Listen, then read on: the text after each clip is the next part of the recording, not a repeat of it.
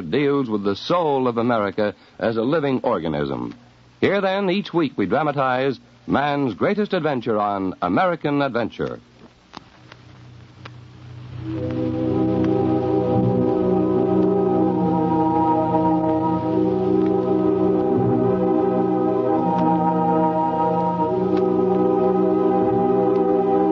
The best understanding of America begins, or so it seems to us, with the realization that this nation is young yet, that she's still new and unfinished, that even now, America is man's greatest adventure in time and space.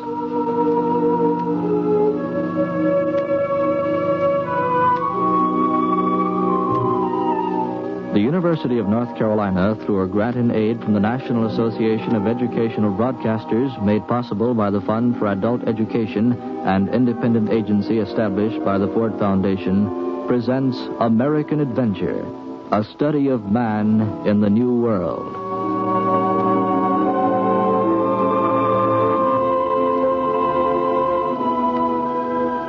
Written by John Ely, directed by John Clayton, today's recorded program presents William Trotman as the Doctor in King with Crown. I've sailed most of the waters of the world in my day. Sailed a Yankee brig built in Maine. Carried rum and sugar. Carried tobacco and cloth. Carried slaves. I carried slaves in 1793 from West Africa to New Orleans. Strangest voyage I ever made. And it wouldn't have been an unusual voyage at all if it hadn't been for the Englishman. You say you expect no trouble from the Negroes or the crew? None at all. How disappointing. Would you tip that bottle my way a bit, Fletcher? Oh, yeah. How very unromantic of you, Captain. A slave voyage is no romance, Doctor. No, of course it isn't. The slave ship is no place for a white man at all. It doesn't seem to be a very decent place for Negroes either. I told you not to bring him aboard, Captain. I don't like Englishmen. No, that's no reason not to bring me aboard, Fletcher. I don't like Englishmen either. Is there a wind, Simon? Wind? Yes. It's good to be underway, isn't it? To hear the sound of the ship creaking with the waves. But Fletcher's right, Doctor. This is no place for a white man. Back home, they're storing potatoes now, and apples are in the cellar. They're stacking the cordwood high. They have the hay in for the cow, and the Kennebec is running full with the rains. She'll freeze over soon, and they'll cut squares of ice out of her and pack them for use in the summer. Kennebec ice is the purest in the world, Doctor. No, is it? But we're not in New England. We're on a brig riding with 600 savages, tossed on the salt water in the Devil's Ocean. It's altogether right. We, the Devil's men, tossing on the Devil's Ocean. You may call yourself what you like, but take care with me. I don't like you, Doctor. I'm sorry to hear that, Fletcher. But I shouldn't make too great a point of it. You might get sick, and I'll have to cut into you. Doctor, you're an unusual fellow. Oh, perhaps it's because I've seen the insides of so many people. And what did you find there? I found no difference, Captain. Perhaps there are intangibles which can't be seen, which are different. I think there is no difference. You take your cabin boy, for example. Who, Simon? He has intelligence. He knows some words of our language already. Wind and yes. Wind? Yes. Good, Simon. Good. I know that you selected him because he appeared to be the brightest and the strongest of the lot. But this boy is not to be discounted. Cattle are strong, and parrots learn to speak. Oh, yes, of course. Yes, of course. But still, who's to say we're better than he? I'll say it. Doctor, your sentiments are rather out of place aboard a slaver. Why are you here? Well, I was thirsty. And I, for one, have seen little evidence among these savages to believe you're right. Well, we must look into it further then, Captain. Perhaps a slaver is not the best place for such a study, but it's the only one available, isn't it? To a pleasant voyage, gentlemen.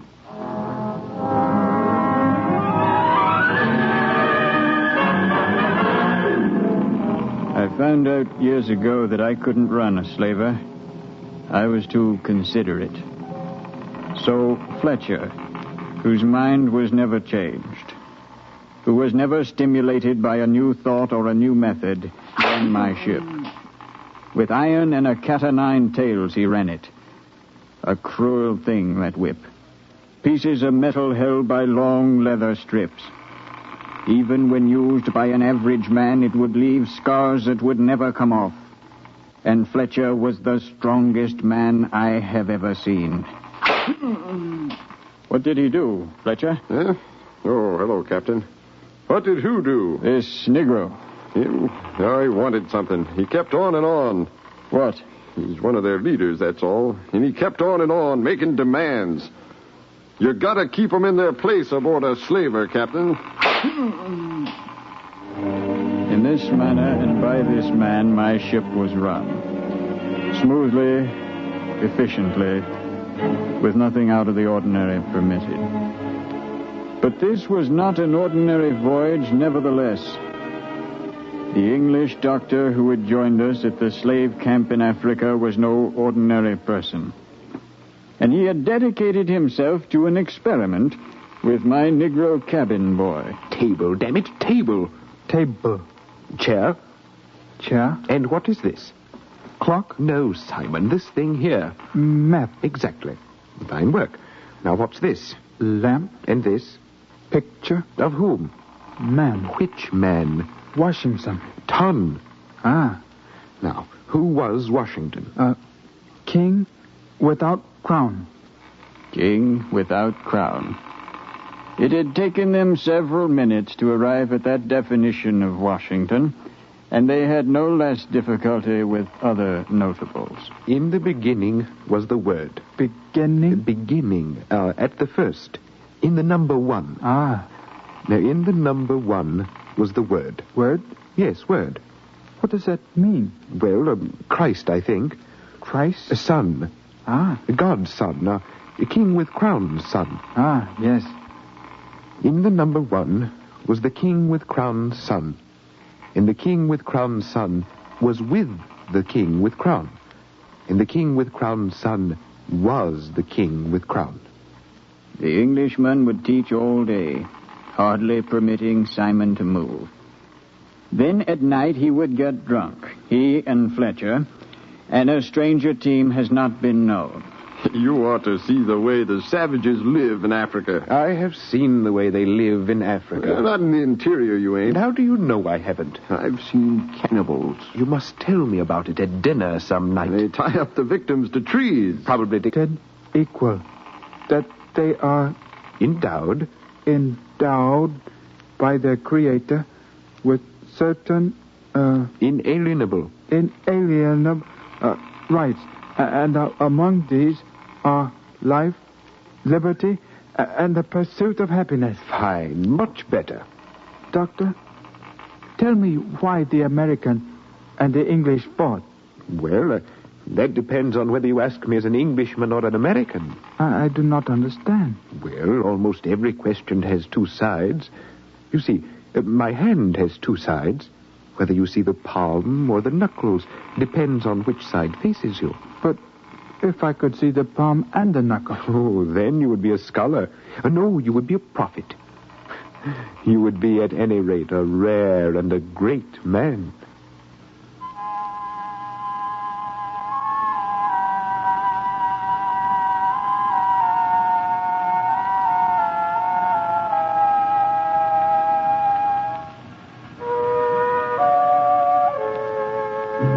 This is my commandment, that ye love one another as I have loved you.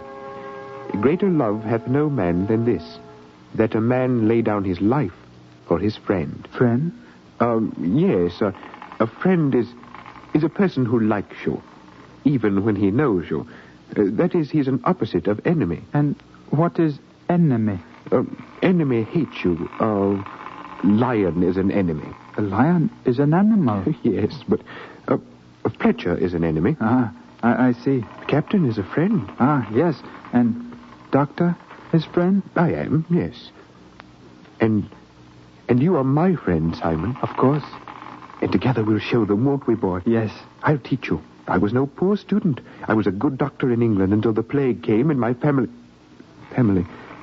Now you and I, each without his family, we're together. And each will find in the other a friend. Yes, I am your friend. And when we get to New Orleans, I'll buy you and set you free. No. Why not? I want to be with you, Doctor. You will be with me. I want to be yours, Doctor. I see. That a man lay down his life for his friends. Ye are my friends if ye do whatsoever I command you. Henceforth I call you not servants, for the servant knoweth not what his Lord doeth. But I have called you friends, for all things that I have heard of my Father I have made known unto you.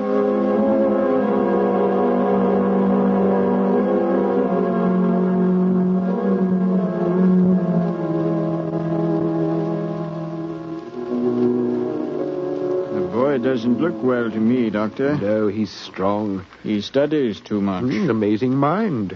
You make a strange pair walking the decks together. He's really quite a student, you know. He's a savage. Is he now? It's a sin to educate him. What an amazing definition of sin you must have, Fletcher. The Bible says Noah had 3 sons. Who were those 3 sons, Captain? Ham, Shem, and Japheth. Yes, and one of the 3 of them did something or other. And so God put a curse on him and said his descendants would serve the other 2 forever. I see. And they're the black ones. You've traced this yourself, have you? I'm not so dumb I can't figure that out. No, I should say that you'd have to be absolutely brilliant to trace back the Gentiles and Negroes to Noah. And if you are right, in that they have to serve. I'm right.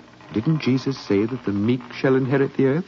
Yeah, that's in the New Testament. So it is. I believe it was written after the Old. Now look out, you smart, sniveling English. All right, gentlemen. Let's remember where we are. Let's remember where we are.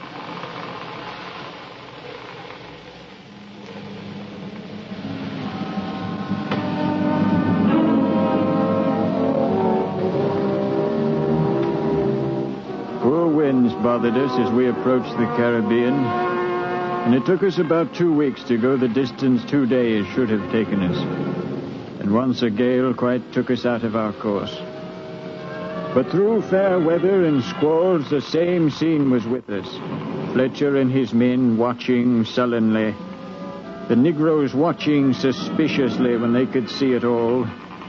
The tall Englishman and the Negro boy with their books. Philadelphia is the largest city in the United States of America.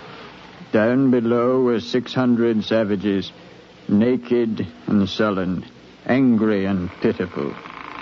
And but one black man aboard, a boy, had his head high. Europe is divided into many different tribes. Among them, England, France, Germany, Austria, Italy, and England. You said England once. Spain. We moved up the Caribbean Sea each day, bringing us closer to New Orleans.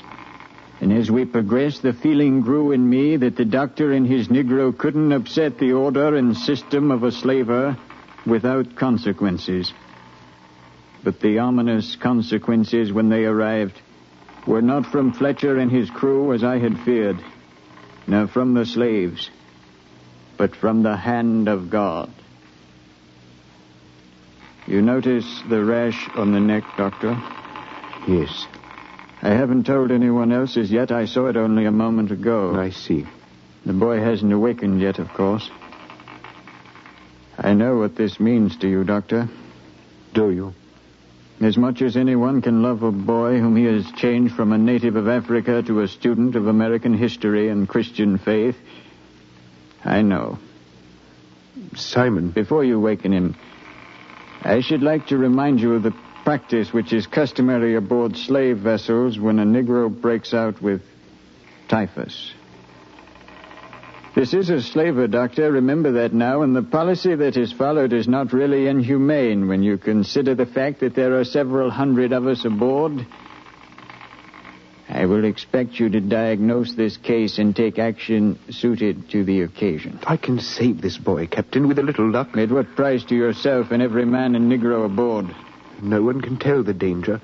We don't understand the disease. Then understand this. I sympathize with you. But a slaver is run by habit, by the unwritten laws of 1,000 voyages long since made by other ships and other men. No captain stands in the way of those laws and makes his port. Remember where you are, Doctor. Yes. Now wrap him up in the rug and take him out of here. There's tar on deck. I'd coat my hands with it before I moved him if I were you. Well, what is it? I was just thinking. God has a way of following me with his own cat o' nine tails.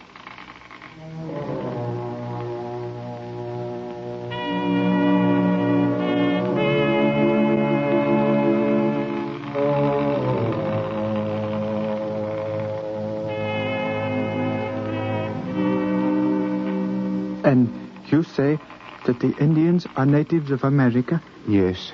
And they are still in the western part of the country? No, they're over there somewhere, but let's not talk about them. They don't matter to us, do they? Yesterday you said that every fact and every person is important, and that... Yesterday doesn't matter either. Lie still. I'll have this medicine ready for you in a moment. When may I go outside, Doctor? Oh, soon. Here, drink this. No, don't touch me. I'm sorry. Just drink this. It tastes very bad. And set the mug aside, if you will. The spots on my skin. What are they, Doctor? They're typhus. And what is typhus? We don't know. It's a terrible thing that kills. Killed? Like a snake, it kills. But not always. I see. I want to see America, Doctor. I want very much to see America. I know, Simon. You have told me about America. I know.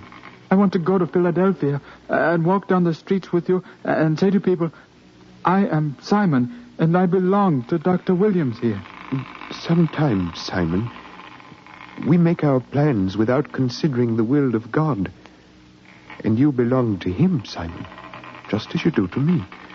He has said, this boy, Simon, I like him. I like the way he holds his head high. Though I've seen too few of his dark skin hold their head high in the presence of the white men. I like him. I will bring him here to my city, which is far greater than Philadelphia, Simon. Yes, sir. And he will walk with me and say, I am Simon, and I belong to God. But, Doctor, I should like to see Philadelphia. You are my friend, aren't you? I am your friend. Yes, and you are a doctor, aren't you? I am a doctor. Then you must make me well. You must heal me. You must... Don't touch me, Simon. It might kill you, Doctor? No, I don't think so. My entire family had the plague, but I didn't get it. Doctors seem to be charmed. And the captain might get the sickness? Oh, he might, yes, but... And Mr. Fletcher? And everyone? Simon, please don't say any more. Just be quiet. Doctor? Yes? If I die, does the disease die with me? We don't know. We don't know. Yes? Hello, Doctor. Come in, Fletcher. Don't be a fool. Is he ready? Ready for what? I ain't dying for no slave, Doctor. Of course you wouldn't. The sooner he's over the side, the better. We'll need help in a few minutes to carry him up on deck. Carry him? Let him walk. I'm not touching him. You can't expect a boy to walk to his... There's a way to make people walk, Doctor. You'd better find it. I can walk, you see. Simon, don't get up. Don't touch me, Doctor. But you're very weak, and the medicine I gave you will put you to sleep in a few minutes. And then I'll carry you up there. I carried you here wrapped in that rug, you see, and I'm perfectly well. Don't touch me, Doctor. I think that it will die with me.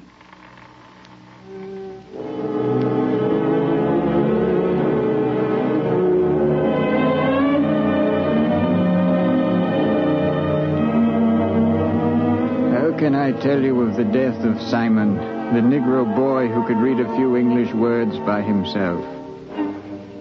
Let me tell you first that the winds were high and the Caribbean waves were slashing against us. The white men gathered on the deck, standing as far as possible from the doorway through which Simon would come. And so we stood until he came aboard, weakened by the disease and the drug, his wide eyes turning first to me, then to Fletcher, then to each of the others.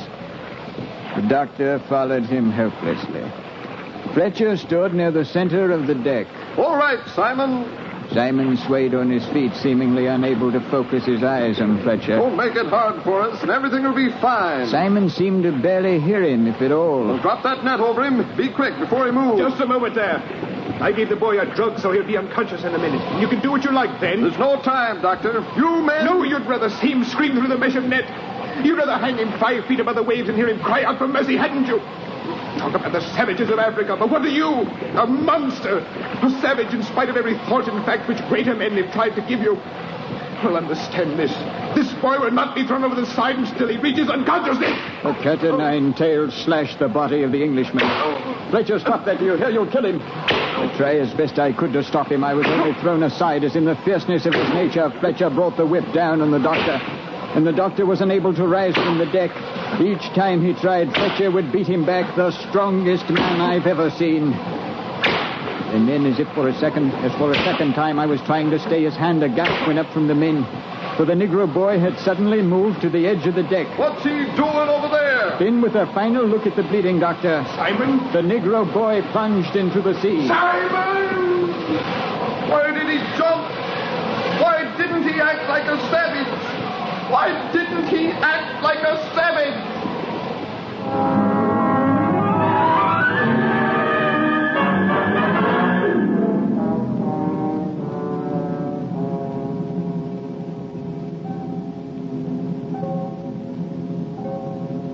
You wanted so much to see America. Of course. That impossible place you had told him about. A new world for him, populated with men who are not savages, who have heard, though faintly, the words of their patriots and their saints, and who live with one another with comparable sanity and freedom. Of course, he wanted to see it. The cities amazed him when I told him of them. Yes, I should imagine they would. But what of Fletcher? What's to be said of him, Captain? Not much to be said of Fletcher. Unless you need a man to run a slave ship.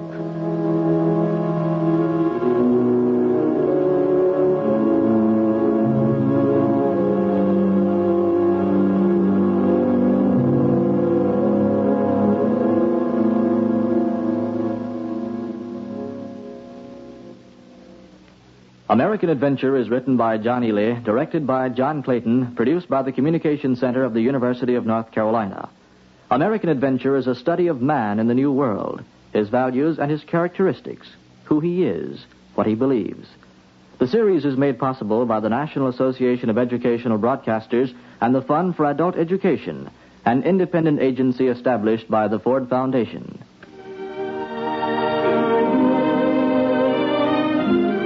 Many of the programs on this new radio series are taken from actual events. Others are not. Today's was not. Where we touch history, we'll make an effort to touch it accurately. But our chief purpose is to study themes, not incidents. 9 professors of the University of North Carolina serve as consultants for American Adventure. They do not always agree on the content or merit of these scripts, but the series is indebted to them for their criticisms and suggestions. They are Dr. Bernard Boyd, chairman of the Department of Religion, Dr. John Gillen, professor of anthropology, Dr. Fletcher Green, chairman of the Department of History, Dr. Everett W. Hall, Chairman of the Department of Philosophy, Dr. Frank W. Hamp, Professor of Law, Dr. Clifford Lyons, Dean of the College of Arts and Sciences, Dr. Howard Odom, Chairman of the Department of Sociology, Dr. William Petit, Assistant Professor of Philosophy, and Dr. Clement Sommer, Professor of Art History.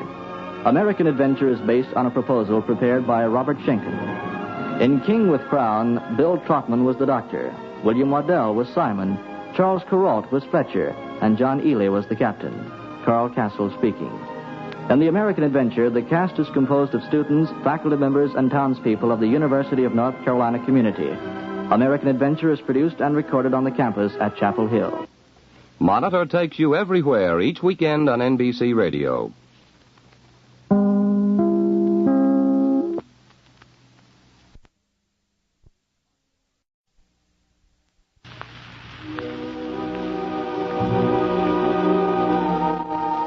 The best understanding of America begins, or so it seems to us, with the realization that this nation is young yet, that she's still new and unfinished, that even now, America is man's greatest adventure in time and space.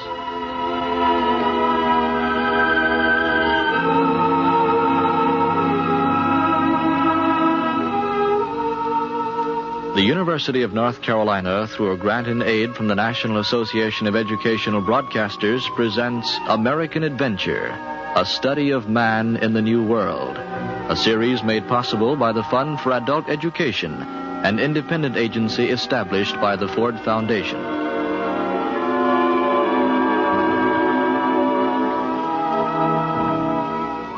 Written by John Ely, directed by John Clayton, today's recorded program presents Josephine Sharkey in Hearthfire.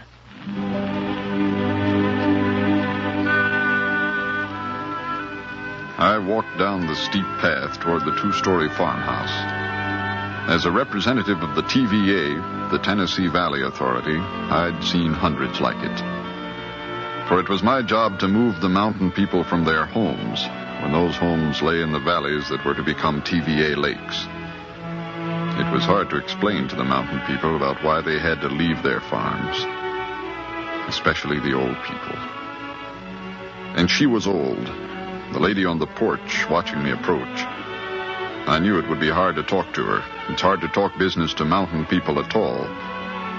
But in her case, it was far harder than I thought. Morning. Good morning, ma'am. How are you, young man? Fine, thank you. Is your husband about?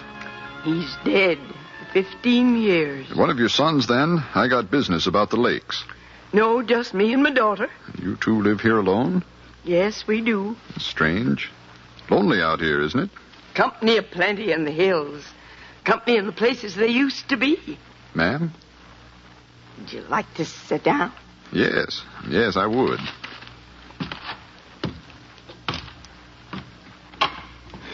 I have important business, ma'am, to talk to the owner of this farm about. Never rush business, young man. I understand how you feel about that up here, but we do have to get the job done. How do you like my mountain, young man? Huh? Jeff called it Wild Dog Mountain. Dogs run up there, have pups in the spring. Wild dogs. Kill the lambs, kill the calves. Do they? I'd stay close to the house. They might take a liking for me. Bears up there, too. Well, ma'am, I have little time for bears right now. You see that long shed? Ma'am? There was a bear come down to there one night. I heard it and poked Jeff awake. And he got up, dressed, went out. My bed was by the window in what's my daughter's room now. So I looked out and saw the bear standing on that shed roof. Jeff saw him, too. He commenced to laugh. My, how he could laugh. Yes, ma'am. And he threw a stone at the bear. And the bear got scared and commenced to run down the ridge of the shed roof, his eyes looking off to the high timber where protection was. But shortly he come to the end of it, and he fell. His legs a thrash in the air, ka-plop, and he hit the ground. Then he run off, and I couldn't see him anymore.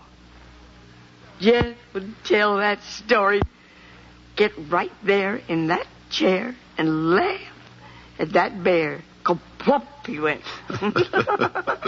Well, that's quite a story, all right, ma'am. Now, do you have any sons, ma'am? Jesse, my oldest. Could I talk to him? Does he live near here? No. Do you have any other sons? Lloyd. Where's he? Knoxville. He owns a company there. Does he visit you? Yes, he comes over every once in a while.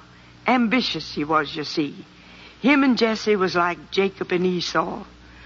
Lloyd was like Jacob, restless. Nervous he was. Yes, ma'am. Do you expect Lloyd soon? Oh, he comes when he chooses. Brings my grandchildren. They love the farm. They love me. Did you know that? Yes, ma'am. That's wonderful. If anything was to happen to this place, I don't know what Lloyd's oldest boy would do. He loves it most as much as I do. Yes, ma'am. Now... Dinner's ready, Mama. What, Sarah, are you yelling? Hey, Mama. Dinner. Oh, excuse me. How do you do? I'm Davis from the TVA. I see. You didn't talk to Mama, did you? I was trying to. Mama doesn't know about the TVA. Know about what, Sarah? Mama, would you go in and pour the buttermilk for dinner? Why, surely, Sarah. Glad to do anything that I can. You know that. You got that man to stay for dinner, if he has a mind to, Sarah. Lloyd and me ain't told Mama about the TVA, mister. Hadn't you better? Not me. I'll not be the one to kill her. But look, today, right now, I ought to talk to her. Farms for the folks. You can come in and share our dinner, if you please. And talk to her then, I reckon. Is that what you want me to do? Mister, I want you to leave. I want you and the whole government men to leave and never come to this house again. That's what I want. But if you're building a lake, if you're going to flood Mama's house, you better come in and eat dinner with us.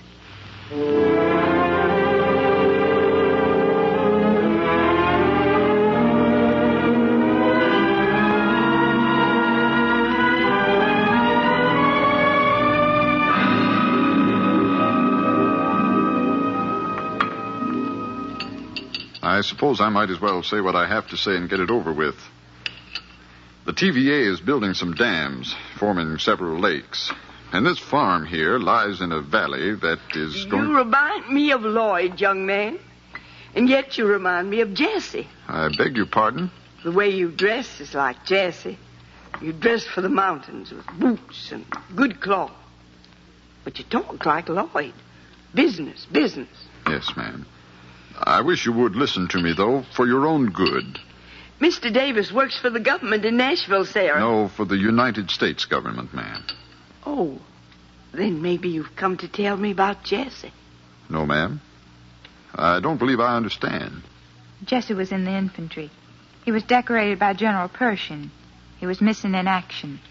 Oh, I'm sorry. No, I don't know about Jesse, ma'am. I'm sorry. You want some more cornbread, Mama? Yes, I do. I told Mr. Davis about the bear on the shed, Sarah. Did you, Mama? It was a fine story. There was a bear got in the kitchen once, too. Got on the stove, jumped up and down, hollering, getting angrier every time his feet touched the hot metal. Might have been there yet if Jesse hadn't scattered him out the door. That stove there, was it? Right there. You have some wonderful stories, don't you? It's a big farm, young man. There's hardly a place that doesn't have a story to tell.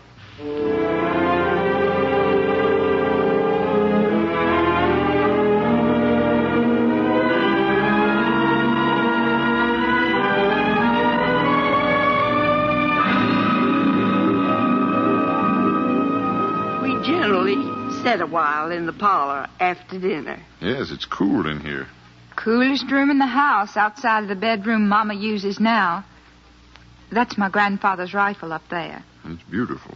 Made it himself. That's his picture in the big frame. Uh-huh. That smaller picture on the mantel is of my husband, Jeff. I see.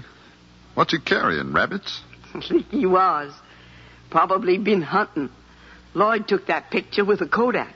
Lloyd always was one for anything new. And Pa liked to have his pictures made, didn't he, Mama? Oh, yes. He thought he was so handsome. He was, too. Don't you think so, Mr. Davis? Huh? Well, yes, I think he was. Now, that picture by the window. Who's that, you know? Could it be Sarah? No, it's me. You? Yes. I was 17 years of age when that was tinted. Why, you were very beautiful, weren't you? Was I? Extremely beautiful. There were several boys who told me I was pretty. Many came here to call. This house was my father's, you see. Oh, was it? Grandfather carved the mantel there, Mr. Davis. He dug the cellar with his own hands, laid the foundation, reared the house, polished the floors. His father had given him the family house, which was on an old upper cover piece. But Grandfather built this, his own house. Probably meant a great deal to him after all that work. Yes, work and living. Living and work. Birth and dying. Young and growing older. Old and growing very old. I remember so much sometimes my mind gets tired. Yes, ma'am. Why, it was right here that Pa called Jeff and me in one evening. The third time Jeff came to call on me. And Pa was lying on that cot, for he was old. He looked up at Jeff and said, "Young man, do you want my daughter?" Just like that. He asked him. Oh, I remember it. I felt weak, and the blood just seemed to leave me till Jeff answered. And he said, "Yes, sir. I want your daughter." And then I felt warm. I felt like all the life in this world was right. That every problem had its explaining. You see, Jeff wanted me, you see. Yes, ma'am. So then Pa said, "Well, you two get married and come back. This place will be yourn, for the others have left me." So Jeff and me, we went outside the door there. And I couldn't speak. I weren't but 17. And Jeff was hardly older. Young he was, and handsome, and clean as a tree. Then he took my hand. First time he'd ever touched me. I'll never forget it. No, ma'am. Well, Mr. Davis, I like you very well. Do you have business with me? Yes, I do. What sort? Well, If you're interested in buying that 50 acres down by the road, I'll tell you right now I'll not sell. I was thinking about that acreage, but... Namely, I want to buy the whole farm, ma'am. The farm? I'd give you its value and more.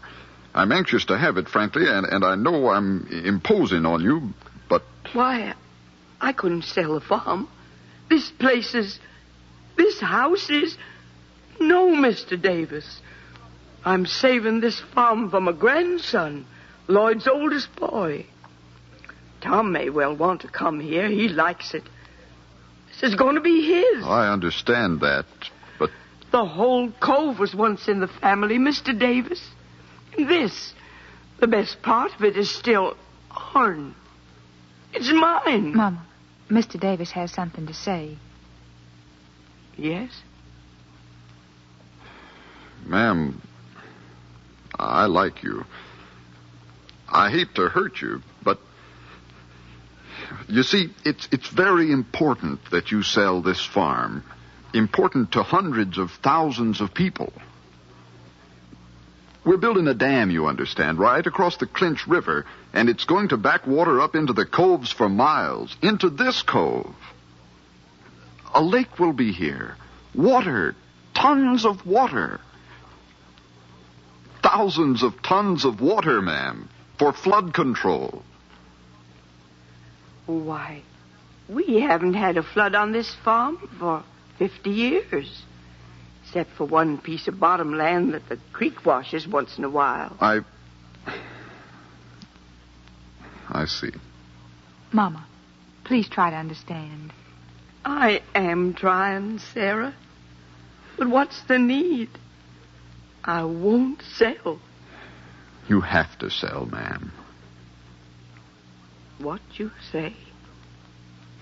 The government of the United States is going to build a dam down the river. And that dam is going to form a lake and flood this valley, flood this farm, flood this house. To 20 feet above this house, there'll be nothing but solid water. Sarah, I want you to come over here and sit next to me. Yes, Mama.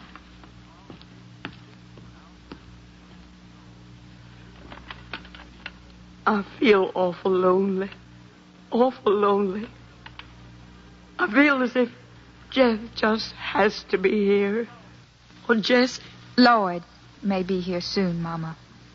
You can never tell when he'll come. Try to understand. Flood this room? Yes, Mama. Flood your bedroom upstairs? You were born in that room, Sarah. Yes, Mama. Ma'am, look at me. Please. Down to Memphis, down to Natchez, down to New Orleans, the river floods.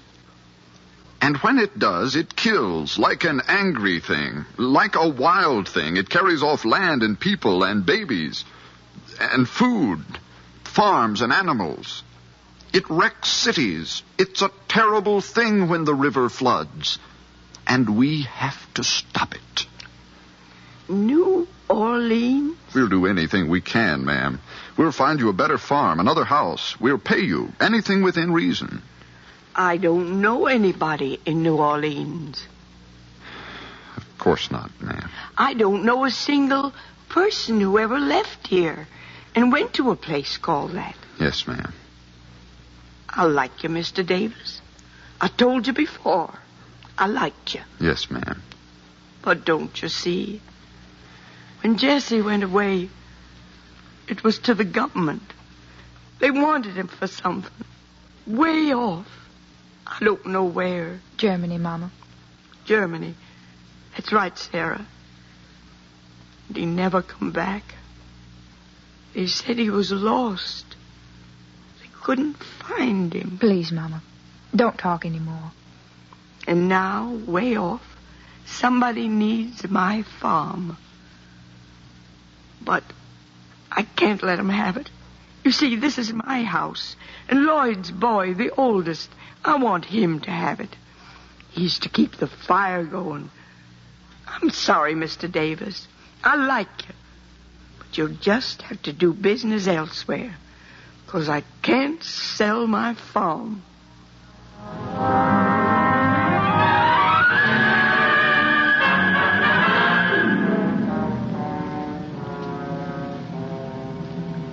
There's a car just drove up. Big car. Then it's Lloyd. He got here fast. Can he help her, Sarah? I don't know. If he was Jesse, he could. She'd do whatever Jesse wanted her to do. Hey, Sarah? Mother? In the parlor, Lloyd. Hello, Sarah. You got here quick, Lloyd. Yes, I did. This is Mr. Davis from the government. How do you do? I suppose Sarah told you why I'm here. Of course. Make yourself at home, such as it is. Where's Mother now, Sarah? In my bed. In your bed? Why? I don't know. I went up to look at her a while ago. She wasn't in her room. She was in mine. I know why.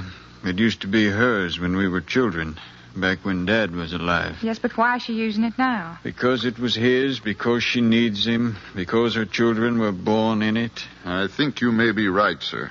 When she went upstairs, she was very much disturbed. Can the government take this farm from her, Lloyd? Of course. Then you must go up and talk to her. You can't avoid it. What good would that do? You're a son. Sarah, don't make this sound so simple. Mr. Davis has tried to explain, and she won't listen to me. She won't listen to me either. I'm Lloyd, remember? I left her and Dad alone in this cove. I'm never to be forgiven. You're her only son, nonetheless. Jesse's gone, and 4 died in childhood, and you're left. Sarah, you know yourself how Dad stood at that very spot and cursed me. And Mother looked on silently. Since I left this cove, since I left them, I've been something other than a son. I'm Lloyd. I'm Esau's younger brother. Lloyd, she's lying up there on my bed, just looking at the ceiling. She's your mother. Go talk to her. All right, Sarah. If you think I should.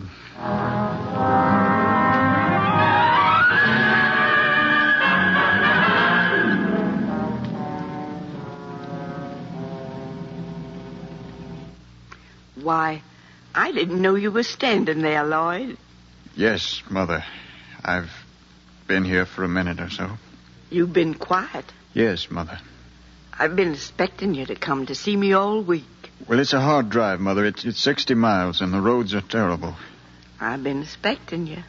Is Tommy with you? No, I came directly from the plant. Tom's very much like his grandfather, ain't he? Yes, and like Jesse. Yes, he is like Jesse, Lloyd, very much. Mother, do you mind if I pull up a chair and sit down? Of course not.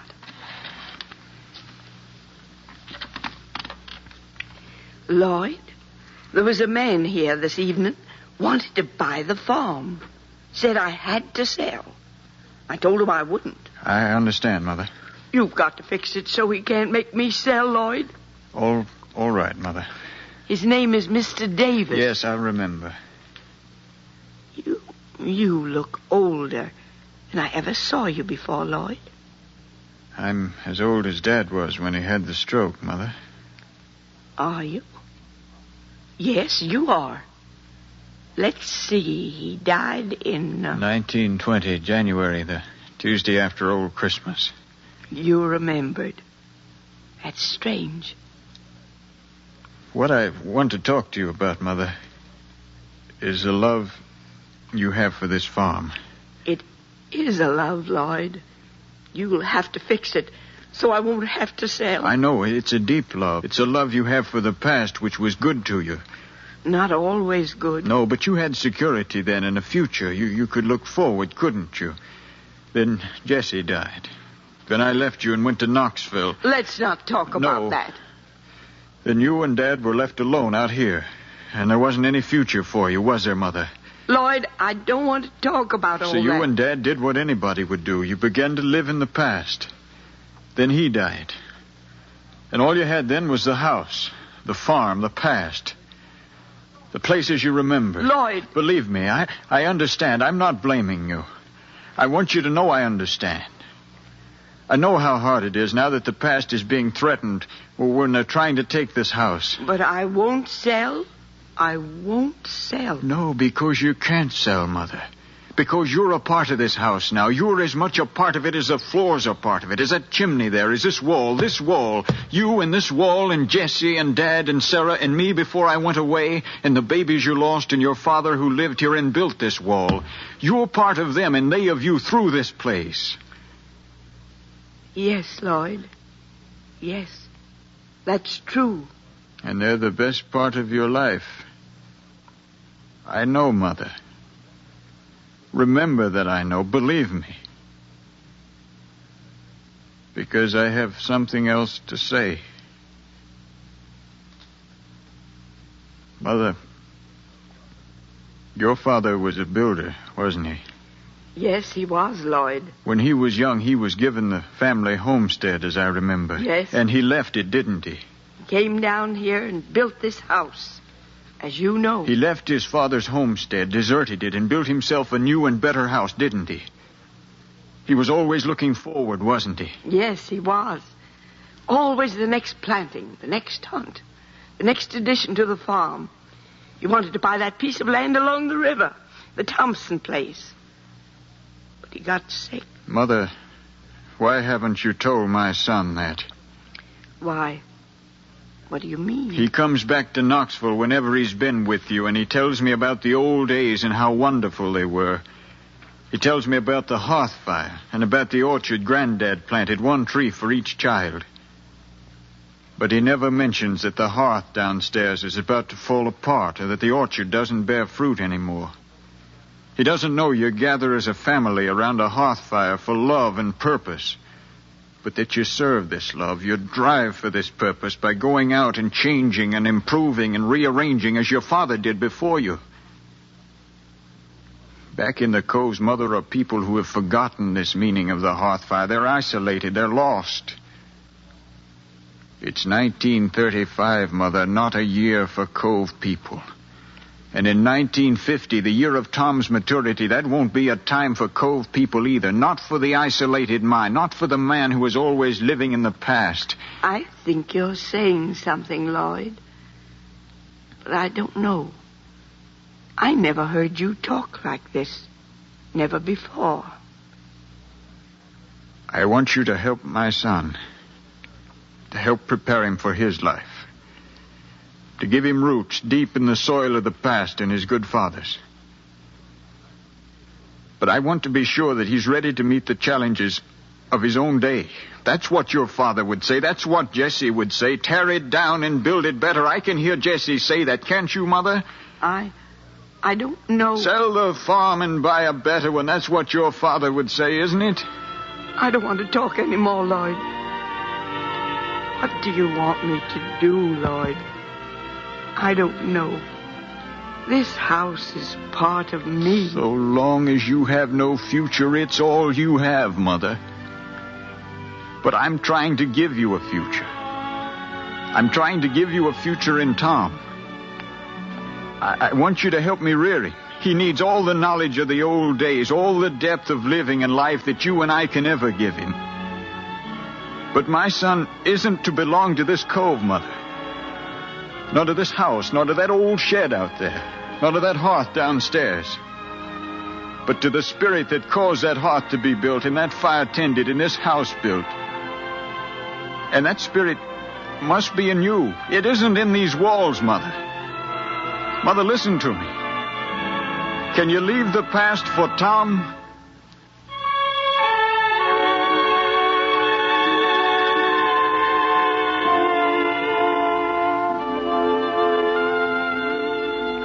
But you mustn't tear it down, Mr. Davis. Mustn't what?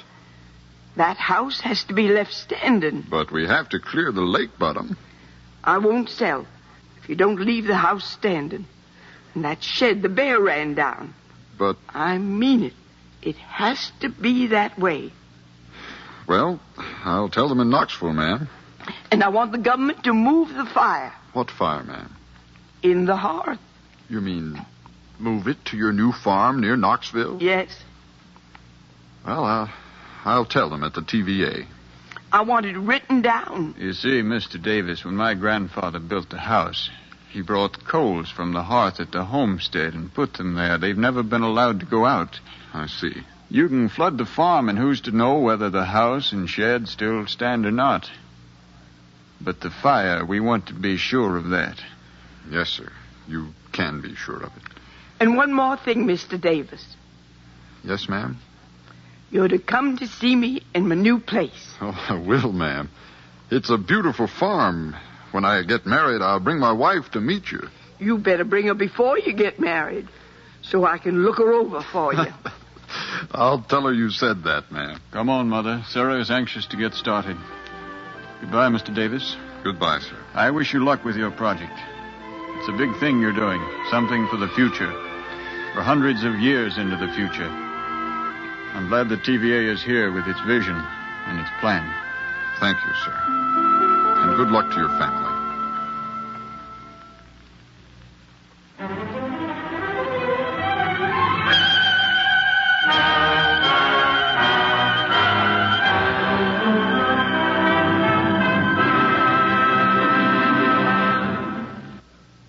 American Adventure is written by John Ely, directed by John Clayton, produced by the Communications Center of the University of North Carolina. American Adventure is a study of man in the New World, his values and his characteristics, who he is, what he believes.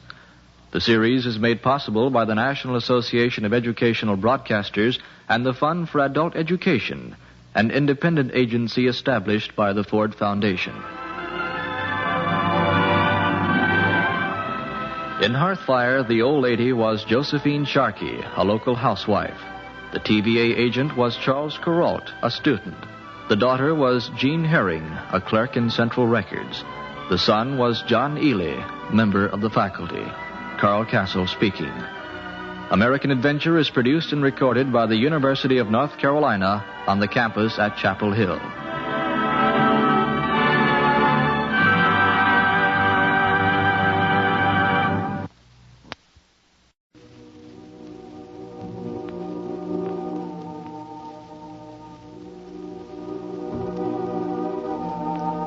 The best understanding of America begins, or so it seems to us, with the realization that this nation is young yet, that she is still new and unfinished, that even now America is man's greatest adventure in time and space.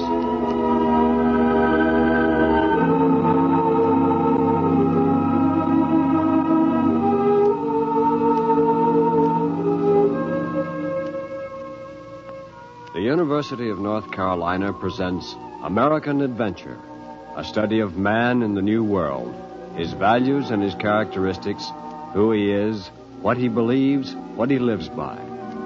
American Adventure is produced on a grant and aid from the National Association of Educational Broadcasters, made possible by the Educational Television and Radio Center. Written by John Ely, directed by John Clayton. Today's program presents William Waddell as Marshall in Builders on the River.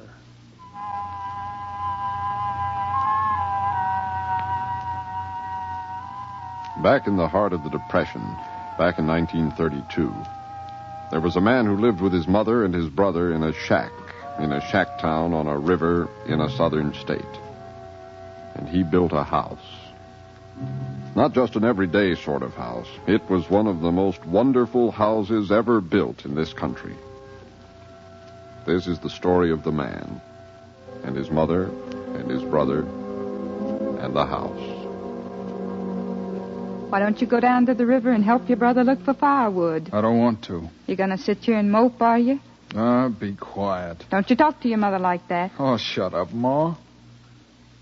You got any coffee? No, not for the likes of you. Not for a man who looks sad all day and won't sleep at night. What you looking at? That joist about the window. It ain't put in straight. I think I'll get my hammer and... Just a minute, boy. Sit down. Ever since we come to this shack town, to this house nobody wanted, you been a-pounding on it. Let it be. I got a headache. Oh, you ain't got no headache, Ma. When the river floods, it'll twist the house again. Let it be. Let it all be. The whole country's in a fix. Your pa worked all his life. He got a grave for it. We've never had nothing, and we never will. I'm going to fix that joist, Ma. Marshall. Pa taught me to be a carpenter. You can't expect a carpenter to live in a house like this. Well, then move uptown. If you're a carpenter, go get a job. No, there's no jobs around.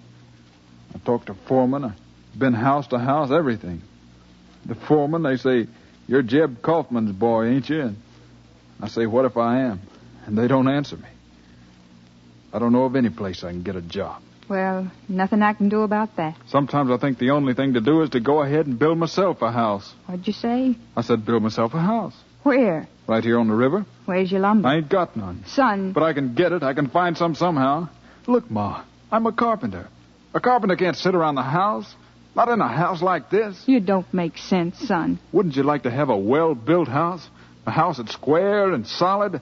I could build it, I think. Sure. I could lay out a room, fairly large, 10 by 15, say. Then I could put a little kitchen next to it, and on the other side, a room for you. Big enough for a cot and your clothes, and... Would you like to have a room all your own, Ma? Well, Marshall, I don't know. Sure you would. I can see you would. Marshall, you're not to do it. Oh, Ma, come off that kind of talk. I gotta find me a level and a square. I got just a hammer and saw now. Marshall, please. The river will flood and it'll all go. I'll see you, Ma. I gotta go uptown. I gotta find me a level and a square. It's just that I'm a carpenter, Ma. Don't you see? A carpenter living in a no-good house. And I can build a good house, Ma, for you and Tommy and me.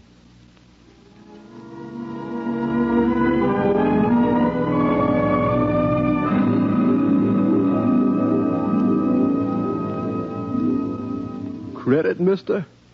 This is 1932, and I don't give credit these days unless I know the man I'm dealing with. Well, My name's Marshall N. Kaufman. You lived in this town long? All my life. Where you live now? I live out in the country. Where? 3 miles out. Where? I live by the river. Sorry, boy. If you was me, you wouldn't loan nothing to anybody lived in that shanty town, would you? Look, I think I can pay you next month, honest. Sorry, boy. Folks in shanty town are there 'cause they can't pay you. Ever.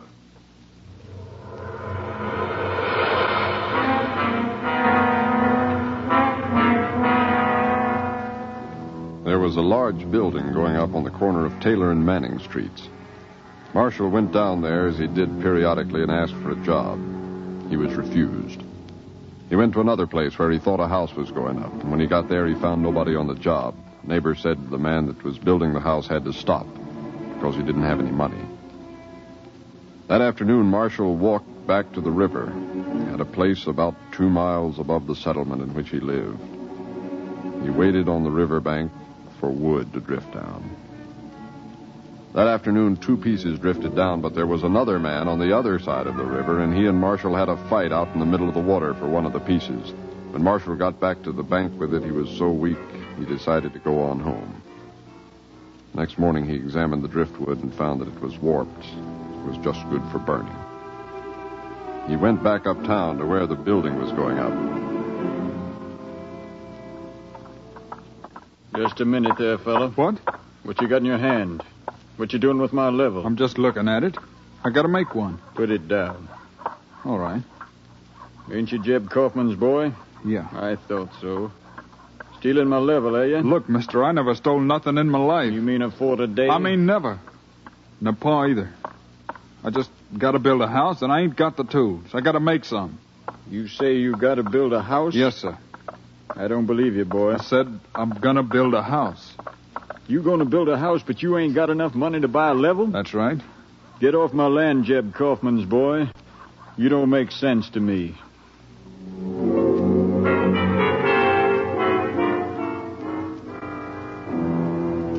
The next day and the day after, Marshall spent clearing a place on the river bottom for his new house. He selected as high land as he could, but there was just so high one could go before he hit the railroad tracks, and beyond that was privately owned. Marshall cleared the land well. Then he sunk some holes in the ground. This took another day because the ground wasn't thawed out yet. All right, Tommy. How many river rocks you got? I've been carrying rock till I'm dead, Marshall. Is that all? All? Here, I tell you what we got to do. You and me has got to get enough rocks from the river to fill up these 8 holes solid. And we got to pack them down with clay. Why? We're going to rest a house on them. There ain't no houses in this whole shanty town resting on rock. Come on, boy. No more talk. My house is going to rest on rock. That's the only way to build a house, don't you see? On rock.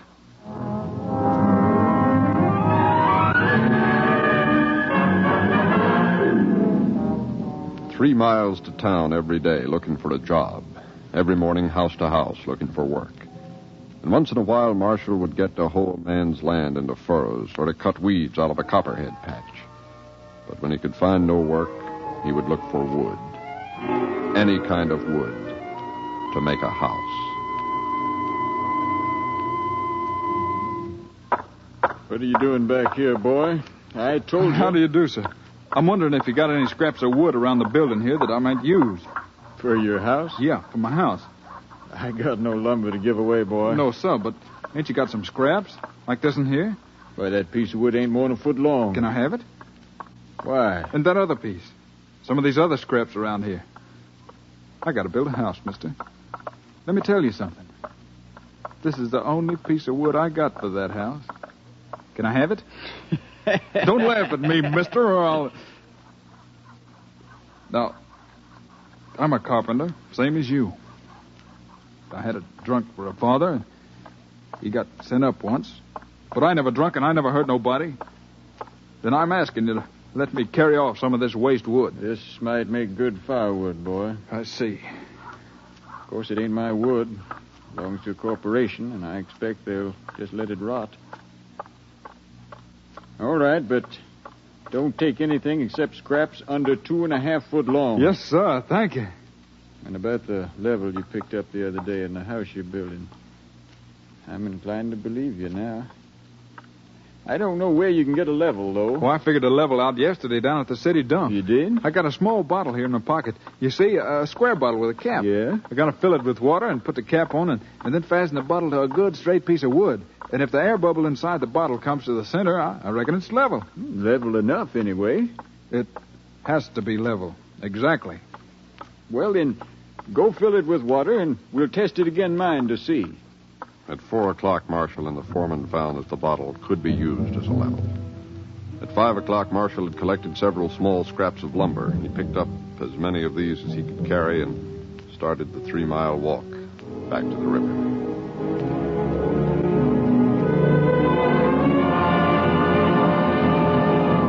So I tell you, Ma, what I done. Hush and let me get supper.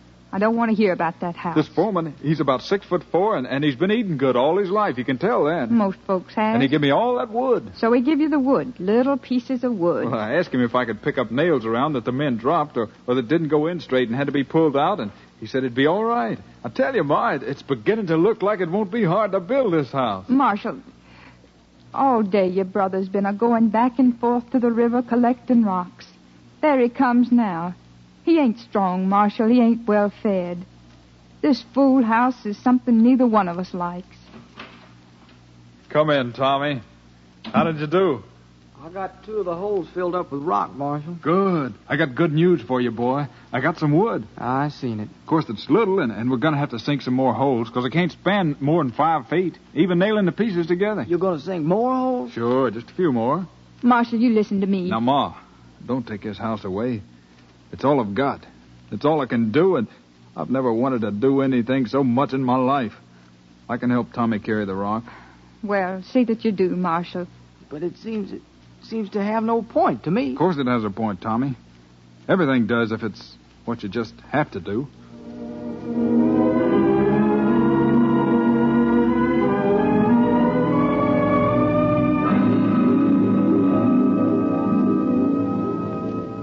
The next day, Marshall and his brother went into town and carried back wood.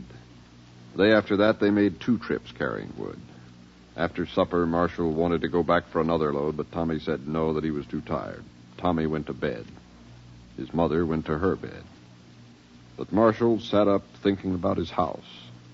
Then about 10:30, he heard footsteps in the yard, and he hurried out. What you doing here?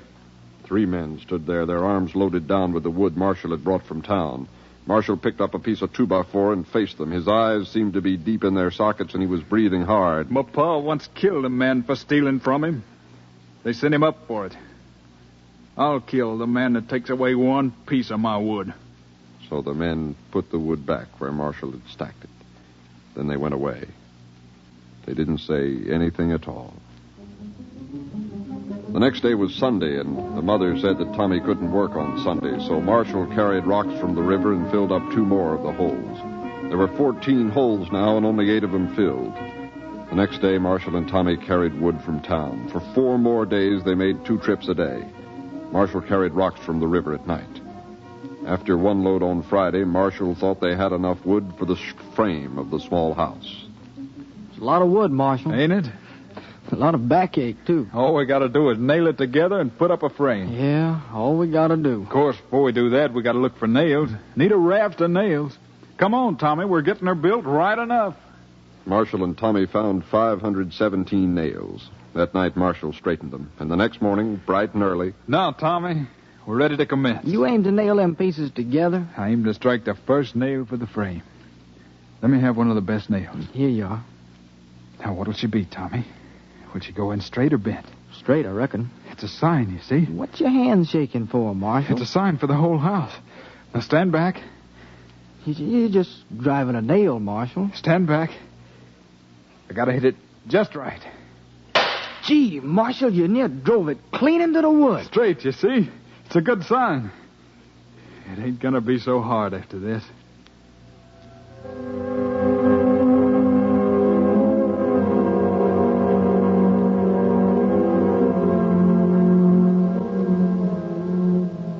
Everything had to be level and straight and plumb in Marshall's house, so it took a while to put up the framework.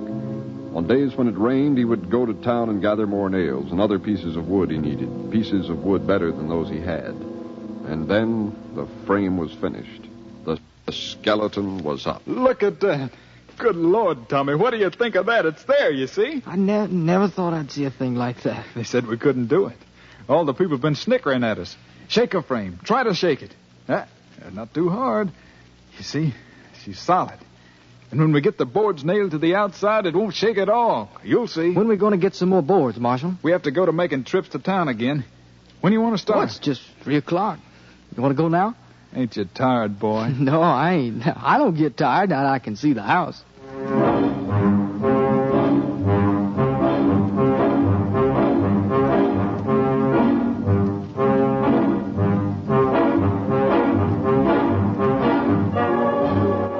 So Marshall and his brother carried boards from town and pieced them onto the framework to make the roof and outside walls. It took a long, long time. It took longer because both he and his brother often would try to find work because they needed money to buy food.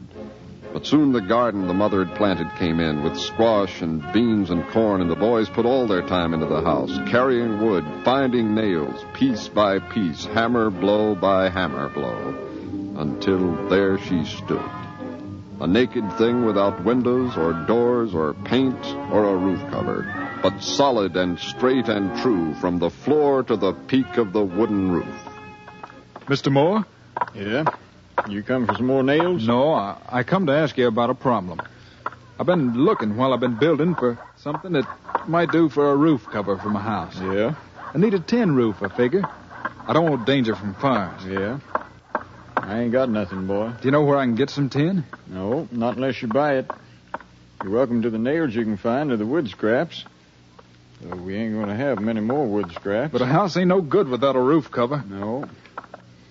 Well, I'm just as sorry as I can be, but I got no tin.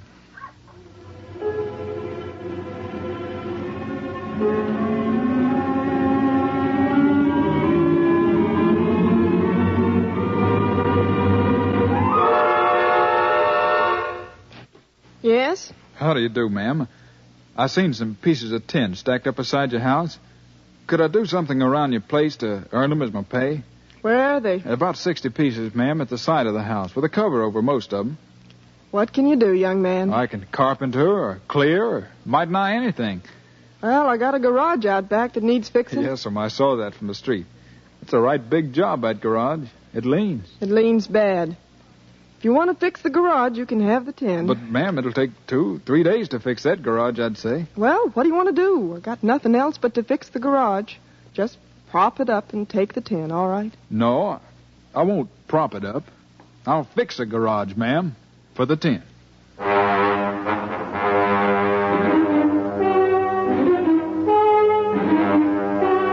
I told you before you started you couldn't build a house. I know you did, Ma. You got how many pieces of tin from that woman? Well, 45, not rusted. For 3 days' work, you and your brother? Well, we got good tin, Ma. And you found 20 more pieces, you say? Yeah, and the garbage dump. So you got 45 and 20, 60 pieces. 65. 65 pieces. How many you need? About 200. 200? Gosh, I didn't know we needed that many, Marshal. Yep, 200. And not another place to find it. Well, you've put all this work in. A house without a roof cover is no good at all. But what you done was well done, Marshal. 10 cans are too little. 10. There's bound to be a way. Allus a way, is there? How many times I heard your pa say that? He said he was going to save money, so as me and him and you boys could have a proper life after a while. You know how much money your pa had before it was stole? You told us once it was $1,000, Ma. $1,012. My. And then that man took it, but nobody could prove it. He would smile, like when he passed your pa. He said nobody could prove it. So your pa got mad after a while, and he done a terrible thing. Oh, my, a terrible thing. Better to let the money go, Ma, than to ruin himself like that. Better to let your house go, Marshal, than to beat your head against a stone wall. I told you. I know you did, Ma. But won't it rot, Marshal, the house? Yeah. Just rot away, huh? Yeah. There's something we can put on the roof. How about reeds or just weeds and stuff? Roof ain't peaked enough to make that work. Burn anyway, most likely. I'm sorry, son. All that work. Work is cheap, Ma, nowadays. For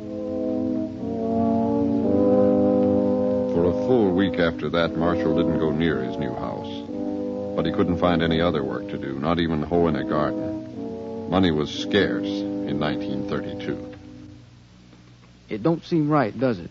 What?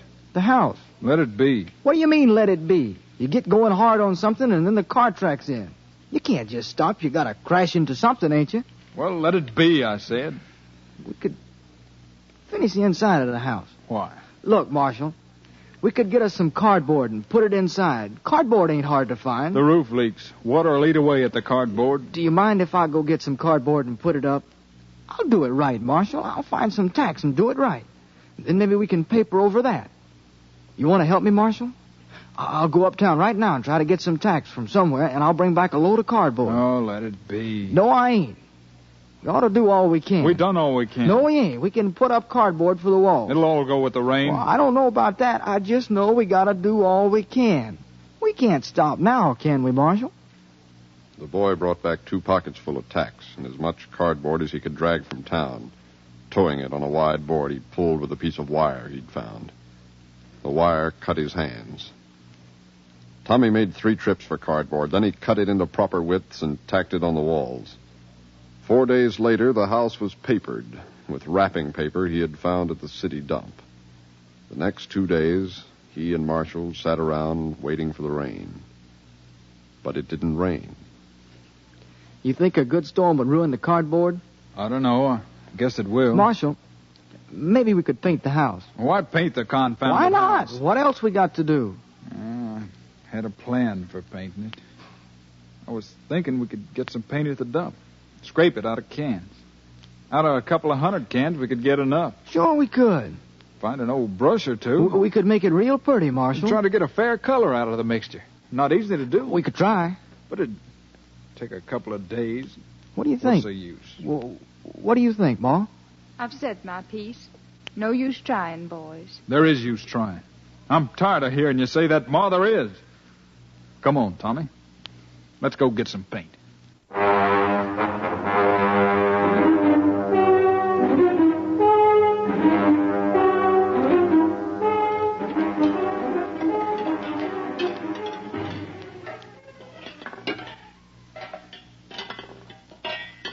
I think all these empty cans are right down here.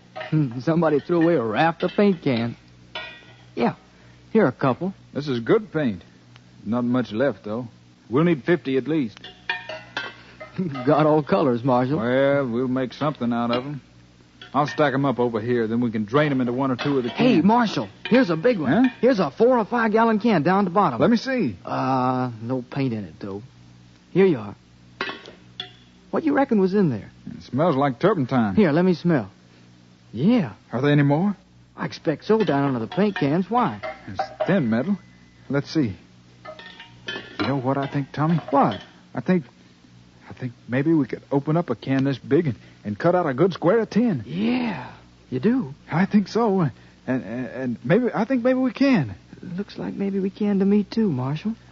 We'll have the finest house on the whole river if we could. All the carrying of rocks and wood would be worthwhile, wouldn't it? I think we can. I do, too, Marshal. I think we can, you hear me? I think we're going to finish this house.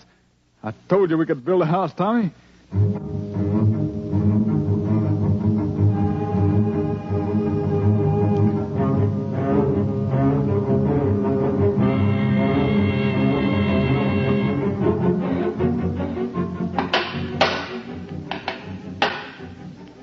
Here, give me that piece of tin there. Yeah. Clouds are still gathering, Marshal. Let them come. Let it rain forever. We got just 2 more pieces of tin to nail before this roof is done, boy. Here's another piece to nail. Hurry, I felt the first drop of rain, Marshal. Never mind. Gee, you can see a long way from up here on the roof. See clean down the river. See plumb over the other houses. Yeah. I felt another drop of rain, Marshal. And there's another one. It's starting to rain, Marshal. Give me that last piece of tin. Here you are. If we'd had 2 hammers, it'd have been better. Boy, it's coming down, Marshal. Let it come. I hope it rains all night. There. We're finished, you see? We're done. Sure. We're done. Rain, do you hear me? Come on down. I want a thunderstorm. I want lightning, do you hear? Ah, we done it, boy. We done it. We done built a house.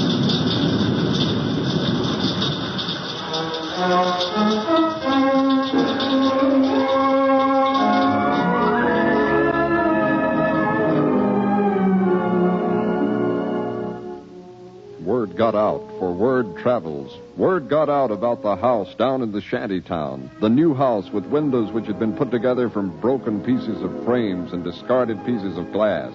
Windows which closed on level sills. There wasn't a carpenter in the county who didn't come to see it. Marshal. What can I say to you now? You did it. Yes, sir. It ain't as big as your building, but Tommy and me did it. It looked for a while like we wasn't going to make it. What color would you call that house, Marshal? I don't know. What color is that, Ma? It's sort of blue, ain't it? We mixed all colors together, and then we added some dye until we found we had the right color. It's all right. It's a solid house. Solid as a rock. I couldn't even shake the floor when I was inside. It's the finest house I ever seen. But what if the river floods? Oh, it'll be standing when the river goes down. Yes, but the mud and all. We'll take care of it easy enough. Maybe it won't flood. Anyway, we done the best we could. That's right. Yeah. Well, come to see me, Marshal, when you need a job. Sir? I said, come to see me when you need a job. You're a good artisan. I've carpentered a good deal, sir, but... An artisan means a man that does his work for the love of it. So he does it right. Workmen are easy to find. Artisans are hard to come by. Yes, sir. So come to see me when you need a job. I'll come to see you tomorrow. Yes, I sort of figured you would. Ma? What does it all mean? Why's everything changed? Even the children around here follow me around all the time, just looking and asking questions like I got a secret or something. Now I got a job. What does it all mean, Ma? I don't know. But everything's a lot better than ordinary. All Tommy and me done was build a house.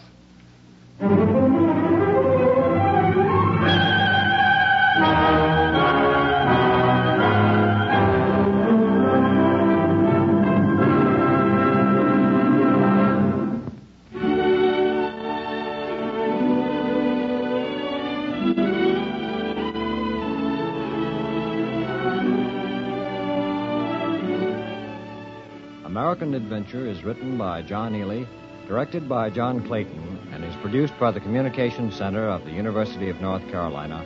Earl Wynn, director. These programs are produced on a grant and aid from the National Association of Educational Broadcasters, made possible by the Educational Radio and Television Center, an independent agency established by the Ford Foundation. They're intended for use by educational and commercial radio stations in this and other countries, and by schools for in-school listening purposes. They are, in almost all cases, based on actual events. Today's program, Builders on the River, presented William Waddell as Marshal, with Jean Herring as the mother, Judd Beckwith as Tommy, and John Ely as the foreman. Others in the cast were Carl Venters and Keen Oliver. Cast members of American Adventure are students, professors, and townspeople of the university community. American Adventure is produced and recorded in the studios of the University of North Carolina at Chapel Hill.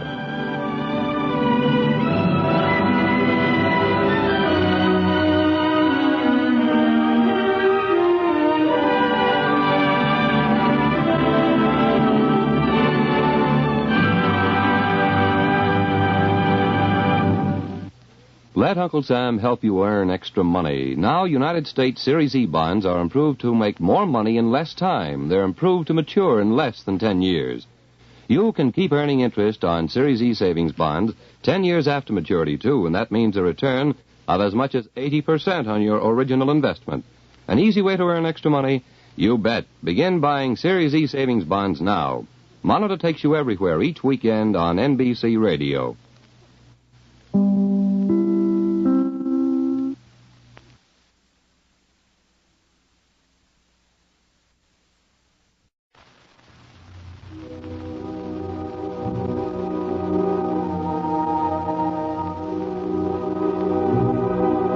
The best understanding of America begins, or so it seems to us, with the realization that this nation is young yet, that she is still new and unfinished, that even now America is man's greatest adventure in time and space.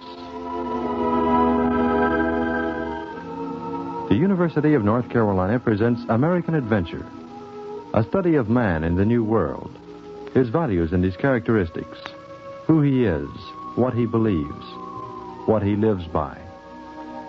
American Adventure is produced on a grant in aid from the National Association of Educational Broadcasters, made possible by the Educational Television and Radio Center.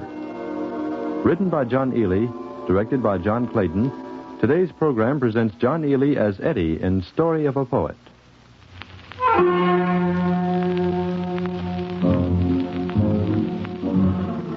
Eddie loved me, and he loved Virginia, and he was kind to us. I hear he was not kind to everyone, and I know he was not easy to understand. From the first time I knew him, that was in Baltimore, when he was a young man, and he was hungry, and he was without funds. From that moment, I saw in him a certain need for understanding. I can soar, Aunt Clem. I can soar with God. Eddie, don't be sacrilegious. No, I mean it. I am not as other men. I see too clearly what lies beyond our vanity and our pomp. I am a poet. You and your poems, boy. You had best get a job. So my foster father in Richmond says. Get a job, learn the business, go to West Point. No, I don't care for that. There's much to be said for money, Eddie. And he has said it all. And he has money. He is rich. I grew up rich. But I am not as others are. No, you are impossible. That's what you are. Yes, exactly, because I can soar higher, higher. I can see realms they can never even touch. Oh, you frighten me. Do I? From childhood's hour, I have not been as others were. I have not seen as others saw. I could not bring my passions from a common spring. From the same source, I have not taken my sorrow. I could not awaken my heart to joy at the same tone. And all I loved alone. Eddie, what is all that? You're serious, boy. You see, Aunt Clem, I can soar. You're serious. Shall I tell you what it is like up there? Up where, Eddie? It is like beauty without eyes. It is like music without a tone. It is the heart of music that lies beyond the sound. It is like clear water in a stone. It is like God must be on pleasant days, except there is no throne, no ornaments, no diadem, but only God alone. And I am also alone. Do you remember my mother, Aunt Clem? Yes. She was an actress. I have heard stories about her. Oh, don't believe all that. I don't remember her except the night she died, lying high on the pillows, coughing her life away. Eddie, please. Will you be my mother, Aunt Clem? Oh, now. And my father I never saw, and so I am left with my foster father who speaks of wealth, who talks of business, who breeds money like a rooster in a chicken coop. Eddie. He doesn't understand that I am different as you do. Be my mother, Aunt Clem. Well, of course, Eddie. Of course. But I must warn you, Mother. I am not as others are. And I have never been.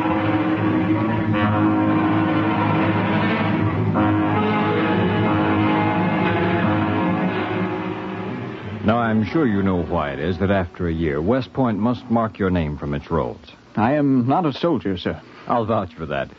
Though when you first came here, your grades were high. My mind is as good as another's. Better than others.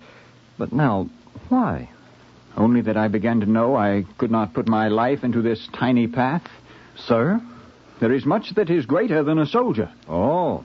For me, there is far more. For I can walk with God. Would you close that door? Someone might overhear your foolishness. But it is true. It is absurd. But, sir, I do not mean the God that is up there. And yet I do. I mean, at any rate, that I know him, some mighty power, and I can walk with beauty. So I came to see that I should not be here. No doubt. For I am not a soldier, but am more. You're not a soldier. That is true. And now, your destination? My destiny, sir. It will be found in New York. For there will be men who will recognize my genius. Indeed. Then good luck to you. We cannot use you at West Point. I do not know what you may be, but you are not a soldier. Eddie married Virginia, my daughter, when she was hardly more than a child, and the three of us lived together in New York. New York could not ignore Eddie, no one ever could. But New York could not accept him on his terms. Oh, they are filled with high praise, but they pay me nothing except a cent or two a line. They print my work and tell me I am good, even too good, whatever that may mean. Eddie, do not be bitter. But how can I live? They print my stories and my poems, distribute them to the world. But then they say that people cannot understand my work, that I am beyond. Then come to where the people are. No, that I will not do. I soar as high as I can, Aunt Clem. Yes, dear. But even a poet must live in a world, must stay warm in winter, eat food. Then let us eat my stories and my poetry. Oh, what a meal that would be. What a banquet. What a critical bit of indigestion awaits us there. Eddie, please. No, Aunt Clem. I think I know the reason they do not praise my work. But some do, Eddie. Others do not. It is simply this. They cannot soar as high as I. And so they are jealous. That's the clear and simple reason why. Eddie, perhaps it is. But forget all that. They go following after Cooper and Hawthorne and the like, those who are not nearly so gifted. Eddie, please be quiet. You might awaken Virginia, and she's ill. Not 1/10 so good. I tell you, Aunt Clem, I can turn a story on a mood and build a plot into a screaming dynasty. I can write a verse that sings, that dances on the English tongue. Eddie, dearest Eddie, little boy, small child. Son, don't fret, don't worry. Someday you'll show them all. Now, what is this you've written here? Oh, it's a little thing, a poem. Well, what do the editors say of it? I haven't shown it to them. May I read it? Yes, of course. To Dash. What does Dash mean? But the poem is to a woman, anyone beautiful. To Virginia? If you like. I heed not that my earthly lot hath little of earth in it.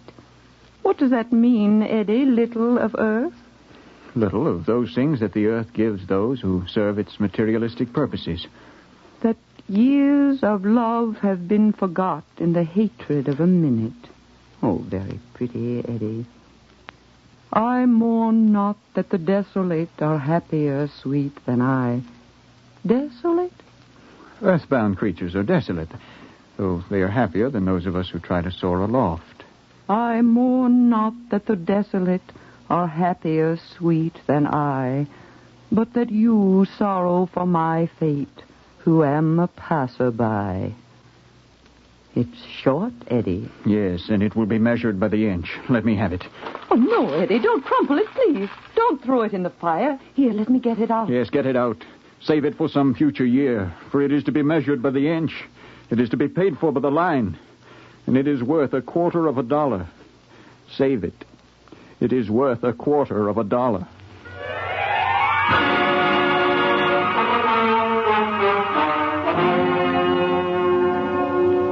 So I hope, sir, that my stories, of which I have many, might be gathered into a book which you would publish. I read some of your stories. Very unrealistic. Yes, and I think there would be a market for such a book. Do you? Perhaps so. Last year, as associate editor of a magazine, I published stories and criticisms, and the circulation of the magazine increased 8-fold. Indeed. Why did you leave it, then? Oh, there was a reason or two that seemed acceptable at the time. They paid me too little, and I didn't realize that without them I would be paid nothing at all. Well, sir, I will look over your stories. They are mysterious and morbid, those I've read. Reflections of what my other world is becoming. How's that? I hope you will publish them. What payment would be acceptable to you? What is your policy? Oh, I could readily give you, say, 20 books as payment for the work. Why, sir, need I remind you that without my long and anxious hours, there would be no stories and could be no book? 20 copies, sir. I cannot eat them. Oh, you look at this from the writer's point of view. But you've been an editor. Surely you know your stories will not circulate so many books that I can hope for profit after my high cost. It would be worth something to have my stories in a book. Give me my 20 copies. Perhaps they will keep me warm for a day or two.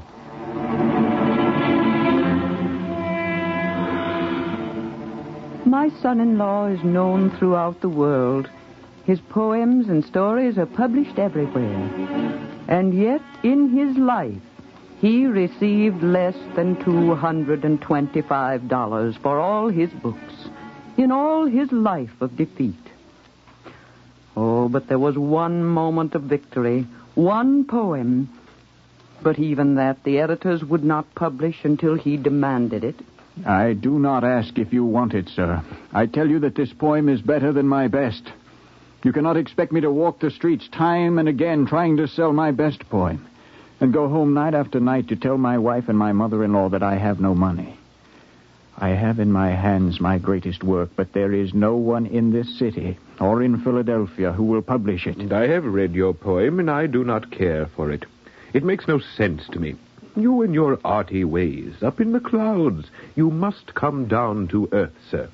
I am not printing a magazine for seers, but one for readers. Will you give me $20 for the poem? I won't give you anything for it. Sir, you will if I must wring it from your neck. $10? $1? 1 cent, but something I demand. And who are you to demand? I am the creator of this piece of work, and you an editor. I do not care for the work, sir. Sir, my mother-in-law sews very well. And she sews, and by that means she and my wife and I live. I will not tell you what our life is like.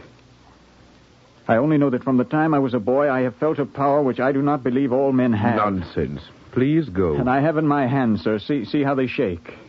My hands shake as if they had just plowed a field that was too large for my strength. I have in these hands a poem which, by the grace of God, I've written. A poem, sir. And you are an editor. Please go. Please now, sir. Please go. And I do not know why you do not like it.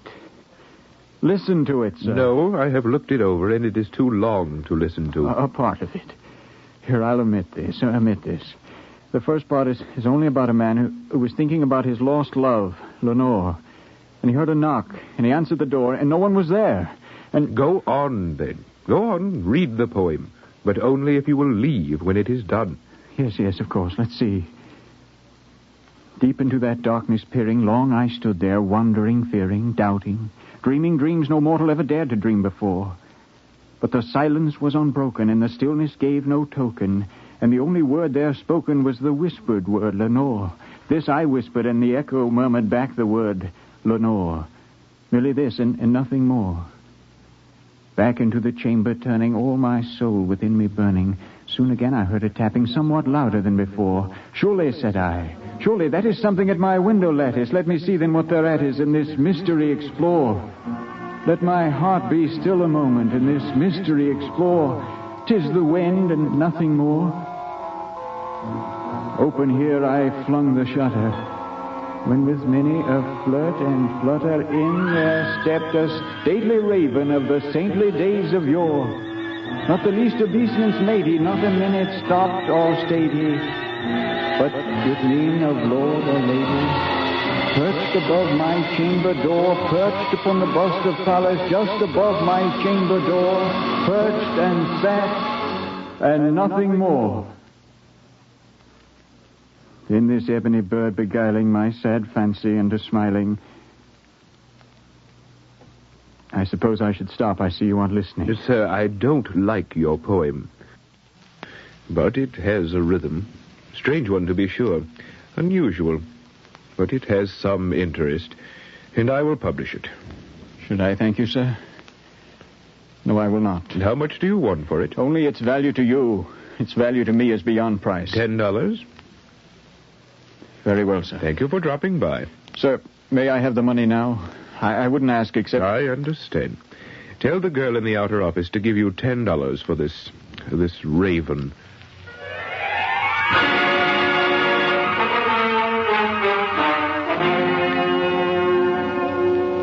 The raven was published and was instantly successful, beyond the success of any other poem ever printed in this country, perhaps anywhere.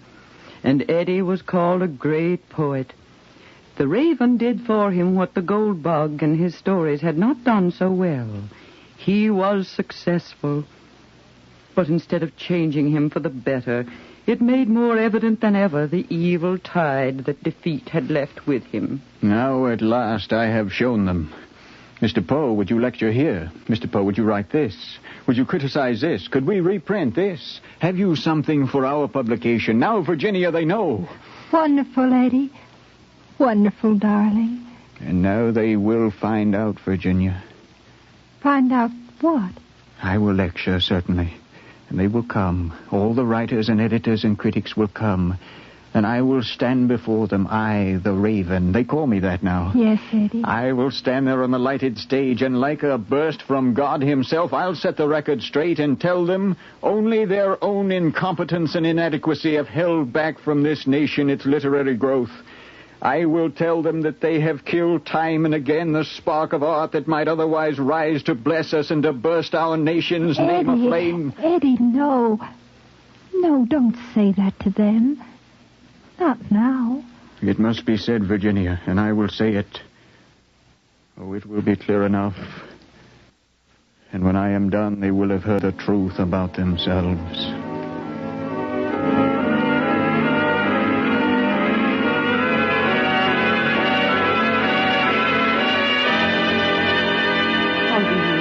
Sir. Come in. Sit down.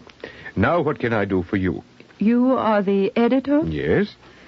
My name is Mrs. Clem. I'm happy to meet you. I have here some poems I thought might be of interest. I can't recall a poet named Clem. The poems are not mine, sir. They belong to my son-in-law. You've heard of him. What's his name? Read the poems, sir. Please read them, and I will tell you. I see. No, I will tell you his name. Edgar Allan Poe. Is that correct? Yes, sir. Mrs. Clem, you are an old lady. I do not want to hurt you. Then, sir, please read the poems. Very well. How is Mr. Poe? His health, I mean. He's not very well. His wife is ill, I understand. Consumption, sir. Oh, too bad. I'm sorry. Poe could have been a tremendous success if he had only had a bit of humility, a sense of fairness, if he would have tried to understand the other man's point of view or the other man's work. And, of course, if he had left the bottle alone. Yes, sir. He drinks too much, and it worries me. I should imagine. Only one glass of wine, and he's instantly changed. One glass? Even a small glass. He becomes someone else. And when he takes a drink, we don't see him for days sometimes. I've heard of men like that. At any rate, his work has fallen off, Mrs. Clem. I will buy a poem or two because you need help, I know. Last week I sold some of his poems, but... To whom? Oh, not to an editor. You won't believe me, sir, and Eddie must never know. But occasionally I sell his work as waste paper. It brings something that way. The poetry of Edgar Allan Poe. Waste paper. What a shame it had to come to that. And who's to blame? Yes. Yes, I will help you. We must all try to take care of him.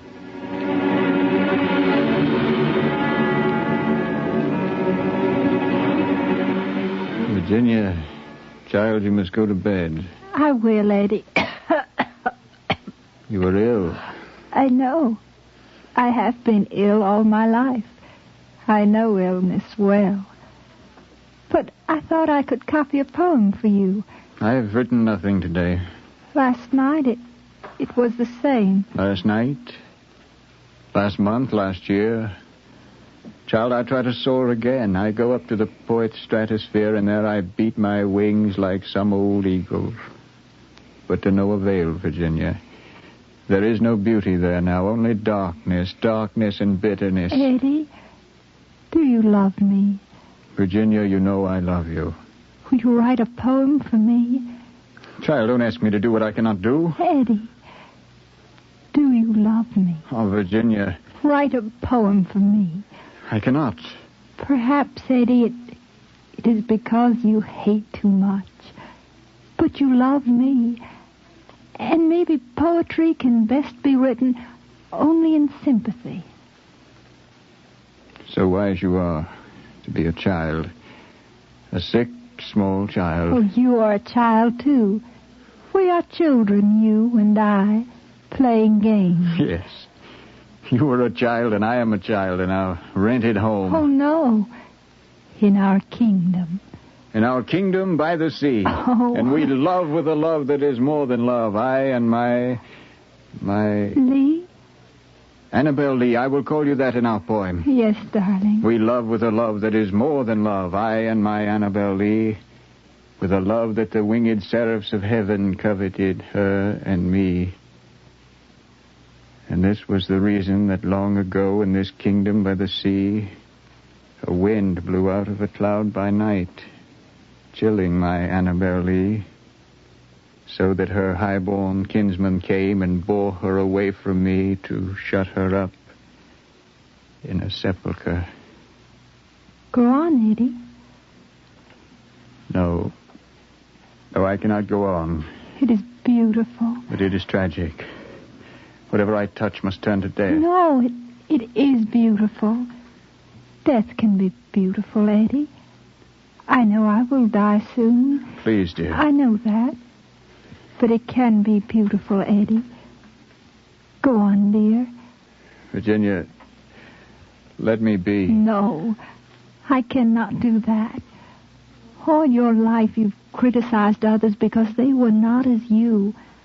And yet the fact that you are not as they, that's the secret, Eddie. That's the beautiful thing. I would not love you nearly so much if you were just as they. But I must work with them. And even worse, I must become like them in order to survive. All my life, you must go into business. You must go to West Point. Eddie, darling, forget all that. You are not as they, Eddie. And they cannot be blamed for being unlike you. But in a nation as great as this, isn't it a pity that I must go hungry and my wife must accept food from neighbors? And you need medical Eddie, attention. The world is full of badness, even for the wealthy. Let's think of what is beautiful. Eddie, promise me. Yes, dear. But what will I do when you are not here to tell me what is beautiful? Oh, now. Come, let's write down our poem. I will write and you dictate. And tomorrow Mother can take it to town for us. Go on, darling.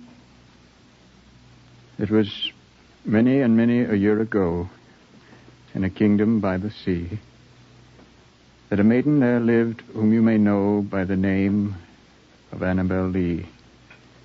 And this maiden, she lived with no other thought than to love and be loved by me. She was a child and I was a child in this kingdom by the sea.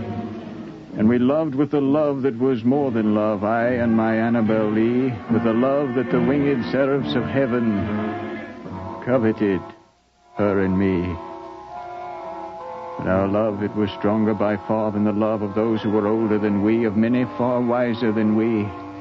And neither the angels in heaven above nor the demons down under the sea can ever dissever my soul from the soul of the beautiful Annabelle Lee.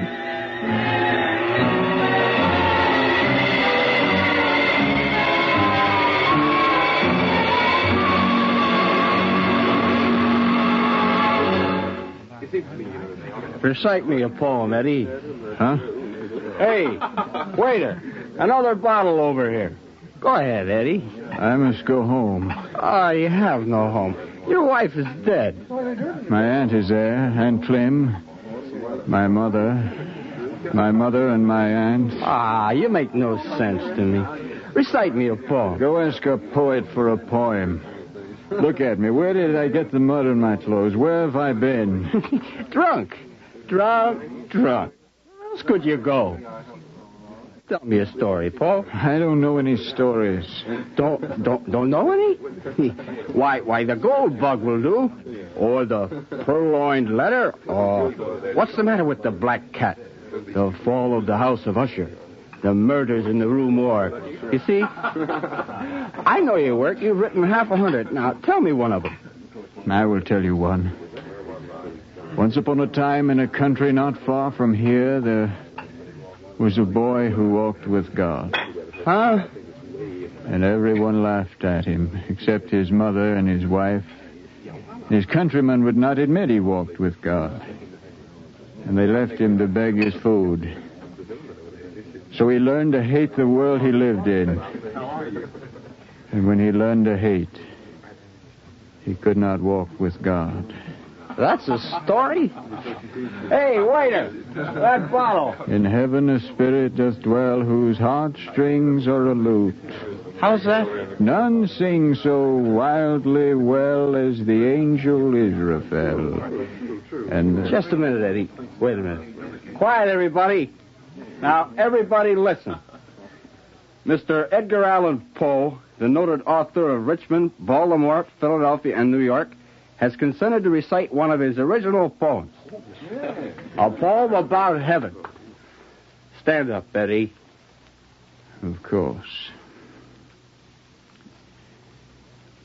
In heaven a spirit doth dwell, whose heartstrings are a lute. None sing so wildly well as the angel Israfel. And the giddy stars, so legends tell, ceasing their hymns, attend the spell of his voice all mute. And they say, the starry choir and the other listening things, that Israfel's fire is owing to that lyre, by which he sits and sings, the trembling living wire of those unusual strings. Yes, Israfel, heaven is thine.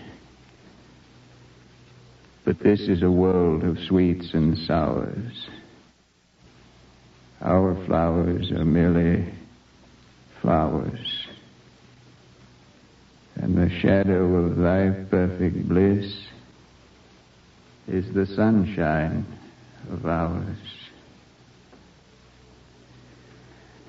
If I could dwell where Israfel hath dwelt, and he were I, he might not sing so wildly well a mortal melody, while a bolder note than this might swell from my lyre within the sky. Beautiful, Eddie. Beautiful. Here, have a drink.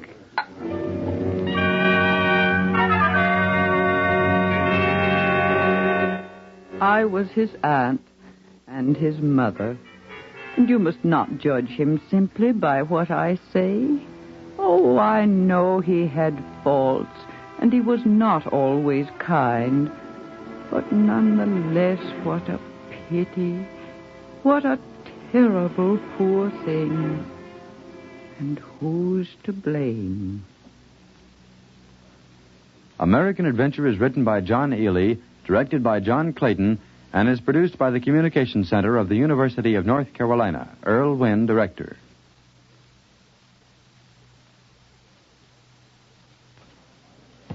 Monitor takes you everywhere, each weekend on NBC Radio.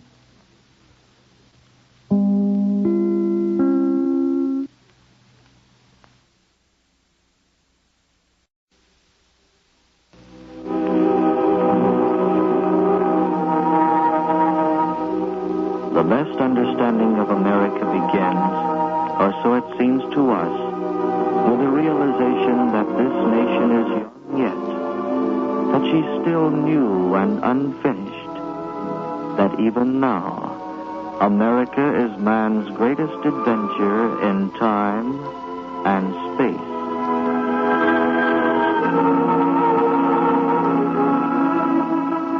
The University of North Carolina, through a grant and aid from the National Association of Educational Broadcasters, presents American Adventure, A Study of Man in the New World, a series made possible by the Fund for Adult Education, an independent agency established by the Ford Foundation. Written by John Ely, directed by John Clayton, today's recorded program presents Charles Hadley in Grandfather Jefferson, a documented study of Thomas Jefferson as he was known to his grandchildren. Your carriage bumps over the hard Virginia ground. It's a steep climb for the horses, up the hill to Monticello. And it's night. The horses move nervously, but you hurry them. You heard Tom Jefferson lies ill, his breathing low. But tonight he'll die. Jefferson. Could I help you down, sir? Your carriage has stopped at the west portico of the great, beautiful house. Around about, people are standing, waiting. You go into the entrance hall, then turn left and go down the passage to the library. There you nod to the doctor and to Mrs. Randolph, Tom Jefferson's daughter. Then you go into the bedroom of Jefferson. He is there. You are there. And I, Tom Jefferson's grandson. Randolph? Yes, grandfather. I thought perhaps you had left. No, sir. What woke you? The clock chime? I don't think so. What time is it anyway? A minute or so past 10. 2 hours before the 4th, is it? Yes, sir. The 4th of July. If you move closer to the bed, you can see my grandfather. His hair looks even more red than usual on the whiteness of the pillows. This is the man who has walked the high road of his generation. This weak man here. Here, lie back, grandfather, lie back. Shall I call the doctor? He's outside. No, it's good to feel your strong hands on my shoulder, Randolph. Yes, sir. Oh, I've thanked the Lord for you. You've become as close to me as any son could ever have been to me. The staff of my old age. Lie quietly, sir. I've known happiness here with you and your mother and the others. Real happiness. Yes, sir. In Philadelphia, Ben Franklin wanted me to change happiness into inalienable rights, you remember?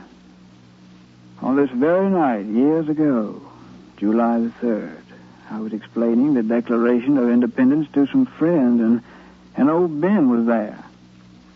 And I got to the part where, among these are life, liberty, and happiness, and old Ben leaned forward and said, Tom, wonder if anybody ever really possessed happiness.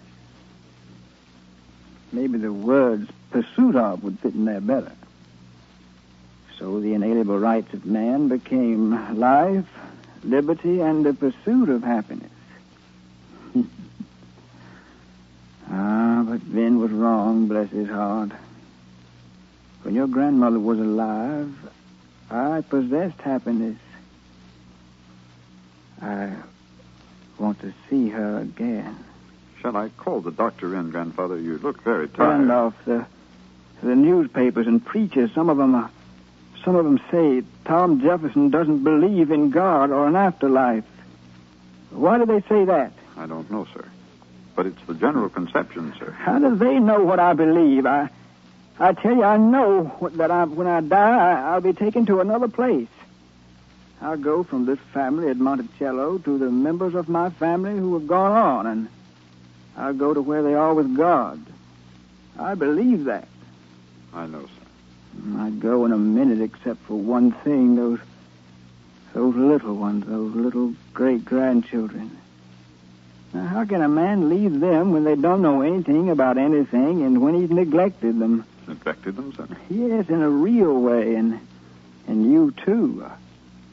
Being off in Philadelphia or Washington all my life, away from home, never where I wanted to be, always gone. But the little ones, they're very important. They'll learn, sir.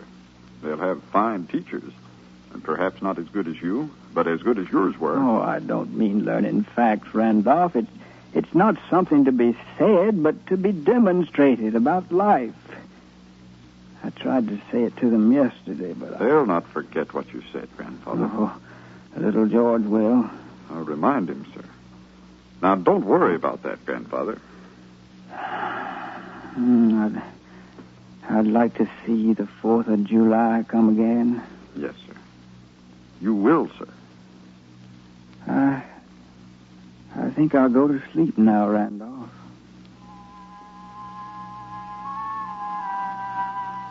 So passed those late evening hours of July 3rd. I watched my grandfather as the doctor would come and count his breathing, as my mother would anxiously step in for a few minutes, then leave again. But I sat silently and considered what he might have meant. Something deeper than facts that he wanted to show the children. Something about life. I found it incongruous that he believed he had neglected his family. About 10:45, I went to the window and looked over the lawn, hardly seeing the people who waited there. Instead, I saw the afternoons when the grass was warm with the southern sun, and Grandfather, retired from the presidency, was surrounded by his small group of great-grandchildren. But why do you put the flowers in the ground, Grandfather? Oh, I'm not putting flowers in the ground, Johnny. These are bulbs. I thought you said you were going to plant flowers. Well, I am planting flowers. I thought you said they were bulbs. Yes, that's correct. You see, to get flowers, you plant bulbs. If you plant flowers, do you get bulbs? No, you get flowers and bulbs when you plant bulbs. It all comes down to this. We plant bulbs now, and in the spring, we have flowers. No. No what? No, sir. You don't believe we can plant bulbs and get flowers? No, sir. How can a bulb become a flower? Especially a colored flower. How many of you children agree with Johnny that these bulbs will not produce flowers? I do. Well, now, how many of you think they will produce flowers? Well, this proves beyond a shadow of a doubt that the majority may be free to decide, but they certainly aren't always right.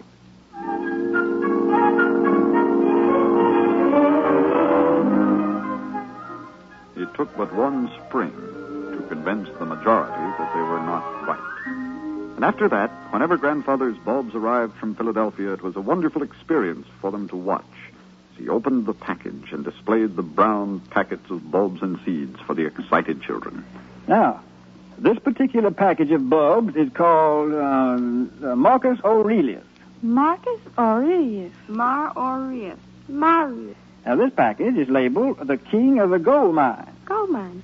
What colors will those flowers be, Grandfather? I don't know, honey. Probably silver. Now, this package is called the Queen of the Amazons. Amazon. Little George isn't getting any of the names right, Grandfather. Oh, a man has a right to pronounce names of flowers as he wants to, honey. Right or wrong or indifferently. Right, little George? Right, little George.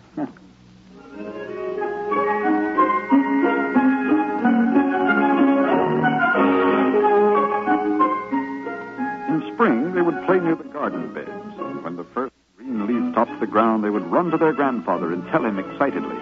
He would leave his books of history and science and languages.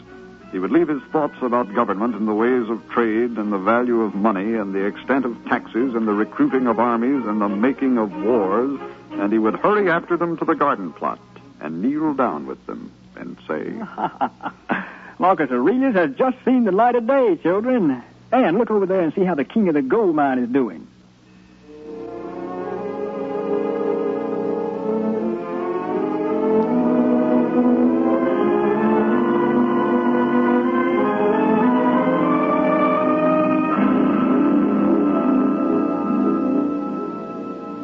My sister Ellen was very fond of riding.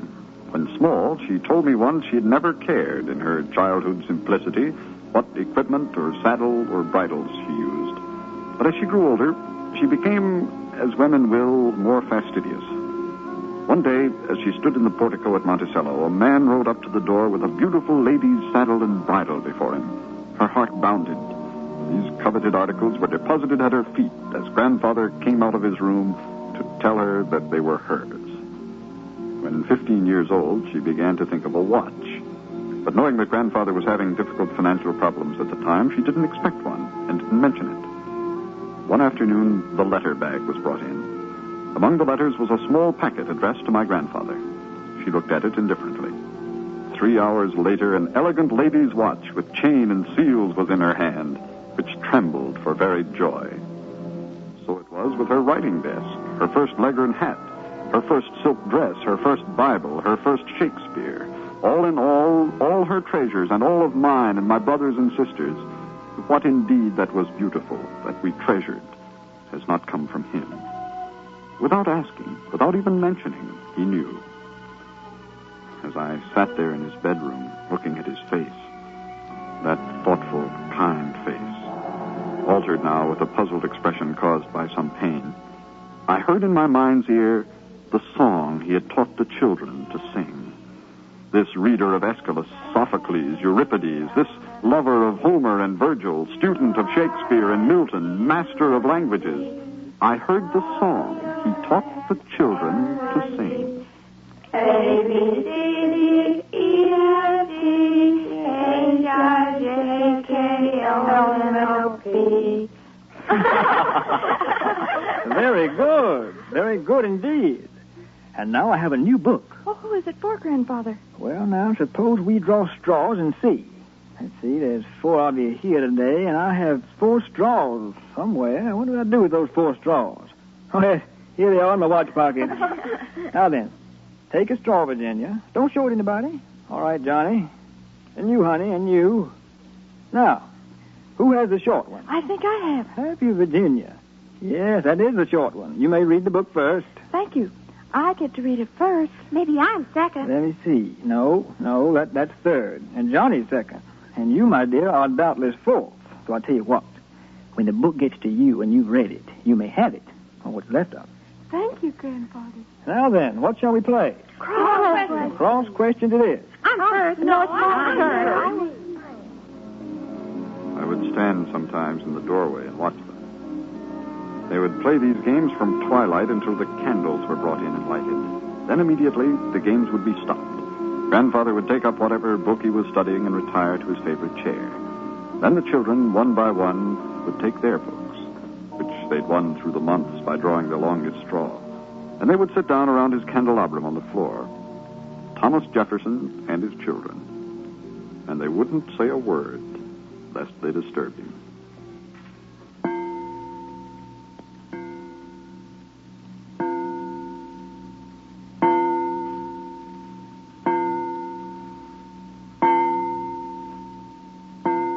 Let me put this moist cloth on his forehead. Will he be all right, Doctor? I don't know. I'm just a doctor. He looks much worse. Yes, he does.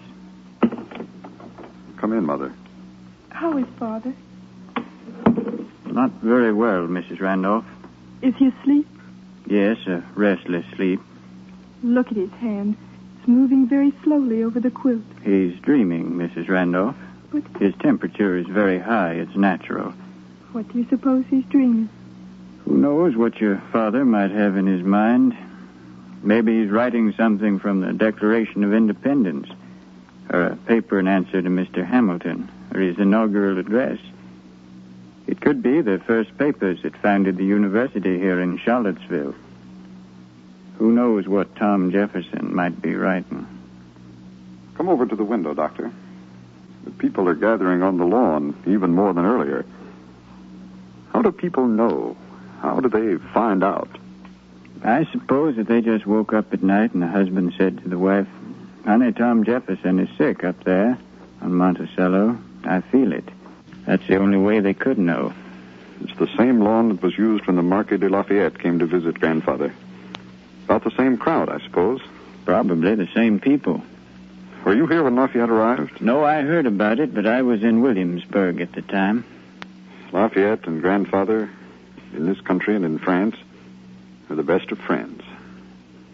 They hadn't seen each other for years, and so a crowd of about 200 people gathered on the lawn right there to witness the reunion of the two old revolutionary figures.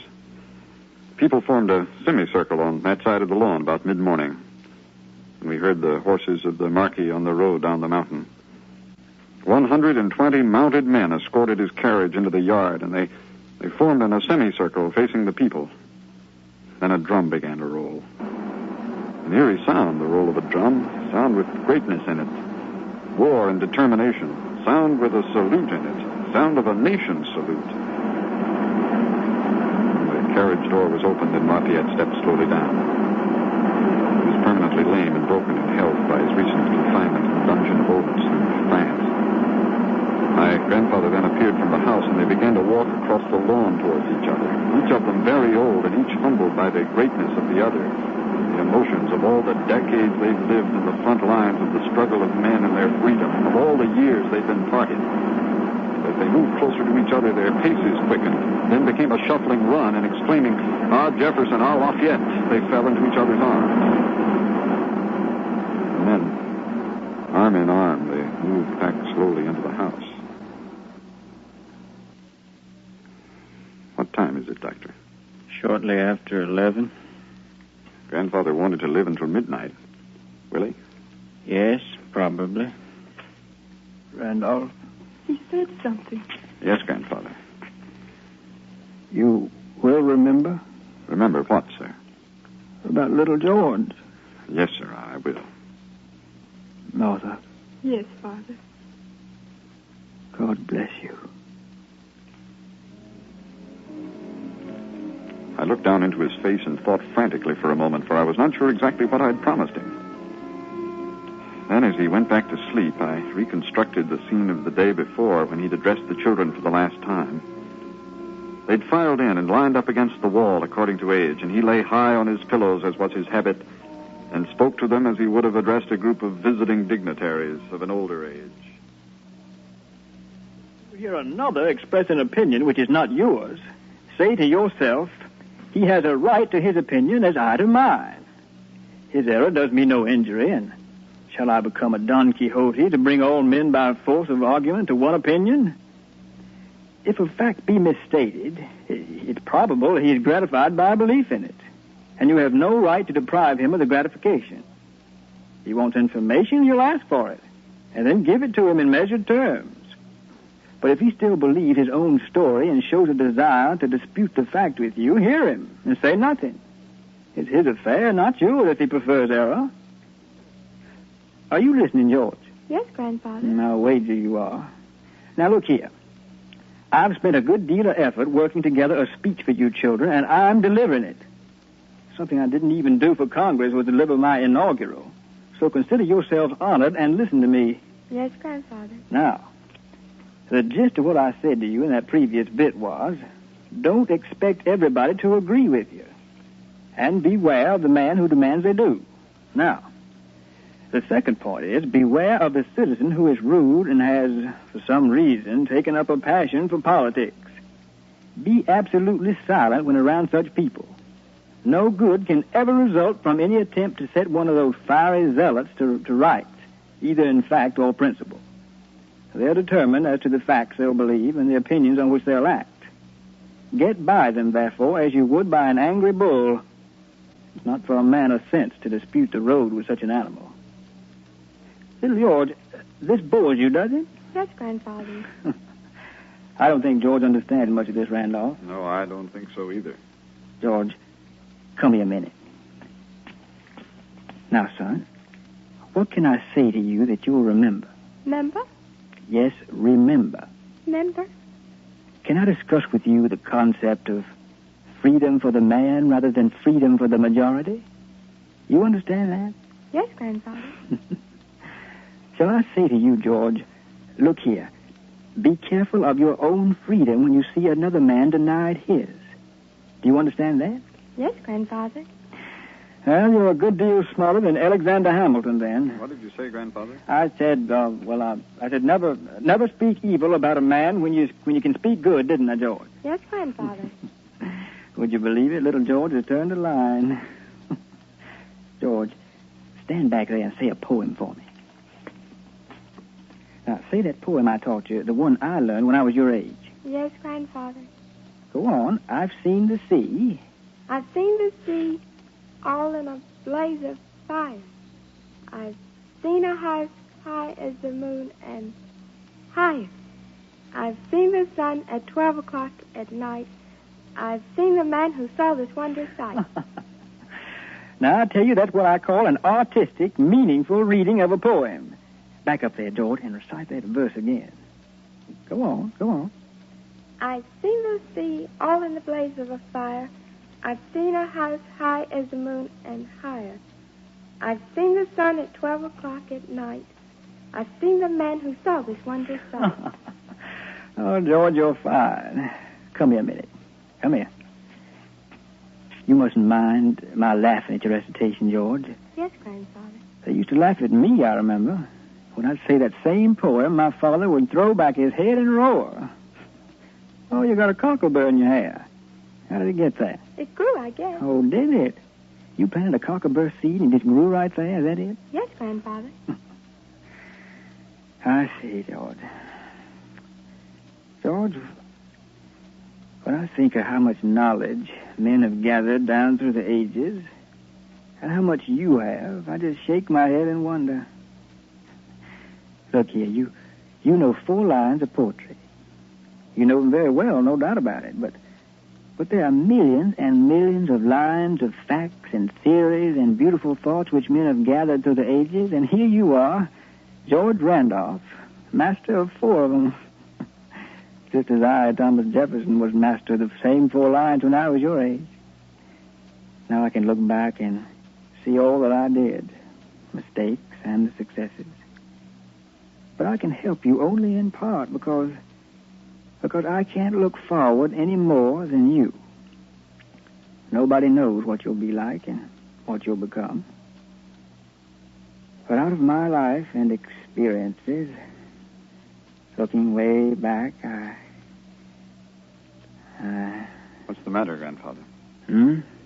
Oh, I guess I just talked myself into looking back, Randolph. It is a long road, you know. It's way, way off in the distance. I can see my father with his head thrown back, laughing. And I can see my father buried. I see William and Mary College in the dawn light when I'd rise and begin to study.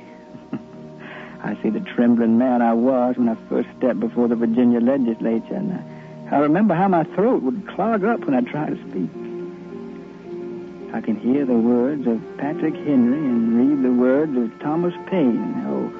Oh, not in the trite sense of hearing them 1,000 times, but in the real sense of hearing them when they were treason, and of taking my stand with them when a man's life could be lost for saying too much. I can see the eyes of George Washington as they revealed his mind, slowly considering the alternatives and then slowly revealing that he had decided, and so be it. I can see far back when my wife was sick and my children, one by one, sick and dying, and my wife dead, all except Martha dead. I can see the courts of the kings of Europe and the chamber of the Senate as I took up the gavel and banged for order for that first time. And the feeling inside of pride and duty. I can look back at the loneliness of the White House for 8 long years when the newspapers blackened my reputation and smeared my name so that there was no defending it. Lonely years. And the books. The thousands upon thousands of books. How many languages, how many deaths and lives have passed me, and I have touched them, and now I remember their faces only as glimpses, and I can hear voices which mean no person to me that I can name. I can look back over tens of thousands of morning awakenings and places visited and tables set for 50,000 meals and beauty in the simplest things and meaning in the most tangible items. For these very curtains here on my bed, these curtains I purchased from the first cargo to be received in this country after the Revolution. Lucian? Revolution. Revolution. Yes, George, yes, you'll run another course. I can't tell you how to run it either, except to tell you to run it well as you understand the meaning of the word. And don't let anybody tell you it isn't worth the effort. It is. You hear? Yes, Grandfather. Well, If you can't remember all that, just remember I love you. And remember to love your family. Now as you're a child, and later as you become a husband and a father who teaches his children the 4 lines I've taught. Love. Love is the one word. All this business about life and liberty and the pursuit of happiness all men are engaged in. Life, liberty, and the pursuit of happiness are all tied up with love. So this then was my grandfather. And when I hear men debate the pros and cons of his work, the value of his life, the principles, ideology, the philosophy of Thomas Jefferson, I listen, for I think that pursuit is well worthwhile. But for myself, I cannot say it very clearly, but I feel it overwhelmingly. His great philosophy can be fully understood only when you've seen him as I, not in the councils of state, but teaching children. I see him with the little ones gathered around him, and I say, this man, he is Thomas Jefferson. Always the new, always the beginning, always the bulb that must sprout into the flower of full life. This was my grandfather, as he appeared to us, his grandchildren.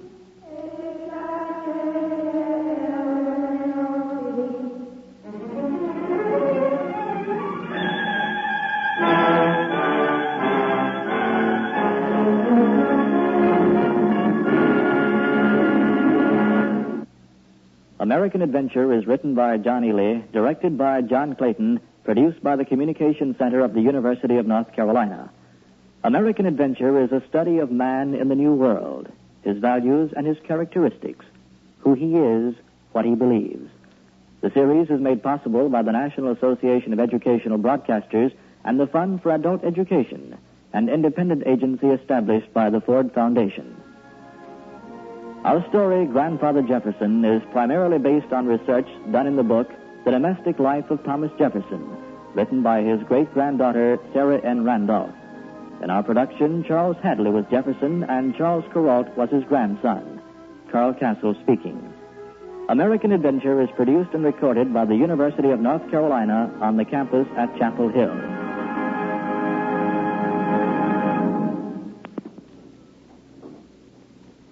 American Adventure originated through the facilities of WSJS Radio in Winston-Salem, North Carolina. Monitor takes you everywhere each weekend on NBC Radio.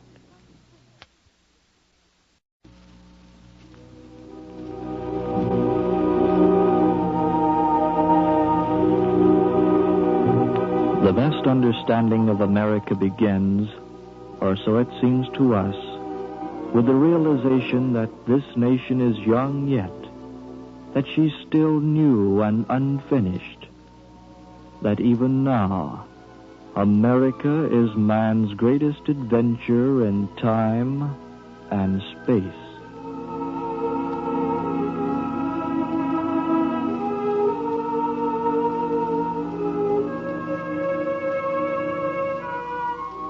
The University of North Carolina, through a grant in aid from the National Association of Educational Broadcasters, presents American Adventure, a study of man in the New World, a series made possible by the Fund for Adult Education, an independent agency established by the Ford Foundation.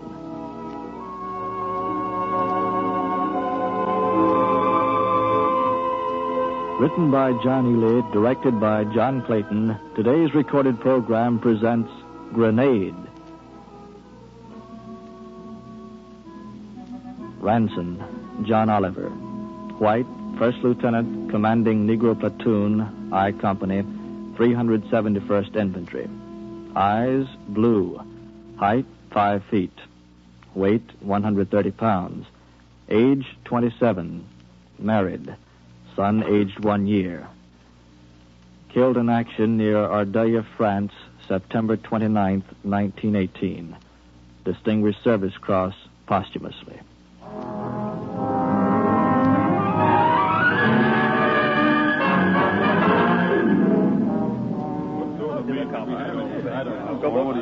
All right, quiet down. There's a war going on, you know. Lieutenant Ranson. Yes, sir. Finish that joke later. Take your seat with the others. Yes, sir. This is important.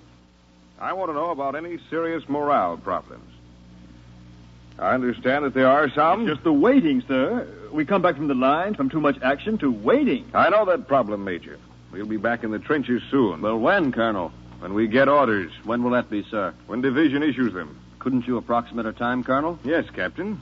It'll be 5 minutes after Army headquarters tells division headquarters to issue them. Thank you, sir. Not at all, Captain. Colonel, are there any footballs in the supply rooms? I beg your pardon, Lieutenant Ranson? Footballs, sir. Footballs? Why, yes, sir. For what military purpose do you want footballs, Lieutenant? To play with, sir. Lieutenant Ranson, in the middle of the war, do you propose that we pause for a game of football? Why, yes, sir. You see, sir... I don't see. So far as I know, Lieutenant, there are no footballs in the regimental area. Any other questions of a military nature? Then watch the morale of your men.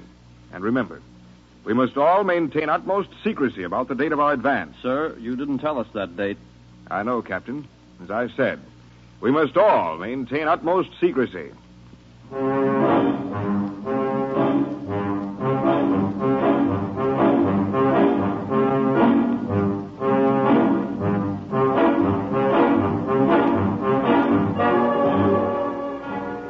Get out of this army if I was in the States. You mean desert? I mean leave, just sneak away in the dark. Now, me. What are you afraid of, Taylor? Who said I'm afraid? You did. You say you leave. Yeah, Slim, I leave. I'm tired of fighting. Don't you like war, Taylor? I don't like it at all. Maybe you ain't give it a good chance yet. It grows on you sort of slow like, Taylor. Have your fun. You guys fight the war.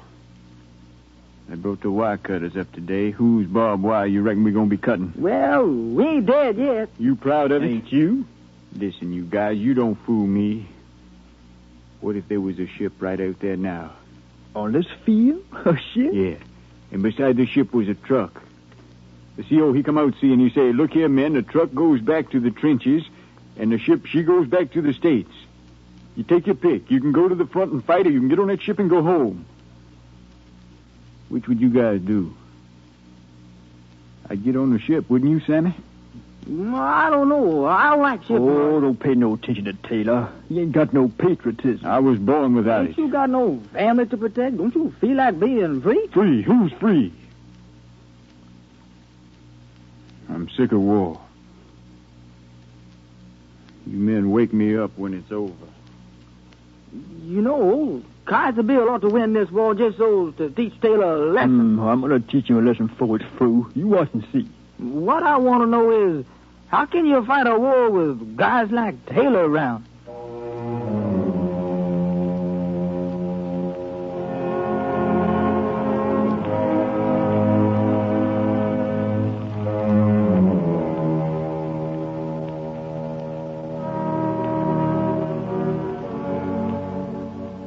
Come on into the tent, Sergeant. Thank you, Lieutenant Ranson.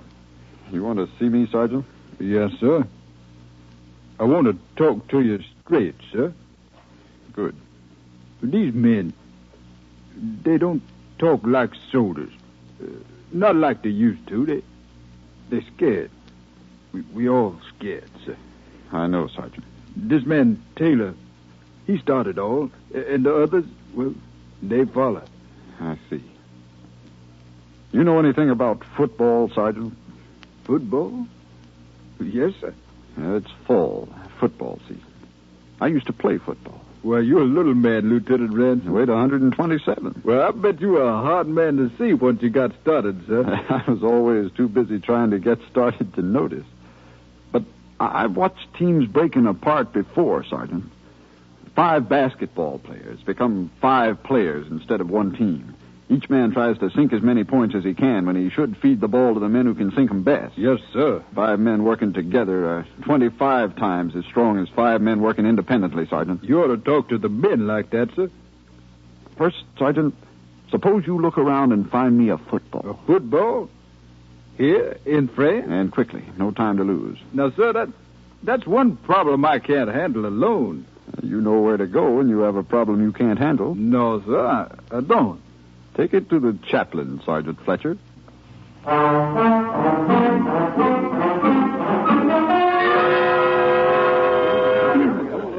It's a brand new one, Lieutenant. Yeah, where'd you get it? The chaplain, sir. He got it from somewhere. All right, men, come around here a minute. Okay, let's get this team organized. Now, the sergeant says you men are tired of calisthenics and close order drill. No kidding. The sergeant really say that, huh? I like to wave my arms around.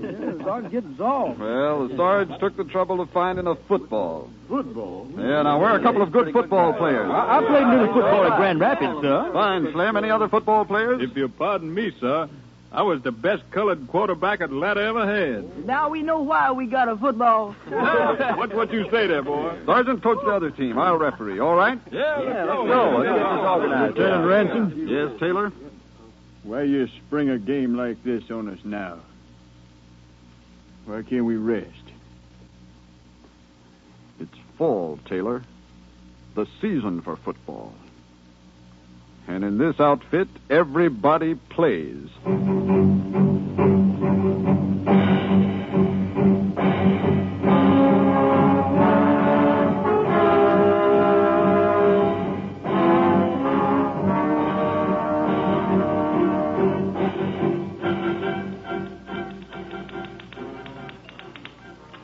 But, Colonel, you didn't say that we couldn't play football, sir. Didn't I? No, sir. I went out of my way to imply it, Lieutenant. I missed that implication, sir. Perhaps so. You didn't seem to be very sharp that day. No, sir. Football.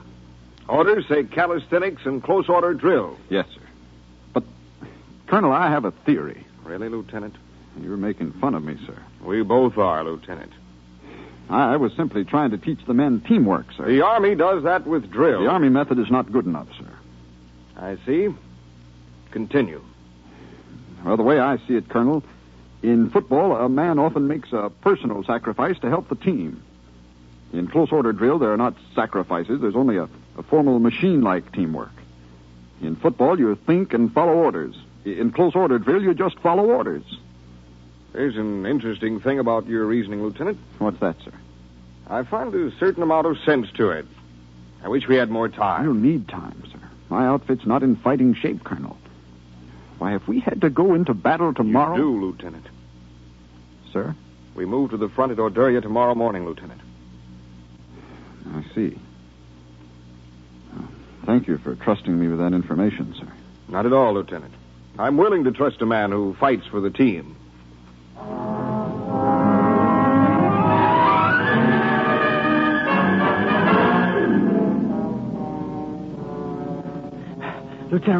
Lieutenant Ransom. What? Wake up, sir. I am awake. What do you want? Come in, sir. Taylor and Slim are tearing at each other's throats, sir. No, I've been expecting this. Just a second.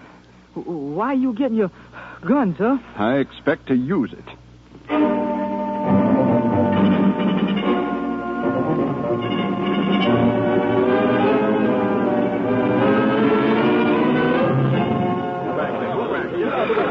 All right, men, sit down. Now, what's the matter? Slim, what's the matter? We got tired listening to him, that's all. The rest of us, we get along fine. Everyone except for him. Who? Taylor. What about it, Taylor? They say I was a coward because I didn't want to go back to the front. Are you? No, sir. But I ain't no sucker, neither. That's what he keeps saying. Now, just a minute. You think Taylor's a coward, Slim? Yes, sir. You men ever hear of Russian roulette? Yeah. That's a game where you take 5 of the bullets out of a pistol, ain't it? That's right. Leave 1 bullet in it. Well, suppose I do that now. Take 5 bullets out of my gun, leave 1 bullet in. Then lock the chamber in place. And spin. Now, there's 1 chance in 6 that this pistol will fire when it's shot. It would take a brave man to put this barrel next to his head and pull that trigger. Lieutenant, ain't you going too far, sir? Now, are you really a coward, Taylor? Give me the gun. Would some of the rest of you like to join Taylor in this game? Out of all the platoon, only Taylor will volunteer? It's foolish to pull that trigger, Lieutenant. Right or wrong, Taylor claims it's foolish to fight a war. No one will volunteer? And none of us will bother with it. I will, sir. It isn't necessary, Taylor. Yes, it is, sir. Give me the pistol. Lieutenant, if he's killed, you'll be responsible, sir. Very well, Taylor. Here it is. Now, what'd I do? Spin the chambers again. 1 chance in 6, Taylor. What'd I do now? Put the barrel to your temple. Like this? Yes. Count 3 and pull the trigger. 1, 2, 3. Congratulations, Taylor. Yes, sir. Here's your pistol. Now, let's agree that Taylor's a brave man. The bravest of you all. What about you, Lieutenant? I ain't seen you put that pistol to your head. It wouldn't be fair for me to do that, Slim. Why not? Can't officers play games with enlisted men? There's a better reason. There would be no danger for me, Slim. You see, I know I removed all 6 of the bullets.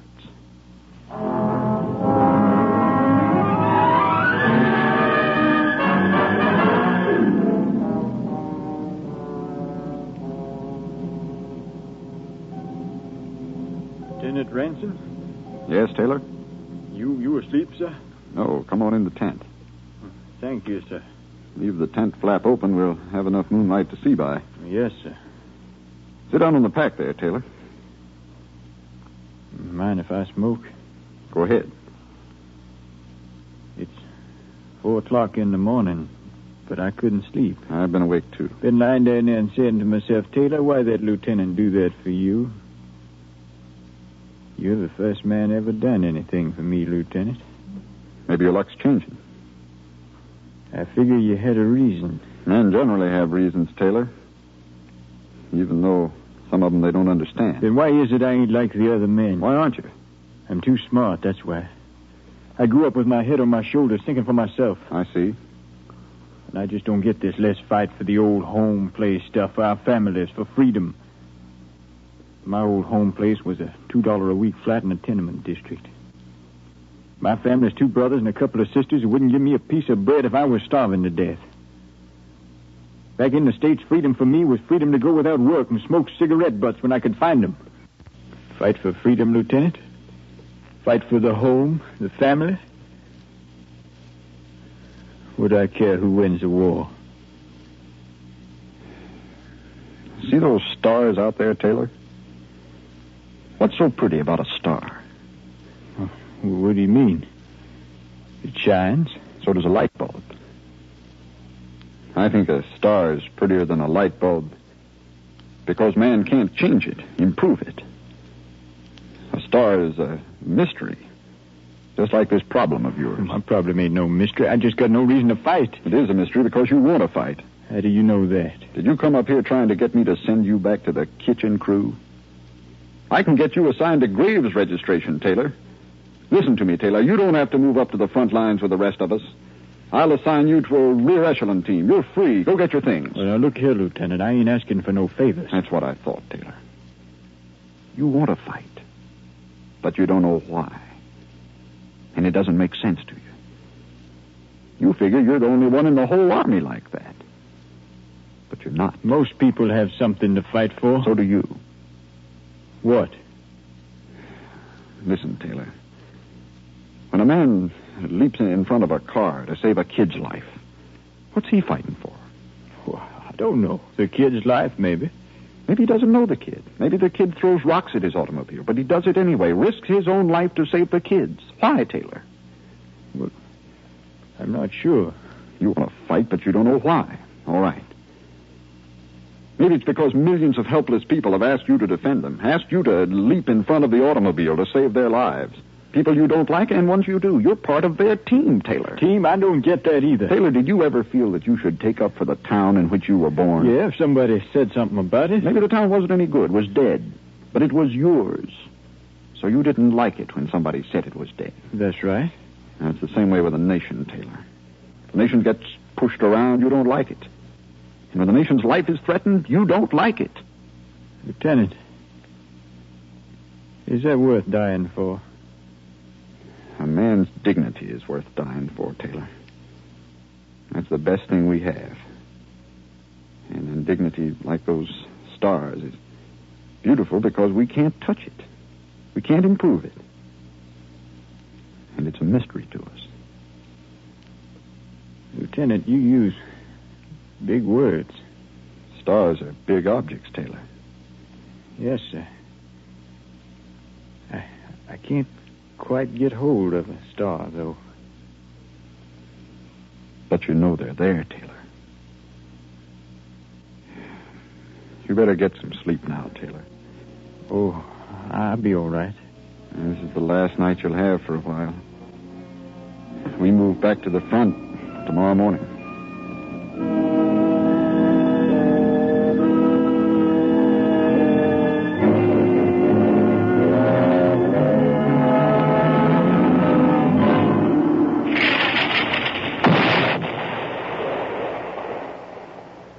That was one of our shells, wasn't it, Lieutenant Ransom? Yeah, it fell short. Let me move forward to the Kaiser's boys, Lieutenant. You want to be a hero, Slim? I want to get some jib. Then stay alive. That's the way to be a good hero. You stay alive by moving cautiously. On the whole, men who live can accomplish more in war than the men who die. That hill out there, Lieutenant. You reckon the Germans got a machine gun up there? Maybe, Taylor. I sent out Private Conrad to see. He ought to be back by now, sir. Maybe he ain't going to be the kind of hero that Lieutenant Ransom likes.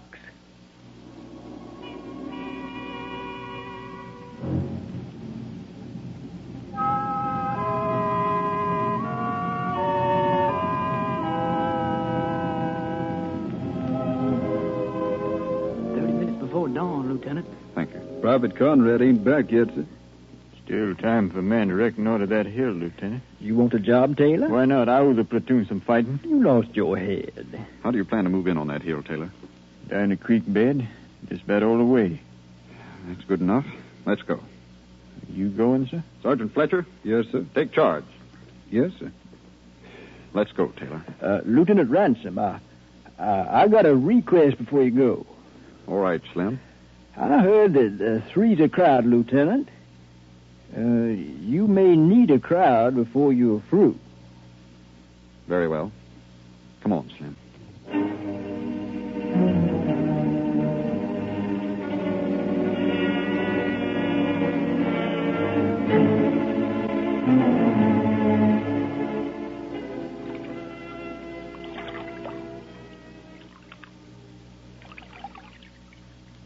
Keep your head down below that bank, Slim. Don't you worry about me, Lieutenant.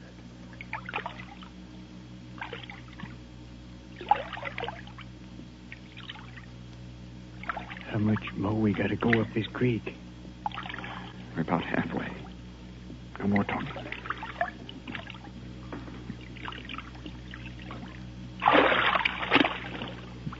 Who's that? It's me. It's Slim. What you doing, Slim? Going swimming? I stumbled. Or get up quietly. I think I found Private Conrad. Where? He's what I stumbled over.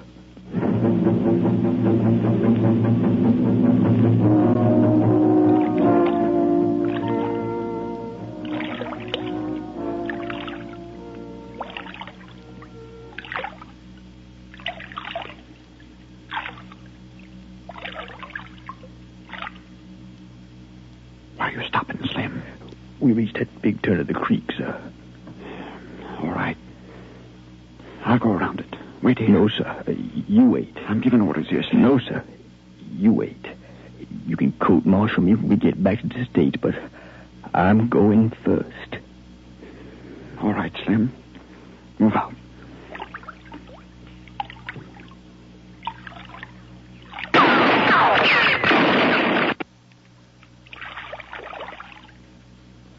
Where are you, Taylor? Over here, sir. Slim, where are you? Slim? Ain't that Slim right there near you, Lieutenant? I'll see.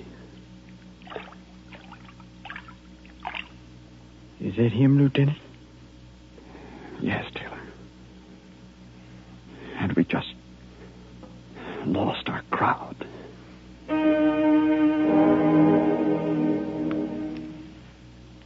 Let's go. We can't go round that turn, Lieutenant. We know that now. The sun's partway up already, too. Men will be coming over the trench in a few minutes. And that machine gun, it'll rake 'em off, kill 'em, just like it did Slim. The machine gun seemed to be about 30 to 50 yards from here. Yes, sir. That's a good guess. A little crawling, then a grenade. Yes, sir. Help me up this bank here, sir, and I'll see if I can see it from here. All right, Taylor. Put your foot in my hands. There. What's that dirt, Taylor? You're knocking it off into the water. Up a little higher, Lieutenant. See anything? No, sir, I don't see nothing.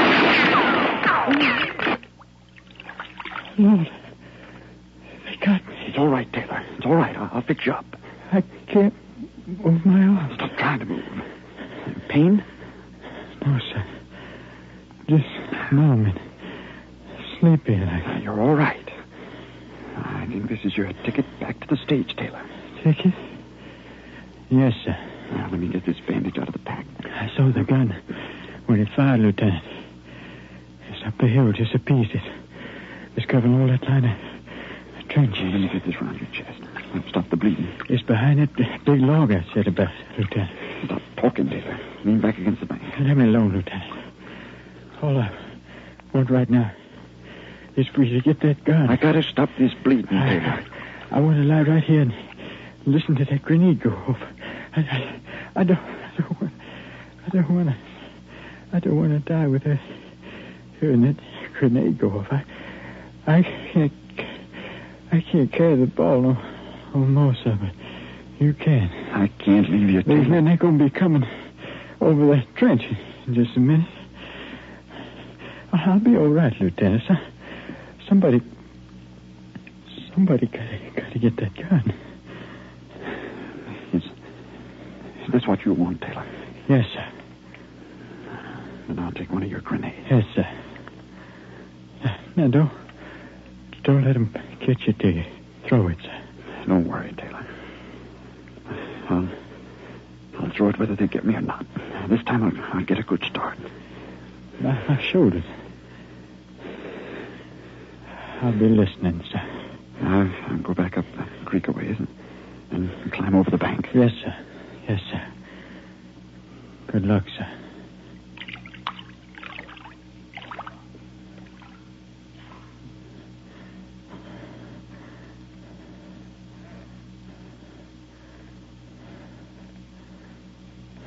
Lord, I ain't got no prayer for me right now. But I do want to talk to you about the right.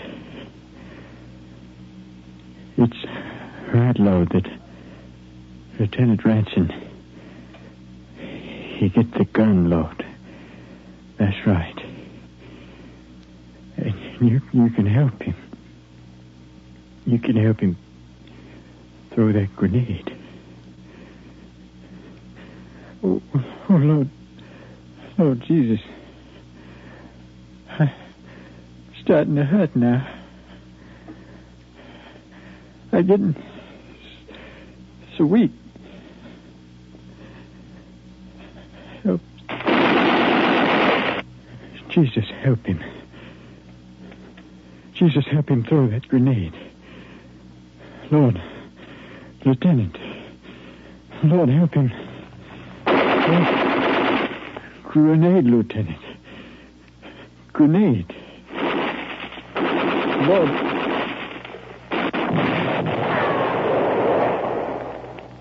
That's right. You done right, Lord. Lord, you helped him. And the men are going to be all right.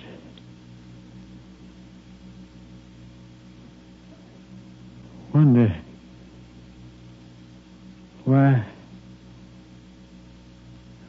my shoulders. Don't hurt no more.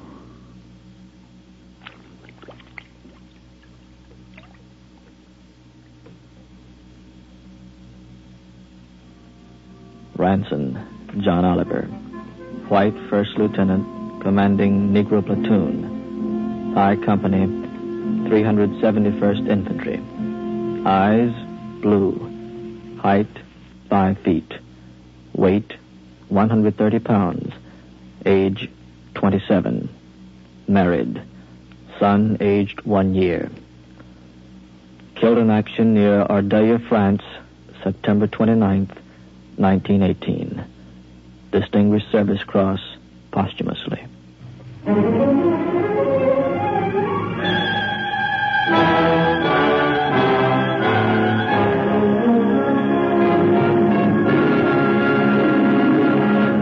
American Adventure is written by John Ely, directed by John Clayton, produced by the Communication Center of the University of North Carolina.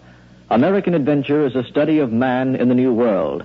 The series is made possible by the National Association of Educational Broadcasters and the Fund for Adult Education, an independent agency established by the Ford Foundation. In Grenade, Lieutenant Ranson was played by Charles Kuralt and Taylor was John Ely. American Adventure is produced and recorded by the University of North Carolina on the campus at Chapel Hill. American Adventure originated through the facilities of WSJS Radio in Winston-Salem, North Carolina.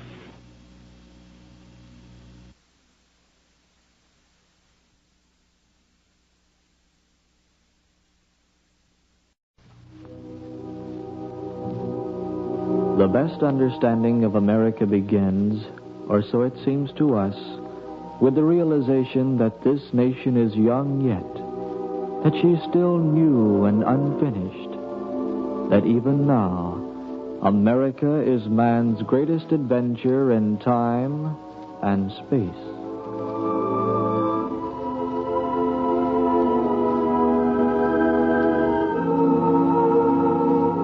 The University of North Carolina, through a grant in aid from the National Association of Educational Broadcasters, presents American Adventure, a study of man in the New World, a series made possible by the Fund for Adult Education, an independent agency established by the Ford Foundation.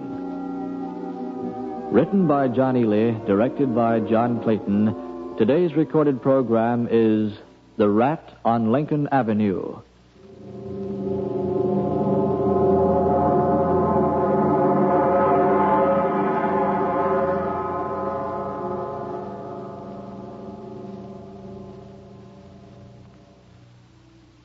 This is the story of a block of avenue and the people who were on it on the evening of July 22nd, 1934. The street is named Lincoln Avenue. You in Chicago may have heard of it. The number of the block is 2400. There was a theater, a National Tea Company store, 2 garages, a restaurant, a saloon. It's just a piece of street in Chicago.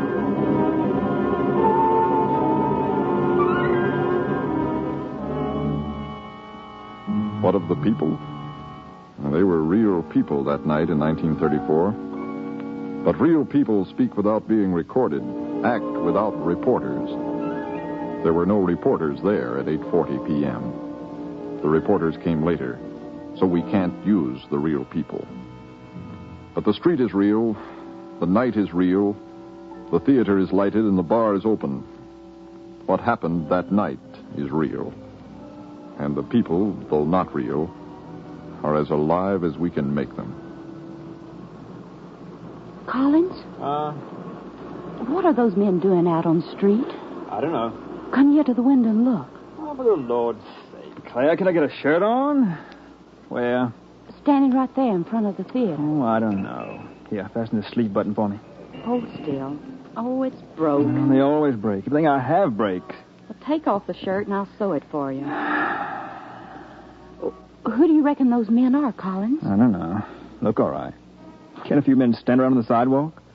Hard-looking men. Here's the shirt. Hurry. The movie's about to start. Maybe they're part of a game. Oh, Claire. maybe there'll be a killing. Oh, Claire, please. Well, they do look like gangsters or policemen. Well, it's hard to tell which. How many down there? Well, I can see 8 or 9. And look across the street, over at the garage. Yeah. Well, they seem to be watching the theater. And there, 2 more crossing the street towards us. Going in the restaurant downstairs. I tell you, Collins, they look like part of a gang.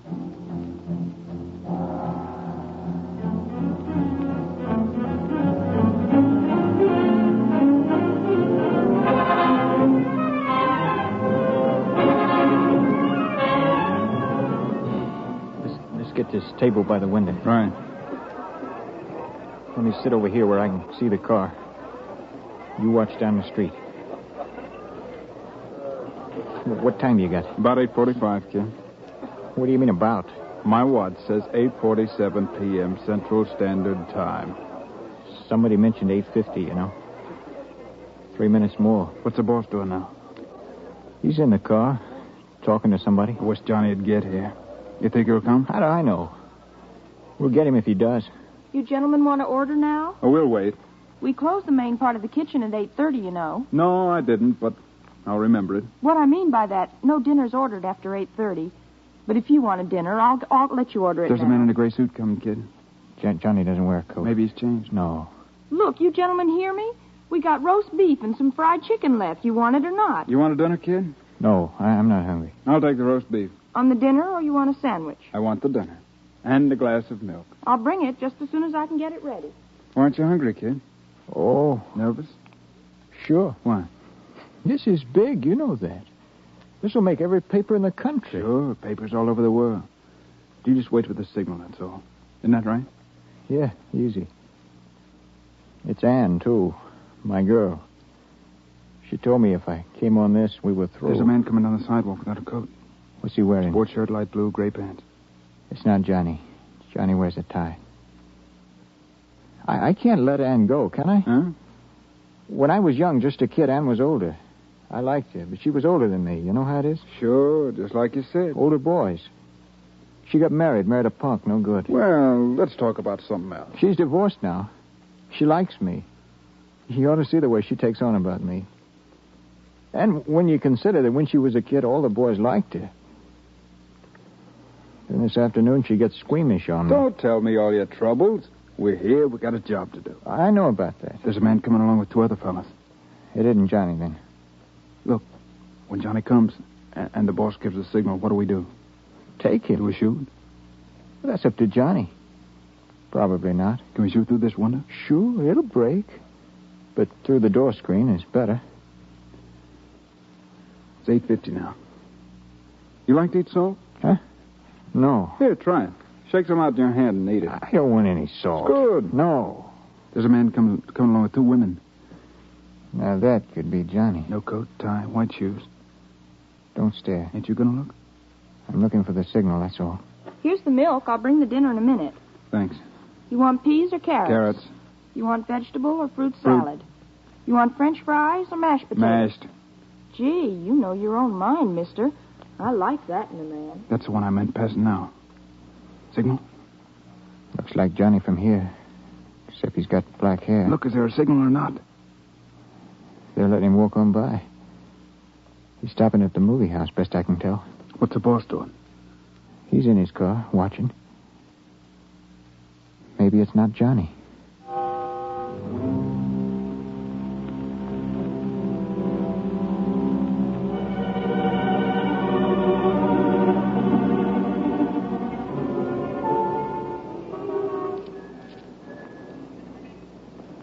Doesn't look like Johnny to me, boss. Black hair. It's Johnny's shoulders. No scar. Straight nose. But it's Johnny's shoulders. It's not Johnny's face. It's Johnny's face. I never saw this guy before. That's him. You can change your face, change your hair, cut off a scar. You can't change him. There, walking away from the box office, you see? Yeah?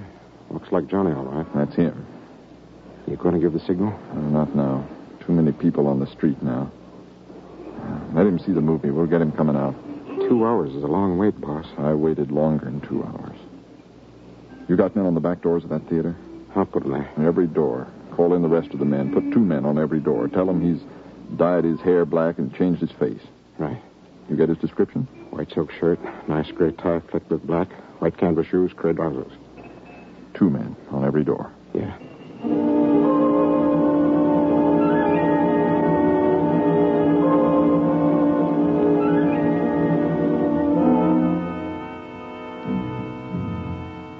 Look, that tall man that got out of the car a while ago. My shirt, Claire. Are you going to sew the button on my shirt? I'm sewing it. You've been sewing it forever.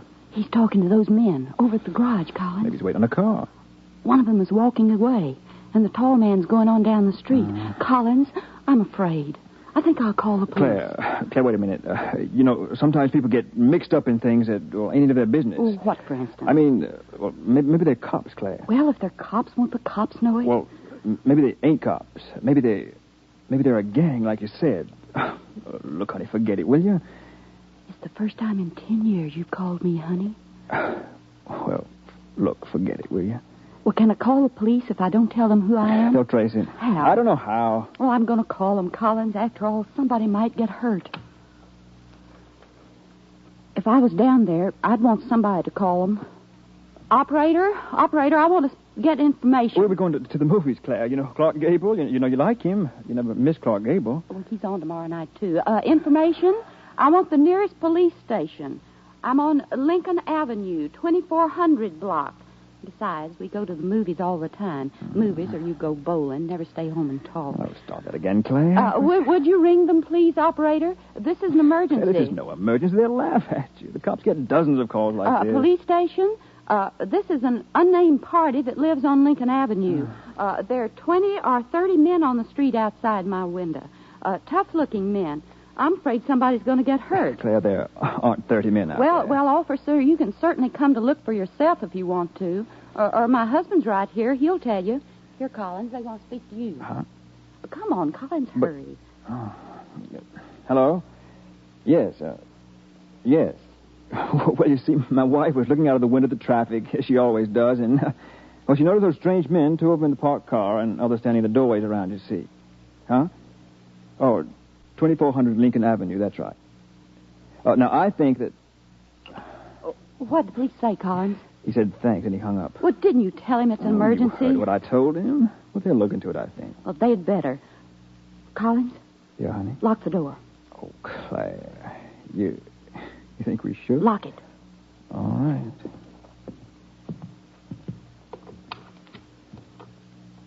Claire, what are you doing?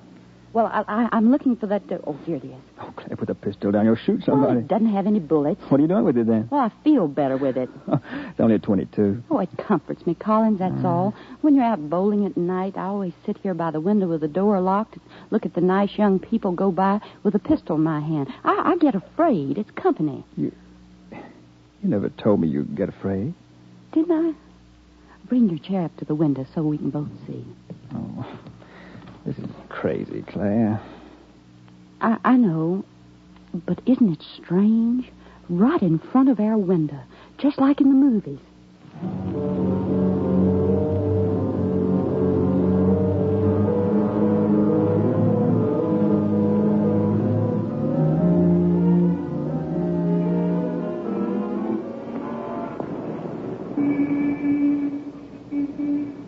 Did the men seem nervous? Some of them. But they're okay. They were joking. What's funny? The movie. What movie? At the show there, the theater. Clark Gable and William Powell. It's the show Johnny's looking at. Oh. What's funny? It's a crime picture. It's one of those crime does not pay pictures. He sees crime does not pay, then he comes out and we get him. I see. When'll Johnny be out? Well, the film's over at 10:30. I expect it'll all be over before 10:35.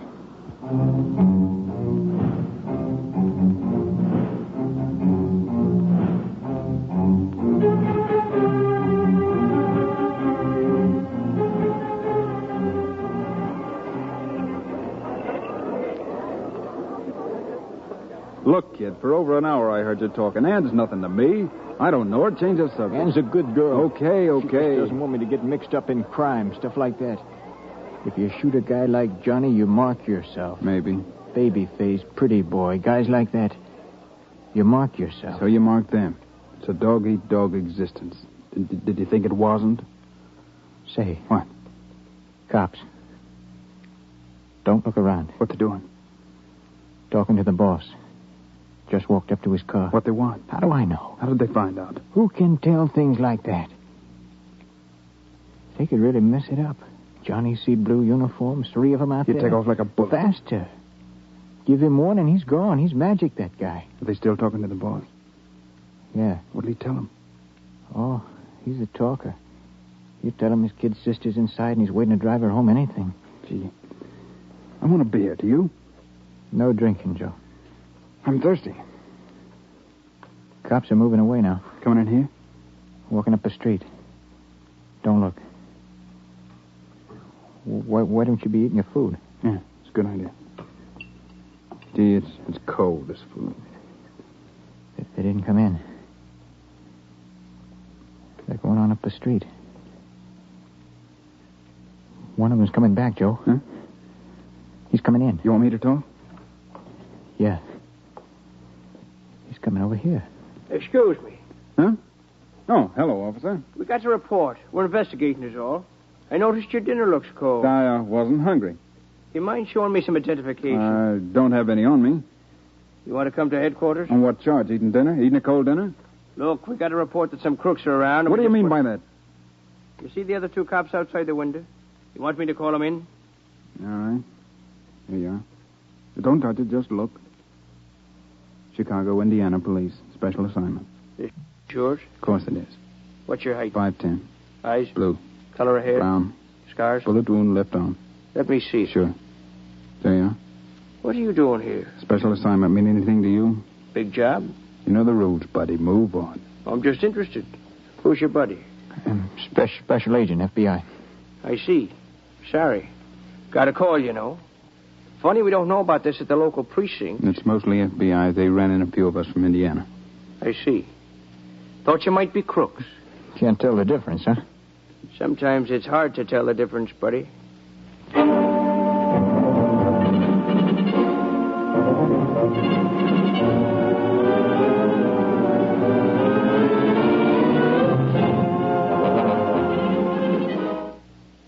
What you mad about, Joe? That cop.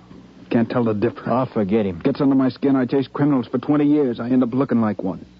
We got the biggest crook of all in a theater. Got him surrounded. But you can't tell him from a cop without a scorecard. Oh, get off that kind of talk, will you? You think this being a cop is a great, big, beautiful life, don't you? I don't know. Well, I agree with you, Gold. Get out of this racket. It's Sunday night. You ought to be in a church somewhere instead of here with me, waiting at a big plate glass window for John Dillinger to come out of a theater. You ought to be in bed. I wouldn't worry about it. Let me tell you something. Mind? No. My daughter's 17. She brought home a young kid the other night. Young fella. Nervous. First one she brought home. So she introduced us, and he sat down. Finally, he said, "Well, what do you do for a living, sir?" And I said, "I'm a cop." Then he looks at me, startled, sudden, like, you know, like people look at cops as if, do you slug them in the kidneys where it won't leave a bruise? Are you stacking away hush money? How many criminals call you by your first name? That's right, kid. Get out. You mess with criminals, you get dirty. That's my job, Joe. Hero, huh? Maybe I will be. Well, I'll tell you who the hero is. Johnny. Dillinger? When he dies, thousands will stand in line to see his body. They'll mob the cops that kill him. Wait and see. I don't believe you. Go down the street to the theater. Have you seen that movie? What's on? Manhattan Melodrama. I saw it uptown. It's a crime picture. Johnny come all the way to this little theater down here. Blended. Had to, because somebody tipped off the FBI that he'd be here. Come down here to this little theater to see it because he knew that it was going to make him feel good to see how everybody likes a good, solid, gay, happy, everyday, superior criminal. Get out, kid. People don't like cops. I've seen movies. Crime movies that say crime doesn't pay. Oh, they mustn't say it good. Or they wouldn't be playing to John Dillinger.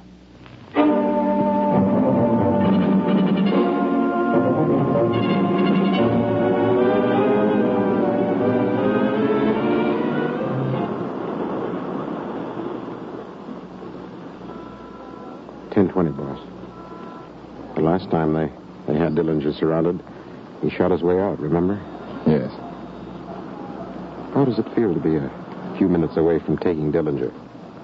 Feels all right. Like we're isolating something that went wrong, that never developed. That just ate away at society instead of contributing to it. Just ate away like a rat in a corn bin, served no good purpose. It'll be like capturing and isolating something that might have been useful, but isn't. To save society, which is valuable.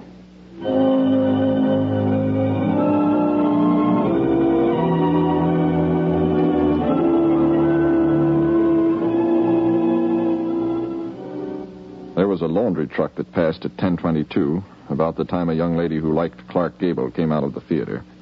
She'd seen the movie since 4 o'clock and had decided she should go home, perhaps come back the next afternoon. The waitress in the restaurant said she wanted to go home, too, but she said that the restaurant was supposed to stay open until 11 o'clock. She'd worked in that restaurant for 4 years, and she was getting tired of it. She said nothing ever happens around here. Same old routine, night after night. Same dinners, she said. Never any action around here. At 10:25, a strange and interesting hush came over Lincoln Avenue. The cars moved, as always. But there were many people who did not hear them, whose entire attention was on the theater. The theater. Almost time for the movie to be out, Collins. It's not quite 10:30, Claire. They're definitely watching the theater, Collins. Sure they are. You see that man over there with the Coke machine at the garage? Uh-huh. That's his 5th Coca-Cola tonight. They've been here a long time. Collins, don't stand up. Why not, honey? Sit down, please. They might shoot. Oh. Sit down, please. All right, Claire. You just stay down. If you lean over a little bit to the side, the edge of the window will help protect you. From what, honey? Oh, I don't know, but you ought to be protected. It's almost time for the movie to let out.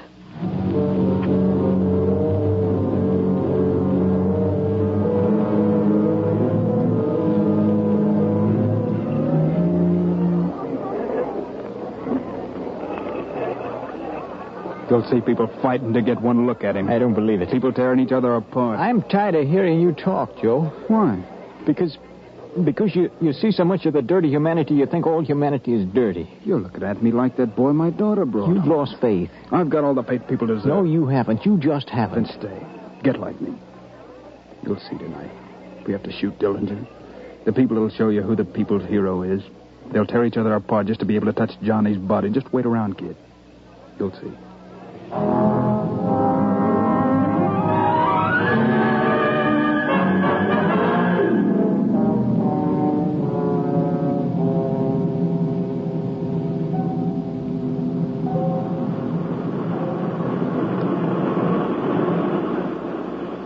Let's get out.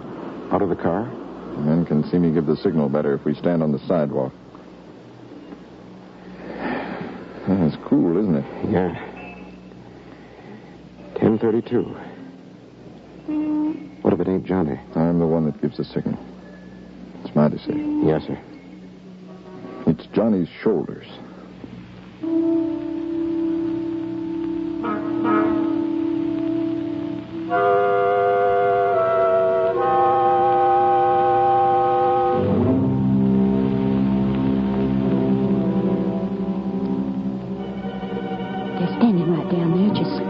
Towards the theater. Is it time yet, Collins, for the movie to be out? Oh, it's past time. They'll let out about 10:30, don't it? Oh, I feel I'll have to call the police It again. won't do any good, Claire.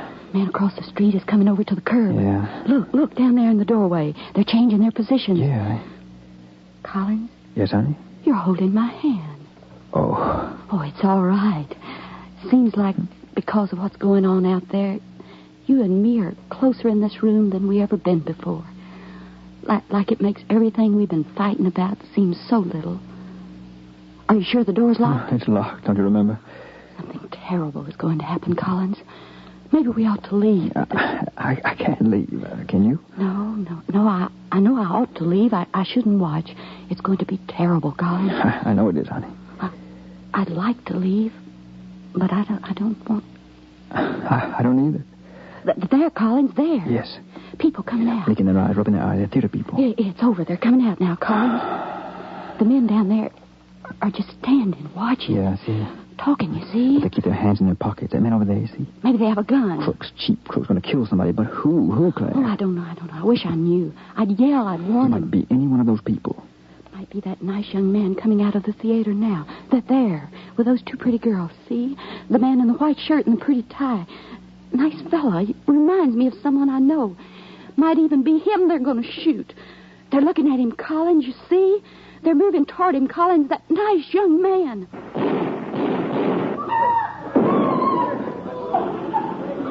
Claire, you all right? Yes, I'm all right. I was real afraid for you. Ain't that strange? After 20 years, I was still afraid for you. Collins, they shot him. I know, right before my eyes. It was the most terrible thing I ever saw. Don't let me look anymore, Collins.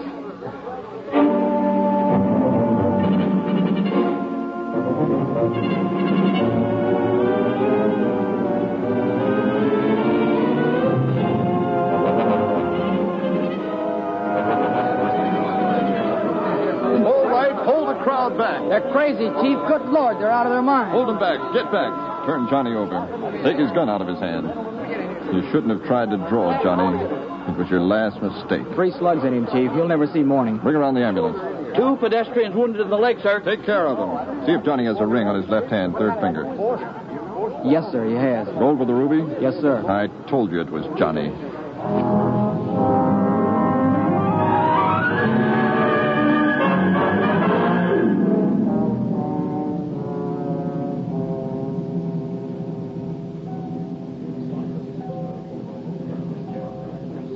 In there, Chief. What's the matter with him? He won't talk to anybody. When Johnny turned out there and started pulling the gun out, the kid fired right through the door. Well, what's the matter with him? He won't say. Hey, Harold. What's the matter? They're just like Joe there said. They're animals. Who? People. I saw them out there putting their handkerchiefs down in Johnny's blood. Just to save some of it. Forget it. How can you forget it? They'll be at Johnny's funeral. Thousands. So? And who are we hiding around in doorways, setting traps like criminals? To catch a rat, you set a trap. Get to be like them. Sometimes even we can't tell a cop from a crook. A man can tell himself from a crook. Now snap out of it. Don't be too hard on him, Chief. It's, well, his girl figures somehow, and he shot first, the very first. I know, I saw it. Look, son, listen to me.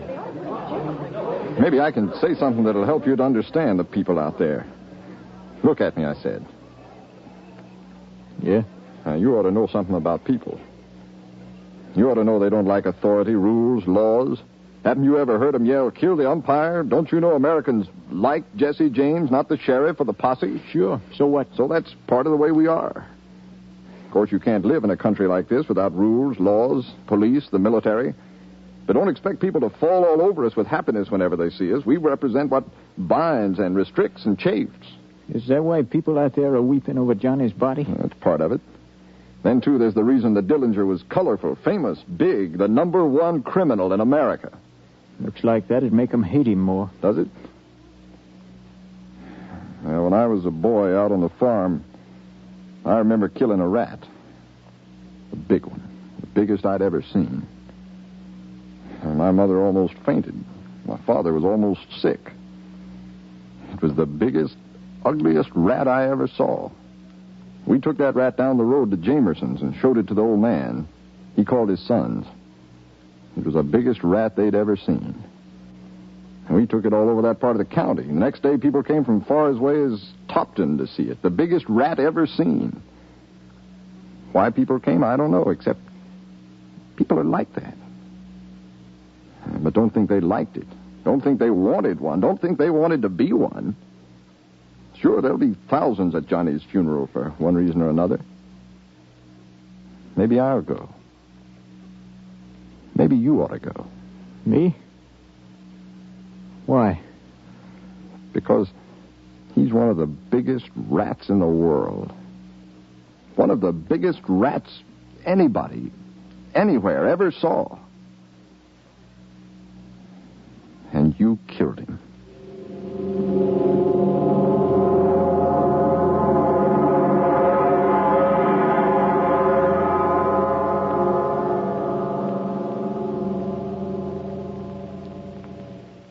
Any resemblance in our characters to Chief Melvin Purvis, or the late Inspector Samuel P. Coley, or to their FBI men, or to the Chicago, Indiana policemen who are with them, or to any other person is coincidental. But basic facts connected with the incident of the Dillinger death are from the Federal Bureau of Investigation report. American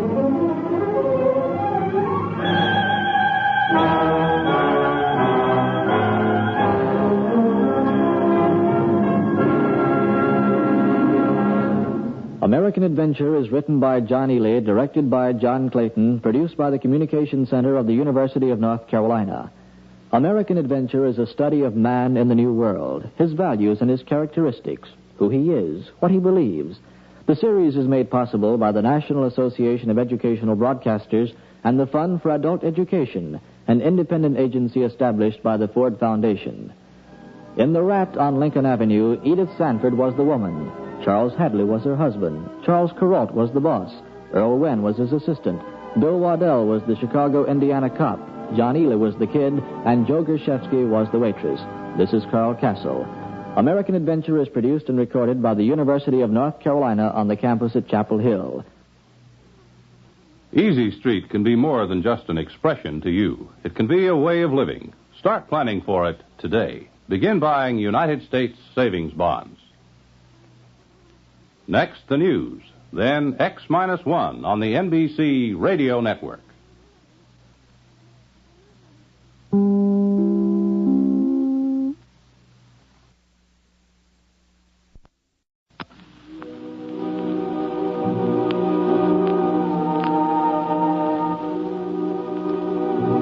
The best understanding of America begins, or so it seems to us, with the realization that this nation is young yet, that she is still new and unfinished, that even now America is man's greatest adventure in time and space.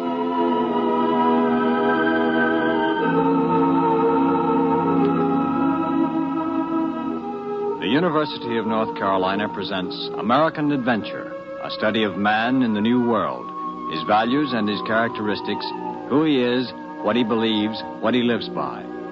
American Adventure is produced on a grant and aid from the National Association of Educational Broadcasters, made possible by the Educational Television and Radio Center.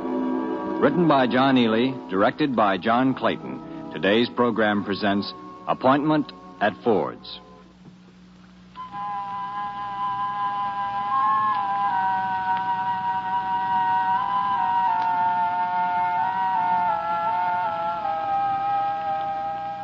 I knew Mr. Lincoln well.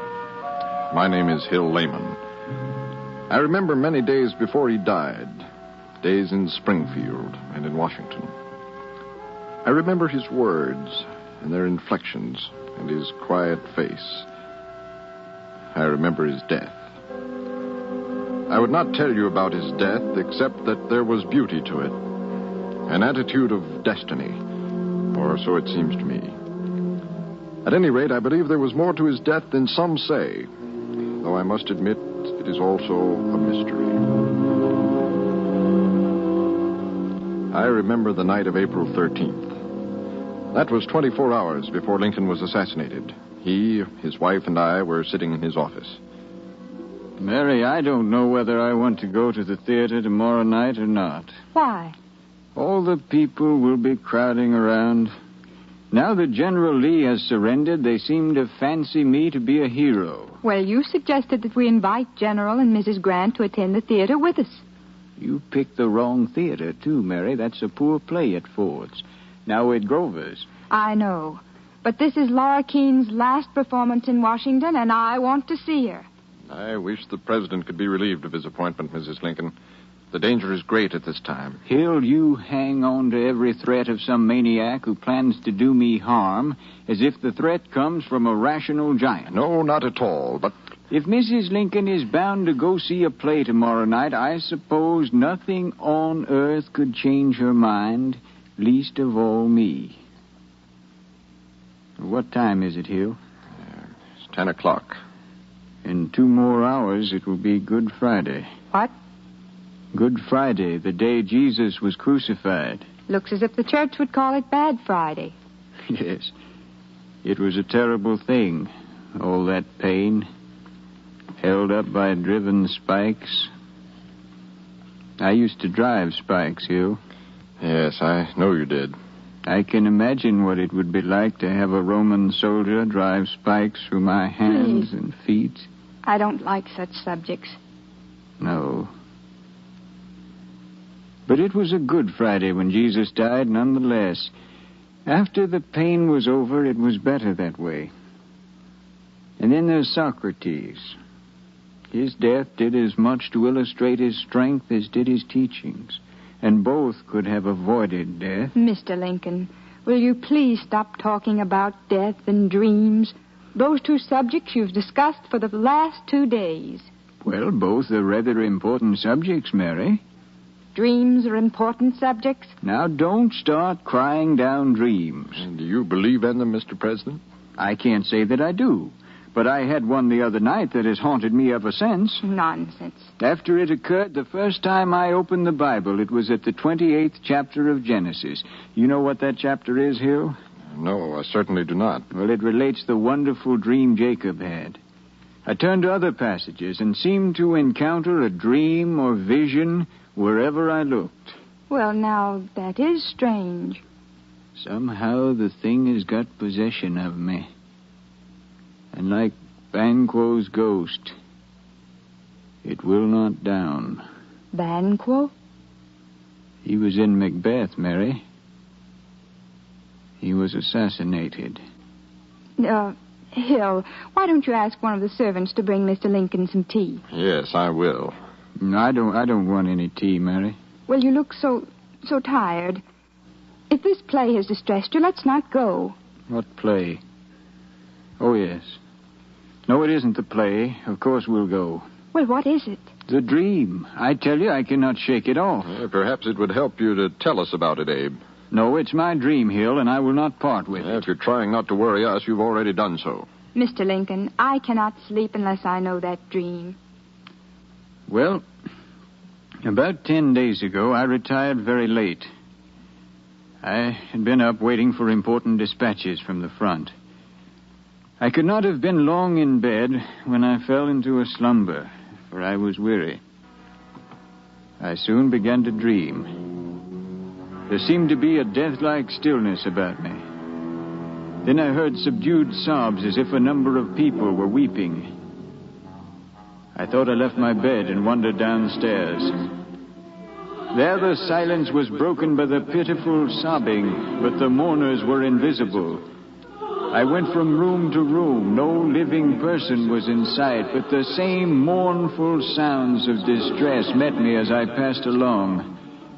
It was light in all the rooms. Every object was familiar to me. But where were all the people who were grieving as if their hearts would break? I was puzzled and alarmed, determined to find the cause of a state of things so mysterious and so shocking. I kept on until I arrived at the east room, which I entered. There I met with a sickening surprise. Before me was a catafalque on which rested a corpse wrapped in funeral vestments. Around it were stationed soldiers who were acting as guards, and there was a throng of people, some gazing mournfully upon the corpse whose face was covered, others weeping pitifully. Who is dead in the White House? The president. He was killed by an assassin.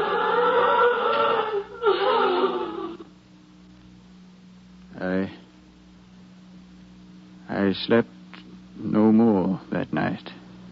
This is... I wish you hadn't told me. I'm glad I don't believe in dreams, or I should be in terror. Well, it is only a dream, Mary. Let's say no more about it. And try to forget it. That night, one day before Lincoln was shot down, I walked the great empty rooms of the White House, unable to leave the building, looking for some meaning to what I feared might be a coming tragedy, and some way to avoid it. At last, I went up the stairs and down the hall to Lincoln's door to ask the guard if all was well, but to my amazement, there was no guard there.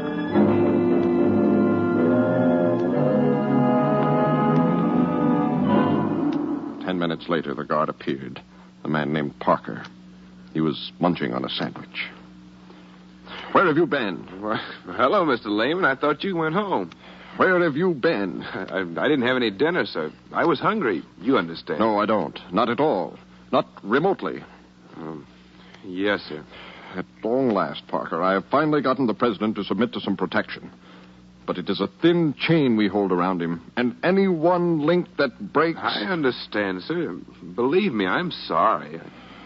Parker, I should dismiss you on the spot.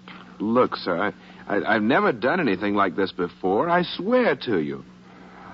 All right, my friend. Never again desert the man asleep in there. No, sir. Never. Fate has a way of working her will through our failures. This nation needs the man in there. Yes, sir. I know, sir. I swear, sir. I believe you. Good night, Parker. Good night, sir. Good night. Next time, take care how you talk to me.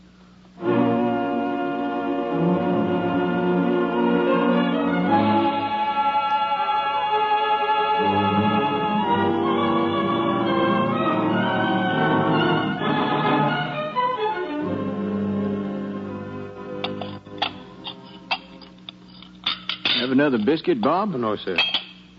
It was good of you to get up to breakfast with me. I hate to eat alone. Oh, I'm used to getting up early. One does in the Army, Father. Yes. How did you like the Army? I didn't care for it. No, it isn't a good way of life. Were you afraid? Yes, sir. Good. Good? Of course. Death is an enemy. He's a terrible, invisible hand.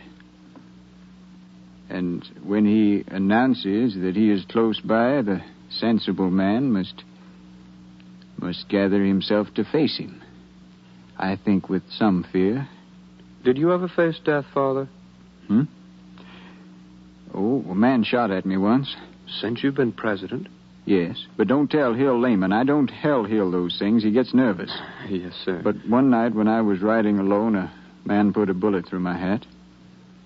And then some people got excited about my trip to Richmond. Now, it's true I had no business going to Richmond while the war was on, but I wanted to look around for myself. Have there been any other attempts to assassinate you, Father?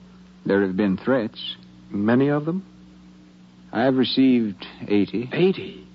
Others have been called to my attention. Some have been published in newspapers. Then you have faced death, as in a war. Every time you leave this building, or even in this building, every minute, you're in a battle, in a sense. In a sense, that's true, but you've exaggerated. Father, you need protection. Now, look here, Bob. I can't go around being afraid to stick my head out the door. The president owes it to the people to be seen. This is a democracy. But the danger I must learn to live with it. Can you imagine a coward as president of the United States? I don't want you to be a coward, sir, but... We've come from men who face danger every day, and they grew strong on it. Have you ever considered how it would be to stand on the edge of an unknown continent with an ocean at your back? They were brave men. Father, isn't there a difference between being brave and foolhardy? Oh, yes. Which were the early pioneers, Bob? Why, I don't know, sir. I suppose they were foolhardy.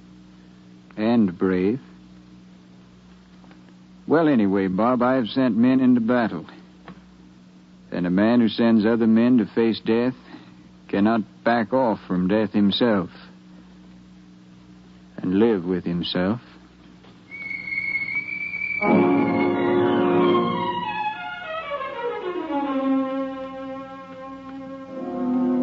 Later in the day, Mr. Lincoln walked to the War Department offices, accompanied by a guard, as was his custom. There, he talked to Secretary Stanton. Also, there was a Major Eckert, who later told me what was said. Stanton, do you know that Eckert here can break a poker over his arm? No. Why do you ask such a question? Well, Stanton, I have seen Eckert break 5 pokers over his arm, one after the other. And I'm thinking he would be the kind of man to go with me this evening to the theater. May I take him? Mr. President, I have asked you repeatedly to avoid showing yourself in public. I have asked, and I ask now for you to put aside this going to the theater and stay in your offices. There are men in this city who are here to kill you. Yes, I know. Now, Look in this paper.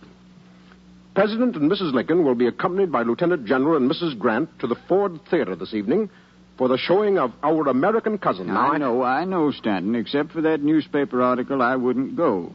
But we shouldn't disappoint the public. It is this newspaper article that makes it impossible for you to go, Mr. President. You have announced the time and place for anybody who wants to do you harm. Now, Stanton, that's all very well, and that's why I want Eckert to go with me. A man that can break a poker over his arm. Mr. President. No. I have very important work for Eckert to do this evening. Well, I'll put it directly to Major Eckert, then. Sir? Major, you come along with me. You can do Stanton's work tomorrow. And Mrs. Lincoln and I want you with us. Thank you, Mr. President. But the work that Secretary Stanton referred to is pressing. It shouldn't be put off. Very well. I shall take Major Rathbone along, because I ought to have somebody to protect me, or Hill Lehman will try to resign again. But I would rather have you, Major Eckert, since I know you can break a poker over your arm.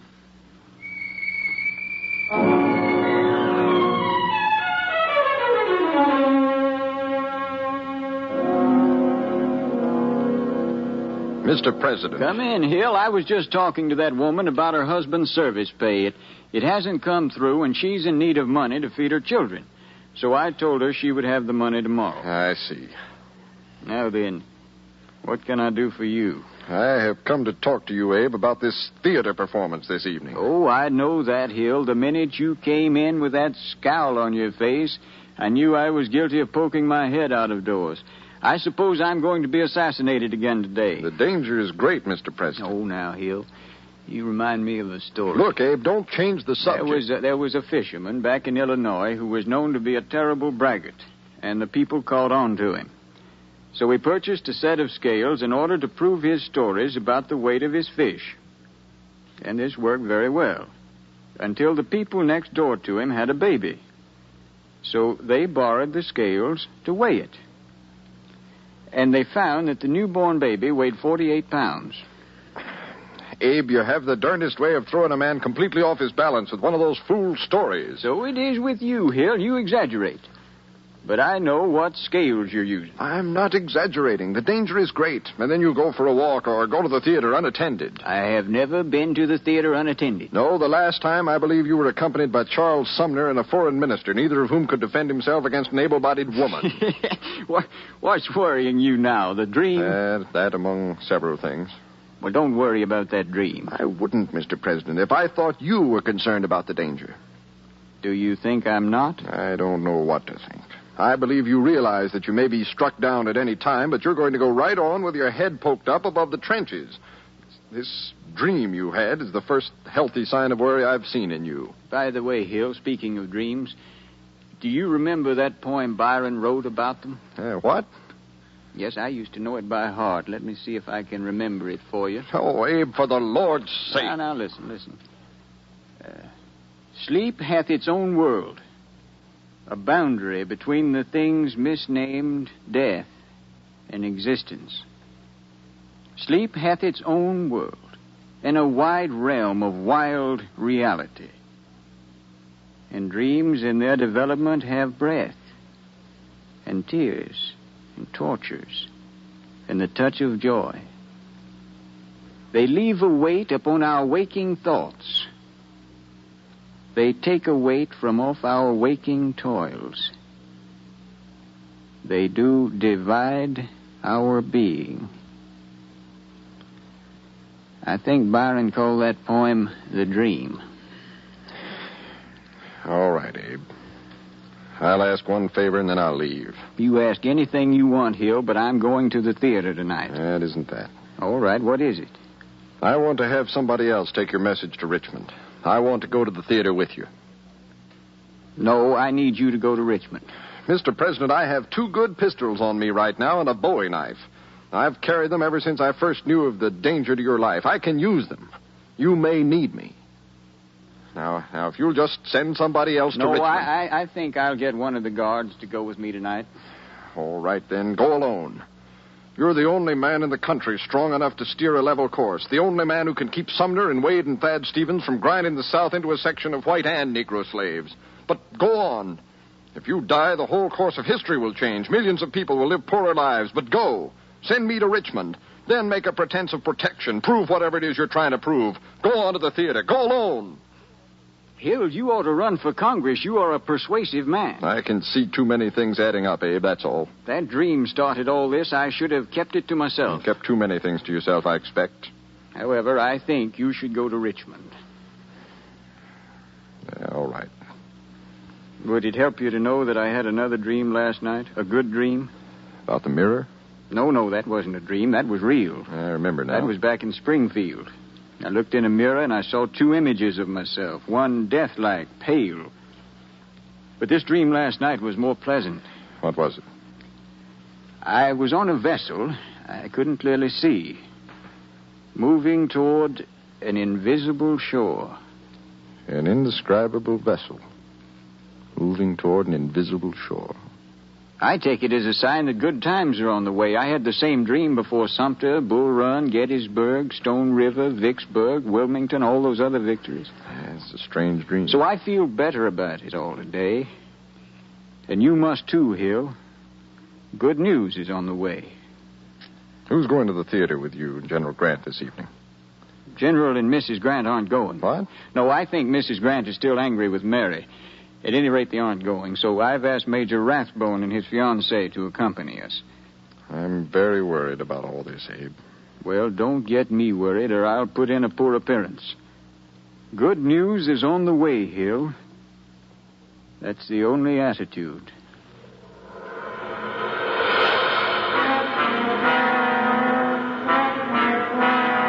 Old Crook? Yes, Mr. Lehman? Who's on duty tonight? Parker, sir, same as last night. He's to go to the theater? Yes, sir.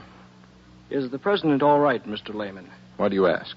Well, he seemed to be feeling well enough when I walked over to the War Department with him this morning. He said he was happy as he'd ever been in his life. Said he planned to go abroad when he finished being president, then go back to Springfield and enter law. Maybe buy a farm on the Sangamon River. Yes. Seemed to have not a care in the world, but when he passed some drunks on the street, he said, "Crook, there are men in this town who intend to kill me, and I don't doubt but what they'll do it." He said that? I said, "I hope you're mistaking, sir." Mr. Crook, I want you to go with the president tonight. I don't want Parker to go with him. I can't go. Why not? Look, if you have plans, you must set them aside. But I can't go. I asked Mr. Lincoln if I could, and he said he wouldn't have his guards working day and night, too. Then he said goodbye. Goodbye? Always before, he said good afternoon or good morning, Crook. But today he said goodbye. Why? I don't know, Mr. Lehman, but it struck me as strange. Yes. No sense to be made of it. So Park will have to go with him tonight. I'm not happy about that. I checked into Parker today. There's reason to believe he applied as a White House guard in order to avoid Army service. Such men cannot be trusted. No, sir. But I talked to him. I talked to him last night in no uncertain terms. I'm sure he'll stand his post this evening, at least. You'd best be going to Richmond, sir. It's growing late. I know it is, and I've done all I can do. If only Mr. Lincoln were a bit less insistent on proving to himself that he can face death as readily as a soldier in his army. Sir? Yes. Well, I'll leave now, Crook. There's nothing more I can do.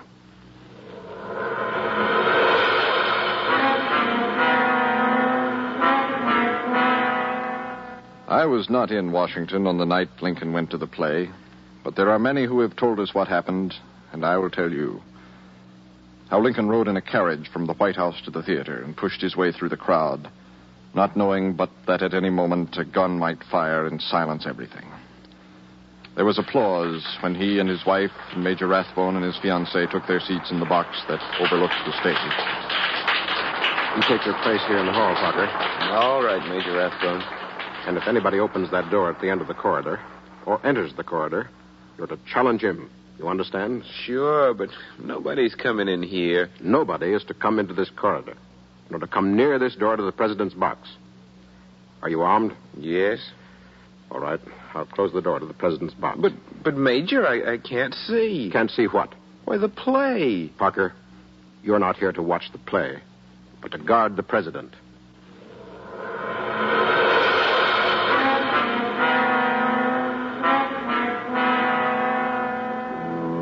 There had been a hole drilled through the door of the president's box, but Parker didn't see it. The doors to the corridor and the president's box wouldn't lock, but Parker didn't notice.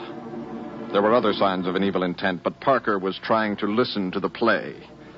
And when he found that he could not do that from his place in the corridor, he left his post. He walked down the corridor, away from the president, and went through the corridor door and walked down into the audience in the balcony and found himself a seat. And then at intermission, he went out and had a drink. I cannot tell you how it feels to tell this about a man who had a duty, a strong duty, this American, this guard who had as his responsibility the protection of the one man in this country whose every word and action could change a chapter in this nation's history. He went out and had a drink. Then Booth came up the steps to the balcony. Booth, an actor with a great, clear voice. Booth, a man who had played the towering characters in Shakespeare's plays. This little man came up the stairs, opened the corridor door, and closed it. And then, without a sound, he walked down the corridor to the door of the President of the United States and knelt down and peered in at Lincoln and watched him and waited. Until at last he threw open the door and stood beside the president and fired the shot. One of the most fatal shots in the history of the world.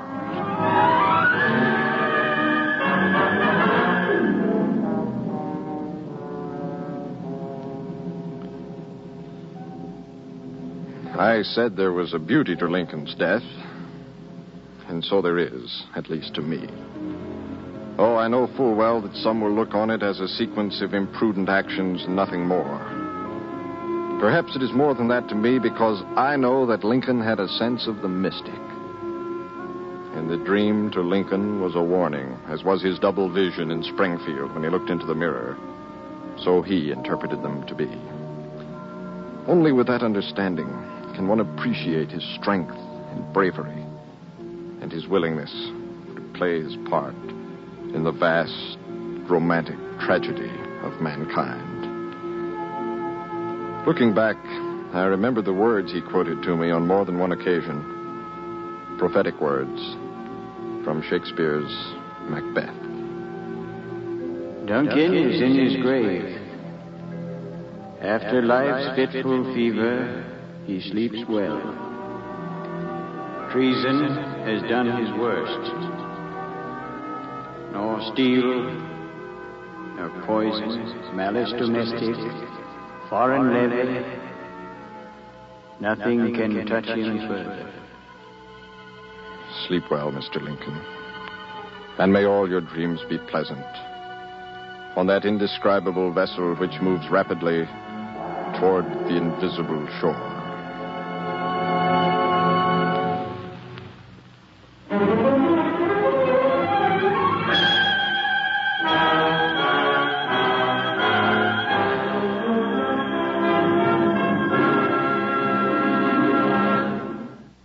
American Adventure is written by John Ely, directed by John Clayton, and is produced by the Communications Center of the University of North Carolina, Earl Wynn, director. These programs are produced on a grant and aid from the National Association of Educational Broadcasters, made possible by the Educational Radio and Television Center. Charles Curalt was Hill Liman. John Ely was Abraham Lincoln. American Adventure is produced and recorded in the studios of the University of North Carolina at Chapel Hill.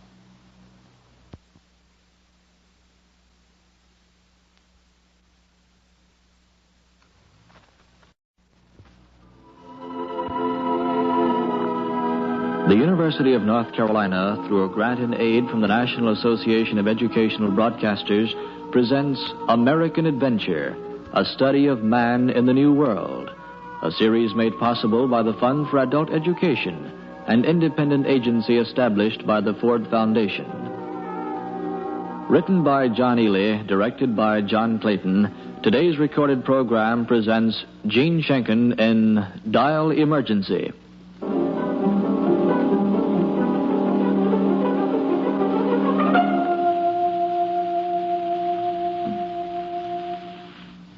Go right on into the doctor's lounge, young lady. Thank you.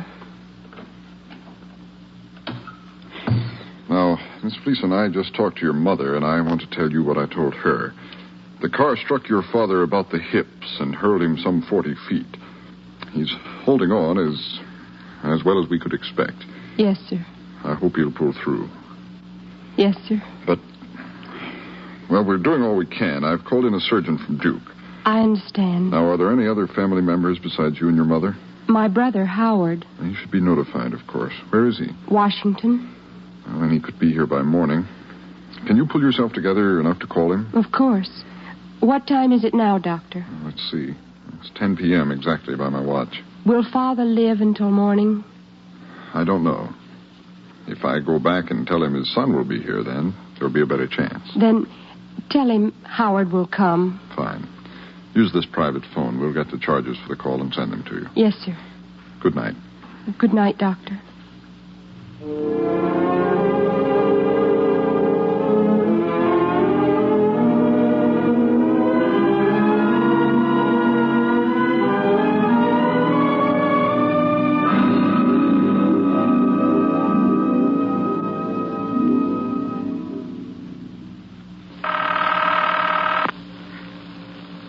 What is your number, please? This is 7521. And your name? Joan Fleeson. Fleason. The Arlington number is Chestnut 51223, if you'd care to make a note of it. Thank you.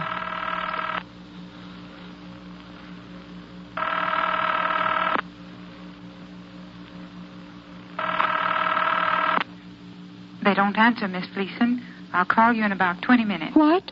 Oh, but he must be there. He has to be. Try again, operator. One moment, please.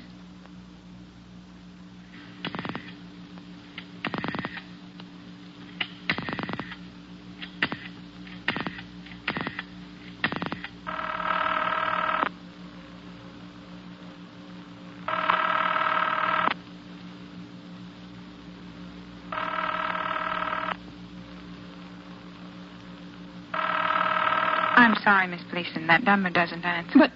But of course it does. The children ought to be there with a babysitter at least. Could you find out if the phone is out of order? One moment, please.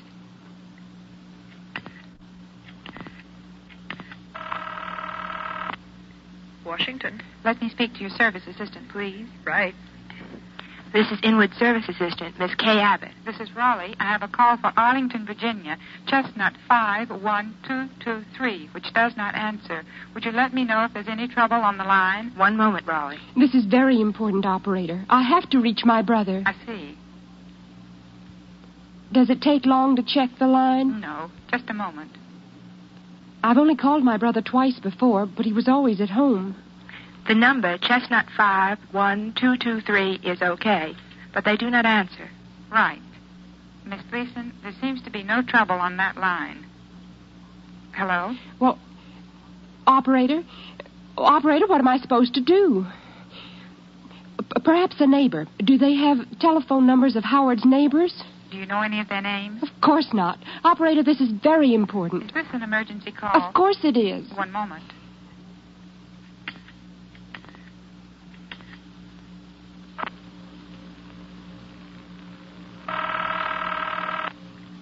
Washington. Your Inwood Service Assistant, please. Right. This is Inwood Service Assistant, Miss Kay Abbott. This is Raleigh again. Yes? Do you list by street numbers on North Pershing Drive, 400th block? We list some numbers. We would like to locate a neighbor of Mr. Howard Fleeson at 415. One moment. We have a listing for A. Arthur Wynn at 413. The number is Chestnut 54336. And we have a listing for Colonel R.R. Bolton at 420. His number, Chestnut 54210. Thank you.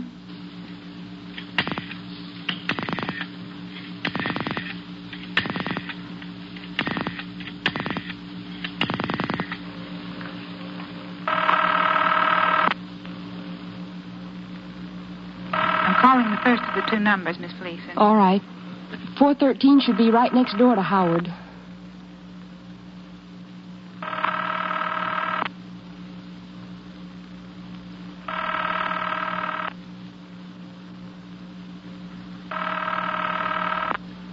That number doesn't answer. Well, try the other one. Quickly, operator, please.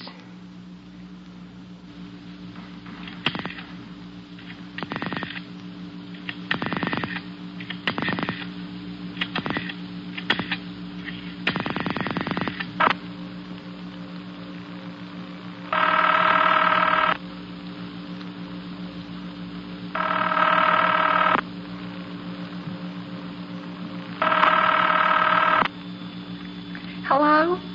This is Raleigh, North Carolina. We have an emergency call from Mr. Howard Fleeson at 415 North Pershing Drive. His telephone doesn't answer. Could you give us any information about him? Hello? This is Raleigh, North Carolina. Hello? Hello, son. Your daddy home? Yes, ma'am. May I speak to him, please? Yes, ma'am.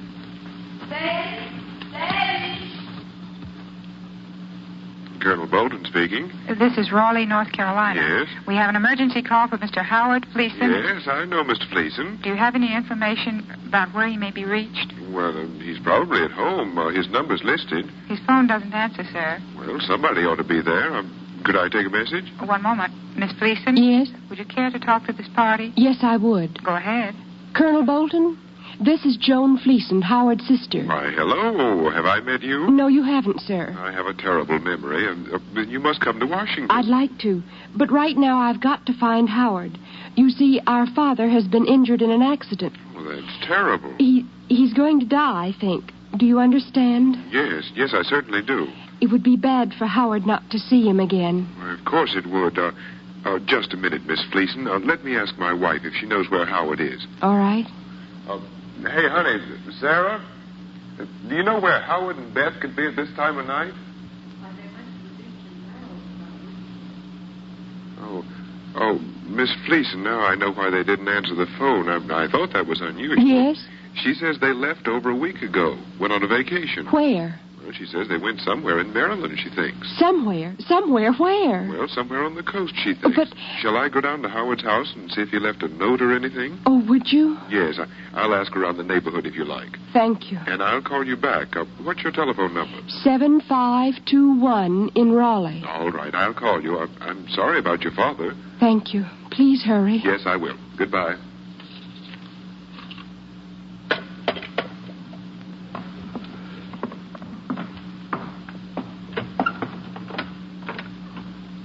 Nurse? Yes, ma'am? How is Mr. Fleeson? I believe he's being operated on, ma'am. And my mother? Still in a state of shock. She's mumbling something. 2 words, it seems to me. Mumbling? Yes. How bad, she says, over and over. No. How hard, I guess it is. How hard? Howard. What? She's saying Howard. Oh, how stupid of me.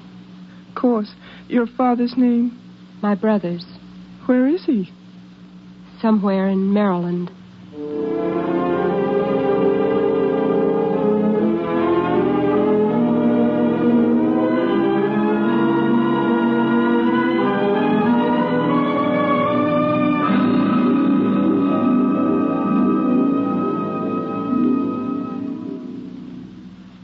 Don't you remember me, operator? Yes. One moment, please.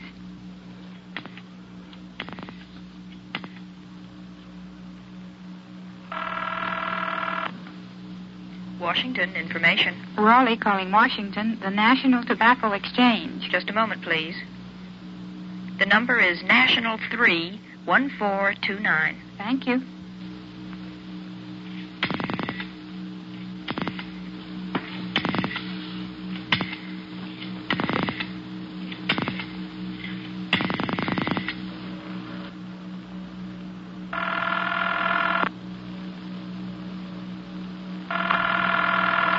What time have you, operator? I have 10:45. They're probably closed, aren't they? Yes.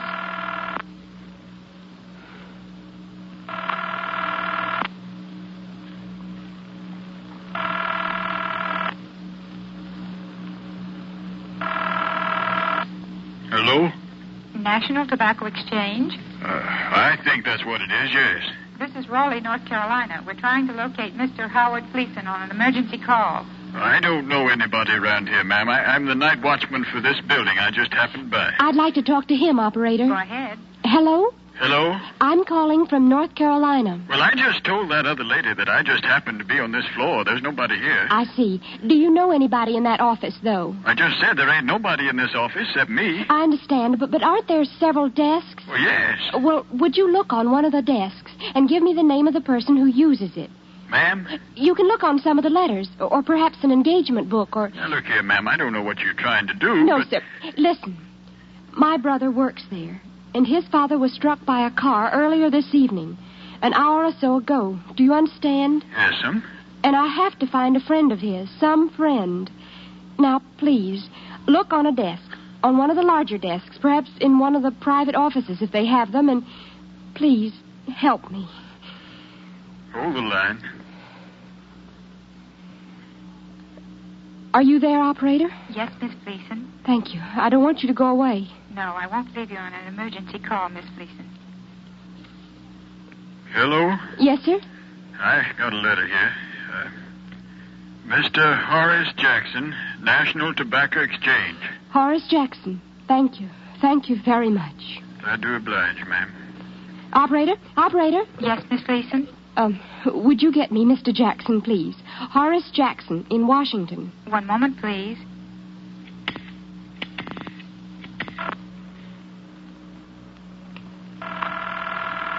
Washington information. Raleigh calling Washington, the Horace Jackson residence. His address. I don't know the address. This is an emergency call. Just a moment, please. We have a Horace Jackson in Georgetown, one in Arlington, Virginia, and a third in Silver Springs, Maryland. Give me all three numbers. Emerson, 36673. Chestnut, 54784. Juniper, 57336. Right.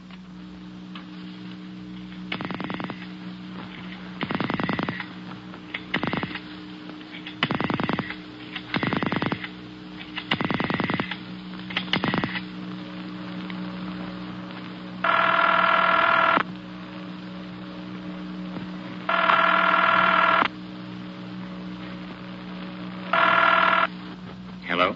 Is this the residence of Mr. Horace Jackson of the National Tobacco Exchange? This is he speaking. Go ahead, Miss Fleeson. Hello, Mr. Jackson? Yes. Is this Marion? No, this is Howard Fleeson's sister in Raleigh. Oh, I believe your name is Joe. Yes, it is. How are you?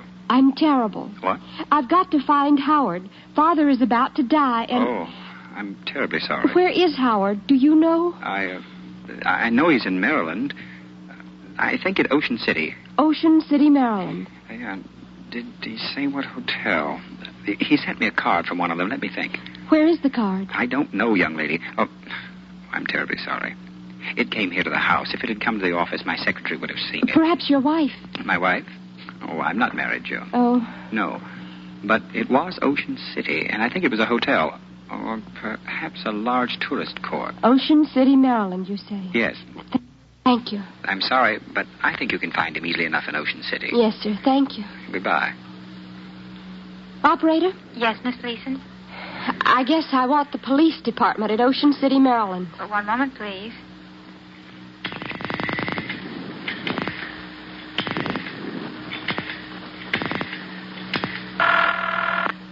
Ocean City, information. Raleigh calling Ocean City. Police department, please. The number is 5412.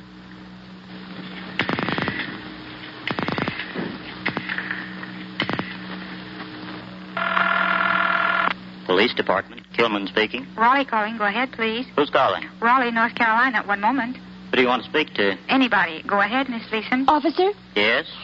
My brother's father's about to die, and we're desperately trying to locate him. Uh-huh. He's at Ocean City. Uh-huh. He's at a hotel, I think. Who's speaking, please? His sister. Whose sister? Howard Fleeson's. Fleason. What's your name? Joan Fleeson. Would Howard Fleeson be traveling with any one man? His wife and 2 children. 2 girls? What? 2 children. 2 boys. Could you call the hotels and tourist courts? I'll call as many as I can tonight, ma'am. There are tons of tourist places on the beach, but I'll do what I can. But What's your phone number in Raleigh? 7521 in Raleigh. You can call me back, collect. Yes, ma'am. We'll do what we can. Officer?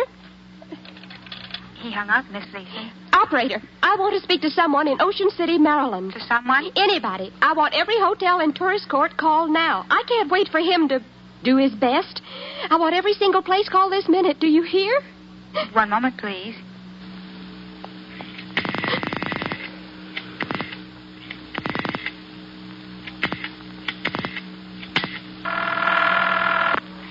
Ocean City. Raleigh calling Ocean City. You're in with Service Assistant. Right. Service Assistant, Miss Brown. This is Raleigh, North Carolina. I have an emergency call from Mr. Howard Fleeson in care of the hotels and tourist courts in Ocean City. Oh. That's Howard Fleeson, Fleason. Mr. Fleeson is traveling with his family. With what? His family. The police department are also making calls. Right. Your number, operator? 17 in Raleigh. I'll call you back. Thank you. Operator? Yes, Miss Fleeson? Thank you. Right.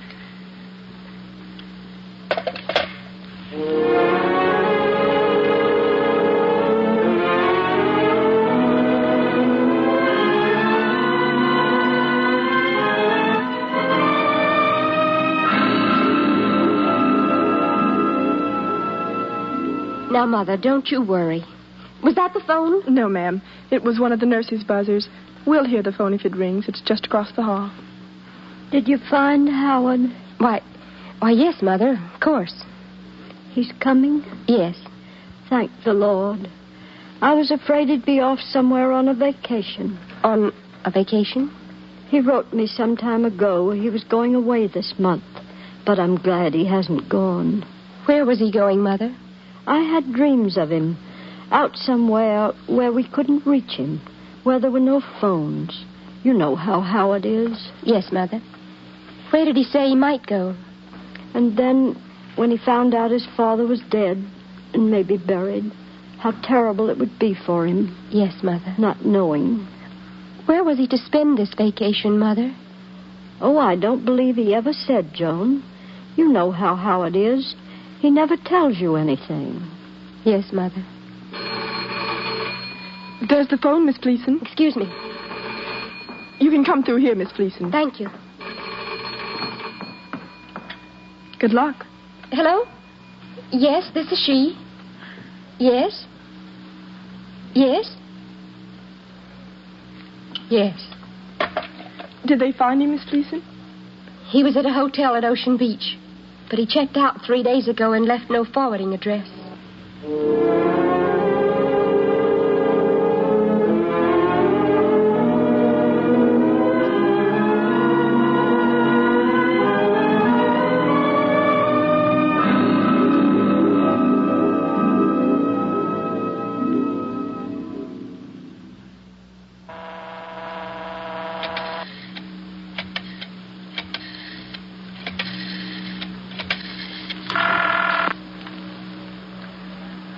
North Carolina Highway Patrol, Raleigh Station. Jenkins speaking. Mr. Jenkins, this is Joan Fleeson. Fleeson? Yes, sir. My father was hit by a car on Highway 70 about three hours ago. Yes, ma'am. I got a report on that here. I need some help, Mr. Jenkins. Yes? I've tried everywhere to locate my brother, Howard Fleeson. Everywhere. Where's your brother supposed to be, ma'am? In Arlington, Virginia. I see. Yes, but he went on a vacation to Maryland. Would you help me find him? Well, was he driving a car, ma'am? Yes. Then I suppose we can help you. What kind of car? I don't know. Know the color? No. Wouldn't know the license number, of course. No. I just know he and his wife and 2 sons went on a vacation and left Ocean Beach 3 days ago, and that my brother loves to fish. Well, I'll tell you what I'll have to do, ma'am. I'll have to radio the Virginia Patrol to look up the license number and the description of your brother's car. Then radio the Delaware and Maryland patrols to start a search. We'll do it, but it'll take 10 or 15 minutes. Thank you. Would you radio Cape Hatteras? My brother used to go down there to fish when he lived in Raleigh. We don't have a station on Hatteras Island, ma'am, but I'll radio the Coast Guard there. You're very kind, Officer Jenkins.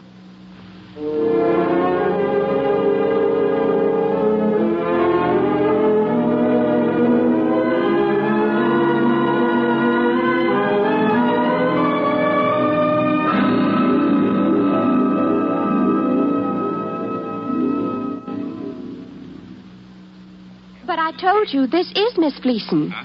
This is she. Oh, this is Mr. Jackson in Washington, Joe. How do you do, Mr. Jackson? I found the postcard. I found it. You did? Wonderful. I've been looking everywhere. Guess where it was? On the hall table where I always put the mail when I bring it in. Oh? And here at 3 a.m. I just located it. I even went through the garbage cans. Oh. And I was right, you know. It is Ocean Beach. Yes, sir. I know. There's Ocean Beach written on the front, and the postmark is Ocean Beach. I see. It's a card showing a rather poor picture of a restaurant called Patterson's, where evidently you eat seafood caught by Captain Patterson in his own fishing boat. Leave it to Howard to find it. Captain Patterson? Yes, Patterson. The card reads, having fine time here, but fishing has not been so good this week. Staying at Silver Spring Hotel if you want to reach me. The Pattersons. Does it give their initials? No, it doesn't. Why? Oh, thank you, Mr. Jackson. Not at all. Goodbye. What? I'll write you. I'll explain. Goodbye. Goodbye.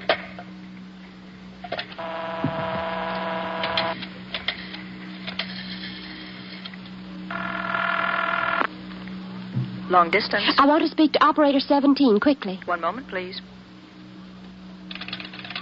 Long distance. Operator 17, please, hurry. One moment, please. Operator 17. Is this the same operator I had a moment ago? Who is this speaking, please? Joan Fleeson. This is an emergency call. One moment. Hello, Miss Fleeson. Operator, I want to call the Pattersons, Ocean City, Maryland. Do you have the initials of the Pattersons? I don't have anything about them. You see, they run a small restaurant where Howard ate dinner one day last week. One moment, please.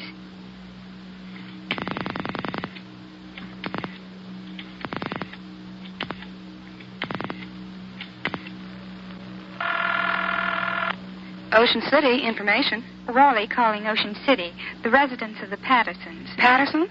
That's all the information I have. What, operator? This is an emergency call. The Pattersons operate a restaurant. That's all I know. And fishing fleet, operator. And fishing fleet, Ocean City. One moment, please. We have several Pattersons listed, including Mrs. J.R. Patterson, proprietor of Patterson's Restaurant. Does Mrs. Patterson have a residence telephone? No, but we have a residence telephone from Mr. J.R. Patterson. The number is 7129. Thank you.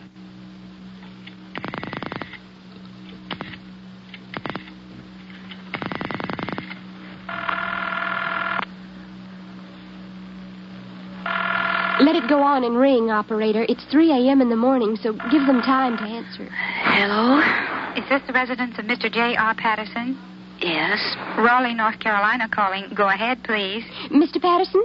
Uh-huh. I'm Joan Fleeson in Raleigh. What time is it? My brother Howard Fleeson ate in your restaurant last week. What? Mr. Patterson? No, this is Mrs. Patterson. Oh. Do you remember... Mrs. Patterson, would you help me, please? This is an emergency. What's an emergency? My brother Howard Fleeson ate in your restaurant last week. Yes? He was probably with his wife and their 2 boys. Yes? Do you remember him? Uh-huh. Hello? Mrs. Patterson, do you remember a family with 2 sons who ate in your restaurant last week? No. 2 boys with extremely blonde hair. 2 boys with what? Blonde hair. No. Robbie's about 5, and Howard Jr. must be 7 now. Robbie, did you say? Yes, Robert Starnes Fleeson. I bless his mean little heart. That Robbie broke my ketchup bottle 2 days in a row. Then you remember. He's the cutest fellow I ever saw. You know that? Yes, I know. I remember that family, sure. They come in here every summer, but I didn't know their names. I see. They were here just a day or 2 ago. Do you know where they are now? Just a minute. Let me get my husband out of bed. Oh, no. I mean, would you please? Won't take but a minute. Jonah? Jonah? Hello, ma'am. Hello? Your brother was in here about 3-4 days ago. Told me he was leaving. Where was he going, Mr. Patterson? Said he was going to the best fishing ground on the Atlantic coast. Where is that? Well, ma'am, every fisherman says differently. But it seems like your brother thought it was Fenwick Island. Thank you. Thank you.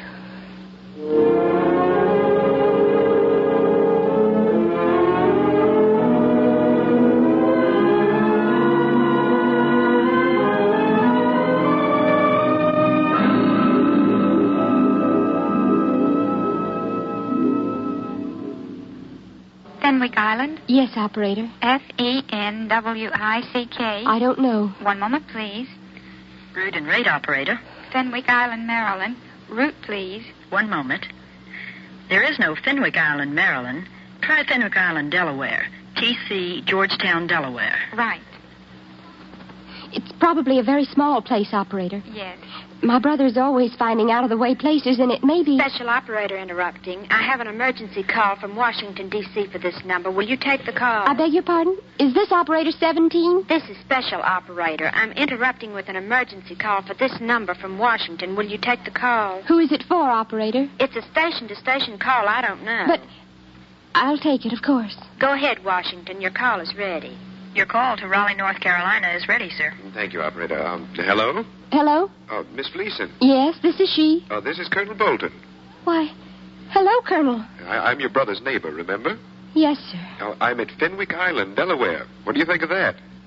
Why, I think that's wonderful. One of the neighbors told me they got a card yesterday from Howard at this place, but I couldn't seem to locate him through the telephone. I see. So I drove on up. Yes, sir. I found your brother. He's right here. Hello, John. Howard? Colonel Bolton told me about Dad, honey. I'm packed up. Beth and I are driving down. The Colonel's taking the boys back to Arlington. Can't you take a plane? I can get there quicker driving at this hour, I believe. I'll be in Raleigh in 6 hours, John. I'll tell Mother. Is Dad still all right? Yes. I'll be there by 9 a.m., honey. Yes, Howard. Goodbye. Goodbye.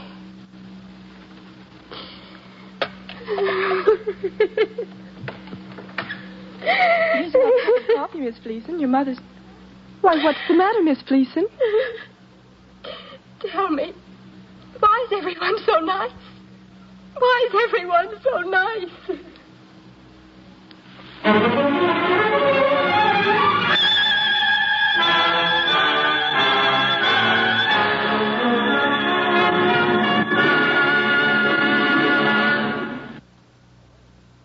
American Adventure will not be heard next week, so that NBC might bring you a special program starring Jose Ferrer with scenes from Cyrano de Bergerac.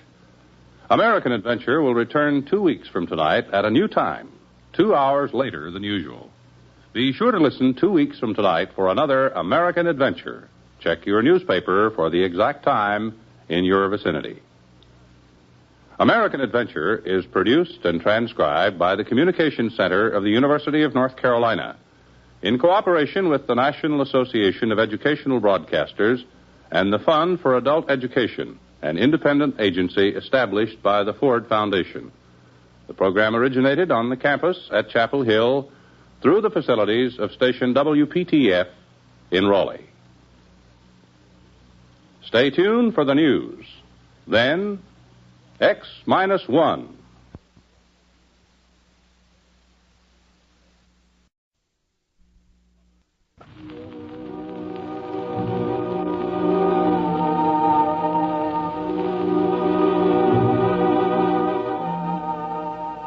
The best understanding of America begins, or so it seems to us, with the realization that this nation is young yet, that she is still new and unfinished, that even now America is man's greatest adventure in time and space.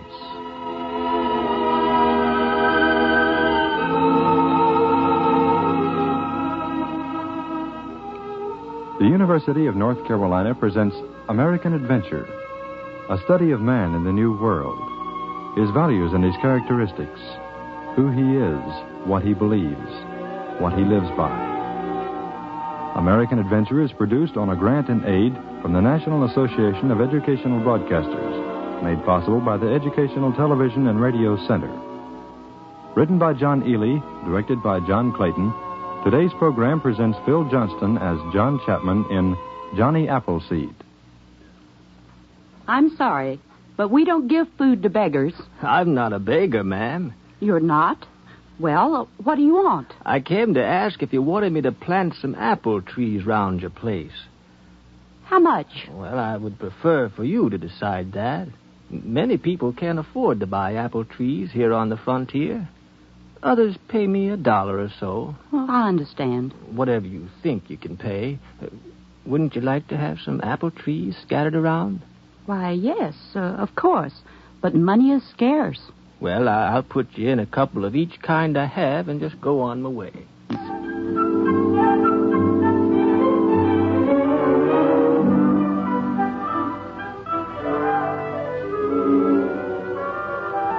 mother says you ought to get yourself some better clothes, mister.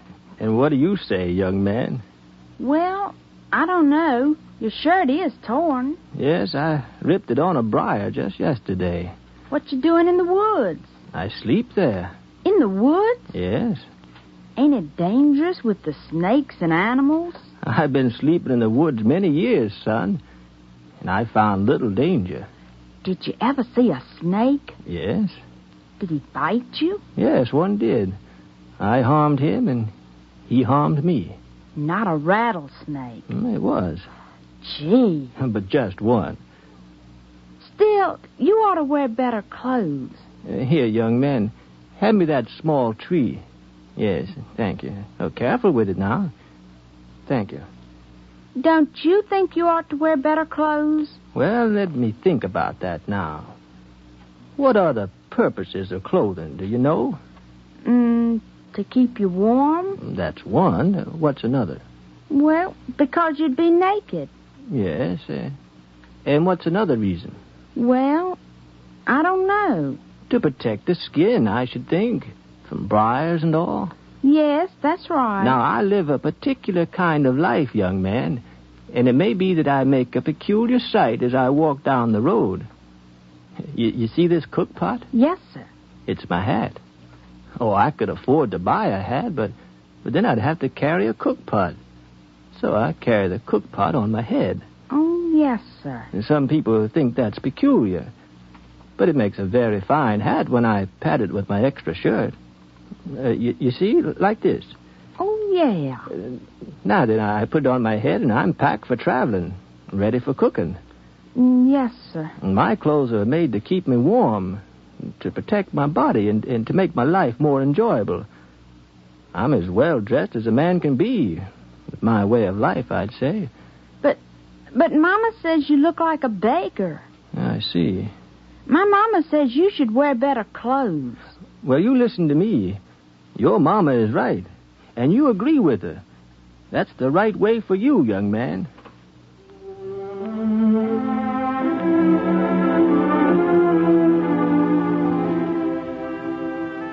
Johnny would plant apple seeds in orchards. Then, when the trees were started, he would transplant them to the home sites of the pioneers. He would go far out beyond the frontier to plant his orchards. And by the time the pioneers had reached that part of the wilderness, his trees were up. Johnny, why don't you buy a farm and settle down? I've thought of doing that, Mr. Howard. I've seen you so many times of late, trudging up and down the roads, planting trees here and there. Why not settle down? Live a decent life. I guess I like to walk, that's all. No, it ain't all. Johnny, what will you say when you're too old to carry on? You have no farm, no family, you have nothing at all. Yes, I guess that may be. You'll have nothing because everything will have been given away. I know. I know. Now, a man has more when he owns a farm. And you could take your pick of any land in any of the newly opened sections because you've already explored them. Why, you could have a creek-bottom farm. You could get a land at the bend of the river. You could have 300 acres by now and be secure. But what a price. Well, price, $1 an acre or less, that's all. Oh, no, the price is higher than that. You're not thinking clearly, Johnny. Oh, yes, I am. I know full well that everything a man owns takes something out of him. I know that a man can get bound up to a piece of land. A man can get to thinking about that piece of land, about getting another piece of land, and about getting better stock and getting more workers, and pretty soon he doesn't own himself. He doesn't own the land. The land owns him. No, I don't want any land. Nonsense, Johnny. I have 600 acres, and I own it. Not the other way around. Then come with me down to Thompson Creek, and let's fish a while. Huh? Now? Yes. The water is cool. Trees are tall. Shade deep. Come on. No. I have to feed the hog. Why? For food. Eat fish. Eat plants. They're free and available.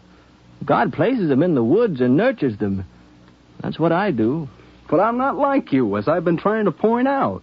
Let's go up into the North Country. I know a place where there's a high view And from there, a man can see a dozen miles of countryside. Then get your hands on it, Johnny. That land may open up any time now. I see. But if you're sure you don't want it for yourself... No, I don't want it. Then by all means, let's go. Look, I have a son who's nigh 18. He needs a piece of land. I can stake it to him, and when the land opens up...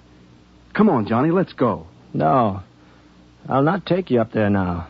But why not? Because you're ill. Please don't be angry with me for saying that. But I talk to you about the beauties of nature, and you have to slop the hogs. Yet I tell you about a piece of land, and you say, let's go. So I can see that you have sold your life for land. The land owns you. I'll plant some apple trees round your place. But for that piece of high land, I want a young man who can enjoy the beauty of what is there. No, you're ill, my friend. You're owned by land.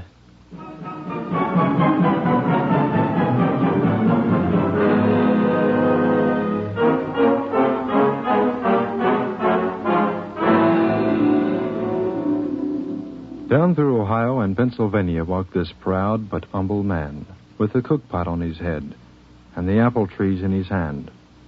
Down the settlement roads, the pioneer trails. Howdy do, ma'am. I don't give to beggars. Be off with you. Walked this proud, this humble man. Johnny? Johnny? Yes? Where are you?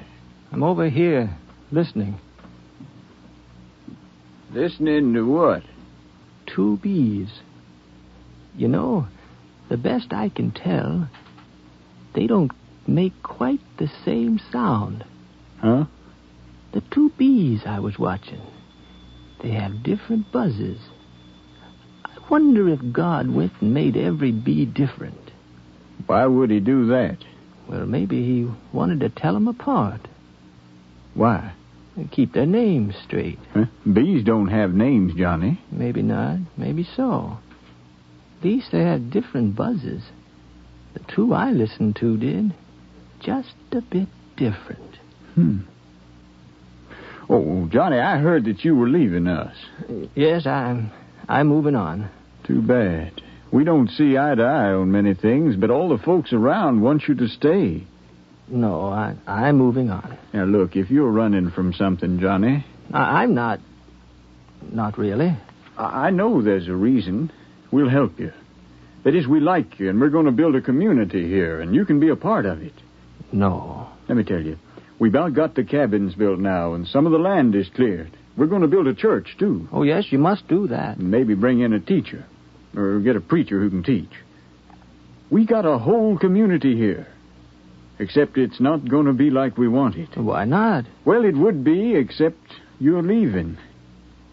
I feel you could help us. Oh, I'm not a builder. I never built much of a house. No. Nor a church. Oh, I know that. I never planted much except apple trees. Well, you don't have to farm, Johnny. I preached a little here and there. I heard you did. Talked to people. But there are men who can wind up a sermon better than me. Well, we'll get a preacher. Never was any good work in a store. Tried it once. Couldn't keep track of the money. Somebody would come in there and buy something, and I'd get to talking to them, and they'd leave an hour later, and neither one of us ever got around to the money changing hands. And that was a problem. That would be a problem in a store. Of course, the storekeeper was making as much as anybody, but it unnerved him nonetheless. He got right irritated with me. I could see it would be better if I left. You don't have to work a store, Johnny. Somebody once told me I'd make a good trapper. I'll bet you would at that. No, I wouldn't. I've seen too many traps. You know, it's a crime to let an animal out of a trap. Or at least it's figured that way. Well, it ought to be. Fair way to make a living, and not an easy one, trapping animals. Yes. I never saw an animal in a trap in my life that I didn't let go. Huh? You mean... Well, I don't know what to say about that. Well, you see, I understand them too well. Even when they're fierce, I can go close by and talk to them and reason with them. You know, the Bible says, "Come, let us reason together, saith the Lord." And that's what I try to get across to them, reason together. Did you ever try to reason with an animal when he had a leg in a trap? Lord, no. It takes a while. You get to understand God's problem with us. You know, men have all got their leg in one kind of trap or another. Something pains them. It takes a long time to reason with an animal in a trap. Well, you don't have to be a trapper, Johnny. Mr. Jordan, you say you want me to remain here in your community? Everybody does. Doing what? Well, Johnny, I hadn't given it any thought. Seems like you don't fit any regular job. But would you stay? Well, I'd like to. You would? I think so. But you see that I can't, don't you? Johnny, why? Is it that it's calling you? What? The unknown land ahead. No. There's a great joy to putting your foot down where you figure nobody else ever walked before. Or seeing a sight that only Indians have seen, and they probably didn't notice. There's a deal of pleasure in being out there where nobody is except you, and the plants, and the animals, and God. But it ain't the call that makes me go on. Johnny, do you know what it is? I don't like to think about it. You can't avoid it, Johnny, not any longer. She's here. Who? Annie Turner. That's why I wanted you to stay. 'Cause she's found you now. She's in my place. Annie Turner? I remember her. Remember her? I reckon you should. To hear her talk, it was love for her that made you run away. Annie Turner. At my house. So now don't you see you have to stay, Johnny, and get a job and settle down. You can now, because she's come to you. Would you like to talk to her? I would. Then come along. Yes, I will. I see now why you wanted me to stay. It was to please her, wasn't it? Well, that's one reason. The other reason is you, Johnny. I like to talk to you, even if we don't always agree. I see. Well, let's go down to your house. I haven't seen Annie Turner in many years, and it's wrong to keep her waiting any longer.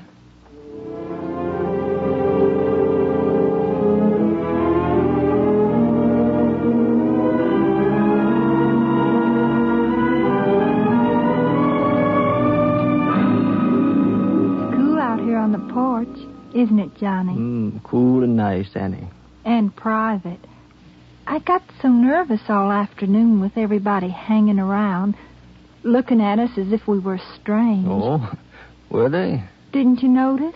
Annie, people have been looking strange at me for so many years. I think it's normal. Well, you can't blame them, Johnny. Look at yourself. You're all tattered and torn, and I bet you got money, too. I have.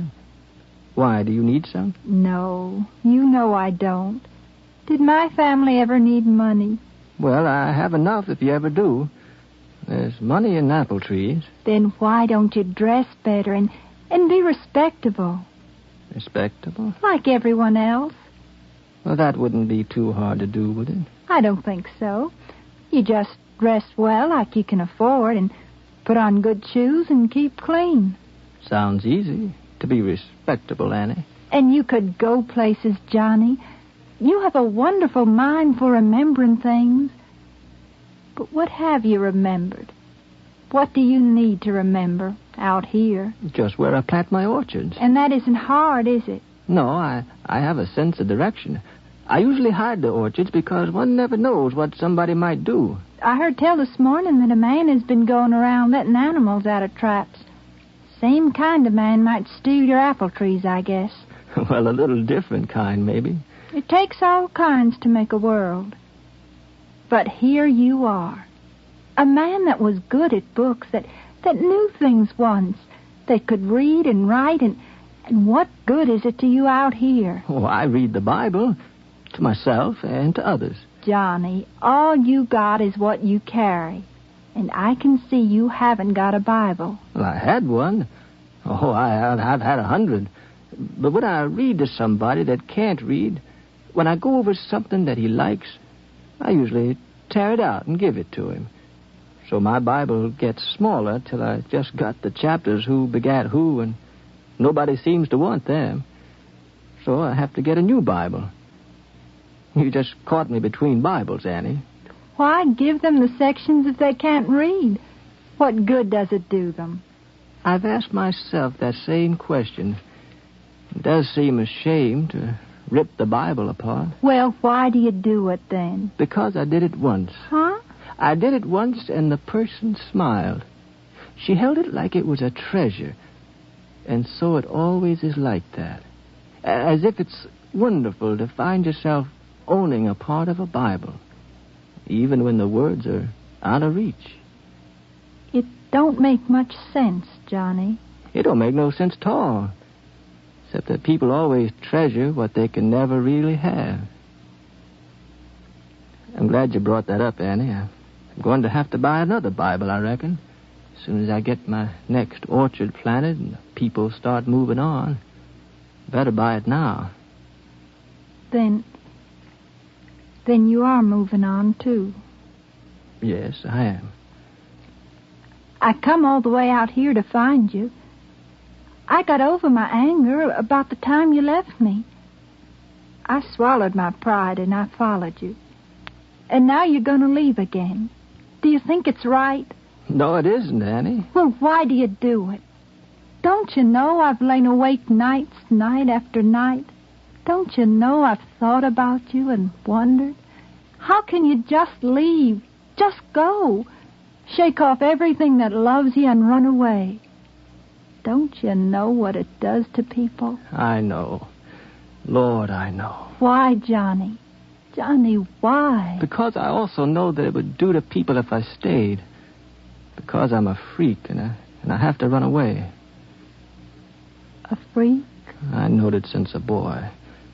I knowed I was different. How was you different? I never cared about the things other people cared for. And I believed things other people didn't believe.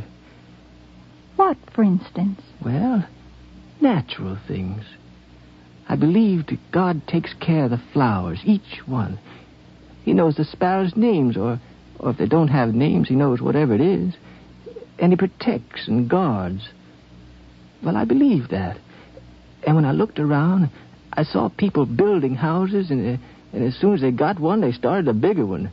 And they laid by barns full of crops, and they had cattle they could never eat if they started on a Monday and ate for 3 years. They couldn't eat that much beef. People saved money, went hungry to save money. People 60 years old and without a child laid by. And it seemed that nobody wanted to depend on God. Johnny, when you plant an orchard, you have to clear ground, don't you? Of course I do. You have to guard it, don't you? I do. Not just from people, but from animals and weeds, and you have to be sure a flood won't take it away. I know. You gotta work with God, but you gotta work with your mind on your business. Because God ain't gonna change the world just for you. But he said he knew about me, even about a sparrow. Oh, Johnny, he may, and he may care. And he may worry about a sparrow that don't fly south in the winter, and he might weep, God might. But he can't do nothing, can he, Johnny? Well, I reckon he could, but I reckon he wouldn't. What if the people that came out here to Pennsylvania never built a house? What of them, Johnny? Just lived in the dirt. Dirt's clean. Johnny, look at me. What have you got against houses? What have you got against improving things and living respectable? A man ain't no animal, is he? No, he ain't. Not to me. No, he ain't. So he does different. But don't you see the danger? They got to being so dependent on what they've done that they just forgot about God, and they don't know what freedom is. And which is more important, Annie, being a man with respectability or being a man with God? I reckon a real man can be both. I don't know. They say Jesus used to go away. Go out in the desert, go out in the garden just to get away. Johnny, Jesus was a carpenter. He built things. I don't know that he did. He must have. Well, I don't know. And I can't talk any more about it. It ain't what's logical to me, Annie. It's just what's true. And it's true to me that out there in the woods, I'm at home. And here I ain't. And with you, I ain't. And I would drive you crazy because I would be a freak all my life. And yours. And I can be laughed at. I can go on down the road singing a song and planting apple trees and reading the Bible to people that can't read and doing good where I can. Johnny, please. But I can't do the other. You're afraid. I'm not afraid. I'm not afraid in the woods. Goodbye, Annie. You shouldn't have come.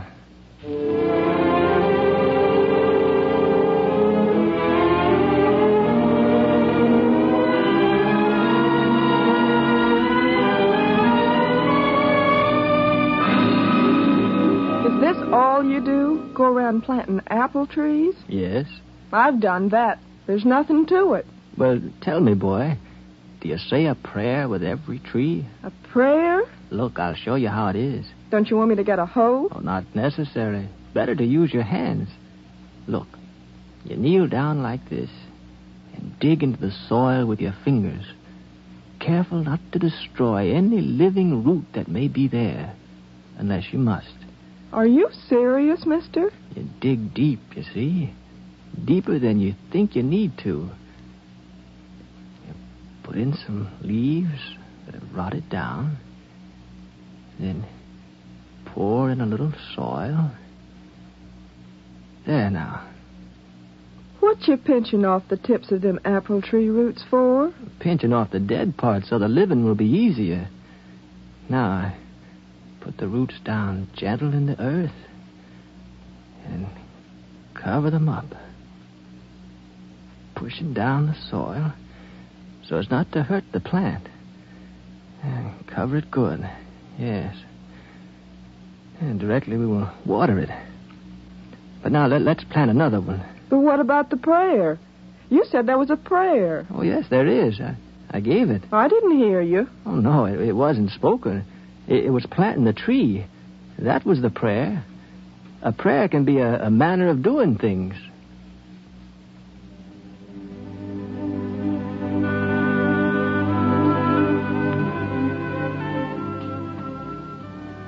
As he grew older, he went farther west, with the cook pot on his head and the apple seeds in his hand. From Pittsburgh to Limestone Creek to the Great Falls at Louisville, overland to Illinois, he traveled the American frontier until he was old, until settlers went on past him, until he could not keep up anymore.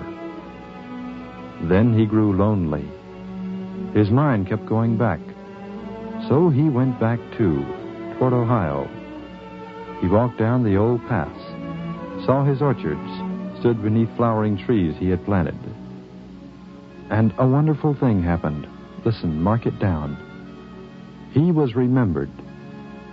He was remembered, and he was loved. Consider that. This man who had nothing, he was loved through his old age. Lay him there. That's what he asked, to be put under the tree he planted. So let it be just that way. Let us have no sermon. There is no man who can preach the sermon of Johnny Chapman. He was the sermon, and let us not forget it, although I fear we will. Let us not sell our lives for money or power or land, but strive for something greater and above them.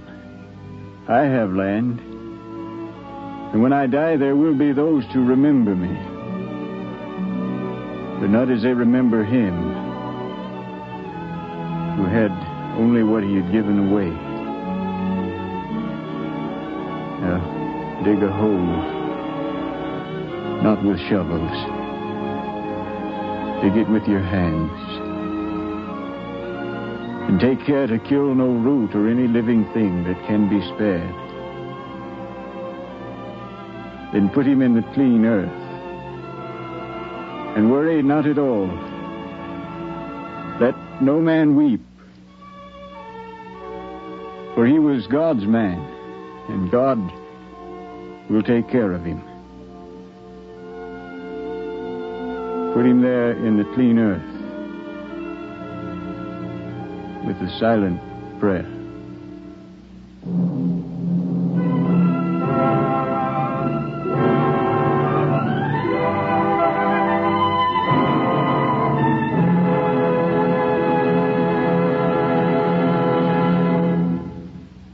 American Adventure is written by John Ely, directed by John Clayton, and is produced by the Communications Center of the University of North Carolina, Earl Wynn, director. These programs are produced on a grant in aid from the National Association of Educational Broadcasters, made possible by the Educational Television and Radio Center, an independent agency established by the Ford Foundation. They are intended for use by educational and commercial radio stations in this and other countries and by schools for in-school listening purposes. They are in almost all cases based on actual events. Today's program, Johnny Appleseed, presented Phil Johnston as John Chapman, with Alice Wallace as Annie, John Ely as Jordan, and George Brenholtz as Howard. Others in the cast were Edith Sanford, Gene Rayburn, and Keen Oliver. American Adventure is produced and recorded in the studios of the University of North Carolina at Chapel Hill.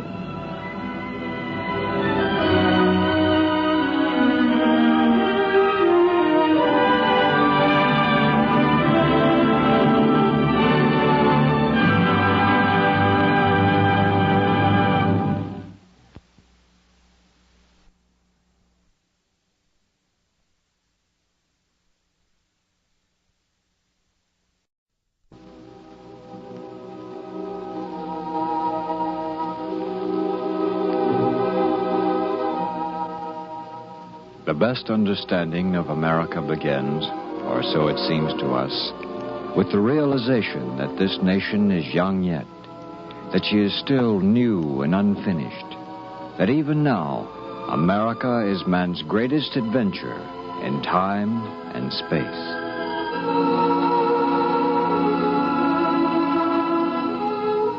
The University of North Carolina presents American Adventure, a study of man in the New World, his values and his characteristics, who he is, what he believes, what he lives by. American Adventure is produced on a grant and aid from the National Association of Educational Broadcasters, made possible by the Educational Television and Radio Center. Written by John Ely, directed by John Clayton, today's program presents Les Casey as Mrs. Bouchard in The Battle.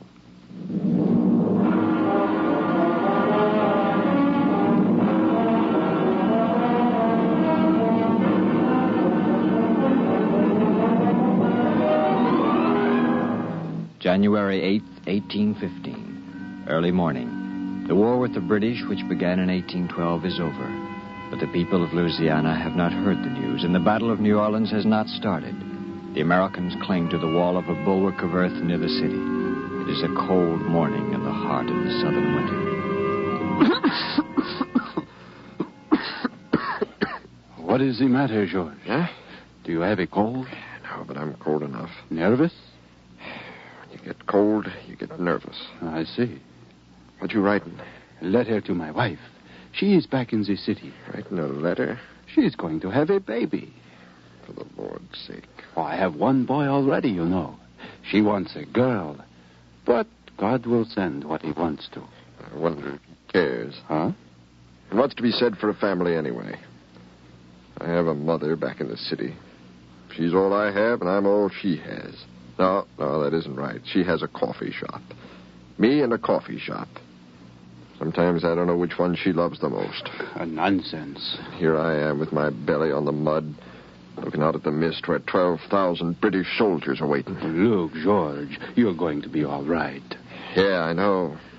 We have Lafitte's pirates to help us. Oh, pirates are good fighters. We have Indians. We have free slaves. We have General Jackson, too. We have General Jackson shaking with malaria. And I have a mother with a coffee shop. You have a wife with an unborn baby. And each of us has a rifle he knows nothing about. And out there are 12,000 soldiers who fought in the wars. Look, George, sit down. Write a letter, like I am trying to do. Do something. We can't be cowards. Huh? Cowards? Am I a coward? It's cold, Lord of mercy. Just because I'm afraid, does that make me a coward? No, it doesn't. But we have to remember that behind us is the city, and it's up to us to protect it. And we will. We will, George. It's cold, you know. I wish the British would come on and get it over with.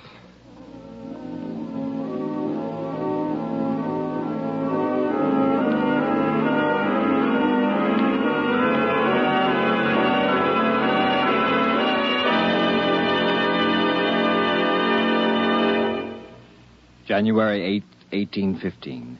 Many of the women of New Orleans gathered in chapels and homes with knives in their belts and prayer books in their hands, while in a room on the second story of a brick building, shutters drawn across a window, a woman lies in early stages of labor. Near the bed, a midwife sits rocking. Nearer still stands a small boy, annoyed by all the happenings which he cannot understand. Didn't Papa eat breakfast? Yes, dear. I didn't see him. He left before you were out of bed. Why didn't he eat breakfast? He did, darling. Yeah, now don't you bother your mother now. Let him be, please.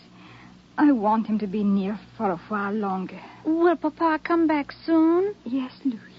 Did he go out on a boat? No, he went a few miles away on land. He will come back before nightfall. Why did he go? Because they told him to. Uncle Coleman told him to? No, darling. General Jackson told him. How are you, ma'am? All right. It'll be soon. What? The birth or the killing? Birth, Miss Bouchard. Yes. You're right. But not for a while.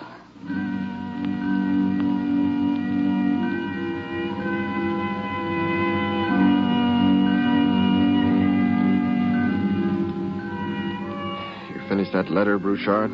I never finish a letter. I write a page and I read it over. It never says what I want it to. Hey, listen. What is it? Listen, I said. There, you hear? Yes. The British are walking around, aren't they? Yes. The officers are peering out there now. Look, way down the bulwark. That's General Jackson, isn't it? Where? Standing up on top, peering out. As the sound is gone, the British have stopped. How far away are they? I do not know. Close. Lord. They're going to come front on? I hope so. You do? The pirates are on the cannons. Yeah, so? Dominic is standing up now. Look, he's talking to some of the men. Lord, how calm he is. They are ready. With those pirates on the cannon, it's going to be terrible. The British will come walking through the mist in formations, giant formations, and the pirates will be behind the earth, loading and firing as if the British were Spanish frigates in the high seas. A terrible thing. Yeah, all part of being noble and protecting a city. Now, look, why couldn't we go out there and reason with the English? Why couldn't we say, look here, we're telling you that you'd have lost if you'd tried. Now go on home with your lives. Yeah, what's so funny? Your suggestion. The logic of an old woman as she cooks soup in a kitchen with 6 cats on the floor sleeping. Hey, I don't know that I like that comment. Listen. I thought I heard them. Yeah. They'll be coming in soon now. They've stopped. Yes. I wonder what they're thinking. Who? The English, Irish, Scotch. They're human, too.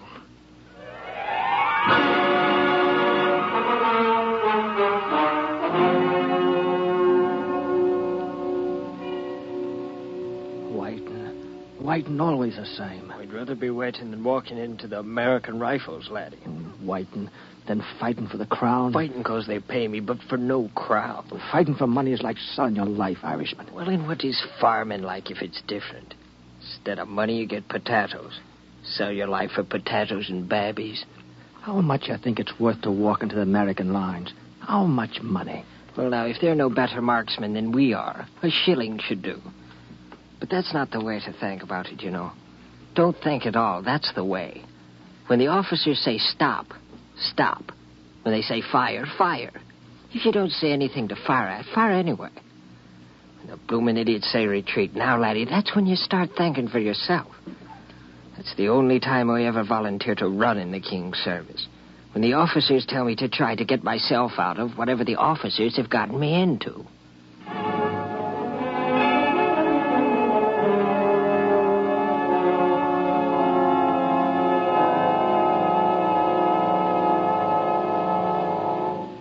January 8, 1815, morning. The mist rises slowly, and as each foot of ground becomes visible to the Americans, the men wait until they can see the feet and the legs and then the bodies of the first ranks of the British Army lined up before them, ready to advance. Bouchard, you know how to pray? Huh? Did you? Did I what? Pray. Oh, let me alone. I'm right. Lord of mercy, what is it, a newspaper? I prayed, you know. I expect my mother's praying right now. If God hears either one of us, it'll be my mother. I haven't done anything wrong, you understand, but I suppose you've got to judge a man for what he's done right. I haven't done anything right. Fighting a battle is right. Is it? It's right to kill. Even God says so, huh? I don't understand God very well. Look, will you be quiet, George? How can God be on both sides? Look here, they got 12,000 men. And we got how many? 2,000? I think so. Now, then suppose they were to pray 12,000 prayers. And we were to pray 2,000 prayers. They win, is that right? Look, George. I'm just asking. Ask a priest. Well, let me ask you something else. You're wise, Bouchard. Can we count the slaves as a full prayer or as 2/3 of a prayer? You finished your letter? It isn't signed, but I'm through. Did you hear my question about the free slaves? Yes, I heard it. The world is so full of oddities. Merrily, we go into battle, each man with the same God. And watch us, God, and we'll show you that no man has a God at all.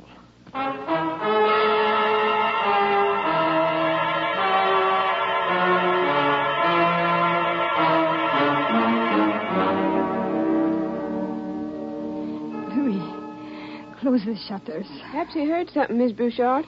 I thought I did. What? Can I open the window? Yes. Now, you stand back there, Louis. Lord, Miss Bouchard, it started. Mama, thunder. Is it the cannon? Yes, ma'am. He said he would write me a letter this morning. I wonder if he did. Mama? Don't you worry, Louis. It's only thunder. And soon the thunder will be over. And the men will come back to the city. Your father will be back. Is he with the thunder, Mama? Yes. Will he hurry, Mama? Yes, darling. Mama, how long does it take to make thunder?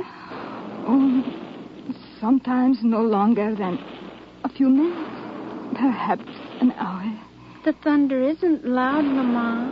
No, darling. It's not as loud as God's.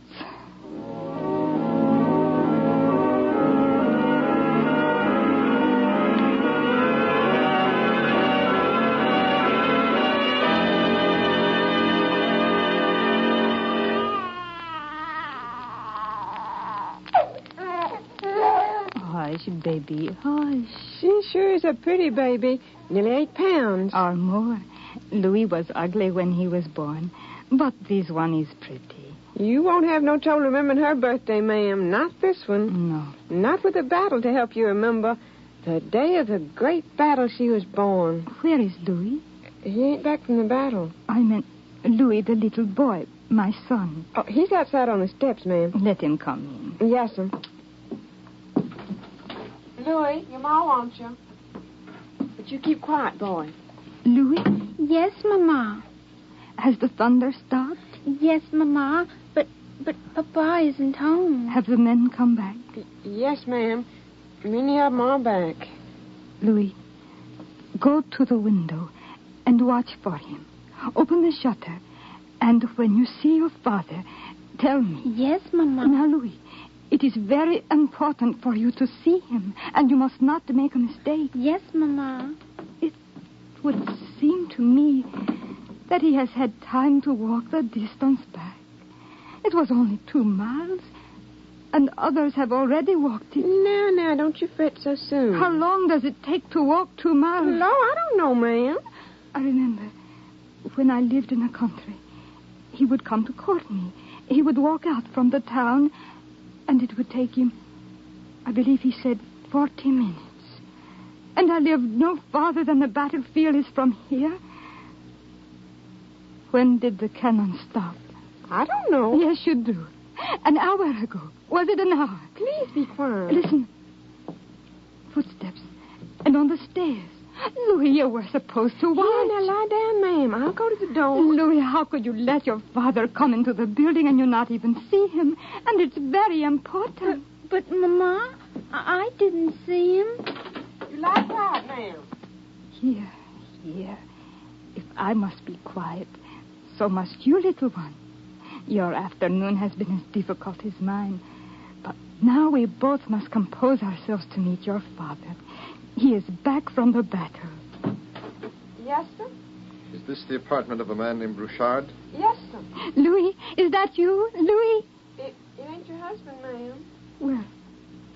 Well, who is it? I bring news about him, if I may come in. Yes, of course. Who are you? My name is George Picard. I've worked in a coffee shop until today. Do I know you? No.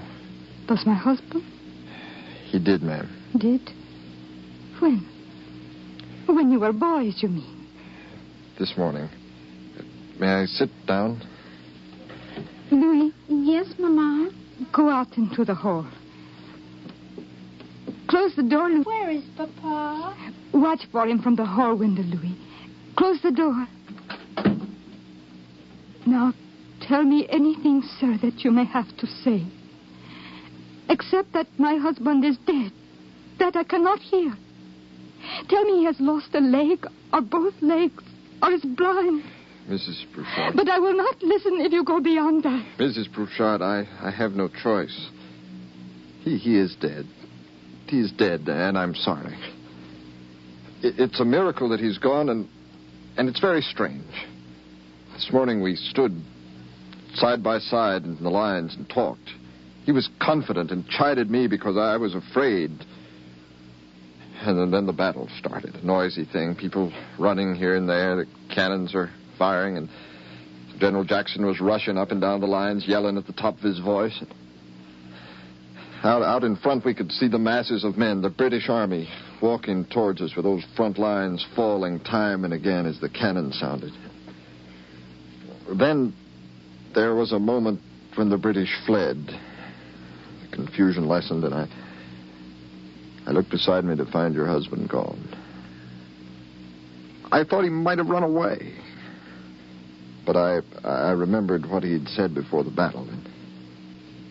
And I saw him lying on the ground, the letter in his hand. As if in the final moment of his life he'd been trying to write down something or sign his name at the bottom of the page. I can't say as to that. Are you certain he's dead? Mrs. Brouchard, would I have come up here if I'd not been sure? What is to be done with his body?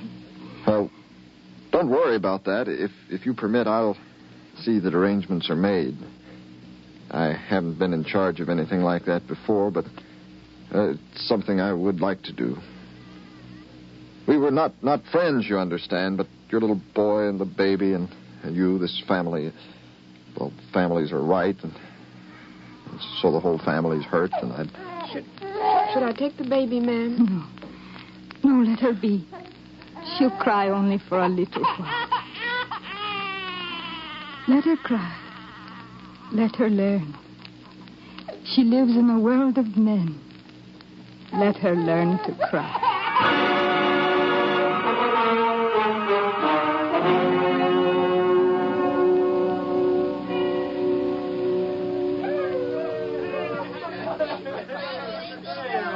Everyone celebrates, Mother.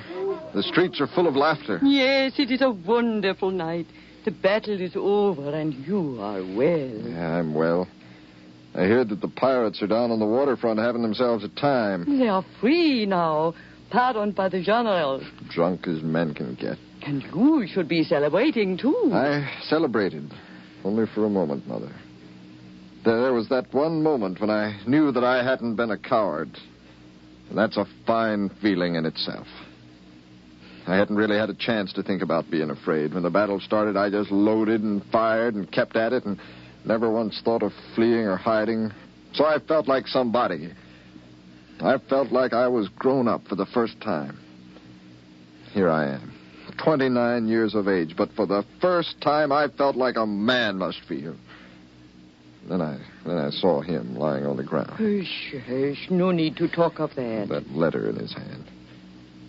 He has a pretty wife, Mama. And his son is young. Hardly old enough to know who his father is. I was thinking this afternoon, Mama. Well, let's not talk about it now. George, pity is not a firm base for a family, not for a marriage. Because you are sorry for these people... Now, you must hush, Mama. I will have to decide this for myself. I only intended to suggest that always before you have taken my advice. I've been to the battle, Mama. I will decide. It is not like it was before. You're not like you were before, are you?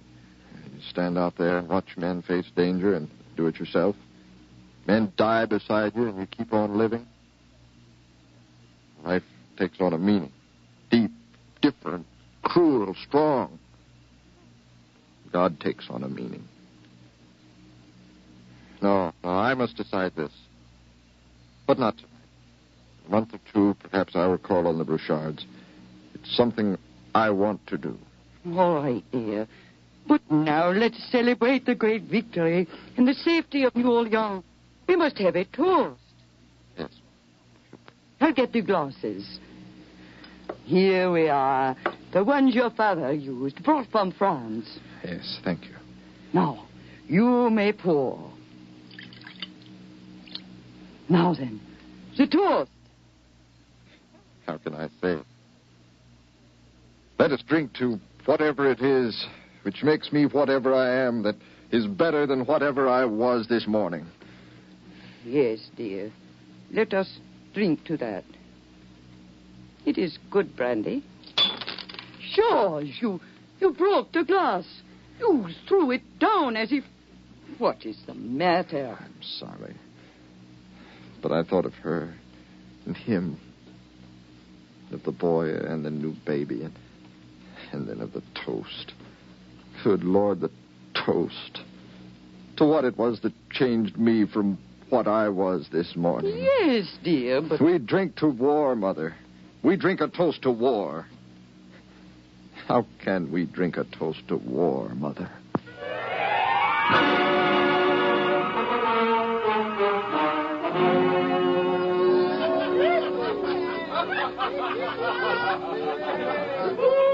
They've got fireworks on the streets, Miss Bouchard. Close the shutters. Yes, ma'am. Shall I blow out the candles, ma'am? No, please leave one on. Put it close by where I can reach. Yes, ma'am. Is Louis in bed? I put the boy to bed, but he ain't asleep. He asked for his father. Yes, for his father. And speaks real angry about the thunder. Once when some fireworks went off below the window, he shook like he's afraid. How can you explain to a boy that... Well, let us wait until tomorrow. Good night, Miss Bouchard. One moment. Would you hand me the letter? I will read it to the baby. Yes, ma'am. Is it a letter of love, Miss Bouchard? Do men write love letters before a battle? Good night, Miss Bouchard.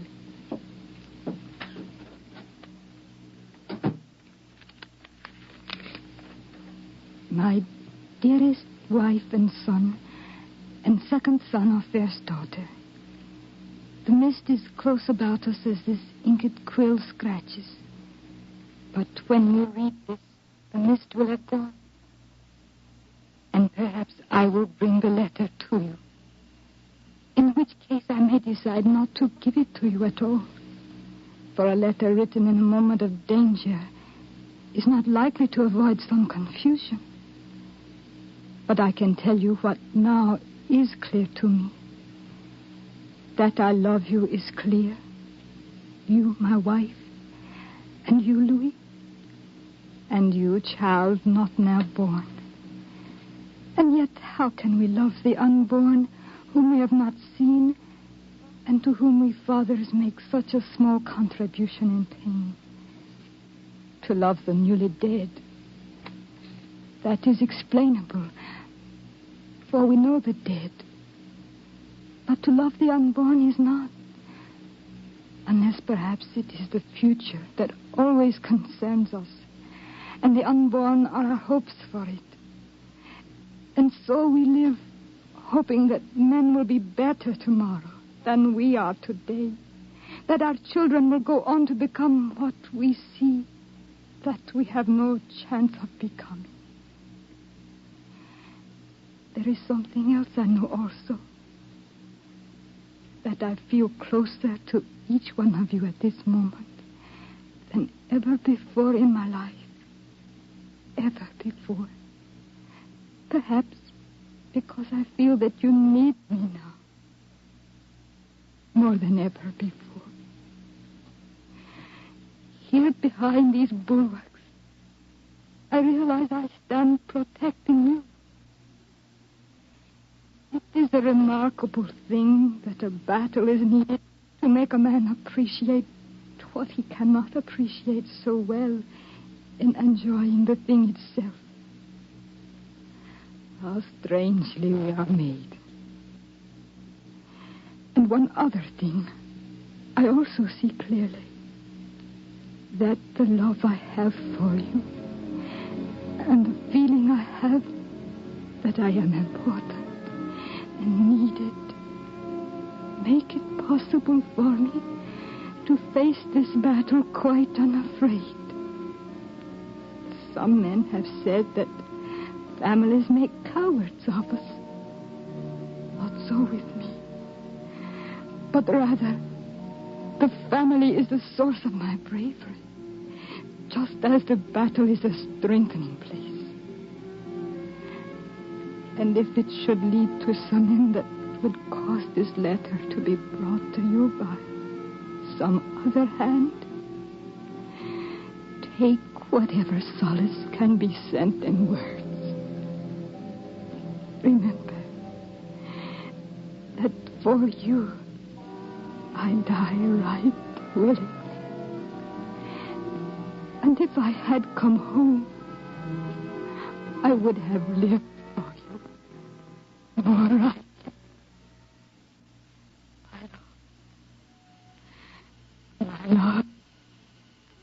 I love to the three I love. What is the matter, dear? Don't you understand? No. And you never will. Nor will I. Nor will any woman understand why a man will go into a battle singing. They're still burying the dead out in the battlefield. And down below they sing and carry on. Oh, have they stopped? Yes, they have stopped singing. 12 o'clock and all is well. Last night, we lay afraid in our beds. Tonight, we are safe, baby. Mama? Louis, what is it, dear? Mama? Oh, now you can't sleep in this bed with a new baby. So you must be a big boy and sleep by yourself. And tomorrow morning, it will be night again and you can go and play. I'm afraid. 12 o'clock and all is well. Don't you hear the crier, dear? All is well. All is well with the city. All is well with your father, too. Father? I think all is well with Father. It is only with us, Louis, that all is not quite well.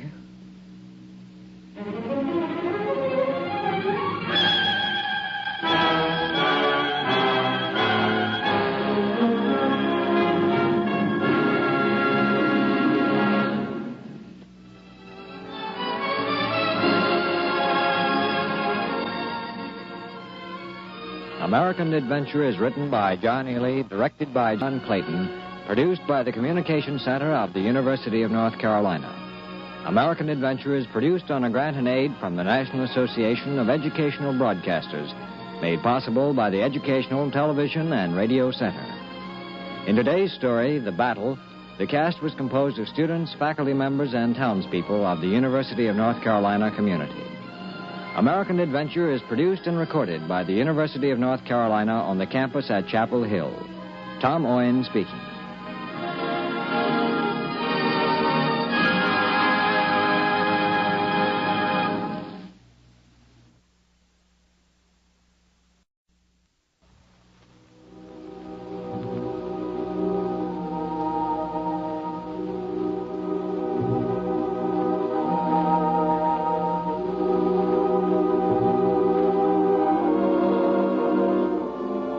The best understanding of America begins, or so it seems to us, with the realization that this nation is young yet, that she is still new and unfinished, that even now, America is man's greatest adventure in time and space.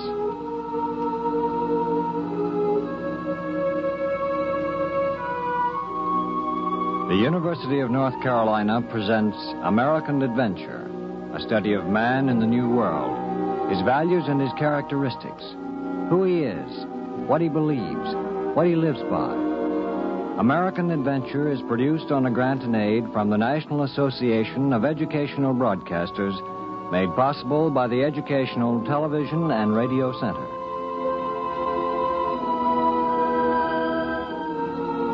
Written by John Ely, directed by John Clayton. Today's program, The Yankee Loves a Lady, takes place shortly after the close of the Civil War. This is the story of the president of the University of North Carolina, David Swain, and of his daughter Ellie, and of a Yankee general.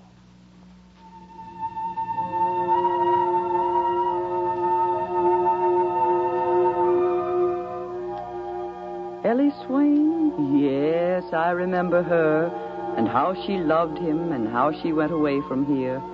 Well, I remember as if it were only the other day when the dust was barely settling on Franklin Street, when the university students were all coming back from fighting with Lee and Jackson, and a horse rode up from the south, dust folding around its legs, and the rider reined up in front of Ellie Swain's father's house.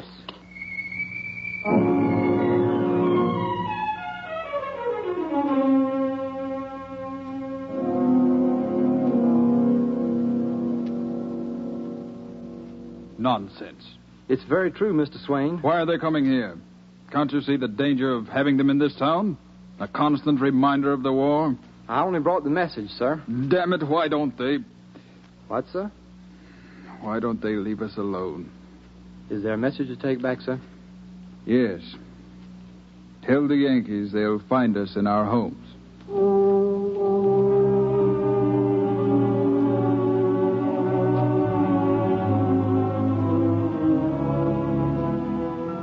And so they came to Chapel Hill, the Yankee soldiers and their general, General Smith Atkins by name, and many a window curtain rustled as they rode down Franklin Street for that first time, and many a lip quivered, and many a frown was on the faces.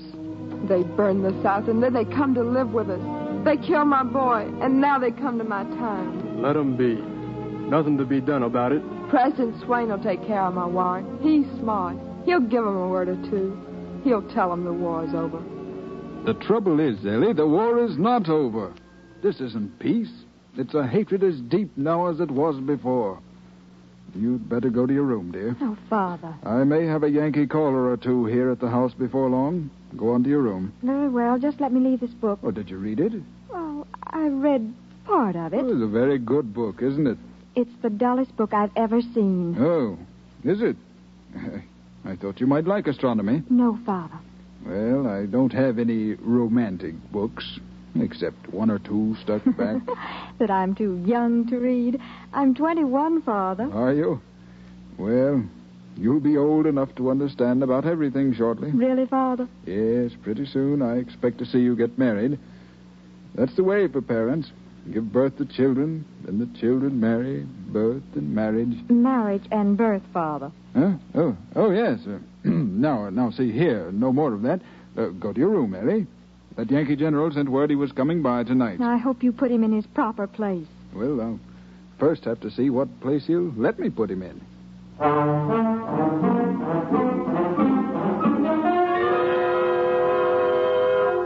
Come in, General. Thank you, Mr. President. You may close the door as you go out, Howard. Yes, sir.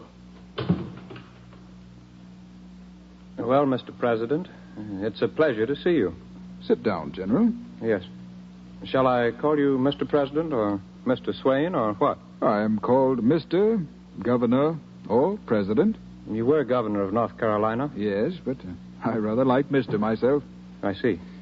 You're remarkably young for a general. Yes. It's quite appropriate that you called to see me. I appreciate it. It shows, perhaps, that you are here to work with us and not against our community and our university. That is my intention, sir. The people of Chapel Hill don't like your being here, of course. But, after all, we're not without some fault in the matter. Let's try to work together, shall we? I'm glad you said that, sir. That's the only way. Oh, may I offer you some tea? Thank you. Or would you prefer wine? I would prefer wine. Howard? Howard? Oh, we have some fine wine, in my opinion. Howard, some wine. What is it you want, Father? Ellie, I thought I told you to... Yes, Father? Where's Howard? I don't know. I heard you yelling. I thought you might be in danger of attack from the Yankee general. General Atkins, may I present you to my daughter? How do you do? I do what I can for the Confederate cause, sir. Oh? Yes. And I've been wanting to get a look at you. Am I a subject for scrutiny? Scrutiny, among other things. Ellie, go find some wine. I don't know where we hid the wine, Father. Could it be in the same hole with the silverware? I hate to dig around for it until the war is really over. Ellie, you know very well we kept some wine out. It's down in the cellar. Now, send Howard to fetch it for General Atkins. General?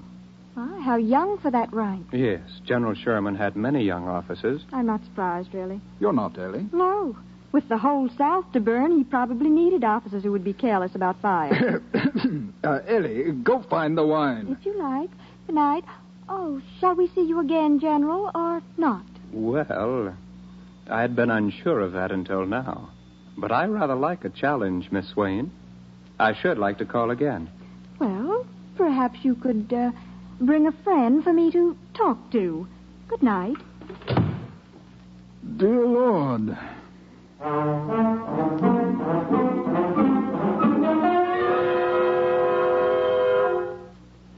General Atkins was not discouraged by Ellie Swain's attitude. It was the very next afternoon, in fact, that his military band marched down to President Swain's house. The band members were nicely uniformed, and they made a pretty picture as they took their places on the lawn of the big colonial house. General Atkins watched from his black horse as the players warmed up their instruments. Father, what in the world is that? A band. Where? Right out there, see? But why? Oh, I haven't any idea. It's a Yankee band, of course. And there's General Atkins giving them the order to commence. Oh, look, he took his hat off and saluted the house. Oh, the disgusting thing. Why, I think he's going to serenade me, Ellie. What is the name of that song? Come Where My Love Lies Dreaming. Yeah, it's a remarkable choice, isn't it? Ellie, where are you going? I'm going to close the windows. Ellie! Ellie, they heard you out there. See? The people in the street are giggling. How dare you? You must remember who we are, Father. I will not be serenaded by a Yankee band.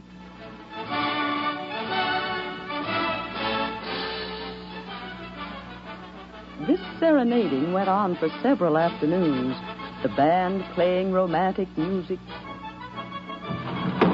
and Ellie slamming windows. Then it was on a Friday afternoon that General Atkins came once more to call. Is your daughter home, Mr. Swain? Well, I think so. Why? Well, I should like to talk to her. Oh, Ellie knows very little about politics, and I think it might be better... I'm extremely anxious to talk to her, sir. Oh? Well, I'll call her. Ellie?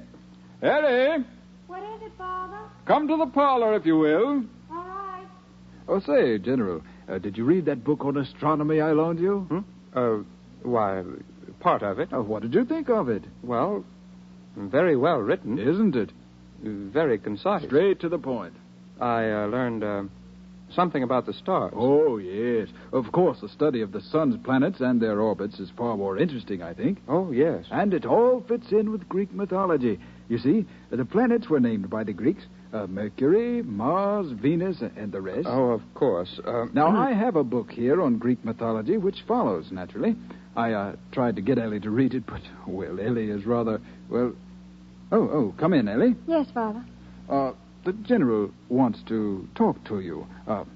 Sit down. Be quiet. Thank you, Father.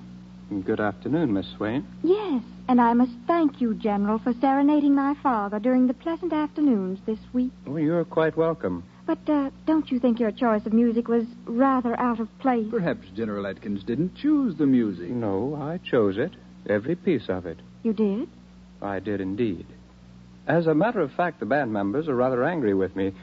They had to learn all those romantic selections, of course. They were rather removed from battle songs. As far as a general can get, Miss Swain. And why did you select this music? Because I thought it pleasantly expressed some pleasant thoughts. What are you two talking about? But it was called to my attention, rather loudly, on one or two afternoons that the music was not appreciated. Yes. Ellie, you ought to apologize for all that window slamming. People all over Chapel Hill have been stopping me and telling me that they felt that... They felt what, Mr. Swain? That they think it's wonderful for Miss Swain to slam windows in the Yankees' face? Well, I keep trying to point out that I think you and your men have acted very well, considering. I've told Ellie to stop it, but, Lord, a woman's will is something I never could figure out. Miss Swain. Yes? And Mr. Swain, too. I have a very difficult job here in Chapel Hill, as you know. I want to get another assignment, one outside the South. There's no need for me in this town. Yes? But I try to do the best I can here, of course. And this feeling that you in this house, you leaders of this community, that you resent my presence here, it works to our disadvantage, yours and mine. Well, I tell you what, General Atkins, I think Ellie should stop closing those windows. I insist on it, Ellie. That would be helpful, but not helpful enough.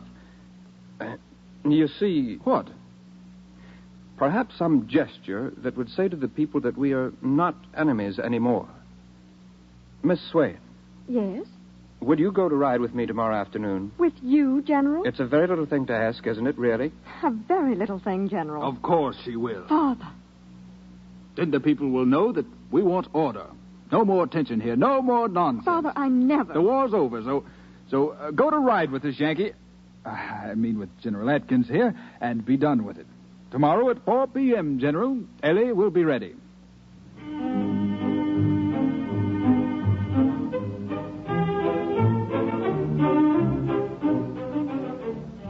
When the General's carriage arrived the next day, there was some talk about it, of course. But when Ellie Swain came out of her father's house and got into the carriage, well, there was more talk than needed to be. And as the two rode off toward the center of town, a wave of comment followed them close behind.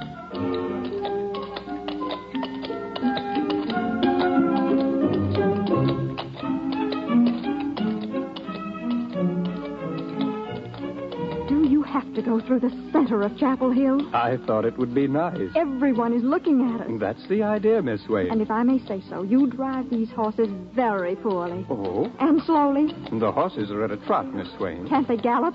Your hat is about to fly off your head now, Miss Swain.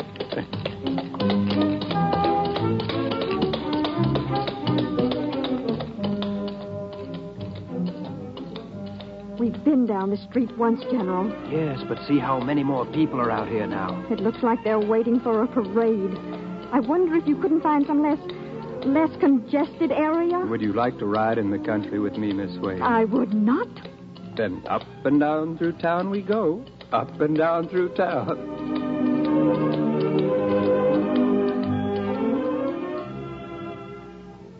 Now, where is this overlook from which we can see Durham? I want to go home. You said you would take me to a place where I could see Durham if I leave the center of town. All right, it's right over there, but you'll have to walk. Then let's go. I'll stay here in the carriage. Now, Miss Swain, you wouldn't let me get off in the woods and then drive back to town in my carriage, would you? General, why... Yes, you would. But you won't. I can see me now come walking into town, trudging up the streets. No. Come along, we'll go together. All right. But if anybody sees us, I'll just die.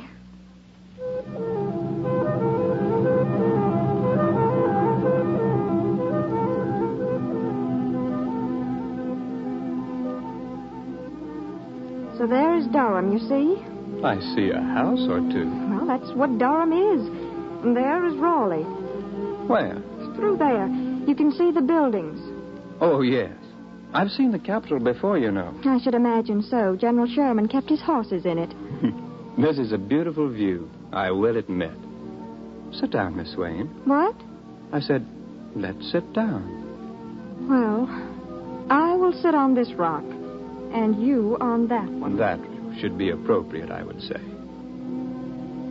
There's a rock near here, you know, that has a story about it. What? 2 students fought a duel over a girl, and one killed the other. That's a story? I've made up better stories than that around a campfire. Well, I don't know what stories serve around a campfire, General Atkins, but the university finds that one does very well. I can assure you it would not go around a campfire. There's blood on the stone. Oh, no, please. It's true. Well, even so, it wouldn't go well around a campfire. You see the man down there in the valley? Where? By those trees, taking his cows toward the barn. Oh, yes. When I was a boy, I used to milk cows. You, General? Yes.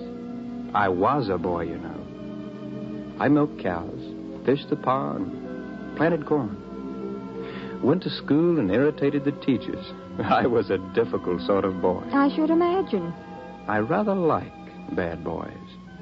There's so much good to be said about them, about their spirit, their fire, their rebellious attitude. I like that in a way. Then you must like the South. I do like the South well enough.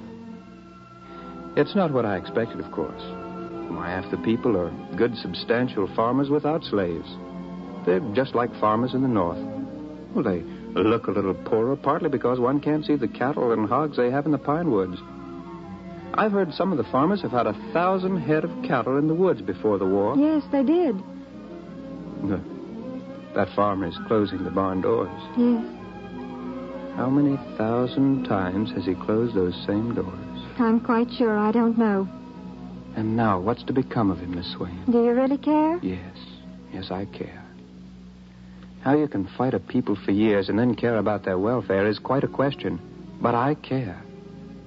I dare say that man is very much like I would have been if I'd been born in his place. They're lighting up the houses over in Durham now. Oh, so they are. There. Somebody lit another lantern, you see? Mm-hmm. Amazing how far a lantern can be seen. You're quite a poet in a way. A poet? Did you ever think of becoming a writer? No. Might like to become an editor. Oh. I have to be a general of some sort, you know. Perhaps someday I will be an editor. The sword and then the pen. The match and then the paper. Oh. And don't you ever get tired of that tired joke about Sherman's fires? Oh, I don't know. Miss Swain. Yes? It's getting dark. Yes, it is. It will be quite dark when we drive back to town. Yes. What will the people say, do you suppose? I don't know, General Atkins.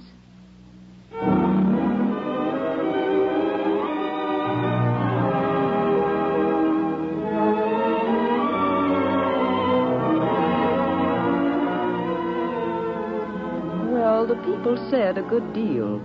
In fact, all Orange County had a word to say, including the man who had put his cow in the barn, and all his family, and all like him. And everyone had even more to say as General Atkins continued to call on Ellie, and when he gave Mr. Swain and Ellie each a beautiful riding horse. That's what they do. The Yankees come here and steal our horses and then give them to us. Prettiest horses I ever saw. Why did David Swain accept them? I don't know. I just don't understand it. He never did want this war, you know. So I've heard. That's the trouble with this state. Didn't have a leader that wanted the war.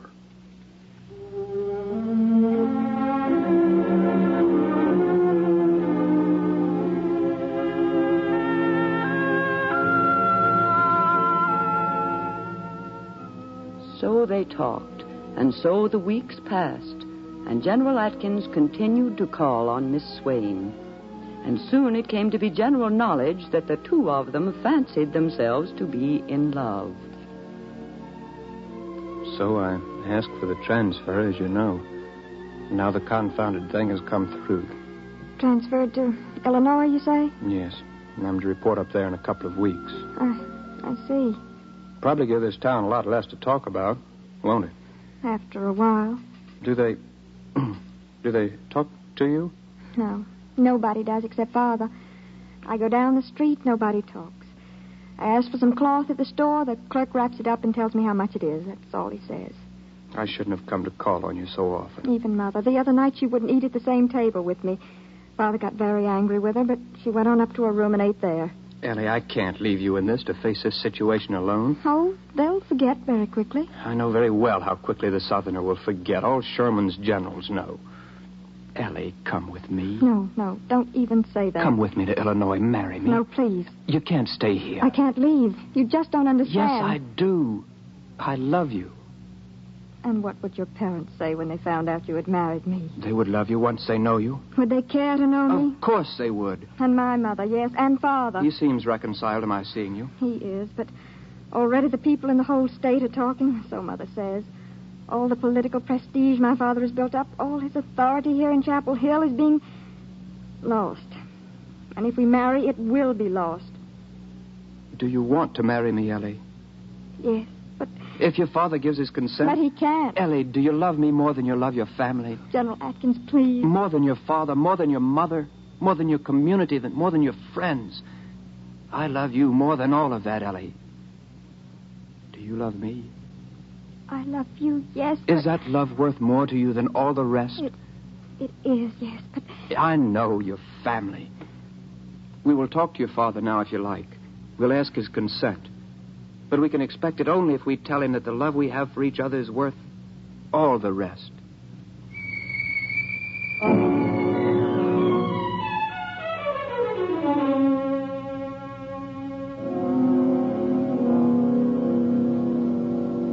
Worth all the rest, is it, General Atkins? Yes, sir. To me.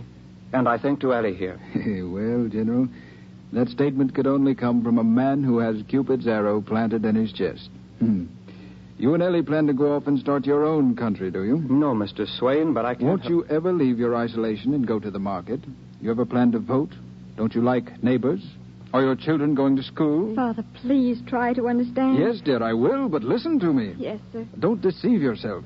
Ellie, you're a Juliet, a Montague, and he's a Capulet. And your marriage may be a bitter thing before it's through. Sir, this war is over. The wounds aren't closed. But the bitterness should stop. The bitterness can't stop. And the people will not simply gossip about you once you marry, as they do now. They will hate you. I know, Father. Really, I know. Then consider it. It's a mild winter when love will keep you warm. Sir, you sound as if there is nothing to be said for the love I hold for your daughter and the love she holds for me. No, I do not mean that. It would seem to me that if the world is full of bitterness, then those who can go beyond bitterness should do so, and must. Father, in the book I read, Venus must have Mars or there is no universe.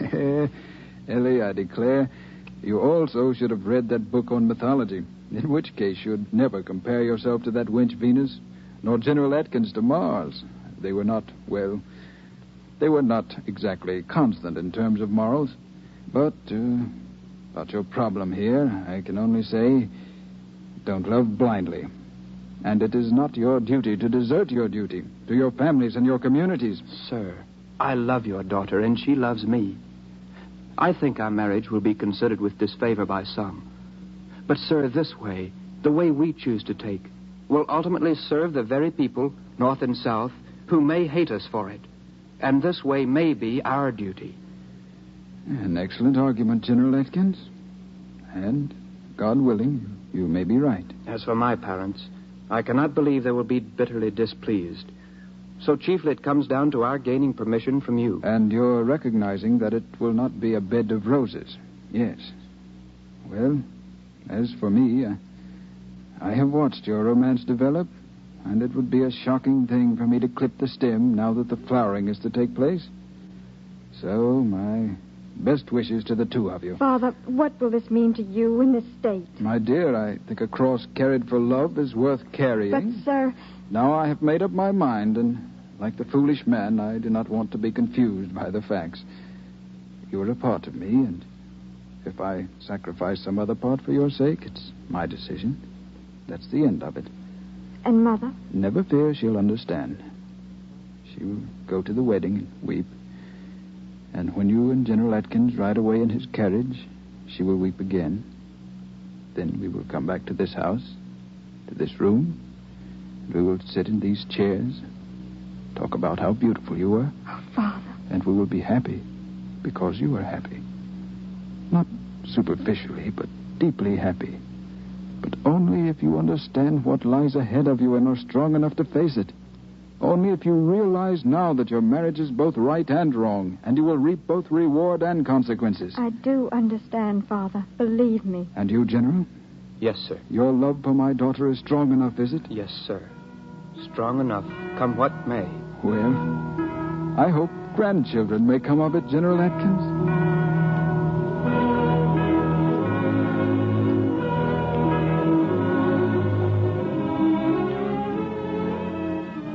So Ellie Swain and General Smith Atkins were married, and there were few who came to their wedding, but some of us did. Later, I hear Smith Atkins became an editor in Illinois, and their children or their children's children may be listening now.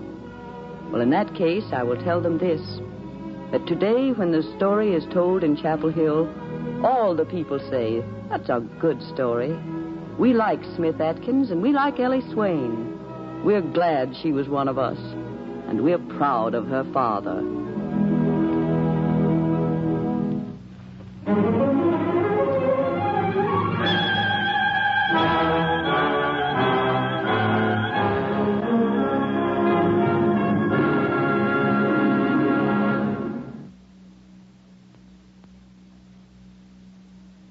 American Adventure is written by John Ely, directed by John Clayton, and is produced by the Communication Center of the University of North Carolina, Earl Wynn, director. These programs are produced on a grant in aid from the National Association of Educational Broadcasters, made possible by the Educational Radio and Television Center, an independent agency established by the Ford Foundation. They're intended for use by educational and commercial radio stations in this and other countries, and by schools for in-school listening purposes. They're in almost all cases based on actual events. Today's program, The Yankee Loves a Lady, presented Gail Ely as Ellie Swain, with William Waddell as David Swain and John Bonnetts as Smith Atkins. Marion Fitzsimmons narrated. Others in the cast were James Adams, Harold Gleitz, Carl Venters, and Betty Waddell. Cast members of American Adventure are students, professors, and townspeople of the university community. As a postscript to this final program in the American Adventure series, we would like to read excerpts from a letter written by Mrs. Susan Rackley of Freeport, Illinois. Quote, on Sunday, October 16, 1955, I listened to the story, A Yankee Loves a Lady, as presented on your Educational Radio Network program. I am the only living daughter of General Smith Atkins and Ella Swain, about whom the story was portrayed. I was so pleased because I did not realize that anyone else knew the story of the courtship and marriage of my parents. The story, as you presented it over the radio, was just as it was told to me by my father a long time ago. I'm nearly 78 years old, so I'm having a friend type this letter for me. End of quotation. Signed, Mrs. Susan Rackley, Freeport, Illinois. We are grateful to Mrs. Rackley for sharing this final broadcast with us. Your comments concerning the American Adventure series will be welcomed and should be addressed to American Adventure, National Broadcasting Company, New York. This program originated through the facilities of station WPTF in Raleigh, North Carolina. Enjoy original drama on your Neutralite Radio Theater Sunday over most NBC radio stations.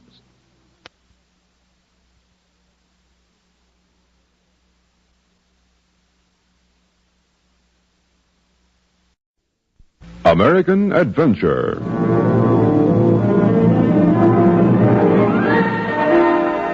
The University of North Carolina presents American Adventure.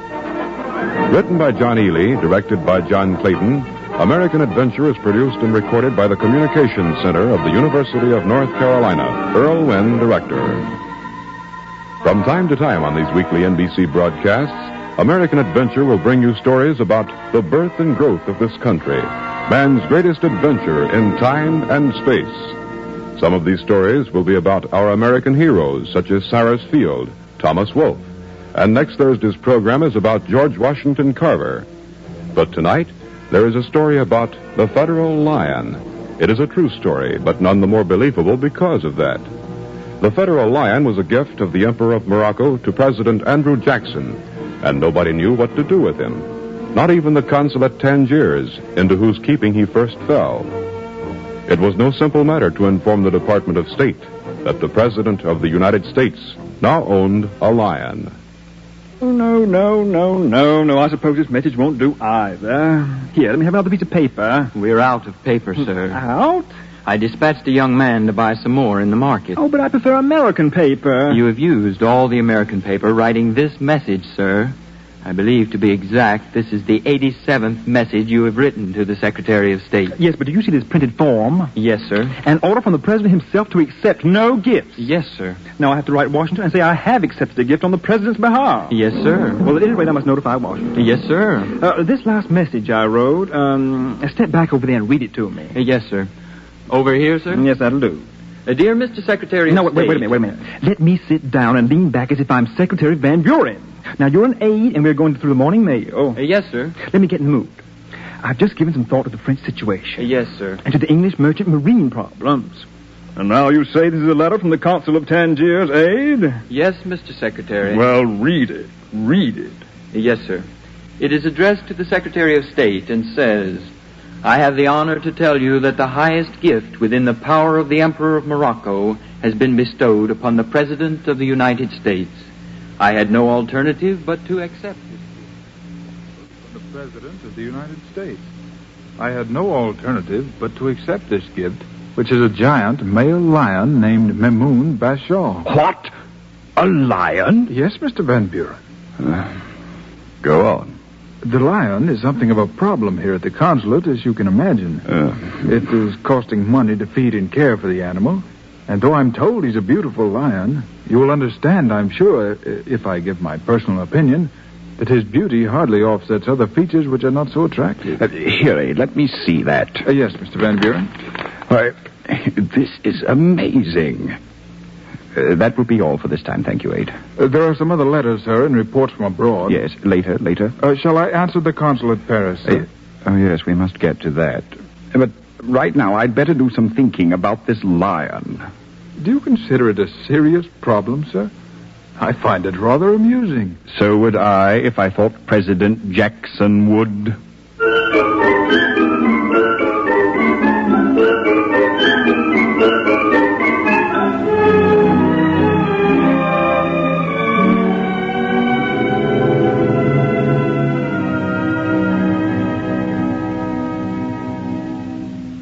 A lion? Yes, Mr. President. L-I-O-N? Exactly. The very same, sir. Oh, stop it, Van Buren. I've got no time for jokes. And neither have I, Mr. Jackson. And this is no joke.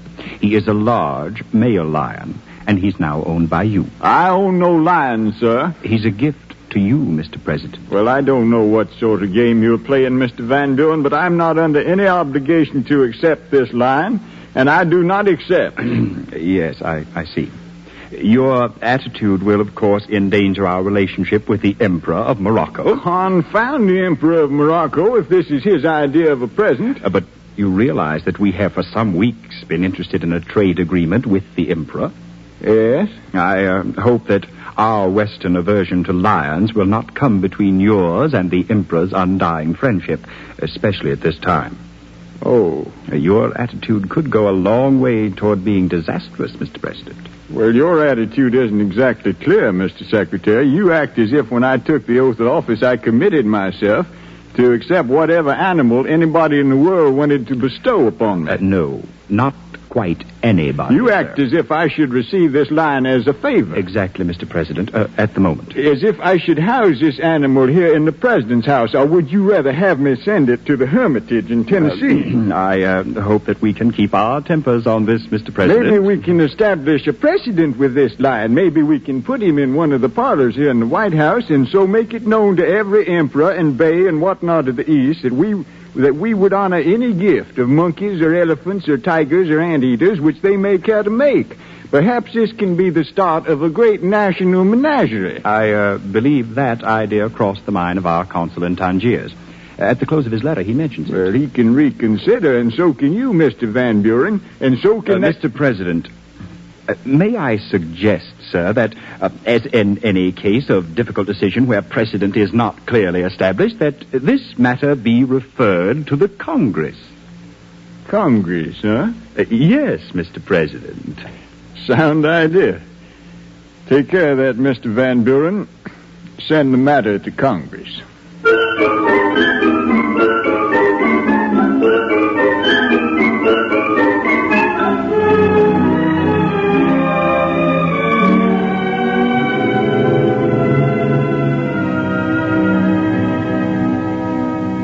But Congress was not to become entangled in this matter. They buried the problem quite deep in a convenient committee, and it was still there when they adjourned. Meanwhile, the consul at Tangiers awaited expectantly for spring, he and his household. And as soon as practical, the federal lion was put aboard the United States brig William Tell, which some weeks later put in at New York. The lion and 2 black Arabian horses, which the emperor also sent along, were transported noisily to Washington. Gentlemen, I don't think we ought to take any more of this cabinet meeting to talk about that lion. I'm afraid the emperor will be peeved, Mr. President, if his embassy here reports that the animal is being left in storage. Well, where can we put it? Or could you give it to somebody? Oh, I might be able to get rid of it by attaching him to a post office appointment. You can't give it to anybody, Mr. President. What do you mean I can't? First, it doesn't belong to you. You can't accept gifts without permission of Congress, or so the Constitution clearly says. I know some members of Congress that'd jump at the chance to give me an African lion. But until they do, it isn't yours. Whose is it? I haven't the slightest idea. Perhaps the Attorney General has an idea as to that. Gentlemen, it is my opinion that Mamoon Bashaw is a lion without a country.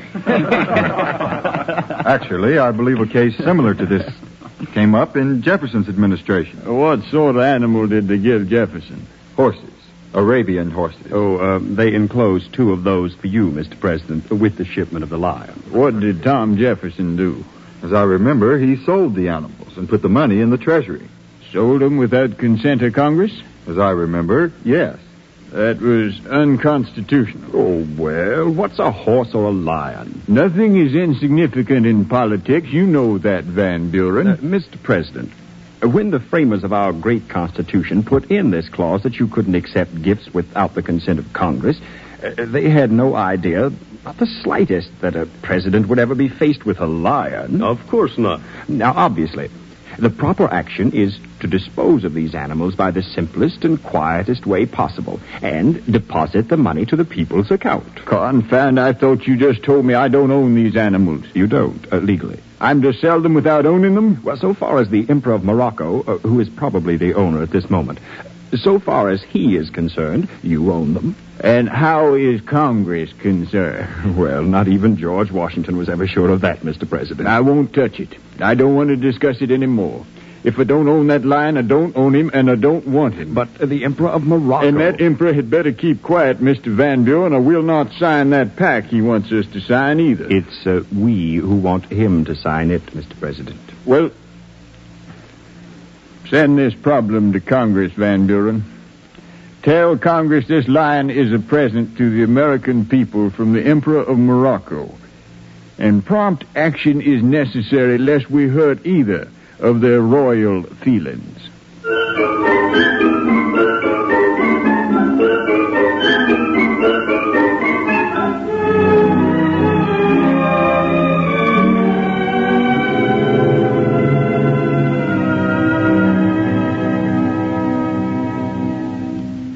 Gentlemen of the Senate's Committee on Agriculture, there's been a great deal of public comment about this lion, Mamoon Bashaw, and a couple of stud horses. This is not, or so it seems to me, one of our more important matters, so let's move right along. The House has passed a resolution authorizing the President to sell the lion and horses and put the money in the Treasury. Mr. Chairman? The Senator from New Jersey. Mr. Chairman, I have a motion which I will make before this meeting is adjourned to the effect that the lion should be presented to the proprietors of Peale's Museum in New York City, and the 2 horses should be given to some New York Agricultural Society. Mr. Chairman. The gentleman from Louisiana. Mr. Chairman, these animals are public property and as such belong to all the people. Certainly they shouldn't be given to New York, the richest state in the Union. I agree with the gentleman. How's that, Senator Moore? I said Alabama agrees. Mr. Chairman, New Jersey is perfectly willing to give the lion to Alabama or to Louisiana. Mr. Chairman, under no circumstances will Alabama accept that lion. Then why do you object to giving it to New York? But we will take those 2 horses. Mr. Chairman. I'd dearly love to have those 2 Arabian horses in Alabama. So would we in New Jersey. I wouldn't object to giving the lion to New Jersey, Senator. 1 horse to Louisiana and 1 horse to Alabama. Perhaps we can swing that, Senator Moore. Mr. Chairman. All right, Senator Poindexter of Mississippi. Mr. Chairman, let's not argue over a lion. I feel that in the light of the recent refusal of a European government to pay the debt which they justly, rightfully, and obviously owe us, that we give this lion as a gift to Louis Philippe of France. Hear, hear. Is that in the form of a motion, Senator? Let's give it to England. We haven't had a fight with England in quite a while. Sergeant, would you close that door, please? Now, gentlemen, I think this is very funny, and of course I'm not trying to be an old fogey about this and object to humor, but we are senators, and this is the Senate's Committee on Agriculture, and we do have to give away or sell these animals. Mr. Chairman. Senator from Maine. I wonder. Now, nobody jump me before I'm through. I wonder if the power of Congress, under the welfare clause of the Constitution, extends the gratuitous gifts of public property of the United States. Surely, Senator, you know that question has been before the Senate and the American people for 15 years. The age of the question is not what bothers me, Mr. Chairman. I'm wondering if the animals do not have to be sold, since they are certainly public property. But, Senator... Where in the Constitution do we find authority to give away public property? Does anybody object to going along with the House resolution and have the President sell these animals? What are you going to do with the money, Mr. Chairman? Put it in the Treasury. Don't know that that's constitutional to take public property and sell it to replenish the Treasury. Well, that may be your opinion, Senator, but I... Nothing in the Constitution would indicate that you can rob the public domain for temporary tax relief. If we need higher taxes, then let's vote on them. Here again, gentlemen, we're digging up old arguments concerning government policy on public lands. This is a lion. But we might set a precedent here. I don't see that it matters much what sort of precedent we set as to getting rid of African lions. What you can do with a lion, Mr. Chairman, you can do with public land. I don't know what the gentleman's experience may be with public land, but he's certainly no authority on lions. Well, it's my opinion that we can't sell this animal no matter what we do with the money. Why not? Well, on principle of common law. In order to legally dispose of property, one must first be able to hold it. And I don't see anyone here who could possibly hold this lion. Mr. Chairman. Mr. Clay. How many motions are before this committee? I think only one, Mr. Clay. Well, then, let me suggest, rather than move, this compromise. That we sell the horses and give away the lion. Yeah, that's the answer. Mr. Chairman, that will only ensure us of being either doubly wrong or half right. Let's move to a vote. First, to whom is this lion to be given? I think I voiced an opinion about giving federal property to any of the rich states of the Northeast. Perhaps a western state would be a fitting compromise. Who wants the lion? Let's not worry about who wants the lion, gentlemen. Let's dismiss all this right now by putting it down that President Jackson is to dispose of the lion as he thinks best. Excellent! Excellent!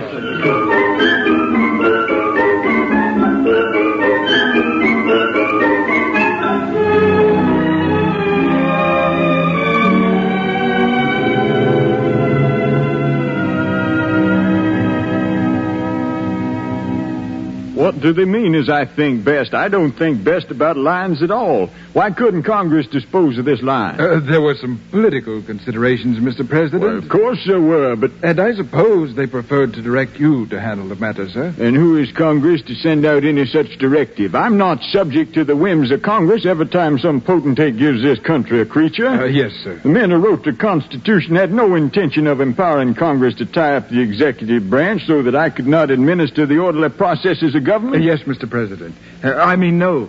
Where is this lion? I don't know, sir. Who's feeding it? I don't know, sir. Well, somebody has to feed it. Shall I notify the Secretary of Agriculture, sir? No, you shall not, nor anybody else in the executive branch. It's up to the congressional committees to feed him, it seems to me. Yes, sir. What color is he? I believe all lions are brown, sir. You know, it's a funny thing. I pass a problem to Congress and Congress back to me. I wouldn't be surprised if that lion doesn't end up the property of the Supreme Court.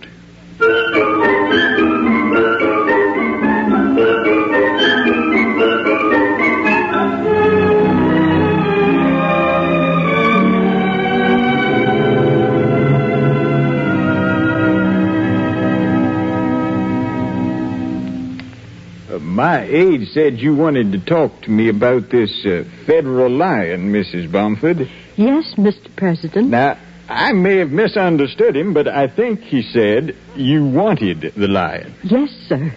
Now, go on with your story, if you will. I'll be happy to listen to you. Well, Mr. President, I represent the City Orphan Asylum. Yes? And I was wondering if a lion wouldn't be just the thing for the children. Well... This would make us the only orphanage in the world, so far as I know, that owns a lion. I wouldn't be surprised. He would be an excellent diversion for the children. Yes, that's true. He's something we could share with the Catholic orphanage here, too. Uh-huh. He might serve to bring us closer together. There are few enough ties between the Protestants and the Catholics, don't you think? I never make comments on questions like that, Mrs. Bomford. Oh? I'm a politician. I see. In fact, the minute you said Protestant and Catholic, I began to think. Now, would the Catholic orphanage feel slighted if I were to give this lion to you and not to them? Why, I don't know whether they want a lion or not. I see. Maybe we ought to look into that. I tell you what I could do. I could give this lion to the two orphanages, and then it could serve as a real tie between you, couldn't it? I'm not sure, sir. At least as much of a tie as any lion can be. Yes, I suppose so. And then I would be clear. Clear, Mr. President? In fact, perhaps we could do more with this gift than we're planning to, Mrs. Bomford, in a political way, I mean. How about a parade? Sir? Yes, I can see a parade very clearly in all this. We can get the Army and Navy to furnish some music. We can call out a regiment or so of troops, put that lion in his cage on a wagon, and put the kids from the two orphanages in two wagons or more, perhaps on hay, like in a hayride. Mr. Jackson, what are you saying? You'd love parades, and I could put a big sign on the side of that lion's cage. Mamoon Bashaw, gift of Andrew Jackson to Washington City Orphanage Protestant and St. Vincent Orphanage Catholic. Then we could roll that cage right past the Capitol as the senators come out, the band's playing, you know. But, Mr. President, could anyone see the lion through the sign? Well, I'm not trying to show the lion. I'm trying to show the sign. Why, Mr. President? Oh, politics, I suppose.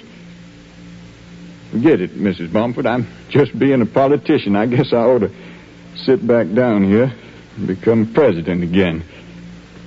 But I do love politics. Don't you think, Mr. President, that politics makes us sort of comical sometimes? Well, yes, I suppose. It doesn't permit us to take our government seriously, does it? Well, I tell you, ma'am, it tends to keep us from doing that, but I'm not so sure we ought to go around with the weight of government seen in the furrows of our brows. After all, this is a cumbersome system we've got here, in this or any democracy. All the checks and double checks and balances and passing around the problems. Yes, but... If we didn't smile sometimes, it might get to look stupid. Might start looking as if we needed a more simple system, one not so cumbersome. Well, there's a little something to that, I suppose, Mr. President. Might seem like we need a smooth operating absolute monarchy, which we don't want over here. Then I found that sometimes we laugh at what we're the fondest of. I've heard people laugh at our political confusion and muddiness, but it was an affectionate sort of laugh, as if to say, this is ours and we love it. Well, I'll be happy to give this lion to the 2 orphanages, Mrs. Bomford. Thank you, Mr. President. And then perhaps the United States government can get back to normal.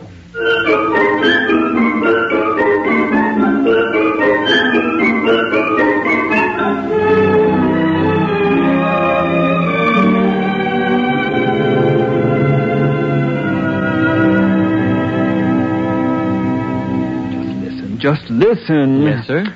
Oh, it's addressed to me, Consular Tangiers. Yes, sir. Dear sir, we are pleased to notify you that the lion you accepted on the President's behalf some time ago has been disposed of in the most practical way possible. You are to be complimented on your initiative as displayed in this particular matter. Excellent, sir. But you are again reminded of the State Department rule to avoid accepting any gift, no matter how delicate the situation. Van Buren, Secretary of State. Yes, sir. I tell you, clerk, make a copy of this and file one under citation and the other under reprimand.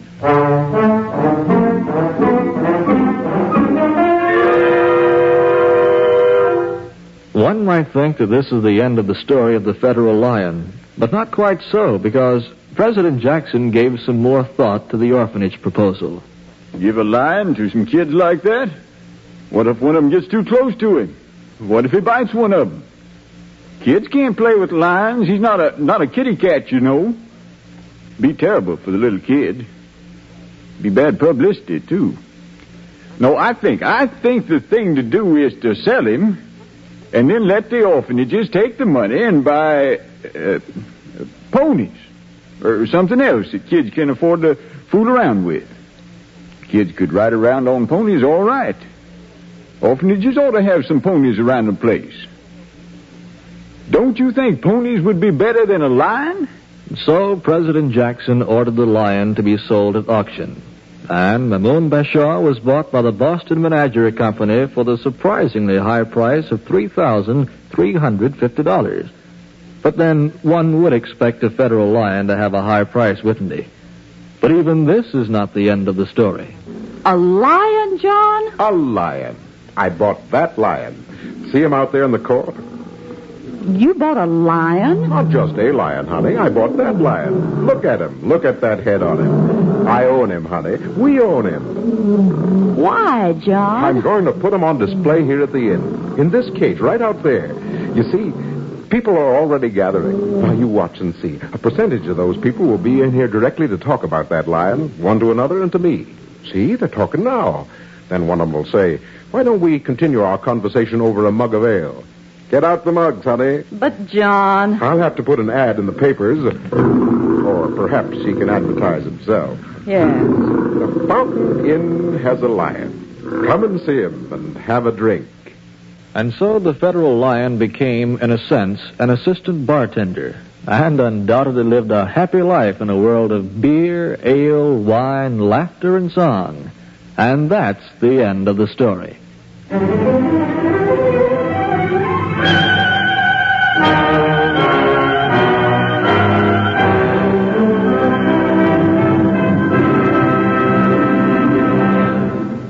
American Adventure is written by John Ely, directed by John Clayton, produced by the Communication Center of the University of North Carolina.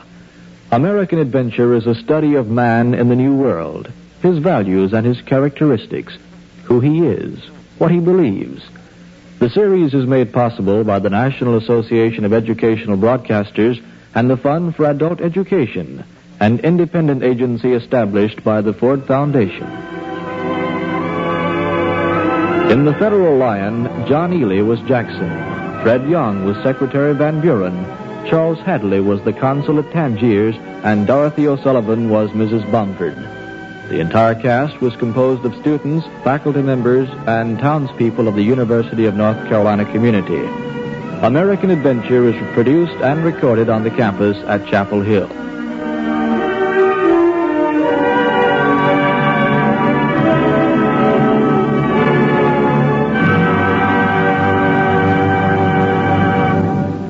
Next Thursday night, NBC invites you to hear a story about George Washington Carver on American Adventure.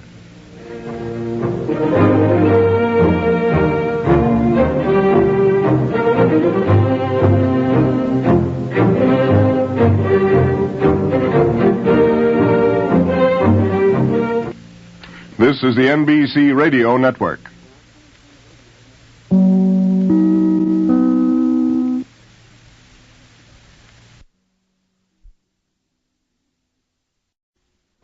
American Adventure.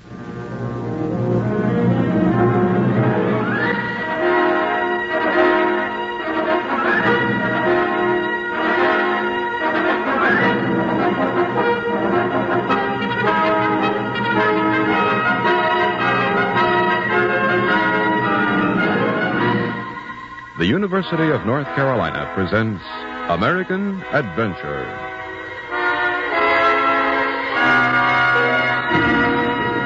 Written by John Ely, directed by John Clayton, American Adventure is produced and recorded by the Communications Center of the University of North Carolina. Earl Wynn, director.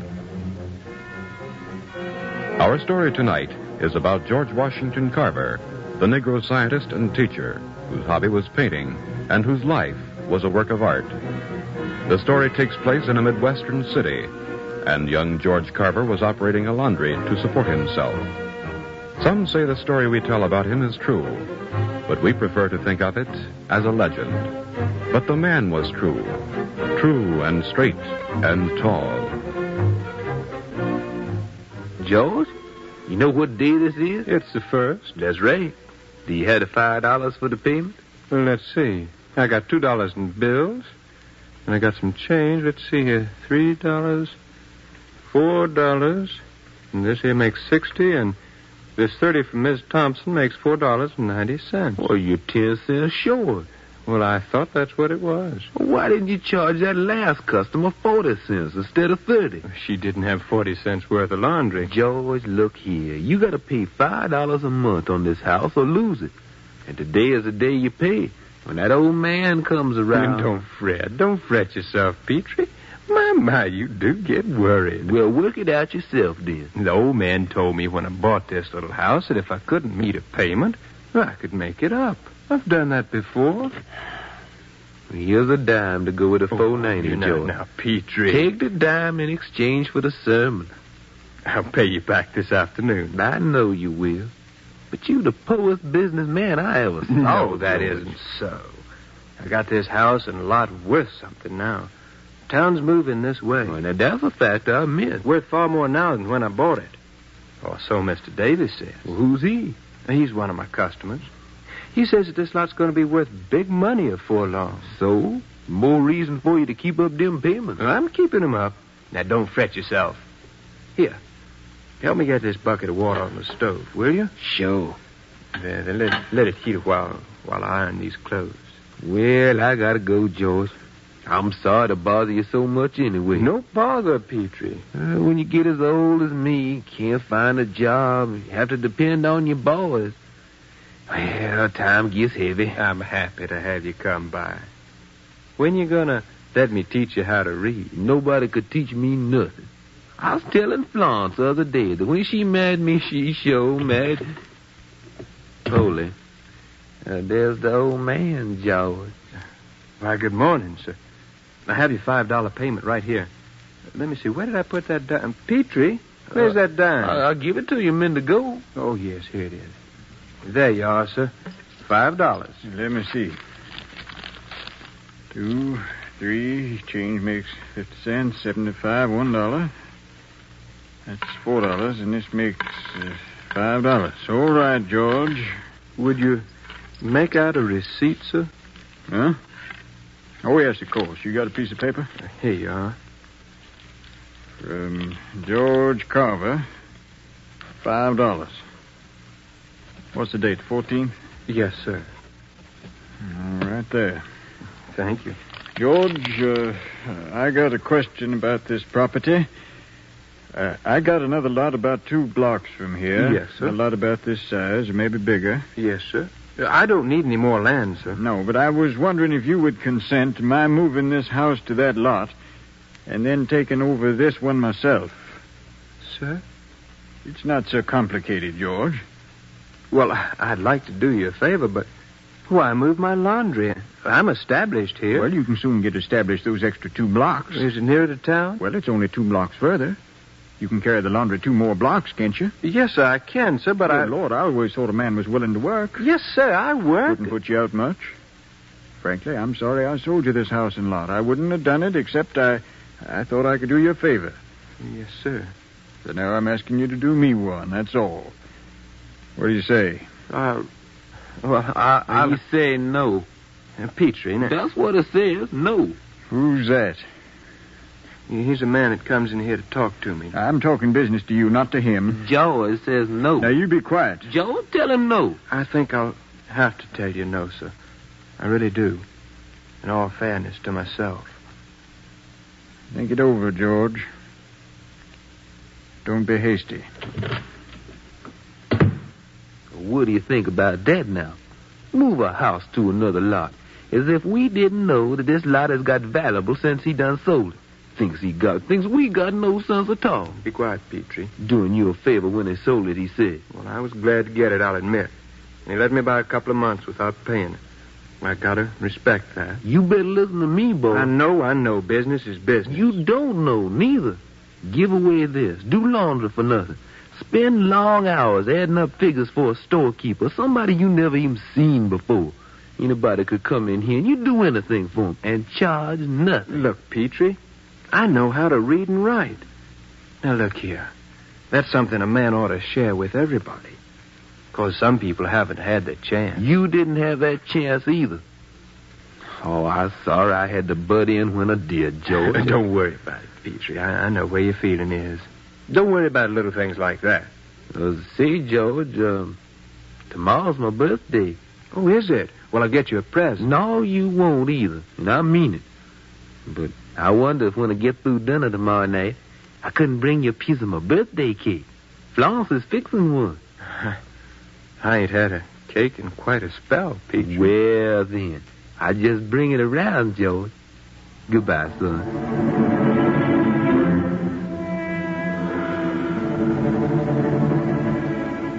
Florence said it won't any good, but I don't know how a woman judges a cake. They talk about it, how it stands or sits, or how the grain looks. I don't know that she ever even tasted it before she said it won't no good. It's good. Sure it is. She's a good woman. You got all this laundry to do tonight? I'm going to wash it out so I can iron it tomorrow.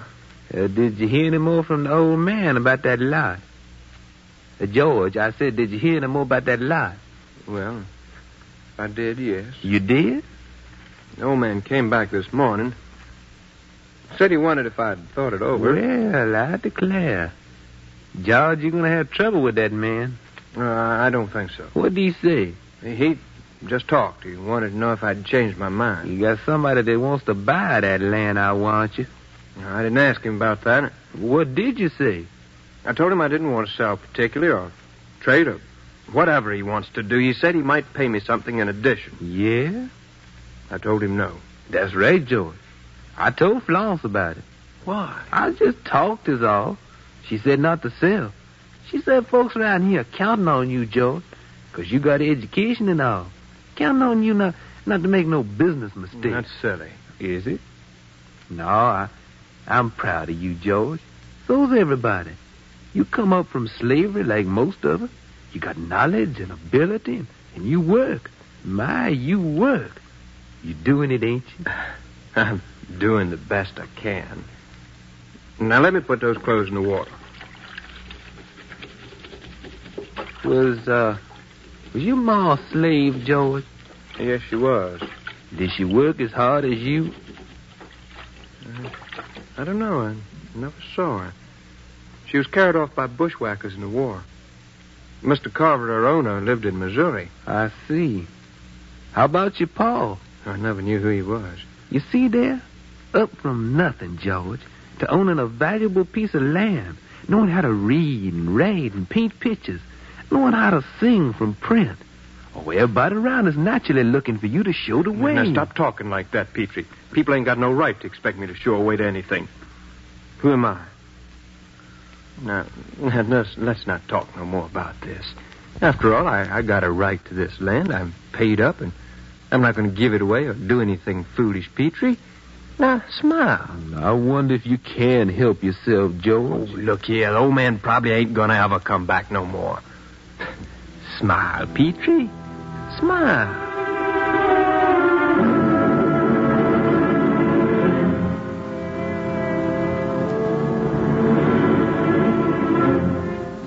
Now, George, I've been here. This is the third morning. Yes, sir. Excuse me.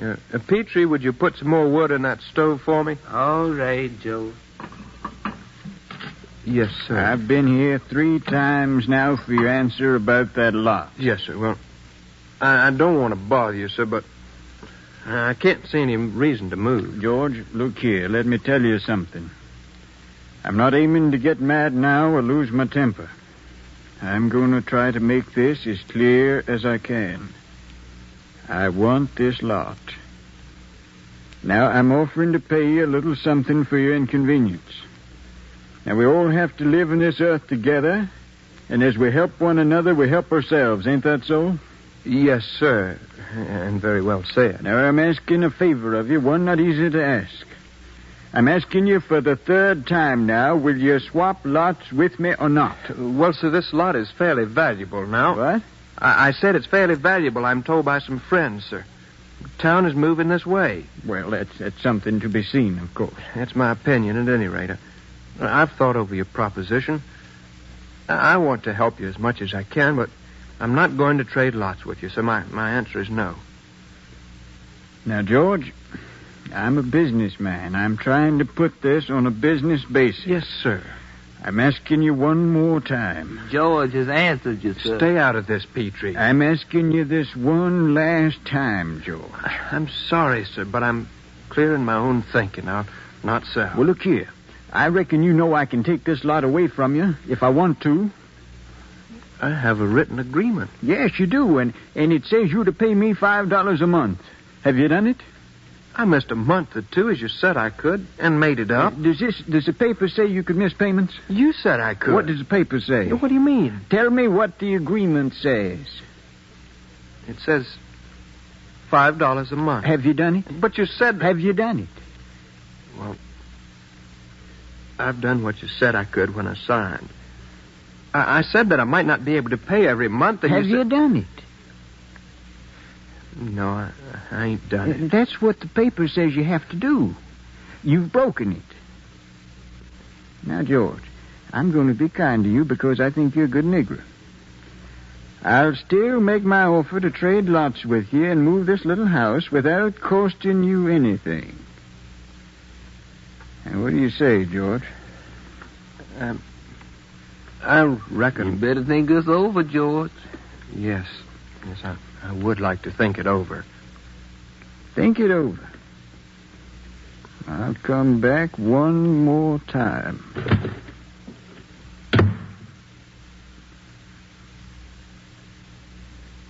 Petrie? Yeah? You're right about that man. I know I am. Have known.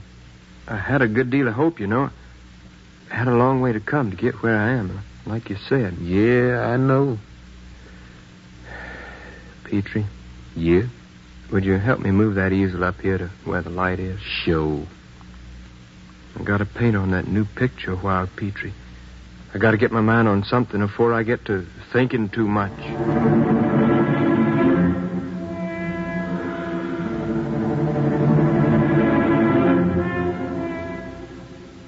Florence sent this sauerkraut down to you, boy. Huh? Yeah, you better eat something. Oh, no, thank you. Did the old man come back? Not this afternoon. Would you help me move this easel back to the lantern near the stove? Sure. Watch it there. Don't let the brush fall. Hey, you done a lot of work on that picture today. Yes, I do believe that this time I'm going to be able to paint that flower. I've been trying for years to paint an orchid, but it's got to look shy, as if it's afraid to boast of its own beauty. And it's hard to get just the right shade of delicacy to it. But I think I'm going to make it this time, Petrie. Oh, it's pretty. And that picture looks just like a flower. I haven't seen an orchid in quite a while now. But I must have a memory better than most folks. Yeah, you do. I can remember flowers and faces, words, scenes, pretty and ugly. I remember many an ugly thing. Yeah, I reckon you would, George. I remember some nice things. I remember Mrs. Carver, one of the Lord's own. Oh, my, she was a fine person.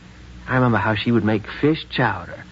Mr. Carver would go down the brook and catch a brim and bring 'em back. Small fish, bony, you know. If it hadn't been for Mr. and Mrs. Carver. Yeah. Hey, you want me to put the sauerkraut on a dish for you? Oh, I'm not hungry, Petrie. Have you yet? No. Well, here, eat it out of the bowl. No, I don't want to eat. What am I going to tell Florence you said about it? Well... You don't want me to lie, do you, Joe? No. Let me have a fork and I'll eat it. Here you are, boy. Miss Carver would make sauerkraut, too, sometimes, in the wintertime. Well, this is very good, Petrie. I'll tell Florence. This is awful good. I gotta hurry up and finish, though, and get back to that picture. George, tell me. Tell me something. Yeah? You gonna let this place go? I don't know. You could get a lawyer. I know a colored lawyer. Yeah, I could. Fight the old man in court. It costs money. I got very little, but... That's very good sauerkraut. George, listen now. What are you gonna do? I'm gonna finish that picture. I ought to do the laundry, but I just can't take a chance on that. When I paint, I'm concentrating, you see, and I'm thinking about something beautiful. It isn't like doing laundry. George, if you were to have your wishes, any wish you wanted right now, this minute, what would it be? To paint that picture of an orchid. Is that what you want to be? A painter? Yes, more than anything. Is that what you're going to do before you're done? I got that in my mind. And I also got in my mind that I ought to go to the South and help my people. Doing what? Well, there are many things they don't know. But then there's so much that I don't know that I ought to. I remember so much. But I don't understand all of it, you see. Why don't you go back to school? I'd like to. Someday I will. I'd hope that maybe... Look, let's not talk about it anymore. I want to paint this picture. But what are you going to tell the old man? I don't know. I'm not going to think about it anymore. George. I just can't understand. I could think about it for a year and not be able to understand. It would just get bitter and more bitter and not be any clearer in 5 years than right now. I'm not going to let myself hate him, though. But when I think of all that I could do with the money this lot is worth, the people who need help, people who have helped me, I get angry. You've never seen me angry, have you? No, I haven't, Joe. I hope I won't get angry tomorrow. Somehow God has to help me to keep from it. I've got to keep from hating him. If I hate him, I'm lost. I'm through. Everything is lost. I can't let this ruin me. I don't fully understand you, George. Well, that's why I'm painting this picture. And I've had it in my mind for months. It's the best picture I can do. And I've got to work on it. Not let this other thing bother me.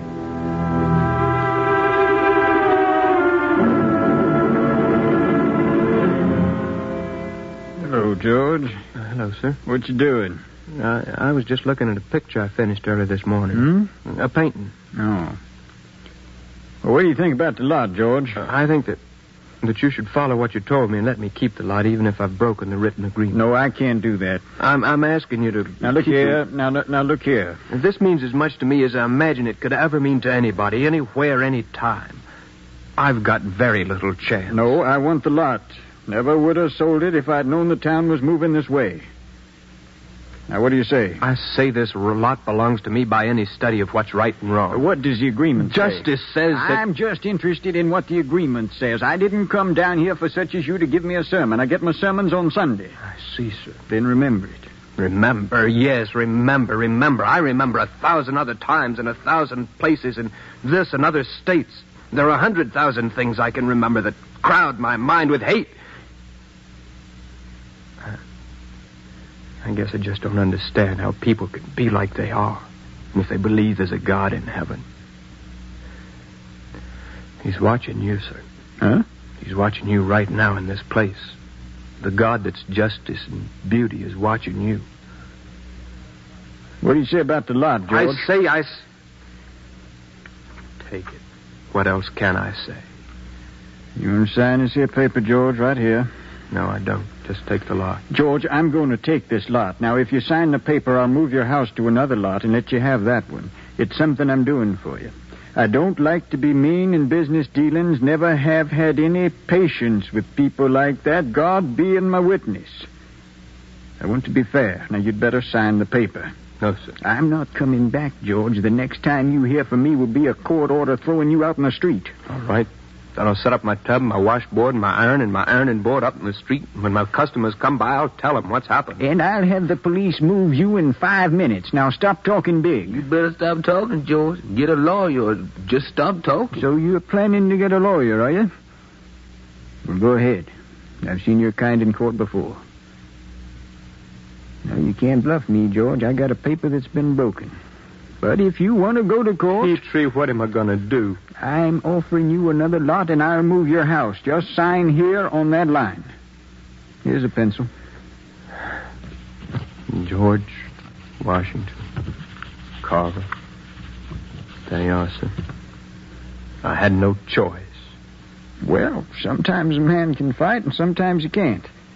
I'll get the house moved directly. Yes, sir. Where are you going?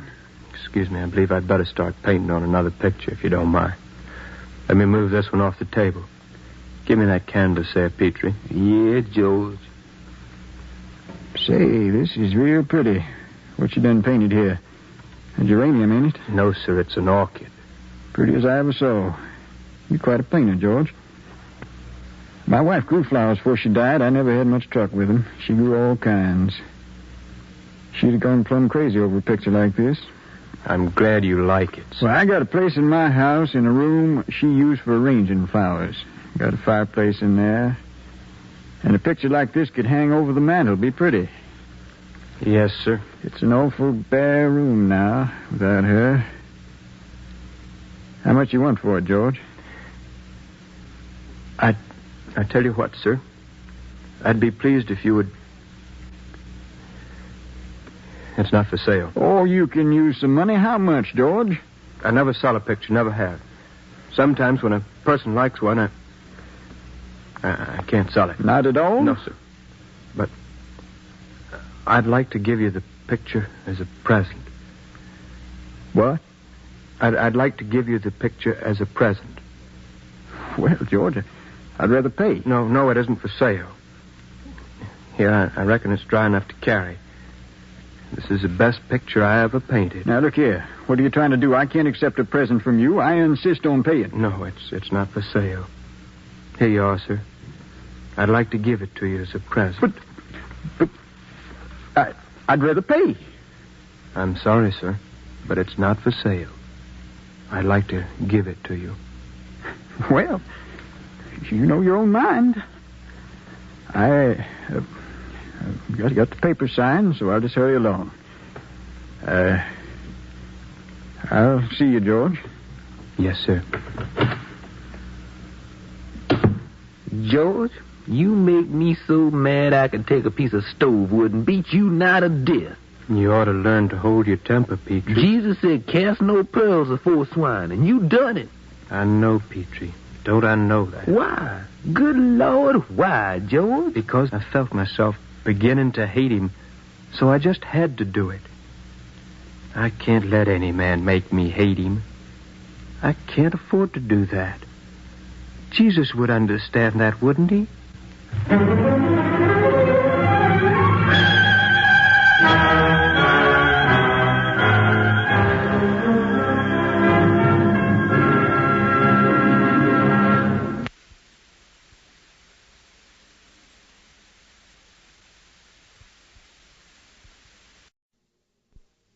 American Adventure.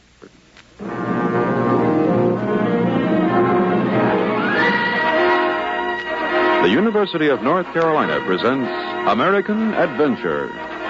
Written by John Ely, directed by John Clayton, American Adventure is produced and recorded by the Communications Center of the University of North Carolina. Earl Wynn, director.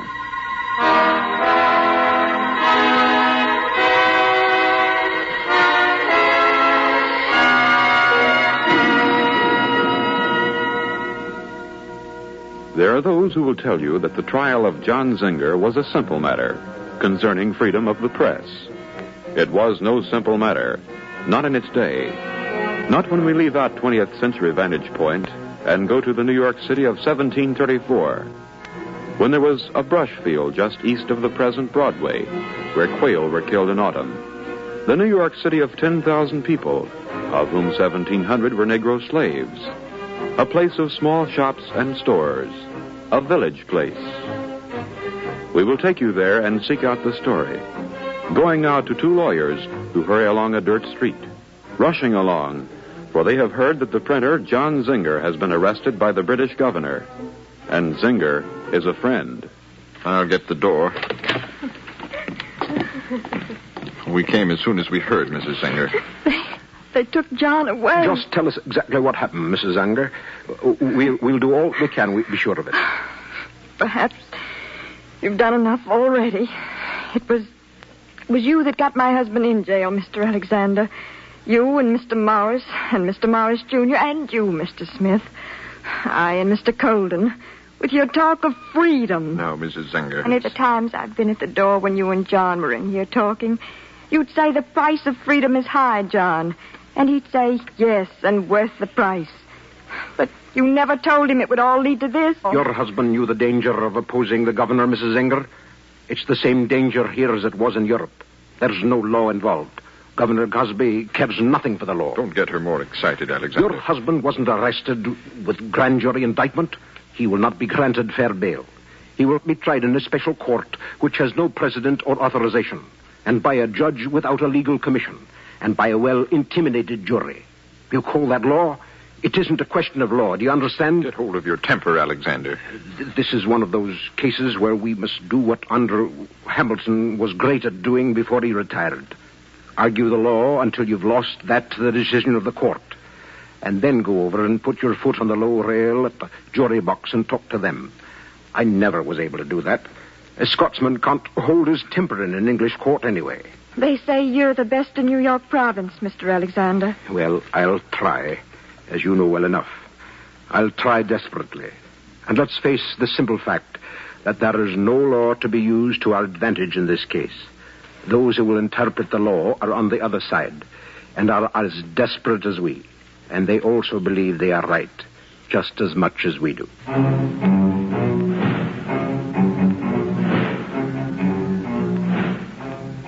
They wouldn't permit Smith or me to see or send word to John's cell.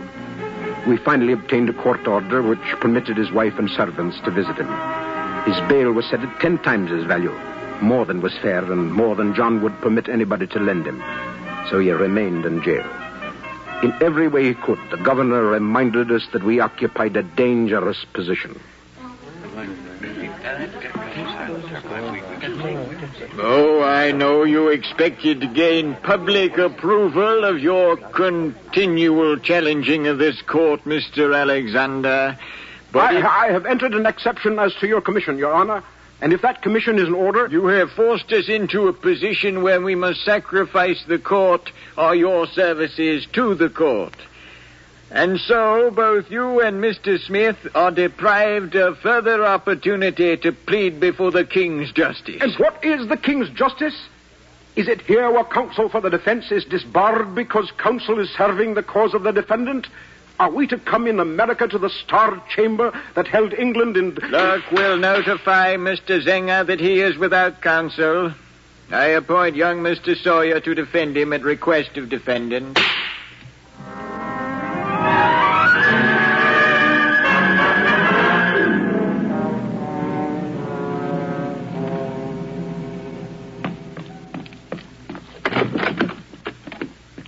Come in, Alexander. I've been expecting you. I thought I would find you here, hanging up your wig, putting your law books in their proper order. taken off your robe. Then you'll go home, won't you, Delancey? Greet your wife and say, well, it was a pleasant day today, for I had the pleasure of disbarring 2 lawyers, both of whom have devoted their lives to the law. It was no pleasure at all, Alexander. I respect both you and Smith. You've shown a poor way to show it. Sit down, Alexander. Perhaps I can explain. Explain your reasons for opposing the people. I've taken no stand against the people. A man has no right under the law to criticize legal government. Has a man the right to fair bail or to defense to counsel and to a fair trial? I have perhaps taken drastic action in the Zenger case, but for a reason. His challenge to authority is a real danger to law and order. And if I have set aside some of Zenger's legal rights, it is because I must. You drive me to disgust. Your kind think you were born with the right to rule. You think a king can come out of a woman's womb and cry like a prince, and so do no wrong, and do as he wishes. And what if the people have won some rights and privileges? Why, let them have the rights until it's time to deprive them of them. Well, God save such kings and kings' men, I say. Keep a civil tongue in your head. I will, just as you keep the law in your court. And while I'm talking, let me tell you this, Delancey. Before there was government, there were people. Do you believe that? Of course I believe the people made government. Government did not breathe into people one spark of life or one breath of courage. People came first. And the question before us is, if the people have the right to criticize government officials who exercise the people's power in the people's service and supposedly for the people's benefit. I see. And so I've heard before. Tell me, to whom is Governor Cosby responsible? To the king, I should say. God save the king. He's busy this afternoon. And to whom is the king responsible? Well, not to this German printer, I assure you of that. Why isn't the king responsible in any way to the people who gave him his power? By gift or theft? In either case, the people have grounds to demand an accounting for the use of it. And that's what John Zenger has demanded. And that's why he's in jail. And it's because the whole structure of your authority is at stake in this matter that you're so much afraid that even you will set aside law and fairness and your conscience. Isn't it, Delancey? I've heard enough of your Scotch talk, Alexander. Do you know why I came over to this country, Delancey? I've heard said that the king had a great dislike for you. That's but half the reason. Oh? And what composed the rest of it? I had a great dislike for him. And now, be damned if you are planning to bring a star chamber over here. Delancey, America is man's big chance. There is a wide, wide ocean between us and the old way. And we're going to take this new world and start over. Do you hear? This is the people's side of the Atlantic, and the people are going to govern it. Since when have people known what is best for them? Since when have kings cared what is best for them? Will people decide a question on its merits, or will they take the easy way out? They will do both. But they'll have their own best interests more at heart than the king's governors. And as a first step towards this remarkable government, you advocate freedom for men who own presses to print as they will? If they will, to print the truth. And is it necessary that these printers be men of breeding, of education? May they have criminal records? Will it become to them a rich and lush business, this legal blackmail of public officials? Oh, to be sure. There will be editors who will sell themselves for 30 pieces of silver, paid in pennies on a street corner, just as there are governors who will do the same, though at a bigger charge for the service and in a palace. But eventually, the people will decide between one editor and another, between truth and half-truth, between honesty and deceit. And what possible background have the people for making such decisions? Why, they have as good a background for it as somebody who was made a ruler because his father had a father who had a father who had a father who knew or was or killed a king. I have heard of faith in the people, Alexander. But I have never been eye to eye with blinder faith than yours. Come over to the window here, and I'll give you my reasons for opposing you and John Zenger. What are they? They're people.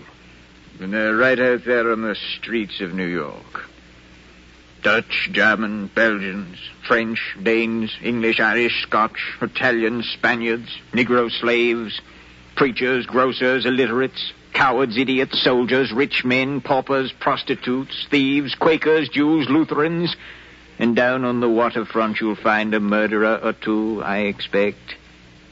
And any number of people here can be bought for less than the proverbial 30 pieces of silver. You might start with half a crown. These are my facts out there. These people are my arguments. Some of them good, some bad, some likable, some unlikable. But I have passed that adolescent stage when I gloried in the words of your Andrew Hamilton and of you other Scotch lawyers. I have come to face the simple reality that paces the street outside my office. Are we to give the new world over to them?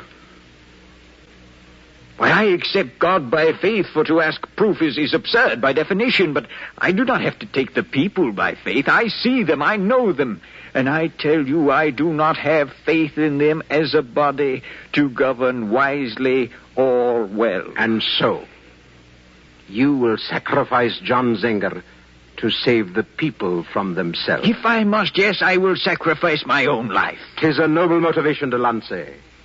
And I'm pleased to say I'll be around to see you fail at it. You'll not plead in my courtroom, Alexander. No, but the people will have a jury there. Good afternoon. I'll see you at the trial. One moment, Alexander. What is your answer to my arguments? Why do you avoid debating with me on this score? I'm not concerned with changing your views. I can see that is a task to require more than an afternoon. It may take a lifetime. There are honest men who hold your view just as honest men hold mine. And so there always will be. Honest men on either side of this question on any issue that is raised. It is not your opinion that bothers me, but your tactics, my friend.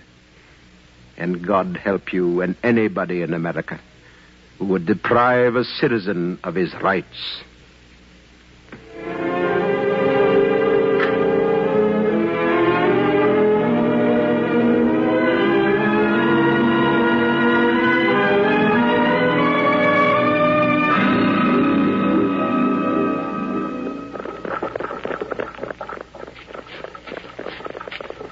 As I walked home from Delancey's office, I realized that my whole body was trembling. My energy and confidence were spent. Now, as the people passed me, my mind was confused. Delancey's words worried me. This whole business of believing in people, it has its moments of doubt. Why, Mrs. Hunt, what in the world do you want with those cats? Mr. Alexander, I don't know. But 8 months ago when they were kittens, you remember how playful they were? And I couldn't bring myself to part with one of them. So now I've got 7 cats. That's more than enough, I should say. Yes, and the worst part of it is there are others on the way. Would you like to have a grown cat, Mr. Alexander? No, Mrs. Hunt, thank you.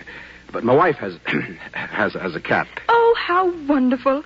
Tell me, is it a female? I took great care to obtain a male. How smart you were, Mr. Alexander. How very smart you were. James says that the bakery is hardly taking in enough for all those cats and us, too. But still, are you sure you wouldn't want a cat? If you'll excuse me, Mrs. Hunt, I'll be getting along. Oh, of course.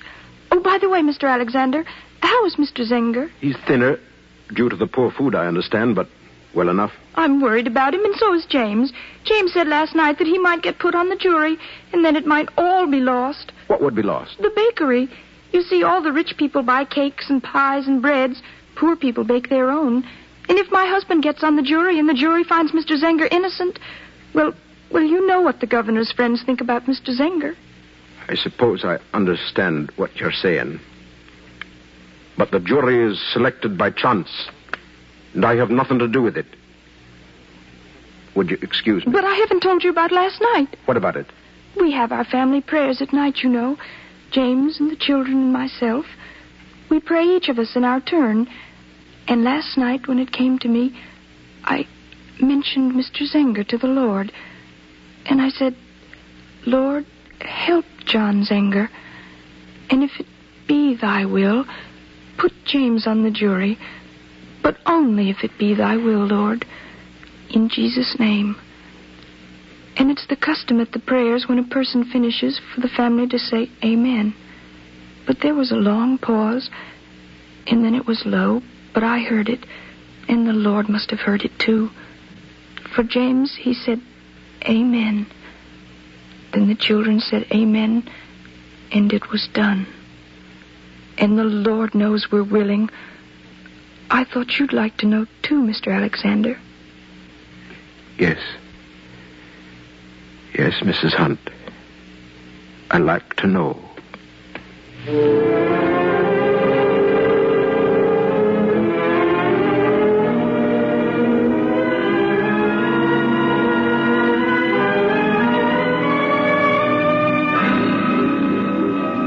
Well, the story of John Zenger is well known, for it's taught in schools, which would have pleased him if he'd known. But for those of you who didn't care too much about school, I'll tell you how the trial turned out. We had a time finding a lawyer who was willing to defend John Zenger. You know, they had families and ambitions, or they were busy, or you know. So we went to Philadelphia, Smith and I, for our lawyer. We picked perhaps the best in the whole country, the retired Andrew Hamilton.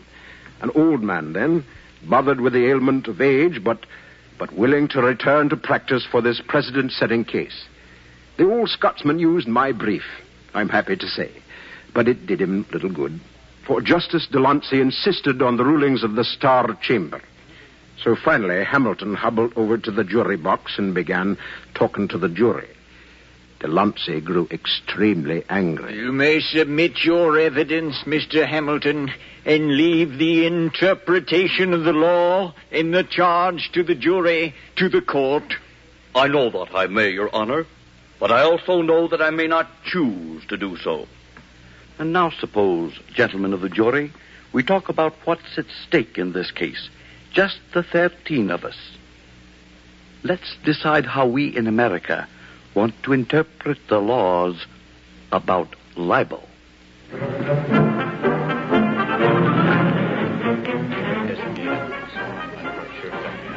When the jury had been out for some time, I sneaked over and sat down beside Mrs. Hunt.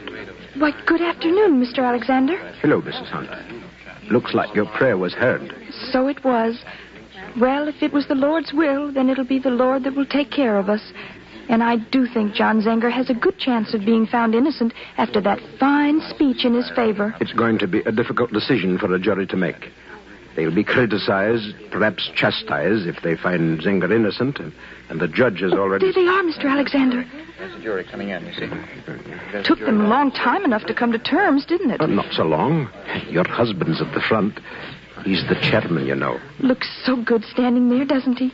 Yes, I suppose so. I always said James was the best-looking one of the Hunt boys. Only one that took after his father in looks. Better businessman than either of his brothers, too. Except maybe for today.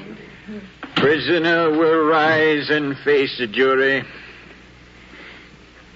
And so John Zenger rose and faced his jury. The moment seemed to stop expectantly. Delancey leaned forward. The Attorney General ceased gathering up the notes of his case. Andrew Hamilton waited tensely, for experience gives little definite clue to the decision of the juries. John Zenger appeared to be calm, but I noticed that his hands were clenched. His wife was crying. The jurymen were looking straight ahead to a man. The Dutch and Irish and Englishmen, who were the 12 good men and true.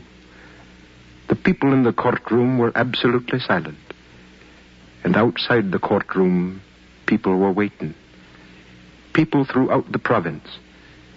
People even in England were waiting. Some in hope, some in fear. How does the jury find the defendant? Guilty or no?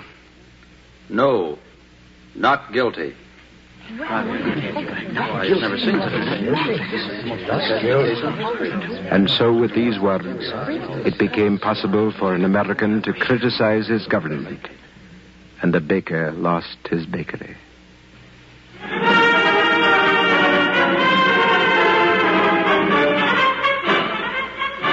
That afternoon, there was rejoicing in New York City.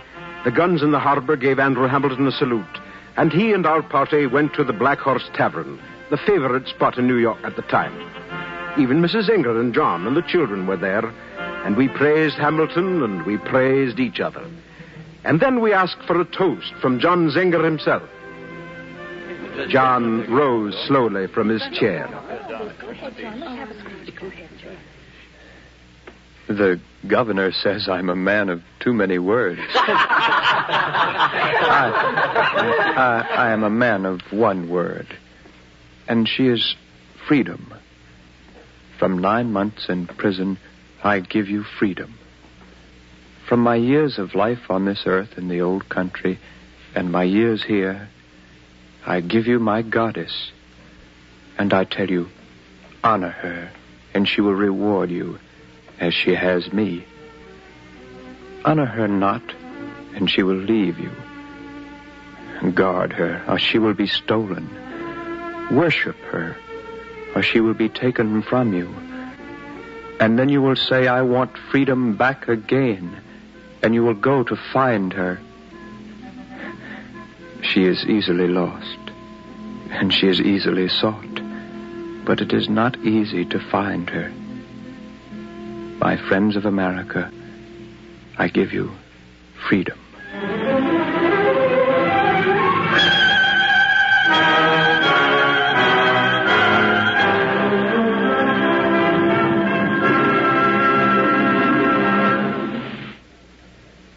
American Adventure is written by John Ely, directed by John Clayton, produced by the Communications Center of the University of North Carolina. American Adventure is a study of man in the New World, his values and his characteristics, who he is, what he believes. The series is made possible by the National Association of Educational Broadcasters and the Fund for Adult Education, an independent agency established by the Ford Foundation. In the Zenger trial, Alexander was played by Earl Wen, Mrs. Zenger by Gail Ely, Smith by Charles Kuralt, the English Judge Delancey by John Ely, Mrs. Hunt by Joe Gershetsky, and John Zenger by John Bonnet. Carl Castle speaking. American Adventure is produced and recorded by the University of North Carolina on the campus at Chapel Hill. Next Thursday night, NBC invites you to hear the story of Thomas Wolfe on American Adventure.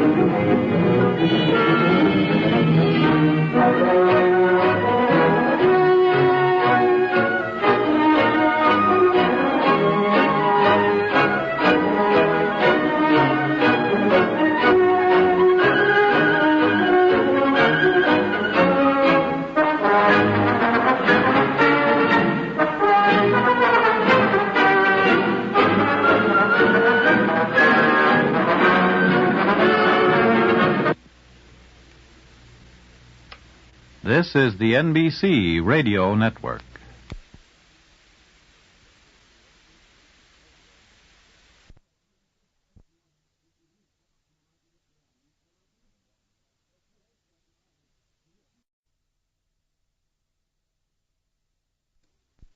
This is American Adventure, a dramatic study of man in the New World, written by John Ely, directed by John Clayton.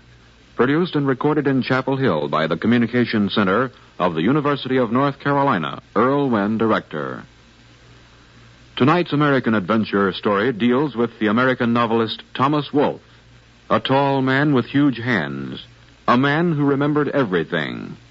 We call the story An Unfound Door.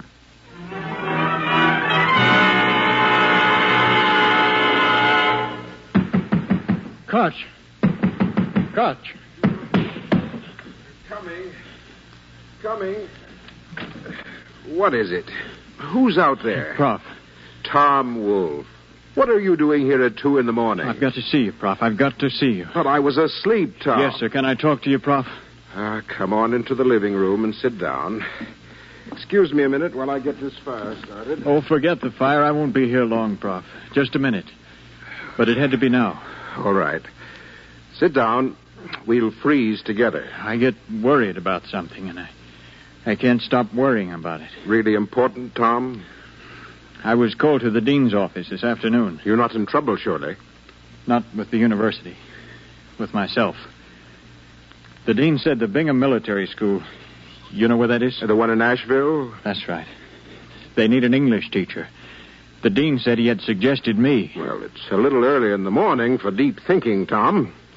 But on the surface, I still can't see any reason for knocking down my door at 2 a.m. in the morning. I wrote my folks and told them I'd take the job. Tom Wolfe, how tall are you? 6 feet 7 inches. If you don't tell me why you got me out of bed at this unearthly hour, and tell me simply, I'm going to take all 6.5 feet of you and throw you out of this house. But how can I tell you simply? It isn't simple. It's a matter of my life, and my life isn't simple.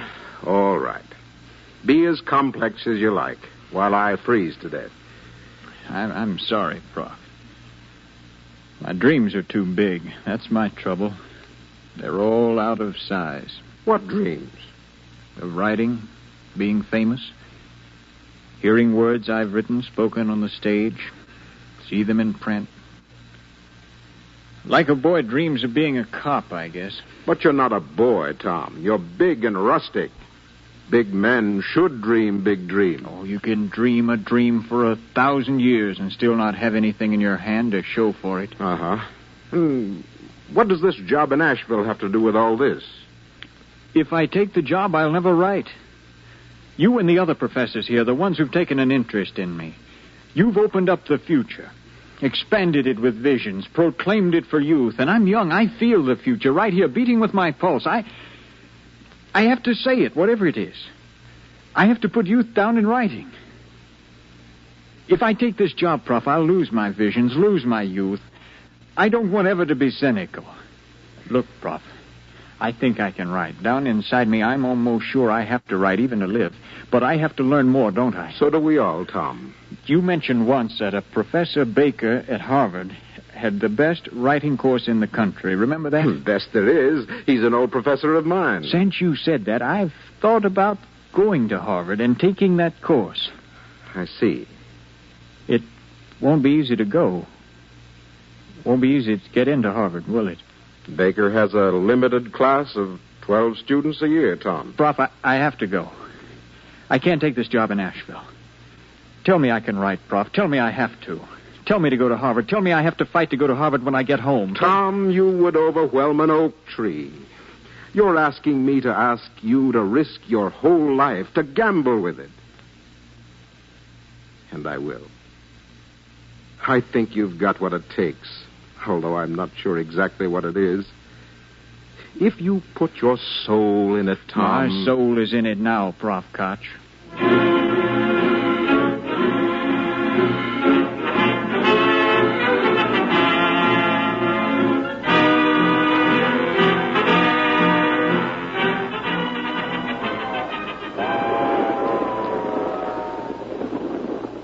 Tom Wolfe, how are you, boy? Oh, hello, Mr. Coker. Don't you remember? You used to live in the house next to your mother's boarding house. Oh, yes. How are you, boy? Here, take a... Almost offered you a cigar. And here you're a little more than a kid, are you? Well, I'm 18. Say, Tom, I heard some great things about you. Being editor of the school magazine and newspaper. Big man on the campus, huh? I'm tall enough to be big. That's about all. Your mother sure is proud of you, Tom. Proudest woman in Buncombe County. Says you're going to amount to something. I intend to, Mr. Coker. How's that? I intend to amount to a great deal. Oh, you don't say. Remember when I was a boy, I sort of thought I would, too.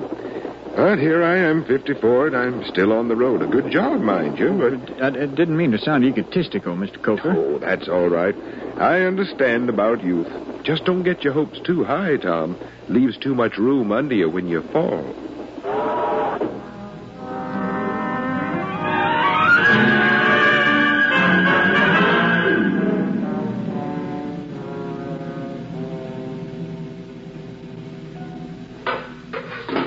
Mrs. Wolf, did I get any mail this afternoon? If you did, Mrs. Culbertson, it's on the table in the hall. Now, scat out of my way. Pretty nice about Tom getting that offer from being a military school, isn't it? I dare say it's no more than my Tom deserves. It'd be good to have him back home, won't it? And did you think it wouldn't? Well, no, I didn't think at all. Well, I'll believe that. Here, move. Hey, Mrs. Wolf. Mrs. Wolf. Hello, what's that? You'll have to stop yelling or pay your room rent, Mrs. Taylor. Mrs. Wolf, your youngest son is home. All 7 feet of him just pushing open the gate. Oh, well, you know he'd be back just when I didn't have time to turn around. Mrs. Culbertson, watch the meeting. Hey, Ma. Ma. In here, Tom. Oh, Lord, I got biscuit dough all over me. In the kitchen as usual, are you? Yes. So you are. Tom Wolf. Now put down them heavy bags before you break your back. How are you, Ma? Oh, good as could be expected after working 16 hours a day. Well, come on, kiss me hello. Now go up and get washed for dinner. Law, I've got to start filling out that frame of yours, Tom. Don't they feed you at that university? Oh, I haven't lost any weight. Don't tell me. Go hurry and get washed for supper. And you, Mrs. Taylor. Me? Go over to Pack Square and tell Tom's father to come eat. With his hands washed. He's got a college graduate for supper.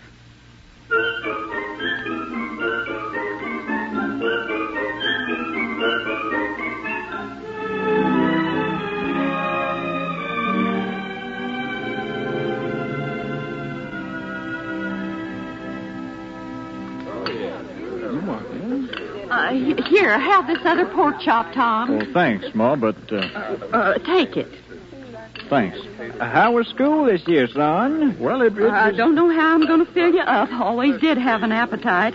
Didn't get you weaned till you were almost 4. Ma, please. Your father's responsible for that. He thought you were cute when... Mother, please. Oh, I know. You're a college graduate now. But you'll never grow up as far as I'm concerned, Tom. It's good for a mother to have her youngest son at home with her. I'll tell the world that. Home to stay, Tom. And don't you ever leave this house again.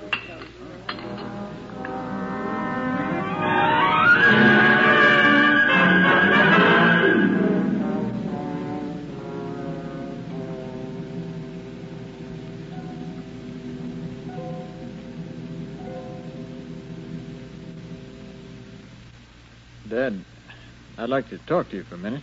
Well, come on and pull up a chair. Your mother talks, and I have to come out on the porch to think.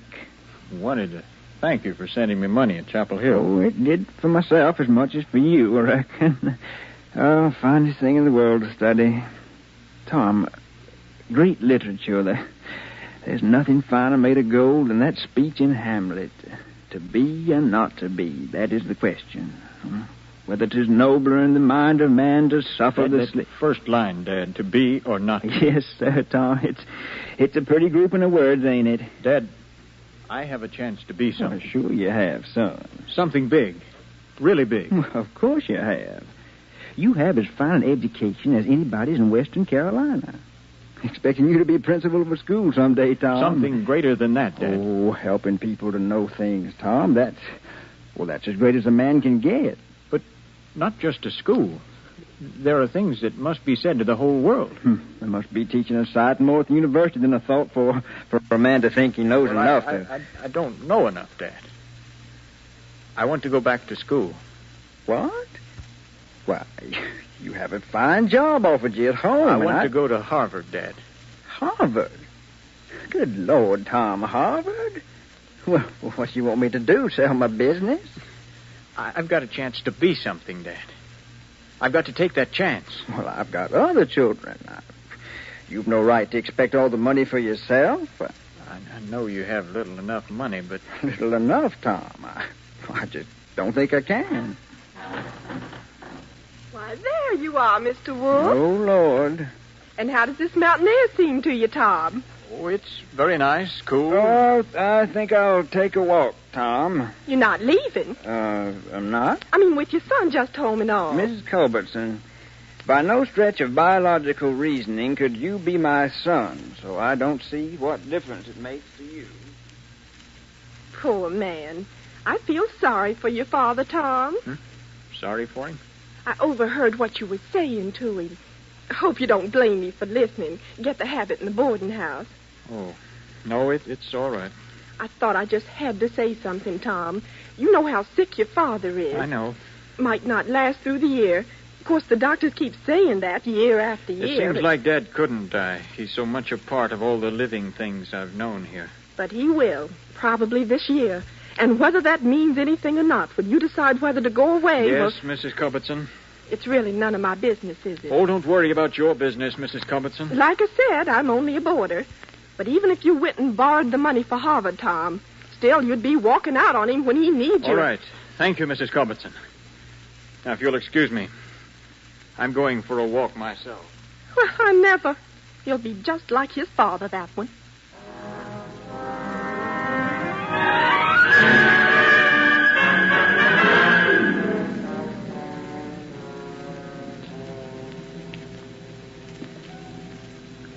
To be or not to be. To be or not to be. To live or live with the dead. To be or not to be. Well, good evening, Tom. Train did make it, didn't it? It must have. Well, come on down and have a beer with me, Tom. Not now, sir. Thank you, though. You wouldn't understand, Mr. Coker. Never could. I don't myself. Nobody could. Oh, I understand about youth. Just don't get your hopes too high, Tom. Leaves too much room when you fall. Mr. Coker, he wouldn't understand. Nobody can see the soul of my life. Not even me. Nobody can. Tom, you would overwhelm an oak tree. If you put your soul into your writing, Tom. Big men must have big dreams, Tom. Perhaps Prof understood. Perhaps. But Ma will not. She could not. Dad could never understand. Even if you went and borrowed the money, Tom, still you'd be walking out on him when he needs you. Naked and alone. Naked and alone we came into exile. In her dark womb, we did not know our mother's face. From the prison of her flesh have we come into the unspeakable and incommunicable prison of this earth. They could never understand. Well, Tom Wolfe, on my soul. Good to have you back in town, big fellow. Thank you, Mr. Cathy. How's the real estate business? Fine, Tom. Nashville is building up to be a big town someday. Oh, I hope not, sir. Well, how's that? I don't think growth will make Asheville any more beautiful. Well, it'll sure make my bank account a whole lot prettier, though. Say, your mother told you any more of the town gossip since you've been home? No, Mr. Cathy. Well, she will, boy. Never fear. Tell your mother I know a good lot for sale if she wants to know. Not for money, Tom. Not to be one of the lost men who follow so little, so desperately. There is so much that is important. The narrowest hinge of my hand puts to scorn all machinery. The cow crunching with depressed head surpasses any statue. The mole is miracle enough to stagger infidels. A leaf of grass is greater than wealth. or social standing. So much to say. So many people who must be made to hear. So much to say. So much of youth to put in old age now. But not now. Not ever. Lost. Lost.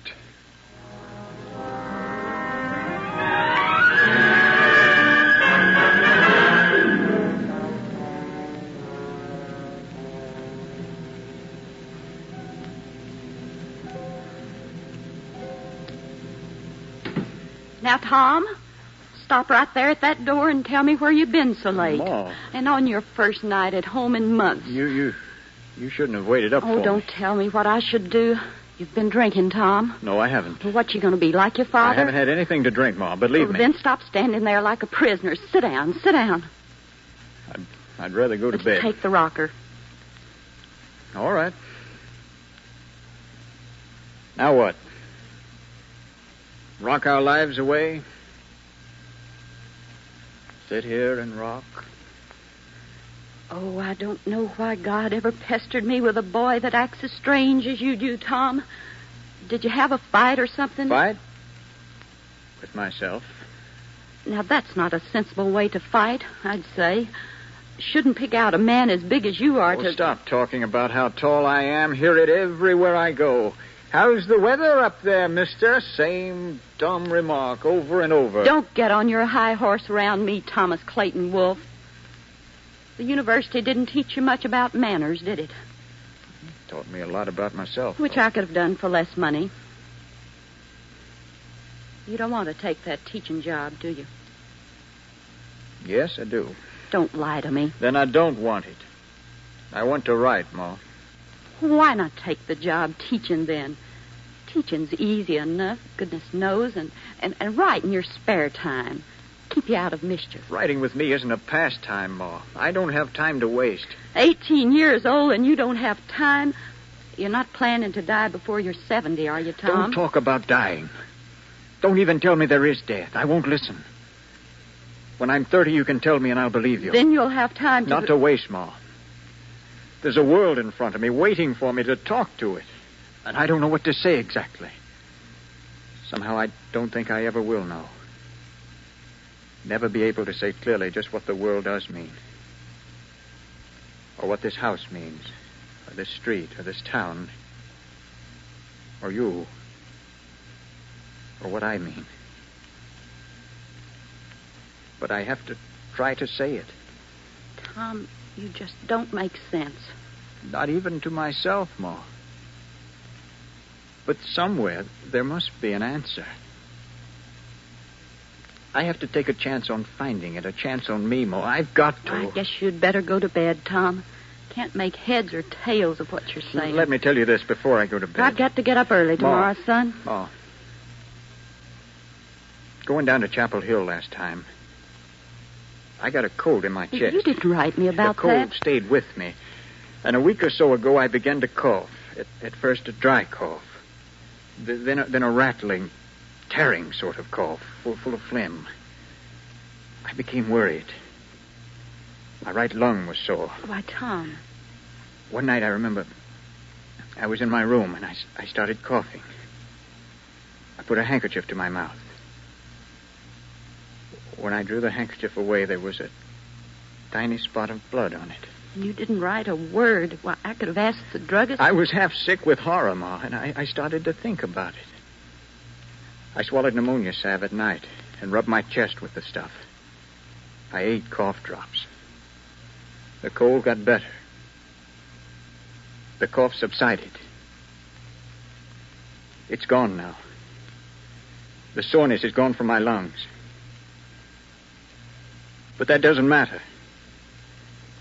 What does matter more is that I thought. I thought and saw the slow, certain advance of the old skeleton with the scythe. I saw the sure destruction, the erasure, and I saw the blotting out of my dreams and poetry. Myself, and I couldn't face it. Tom. maybe I'm foolish not to want to take this job. But I know that in 15 years, I would be a sour, small-town peasant. The power of my youth lost, bitter, blaming everybody for what might have been. I can't kill my soul, Ma. I can't play the game safe and manage to still live. You're not a boy any longer, are you, Tom? I hardly know you. You spoke to your father? I told him I wanted to go to Harvard. What did he say? That it wasn't fair to the others. It isn't. But I think if you can and it gamble isn't with... fair to him, Ma. He doesn't look any worse, but I heard... You let the dead bury the dead, Tom. I couldn't do that, not just for myself. Well, Lord, he's not going to die anytime soon. I called up the doctor only a few days ago, and he said, well, Mrs. Wolf, I don't know what to tell you. He's been pronounced dead 50 times, and he's still up and around, and he may outlast all of us. The doctor said that? So tomorrow morning you'll tell Colonel Bingham that you can't take the job. But... And you'll start getting your things ready for that Harvard. But, Mama, I don't... Don't stutter. You always did stutter when you got excited. I don't like it. Don't thank me even. I'll send you the money, but to learn with. Money for learning is a fair swap. And when you start writing those big plays of yours, you can thank me with them. Just write things the way they are, Tom, and you'll thank me. I couldn't do anything less than that. And make a success of yourself. Now get to bed. I'll come up in a minute and rub some mustard oil on your chest. Oh, I'm all right. Do as I say. And by the way, Tom, where is this Harvard anyway? It's in Massachusetts, Cambridge, Massachusetts. My, that's a long way for a boy your age. You'll starve to death in that Yankee country and never knew how to cook. Good night, Ma. Good night, Tom.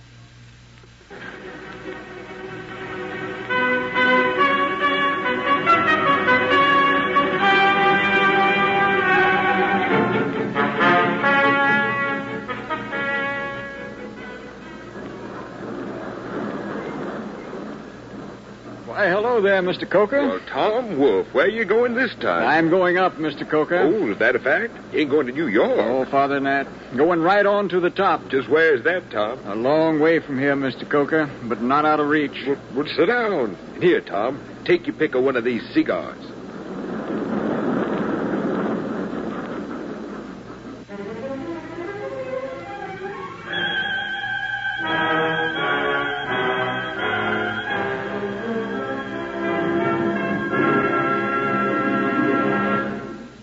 Thomas Wolfe, born in Asheville, North Carolina in 1900, died at Baltimore September 15, 1938, after an operation following upon pneumonia. He held a degree from the University of North Carolina and a master's degree from Harvard. He left no great plays, but his books take their places among the greatest ever written by an American. Look Homeward, Angel, Of Time and the River, The Web and the Rock, You Can't Go Home Again, The Hills Beyond. American Adventure is produced by the Communications Center of the University of North Carolina. Tonight's story, An Unfound Door, was written by John Ely, directed by John Clayton. The part of Thomas Wolfe was played by John Ely, Professor Frederick Koch by Earl Wynn, and Mrs. Wolfe by Edith Sanford. American Adventure is produced and recorded by the University of North Carolina on the campus at Chapel Hill.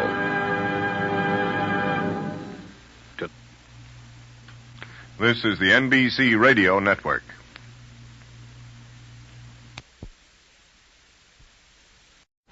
This is American Adventure, a study of man in the New World, his values and characteristics.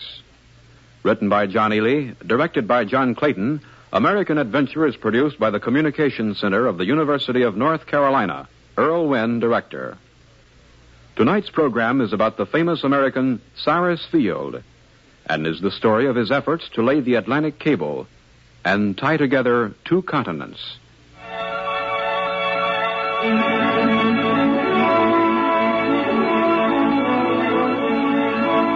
23rd, 1865, and the British liner Great Eastern lay with steam up but engines silent off Valentia, Ireland.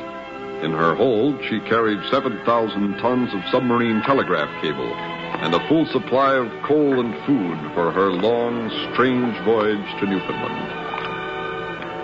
The meat supply was, of course, largely alive, but there was hardly a sound from the 500 chickens, 10 bullocks, 1 milk cow, 114 sheep, 20 pigs, 29 geese, and 14 turkeys.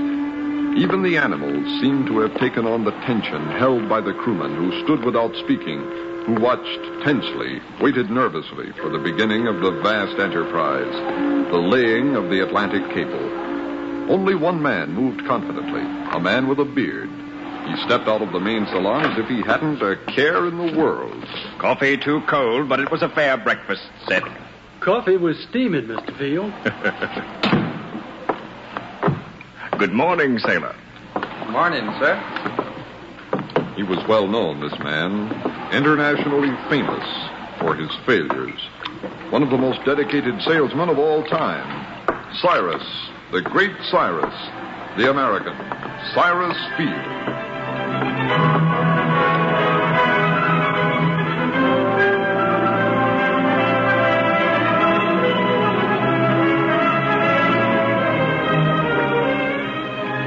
Got the cable spliced to the shore end yet, Mr. Field? I think so, Captain Anderson.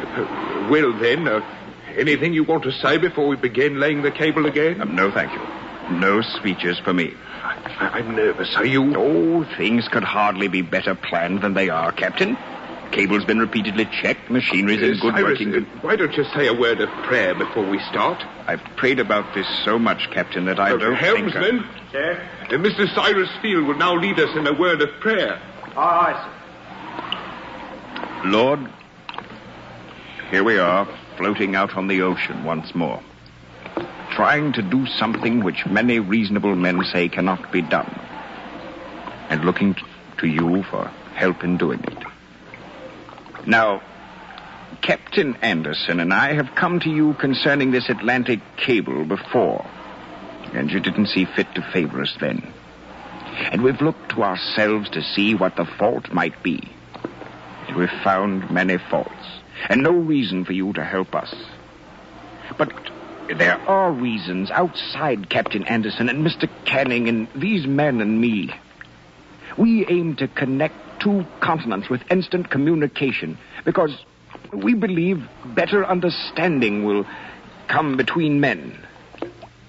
Now, if this is a cause which interests you in our behalf, we pledge to give you the glory.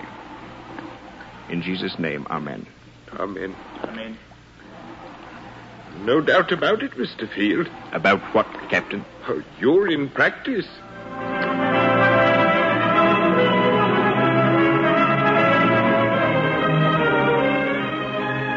There were men in both Europe and America who said that the Atlantic cable could not be laid. At the speed of the ship, the speed at which the cable was unwound, and the depth of the ocean would at some point lose synchronization, so that the cable would be ripped apart.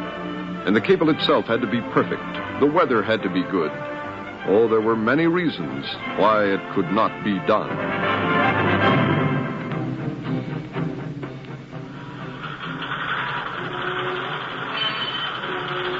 Say there, Mr. Canning. How's it going? Everything well. Cable's going through the machinery smoothly. Has the instrument room reported? Yes, sir. They're in continuous contact with the island station through the entire length of the cable. If anything happens, they'll know about it soon enough. It's a beautiful sound, isn't it? What's that? The cable. It's a beautiful cable, Mr. Canning. My wife says I'm in love with the Atlantic cable.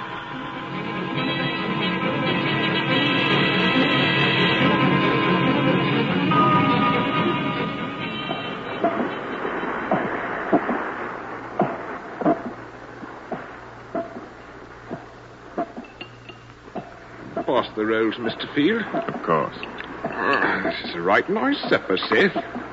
Men are about to go blind looking at that cable up there, and this is the first day. What's your speed, Captain? Started at 3 knots, but we're up to 6.5 now. That'll probably be the peak. Yes, we can't plow out cable faster than that. How did you ever get into the cable laying business anyway, Cyrus? Oh, stumbled in, I reckon. Must have had some reason. Sure isn't any pleasure to be in it. Oh, I suppose I got tired of hanging up my necktie at the same stop every night. You what? When I was 34, Captain Anderson, I had made my fortune. Had retired with my wife and family to a beautiful home. To my friends. Not a worry in the world. Yes? Well, it started small, but it grew, this feeling. One night, I remember hanging up my necktie on the same stop as 100 nights before. And the fact that it was an expensive necktie didn't relieve the fact that I was doing nothing and going nowhere. Where are you going now? To Newfoundland, dragging a cable. Not drag, Mr. Field. Please don't even mention dragging that cable. You're a blasted fool, Cyrus. Perhaps. Probably lost all your money. Good percentage of it is down with the lost cables. But when we finish laying this one, I'll be back in business. What makes you think you can make it this time when you never made it before, Mr. Field? I have made it before, Seth. Don't think Seth was along on that trip, Cyrus. Made it 7 years ago. Does look like you would have heard about it, though, Seth. The people in America almost went crazy. Celebrations and bands and newspapers and people shouting and crying, comparing Mr. Field here to Christopher Columbus. Well, I heard something about it. Seth was probably drunk. No, I remember. There was celebrating something in London once when my ship was in port. Something about a cable. I can't remember it very well. Like Mr. Canning said, you were probably drunk. No, I remember. The people were on the streets and everybody was yelling. I figured the Queen had a baby or something. I didn't know. Maybe it was Le Havre. Anyway, I think it was. Listen. What's the matter, Mr. Canning? I thought I heard the machinery kick out upstairs. Nonsense. You couldn't have heard it with all the noise. Why, I believe I'll go up on deck and check at any rate. Excuse me. Of course. Good night, Mr. Field. Good night.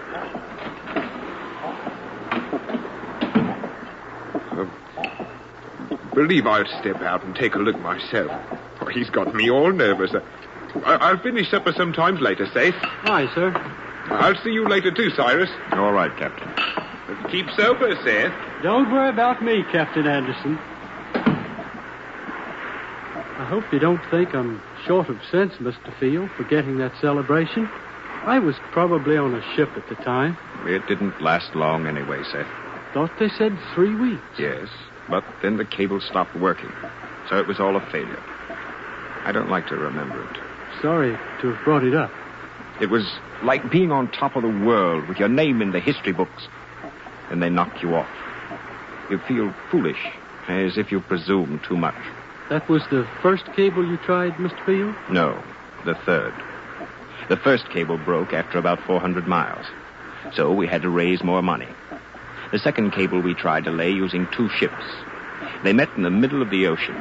There, each took half the cable, and one started toward Ireland, the other toward Newfoundland. How did that work? We started 3 times.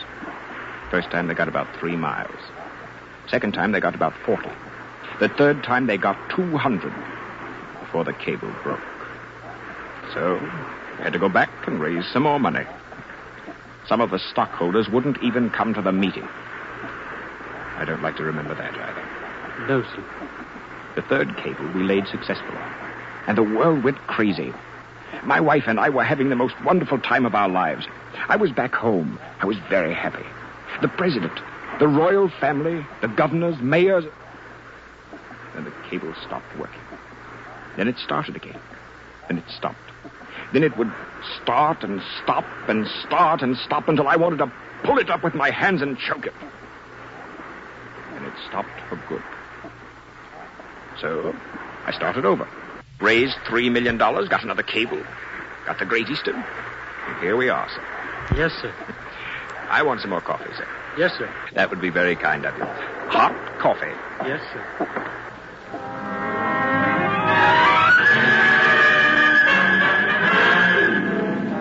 The Great Eastern was the largest vessel in the world at that time, and to get a message from the testing room to Mr. Canning at the payout machinery, to Captain Alexander on the bridge, and then to the engine room took quite a while. But on the second day of the voyage, a message made that lengthy round, and the message was, There's a fault in the cable. Stop engines and prepare to pull it back in.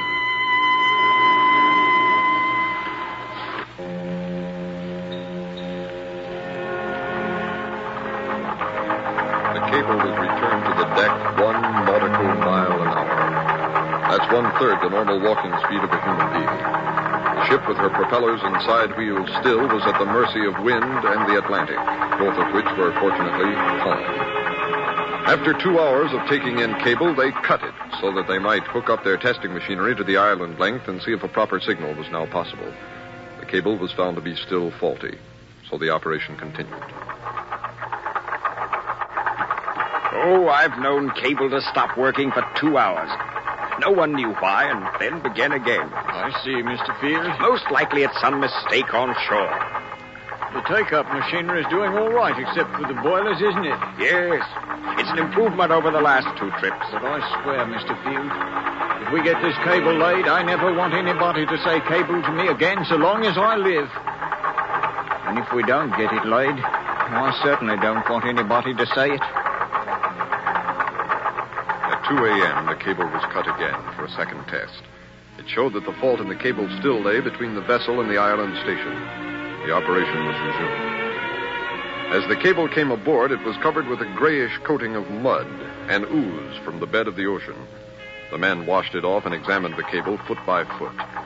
Back in Ireland, where the telegraph signal had suddenly stopped, engineers crowded around their equipment. Reporters for English and continental papers waited. Men who had their money invested in the cable stock fidgeted nervously and went without breakfast.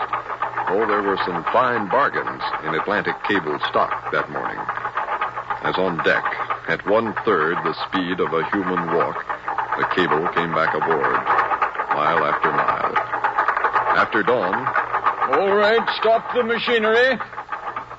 Secure the cable and cut it. Prepare it for another test. The test proved the remaining cable was now sound. The engineers in Ireland breathed their weighty sigh of relief as the signal resumed. Reporters hurried to the nearby telegraph stations to wire their reports. Atlantic cable stock went up again. Then, but half an hour after the signal had resumed, it stopped.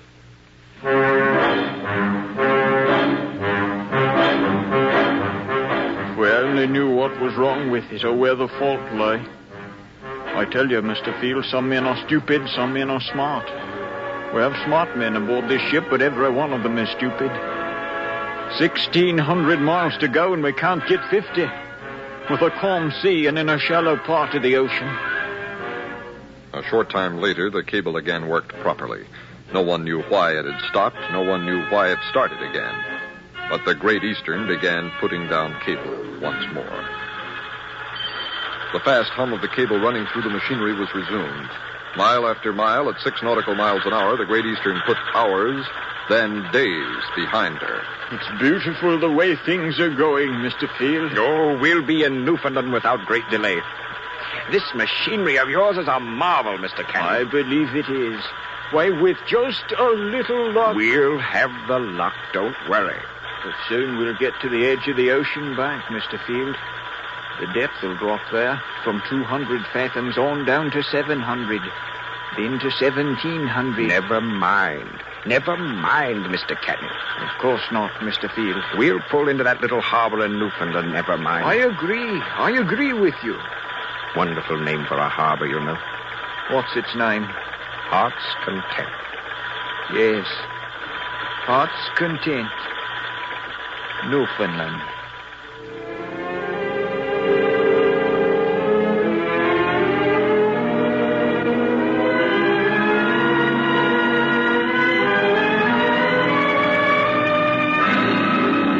The actual journal of W.H. Russell, who was aboard, we take the following words.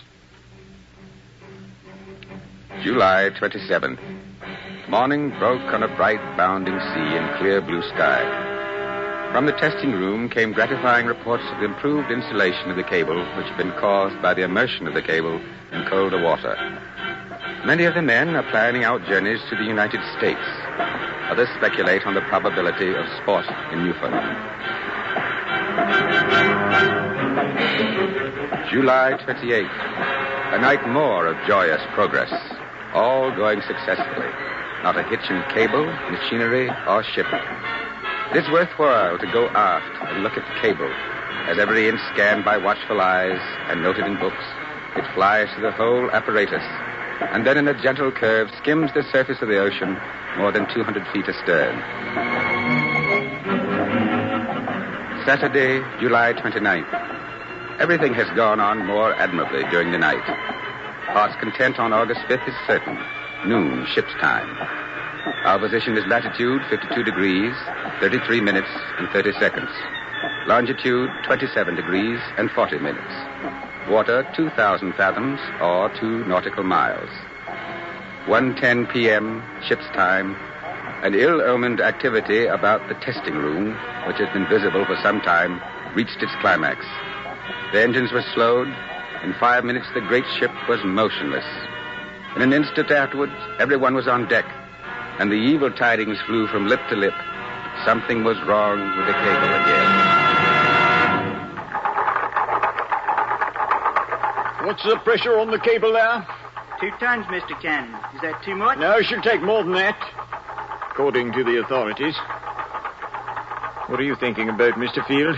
Why, at this spot, 7 years ago, Mr. Canning, we began the second attempt to lay an Atlantic cable. 7 years ago. And believe it or not, it was on this same day. Is that a fact? Well, now, that is a coincidence. Why do you do it, Cyrus? Why do you keep trying? The last time we had to stop and pick up cable, the fault was a piece of wire not an inch long, which had pierced the cable's insulation. After your years of planning, making preparations, a piece of wire not an inch long threatened the success of the whole thing. Why do you do it? Because someday, Mr. Canning, I'm going to retire to New York or to Boston and join some important club. Get a chair by the fire. And when some young whippersnapper comes up to me and says, "Well, sir, and what do you do?" I want to say, "Well, young man, I haven't been doing much since I laid the Atlantic cable." I want to see his expression. Cyrus, that's foolishness. It's big, that's why. It's the biggest thing I've ever heard of. It's something my sons and grandsons can be proud of and point back to and say, "I'm Cyrus Field the 8th or the 9th. And people will look up and say, "I've heard the name." It's big, Mr. Canning. It's impossible. So is a mountain big and some of them impossible? Men climb mountains, don't they? Of course they do, but only foolish ones. No. Men are peculiar creatures. A lion, an elephant, they wouldn't climb a mountain just because it was big or somebody said it was impossible to do. But man would. Man likes to stand on the top of accomplishments and give his lion's roar. Look where I am. Look here, all you past generations of two-legged creatures, you crusaders and kings and squires and sea captains and mothers and artisans of 1,000 years ago. Look, here. This is what you said a man could not do. It is done. Cyrus, I don't care about the crusaders. And also, they're the people 1,000 years ahead who will be striking at even greater accomplishments and tracing back their history. I will be a part of their history. They will say, and back here, in 1865, a group of men aboard a ship did the impossible and aided the progress of all mankind when they laid the Atlantic cable. People dead and people unborn. I'm staying awake nights, am I? Yes. And for yourself, Mr. Canning. For the faces of the people when you say, "Well, young man, I haven't done much since I laid the Atlantic cable."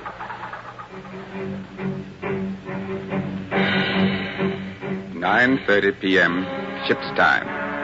That part of the cable where the Mr. Blay was picked up. It was at once cut and reserved to be examined by Mr. Canning. The shore end was spliced and jointed to a fresh end of the cable from the after tank. These operations were finished before midnight, but it was not judged expedient to resume the process of paying out till the morning. As yet, no one knew the nature of the injury to the cable. No one could account for the hitch, but it certainly did not affect anyone's belief in success.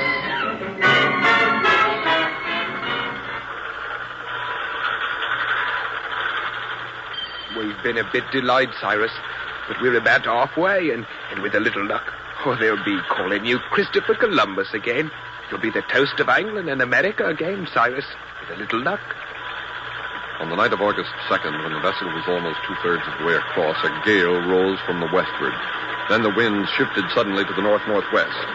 There was a deep fog. The sea was high. Depth of water was 2,000 fathoms.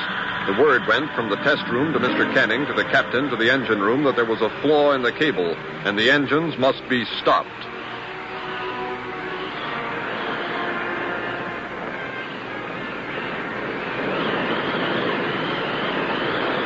My engine's gone. I can't hold it near the cable. Can't be helped. I can stand up there and twirl the pilot wheel and nothing happens. Secure the cable and get her around to the take-up machinery in the bows. Aye, sir. We have to try, Captain. If we fail cable till this blows over, we'll never get it back in. We're too far along to lose her, Mr. Canning. Good Lord, Captain Anderson. Do you think I don't know where we are? In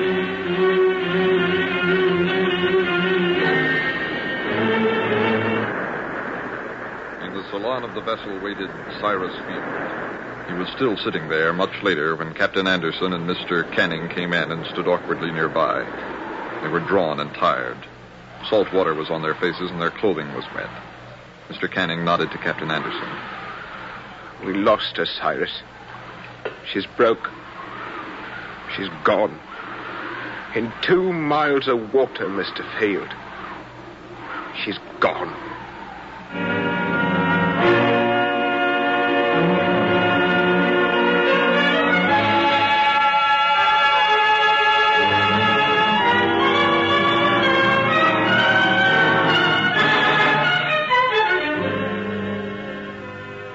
We've told you a story of defeat, ladies and gentlemen, in order to tell you a greater story of victory.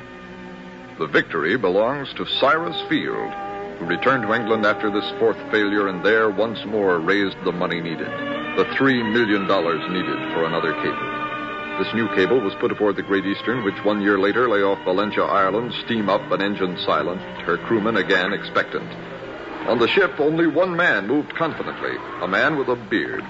He stepped out of the main salon as if he hadn't a care in the world. Coffee too cold, as usual, Seth. Nobody can suit you with coffee, Mr. Field. Good morning, sailors. Morning, sir. He was a well-known man, internationally famous for his failures. One of the most dedicated salesmen of all time. Cyrus, the great Cyrus, the American Cyrus Field, who on his 5th attempt laid the Atlantic cable. American Adventure is written by John Ely, directed by John Clayton, and is produced by the Communications Center of the University of North Carolina. The part of Cyrus Field was played by Fred Young. American Adventure is produced and recorded on the campus at Chapel Hill. This is American Adventure, a study of man in the New World, what he believes and what he lives by. Written by John Ely, directed by John Clayton, American Adventure is produced and recorded by the Communications Center of the University of North Carolina. Earl Wynn, director. Tonight's program is about the founding of Washington, D.C., and there's quite a story to be told about it, and about Pierre L'Enfant, the French designer who planned it. For L'Enfant was an unusual man. We will pick up his story when he is at a meeting called by George Washington, at which he is to show the plans for the capital city. Pierre L'Enfant has come to the meeting after having given long thought to the task at hand, but without any plans at all. This we know, and L'Enfant knows it. And Washington and Jefferson and the others are soon to find it out. I assure you, gentlemen, the Major will present to us a beautiful and finished plan. Come up and take the floor, Major. Yes, sir. Gentlemen, it's quite an honor to be here, but I didn't expect anyone else would. That is, I do want to thank you, Mr. President, for those kind remarks. Not at all. Suppose you spread your map out here on the top of the desk, Major, and get on with it. Yes, sir. I suppose you'll notice that here is the river, the Potomac. Mm-hmm. And this is Rock Creek here, and this is Georgetown. I see. Where is the new city, Major? I don't have it, sir. Not on paper. You see, this is a terribly complex problem if it's to be done right. Well, do you have any idea about the plan for the city, Major? Oh, yes, sir. In my mind, Mr. Jefferson. Uh-huh. Where is the Capitol building to be placed? There is a hill which could convey a broad countryside and perhaps a pas too mark, sir. Why, that's miles to the Potomac. Yes, sir. 2 miles. But with a park in between. A 2-mile park? Yes, sir. And where would the president's palace go? Next to the Capitol? No, sir. There's another hill here, about a mile or so away. But, Major, how can you get from one to another? By carriage, sir. I am quite aware that a man can go from one place to another by carriage. But why should we go to the expense of building such a street when the 2 buildings can be placed together? It is not a street, sir. It is an avenue. And what is the difference? By my plan, sir, a street is 160 feet wide, whereas an avenue is wider. Mr. President, with all due respect to this gentleman, I have never heard of such a plan. Now, I saw Mr. Jefferson's proposed plan, which was very beautiful and certainly reasonable. Let's be reasonable, gentlemen. In trying to design a city, gentlemen, The plan Tom Jefferson drew, that was a city, wasn't it, Major Lawful? Certainly, but it has been known for centuries that you can mark off streets in one direction and cross them with streets going in another and have a city, but there is no art to that. Well, Jefferson, would you care to comment? A 5-year-old boy might make such a plan by accident. You'll have to pardon me for laughing, Tom. To build a truly beautiful city, you must plan it with the land in mind, the hills, streams, rivers, ridges, forests. And by sensible use of these assets of nature, establish a truly beautiful city, a work of art. Tom, would you care to say anything? Oh, now, George, I'm not a designer of cities. Yes, I just heard Major L'Enfant discuss that. What was said about my plan, though said somewhat more dramatically than I should hope necessary, Monsieur L'Enfant. I'm indeed apologetic, Monsieur Jefferson. My temper is so... Of course, Monsieur. But actually, by choosing a level piece of ground, one may not, to be sure, have so dramatic a city, but a city more practical, serviceable. One that is also beautiful and at reasonable expense. Except that right now, we have a chance which no nation has ever given itself. The chance to build its capital city by plan rather than just by need. Oh, it's well enough to say that the city could be changed at another time, but it could not, Mr. President, because it would not. It is now that we must say, here, by these marshes, we will demonstrate our fate in the future of this country. We will show you the breadth of our nation in the width of our avenues and the length of our parks. We will cause to rise here in our day the beginnings of the city. Oh, too big for us, true, but not too large for our grandchildren. Oh, don't you see, gentlemen, I tell you we must envision this nation as it is to be, when all nations of the world, yes, even England and France and Spain, will stand and salute her and say, look what brave men have done. Look at that, rising from the Atlantic, a nation free. How can an American plan for less than greatness, gentlemen? Rarely before have I heard another voice my own sentiments so beautifully. Thank you, Mr. President. Thank you for your advice, gentlemen. There are some other matters I must attend to, so excuse me, please. I wish you luck, monsieur. Thank you, Mr. Jefferson. I think you will design for us a beautiful city. I hope so, sir. I assure you we share your dream of a great nation. But the greatness of the nation I see, sir, is judged not by her cities, nor by the buildings of her government, but by the degree of freedom given her people from their government and from their neighbors. My vision is not so much of a nation as it is a man, not of America so much as it is of the American, free even to be wrong, free to disagree, free to condemn his government if he wishes or his neighbor if he dares. Now, that is a dream as great as your city. My pet is not to determine the extent of government, Mr. Jefferson, but only to plan a city which will be flexible enough to serve whatever size government may evolve. I understand that, and I wish you luck, monsieur. Thank you, sir.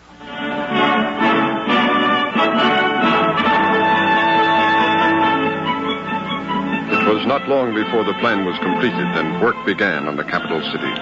And the people of Georgetown and the surrounding area looked with amazement as the men began clearing Constitution Avenue, with other avenues for Delaware, Massachusetts, the Carolinas, Maryland, Georgia, and the rest of the states of the Great 13. And some of the people were impressed by the tremendous expanses in the plan of L'Enfant. Others were unimpressed.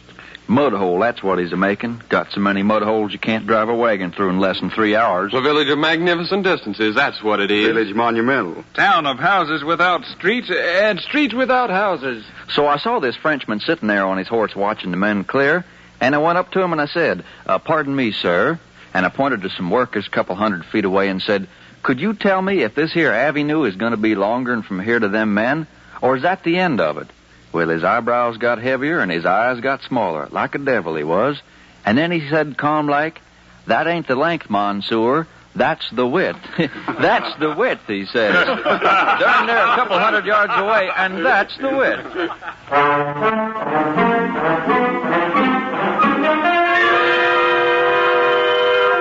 They say there is to be a wide avenue that goes from the President's Palace to the Capitol building. An avenue over a mile long, and you can see one building from the other. They call this a Pennsylvania Avenue, and it will doubtless become the Avenue of State. Except that it is inconceivable that this tiny nation can ever afford the tremendous expense of paving such a long stretch of roadway. And carriage traffic will be impossible in the wintertime.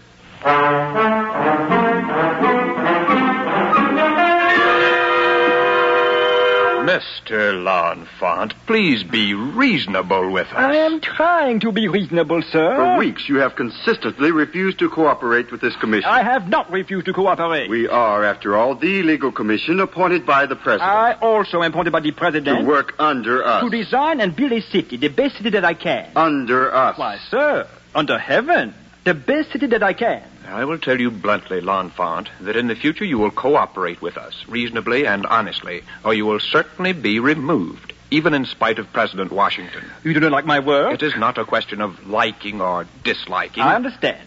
It is a question of size, is it not? Not necessarily, but of organization. The President's advisors have said they like my city. But then do they not come to you and say it is too big, it is too expensive, and l'enfant must be controlled? Well, to assert that there has been no criticism of the proportions of this city is to deny what the whole world knows. The truth is, they would cut my city down to their size. What about this waterfall anyway, L'Enfant? Waterfall? I know of no waterfall. I hear you've planned a waterfall out in that cow pasture you're clearing before the Capitol building. Cow pasture? That is a park. It's a cow pasture, if I ever saw one. Park. Well, all I know is that cows are grazing out there, and there's room for 1,000 more. And the waterfall you mentioned, it is not a waterfall, it is a cascade. Mr. L'Enfant, we are not interested in words, but in facts, figures, prices, reasons. Now, this cascade, I understand, is to be 150 feet long and 40 feet high.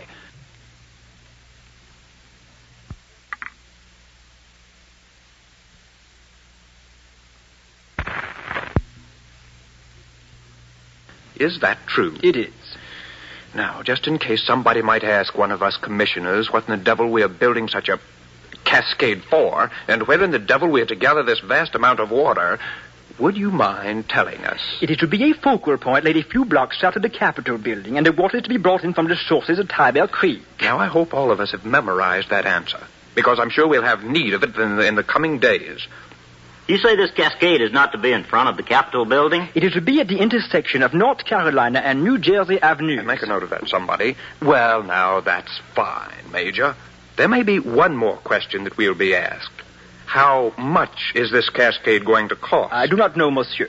Do you think it would be possible to construct a capital city which did not have such a cascade? Yes, monsieur, but not for this country. I anticipated that feeling on your part. Is that all, monsieur? No, it isn't all. The lots that are to be sold come Friday. Are they all marked off for the auction? Yes, sir. Will you attend the sale? Yes. You will bring a copy of the plan with you?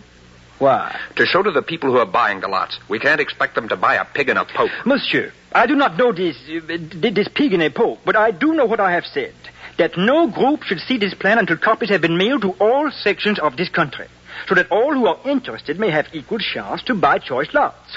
That is my position, sir. The position of this commission is that you will attend the sale, and there you will show the buyers your plan so that the buyers can tell where these lots are located in relation to the President's Palace, the Capitol, various cascades, waterfalls, pastures, parks, avenues, equestrian statues, canals, plaques, and mud ditches. If there is nothing else, gentlemen, good afternoon.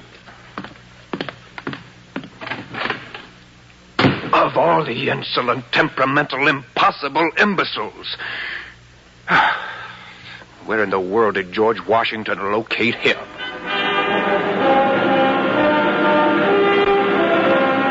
Now, one feature of L'Enfant's plan was that from the Capitol building you might look down Pennsylvania Avenue and see the President's Palace, which, of course, we today call the White House. Halfway between the two, at the point of several springs, L'Enfant planned to build 5 impressive fountains. It was all very well. But unfortunately, Daniel Carroll of Duddington, being sure that Pennsylvania Avenue would never develop to any extent, proceeded to build his house at the place of these springs on a foundation which had been laid before the federal city was started. L'Enfant warned him that completing the house was inadvisable. But Daniel Carroll and his wife wanted a new brick home. They built it. And when L'Enfant sent word for them to tear it down, they rather pointedly refused. So, they will not tear it down themselves? They indicated that was their general feeling at the moment, Pierre. What did you tell them? I don't know, Pierre. Just tell me what to do when the laborers get the avenue cleared down to the house. Just tell me that. What would you do if the house were a tree? I would be astonished. If the house were a tree, would you not cut it down? If you say so, Pierre, I suppose I would. Then take the house down, that is all. All right, Pierre. And the commissioners? They must not know until we are on our way. I will be out of town and write them a letter. We will plan that later. Yes, sir. Be sure when you tear down the house to have good carpenters who will do as little damage to the material as possible. But tear it down, Roberto. Tear it down.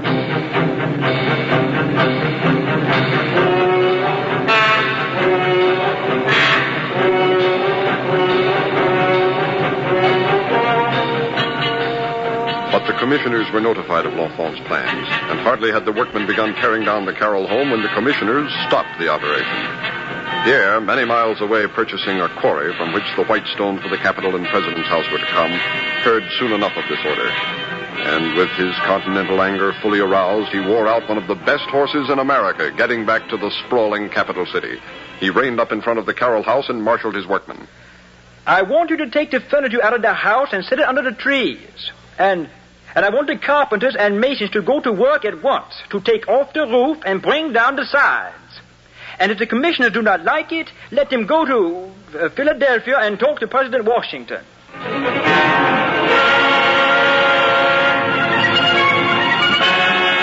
So the men went to work tearing down the Carroll house. Good American laborers who'd never torn down a house before.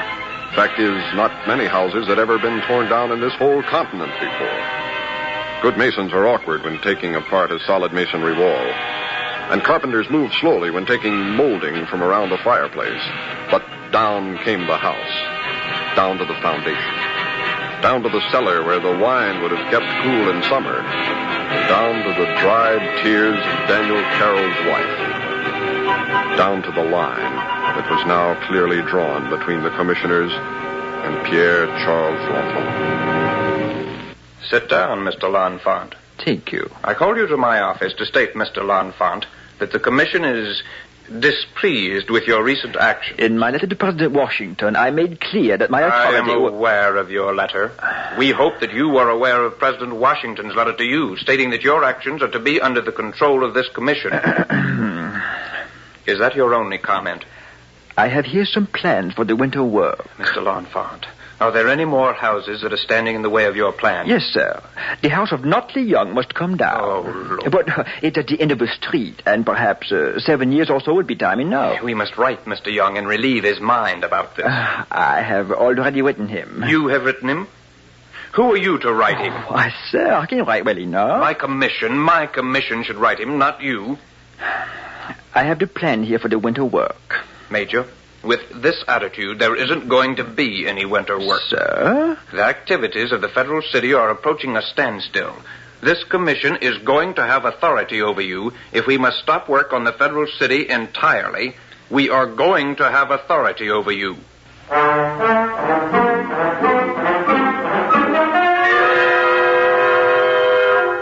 A few weeks later, as tension continued, L'Enfant's men were discharged, and L'Enfant's overseer was imprisoned for breaking the new rules of the commission. The work on the federal city was stopped. President Washington has called a special meeting of his advisors, Monsieur L'Enfant. He told me to talk to you and report back. With all work stopped, laborers discharged, construction at an absolute standstill, and you and the commissioners writing letters about each other... I've never dealt in personalities, Monsieur Lee. Be that as it may, I'm here to state that the President feels this entire matter can and must be worked out. But no reconciliation can be reached if you refuse to work under the Commission. As law of Congress directs, you must. I do not object to the Commission, but only to the Commissioner. These commissioners will not be removed, I promise you. But surely your grievances are not so great that... Great! They are beyond great. When they take my plan without my permission and give it to a surveyor to make changes, a man who knows nothing about cities, they take my plan and twist it into size. Then when they have twisted it, mail copies of it around the world, and the surveyor has his name put on the design rather than me. Without question, Major, that is a serious grievance. Perhaps a personal apology No, that is not my main grievance. It is a very great grievance, but not the greatest. Then, please, what is the greatest?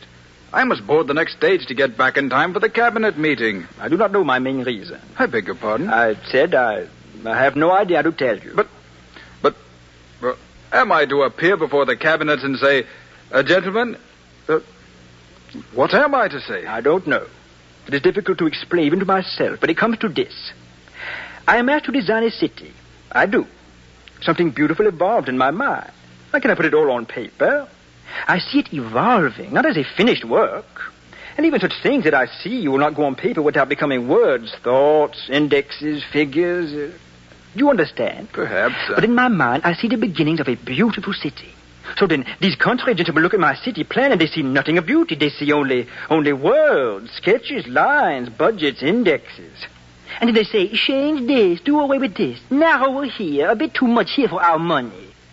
They are changing figures on paper, but actually they are changing the features of my city. My plan is no longer pretty, it becomes ugly. And then I say, no, you cannot do this. And they say, why not? We are authorized by Congress. And then it comes time for me to speak in rebuttal, but I cannot. Do you understand? Not in the slightest. You see, I am remarkably clear, and nobody understands. Major, I think you may be saying something, but what? I cannot explain it any better. But what are you explaining? After all, most of the Commission's criticism comes down to your disregard for their authority. Not all this. My father always said to me, Pierre, use a big canvas. Do not paint except on a big canvas. Why, sir, there have been paintings on small canvases which are rather good, it seems to me. My father painted war scenes. I have no doubt that he killed more Frenchmen in his paintings than all France's enemies. Frenchmen were brave in his paintings. They were fierce. They were powerful. They were confident. They were victorious. Even in the battles which the history books said they lost, my father painted them victorious in defeats. Oh, I love the spirit in their faces. I wonder if we could come back to the subject, Major. I have heard critics come to my father and say, look here now.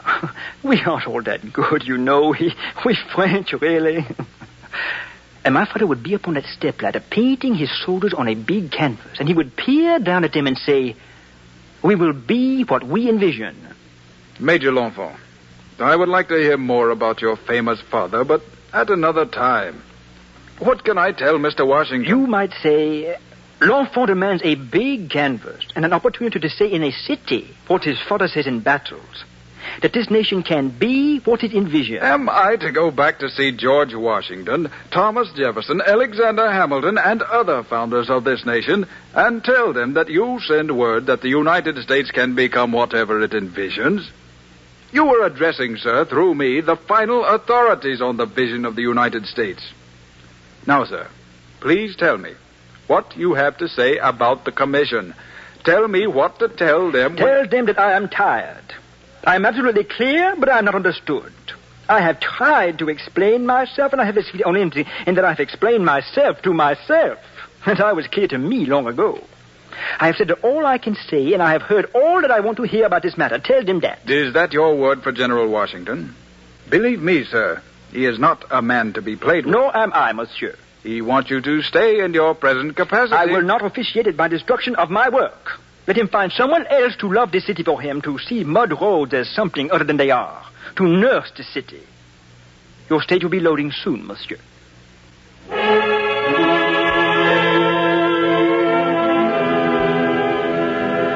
A letter from Tom Jefferson cleared up the entire matter by dismissing Pierre L'Enfant. Actually, there was no other possible course in the political turmoil which had arisen. But the plan of Pierre L'Enfant was followed, nonetheless. Some changes have been made down through the years, many of which are now seen to be mistakes. But still, Washington is built around the plan of L'Enfant. And he's buried now in Arlington Cemetery, where he can look out over the city he designed. This man of the New World. This artist who saw everything en grand. Who painted only on the big canvas. Who symbolized in a plan the greatness of the coming nation. And as you stand beside his grave, as perhaps you will someday, you will look out and see the monument that commemorates him. Lying there, stretching on the banks of the Potomac, on one of the largest of canvases, you will see the village monumental, the town of magnificent distances, the most beautiful city in America, Washington.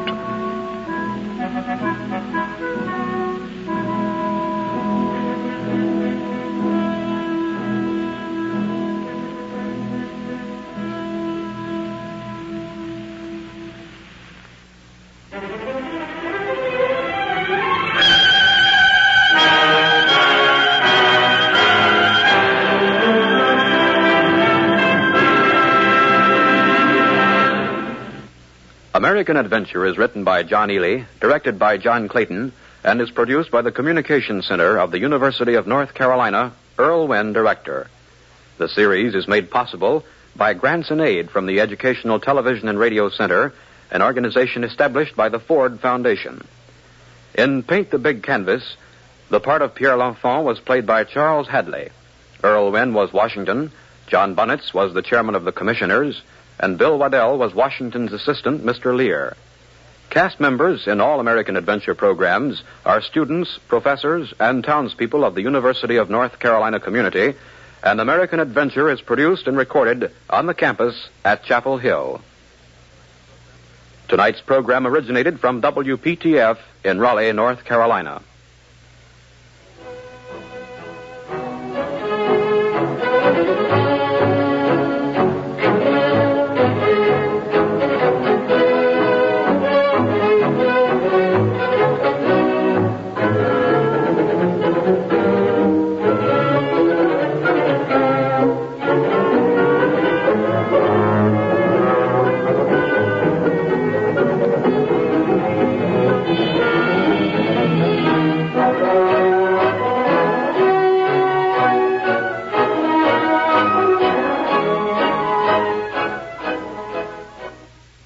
This is the NBC Radio Network.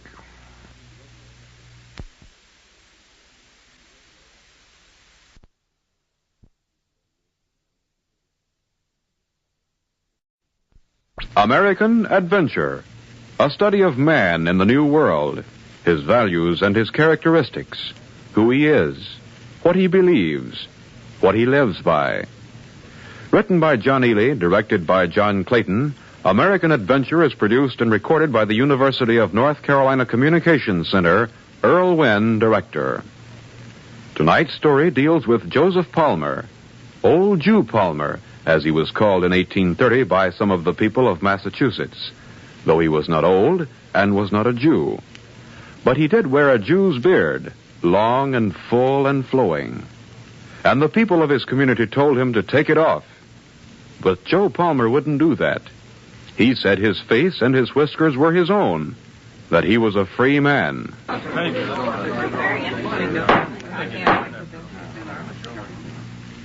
What a preposterous thing it is, Palmer. Standing there at your own trial with that mass of hair. It is my own, Your Honor, and I cannot take it off for a trial and put it back on again. Will you tell this court why it is that you must wear a beard? Yes, if you will first explain to me why it is a man will scrape his face with a razor every day of the year. Surely, Palmer, you know that there is not a minister around who has not said from his pulpit that it is a sin to wear a beard. What do you say to that? Your Honor, if the good Lord wanted me to shave, then surely I would have been born equipped with a razor. Mr. Palmer, you do admit the charges? I admit nothing. You do admit that you attacked 3 men in the township of Fitchburg? No, Your Honor. And with a penknife did maliciously injure 2 of them? I cut them a little. A very little, and then they ran away. Then you admit it? I admit I cut them, Your Honor. But it was in self-defense. They set upon me with straps and razors and were intending to shave my face, and so I protected myself. And would again. But it was not unprovoked assault on my part. Mr. Palmer, the court holds that you are guilty, but under the circumstances sets the fine low at only $10. Now, please, pay the fine and depart this courtroom. Dismissed. Your Honor! Your Honor! Before I go, may I ask what will happen if I refuse to pay this fine? Jail, until you change your mind. Then lock me up, Your Honor. I will pay no fine for defending what is mine.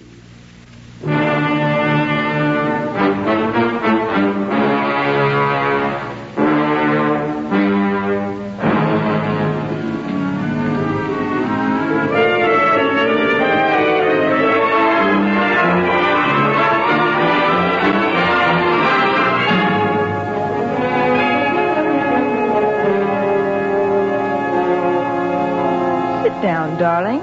It will do no good to walk up and down the jail cell like a thing possessed.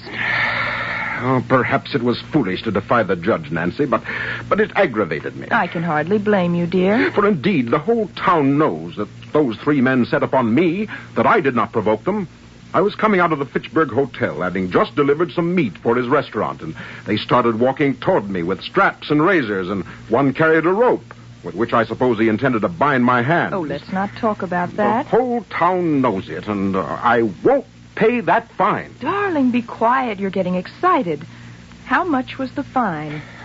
$10. A very little. Aye. For a man with 10,000 acres of land and more than $1,000 put away, you're making much over little, Joseph. My dear Nancy, it is not the money, not the fine. It will cost money for you to stay in jail, because food must be brought to you. Aye. And it will be damp here. Your health will be bad. I was thinking that perhaps it would be wise for you and Tommy to move into town and rent a place near the jail. Leave the house? Well, leave it for a while. Move close by. Then Tommy could bring me food and bushels of coal for a fire. Joseph, please, I don't want to move. Ever since I married you, I've lived in a large house, and to have to move everything... I know, but never mind. It is more important that I do not pay this fine. A man must not bow to what is wrong. Now, that's all, Maria. We've said enough. Go home and get your things. You and Tommy rent a house nearby. Be sure to bring some food. And take this. What is it? Some thoughts I jotted down. Drop it by the editor's office. Tell him to print it if he dares.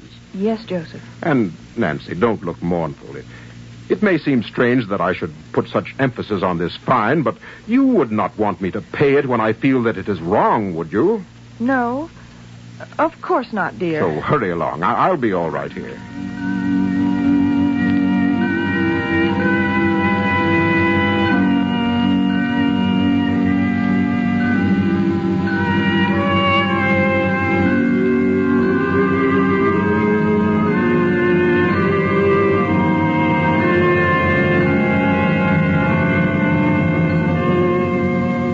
How long you been in, Palmer? A week. Is this the first day for you two? Is that your boy that brings you food? Yes, that's Tommy. He looks like a normal, healthy boy. He is, and strong. Did you notice the bruises around his face? What? No. I did. Didn't you, Harold? Oh, yes. Bruises? Why? Ask him when he comes back. I will indeed. Old man, tell me something.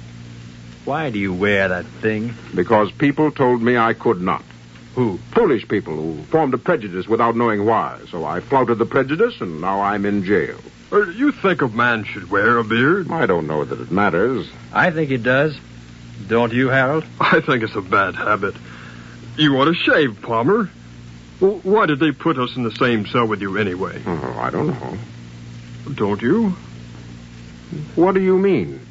Is there some reason? Some reason, old man? This is the reason. A razor. That's right. What do you aim to do? You know. We're here to wait, Palmer. for just the right moment. Yes? When you go to sleep. I see. Right, Harold? Just as soon as he goes to sleep. Gentlemen, I would not advise it. I would not touch me if I were you. I am not a weak man. I have plowed with mules in New England soil, and I'm as strong as I am big. So let me be. Now, you go on to sleep, Palmer. Go to sleep. Jailer!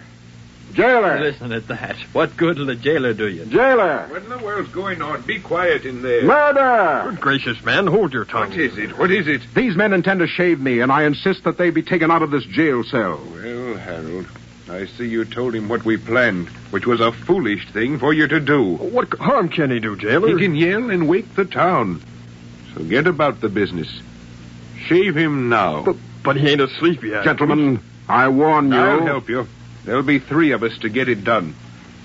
Jailer, I would not come into this cell with that intention if I were you. All right, then. Who has the razor? I have. Stand back from me. Harold, you grab him, too. Don't leave that hulk of a man to me alone. I understand. Look out, he's got a chair. Put that down, Palmer. Put it down, indeed. I'll put it down on top of you if you come one step closer. Don't bluff me, Palmer. This is a jail, not the open street, and I'm the jailer. Not another step. Come on, Palmer.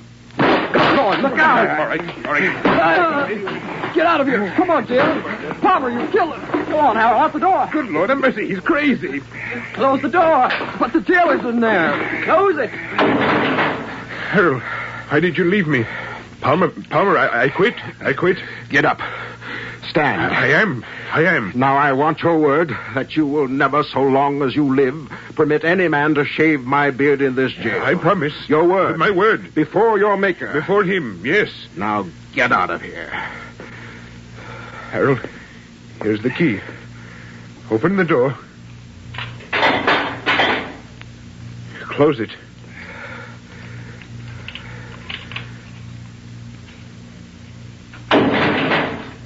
All right, Palmer. You have asked for it, and you'll get it. I have your word. Yes, I know. But I gave you no promise not to put you in the dungeon. And that I will if I must get 10 men to carry you there. You will be thirsty, hungry, and cold until you beg me for a razor. Good night, old man. Good night.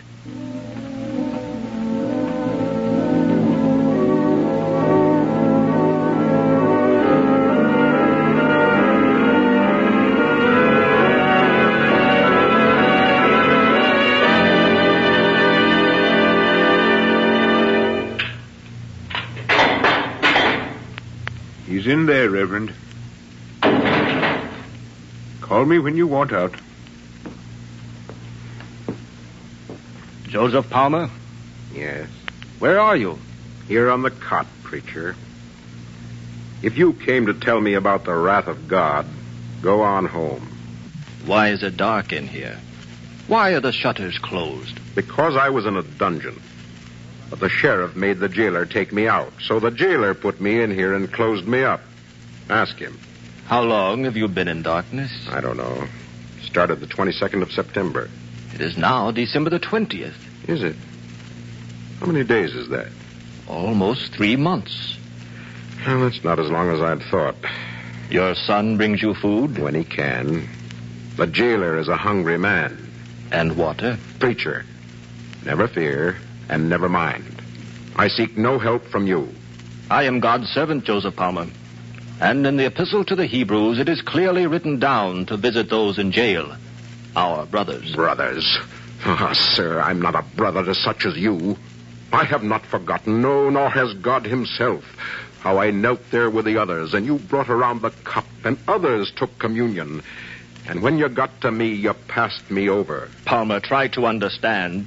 The feeling of the people, and that was months ago. Passed me by, as if you were the one to determine who should be acceptable to God. What you did, sir, was not totally acceptable either. You had no business taking up the silver goblet and drinking from it yourself. I love my Jesus as much as any man. And when a preacher will not give me communion, I will throw over the altar as Jesus would.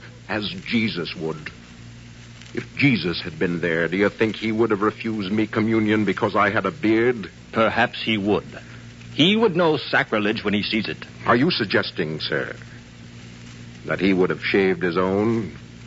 Are you preaching to me, sir? Isn't it time somebody preached to you and those imbeciles out there you call your congregation, who have locked me in this cell and darkened my window and denied me water for days at a time? Look here, my friend. I've heard enough. I will not help you. I came in here half afraid I would find a man who had lost all faith in the God I worship and in the people around. And so you have. Well, you selected this path. Now go down to your grave as you have dug it. I won't help you. Wear your beard. I intend to. Wear it. Go on, defy it. I will defy you. I will wear it as a banner. A banner! Jailer! Jailer! Come let the preacher out. He must go into town and tell the people to pray for me.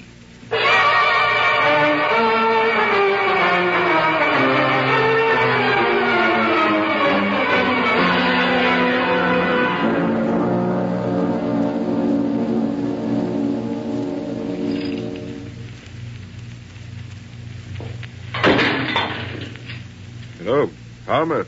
Come out of there. Now let me be. Come out. Come take the food if you want it. Food? Here. Turkey, you see. My son brought it? Your son brought chicken. But me and my wife had turkey, and so I brought you some. And here's some dressing and some water. Why? Well, it's Christmas is all. Today? Right now. It's 2:00 on Christmas afternoon. And this is a Christmas present for me, is it, jailer? Call it what you may. To soothe your soul. How's that? Bring it in. Oh, look here. Take it yourself. Bring it in and put it on the stool. Why, what makes you think I will? I'd as soon throw it in your face. No, you wouldn't. You'd go home as miserable as you were this morning. How do you know how I felt this morning? Because I know what Christmas does to people who have a weight on their conscience. So soothe your conscience with a piece of turkey and some dressing and a glass of water, jailer. Put it on the stool. There you are. You are forgiven.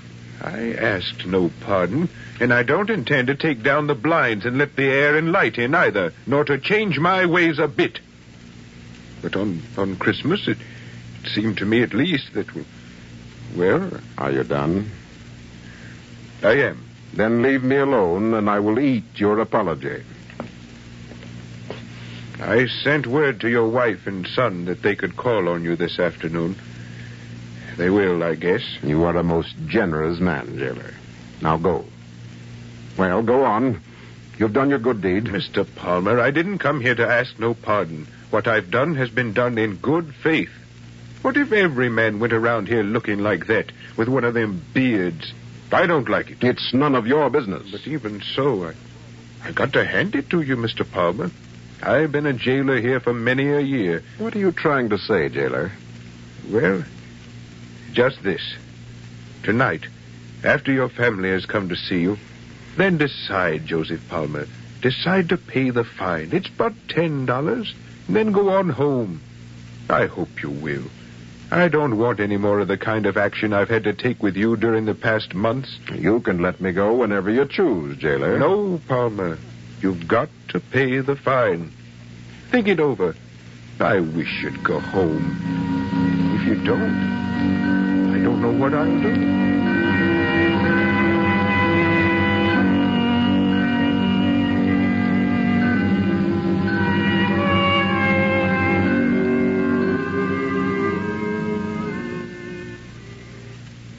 You have any more trouble in school with fistfights, Tommy? Oh, I don't know, Father. What's the matter with the boy, Nancy? He won't say. What is it, boy? It ain't nothing. Oh, come on now. I don't think he wants to tell you while I'm here. So I'll leave you two to yourselves. I'm tired of being in this room anyway. Nancy, don't worry about the conditions here. No, Joseph. I know your strength is as the strength of 20. It's not an easy task to teach a town a lesson, but I'll do it, dear. I wonder if it's worth the sacrifice. It is. I wonder, Joseph. Nowadays, I wonder all the time. Goodbye, dear. Nancy, I remember when you were a young girl. I was thinking the other day of the times we used to run across the meadows out on the farm. Yes? How many times we did that. I think a lot of that now. Meadows, The brooks and trees and the wind and the rolling clouds and the sea at the high rocks. Yes, dear? It relieves my mind. So I spend my days thinking of you and the places we have been and the places we will go when this is done. Joseph, when? Soon. They will let you out? Yes, they will, soon. Goodbye for now, Nancy.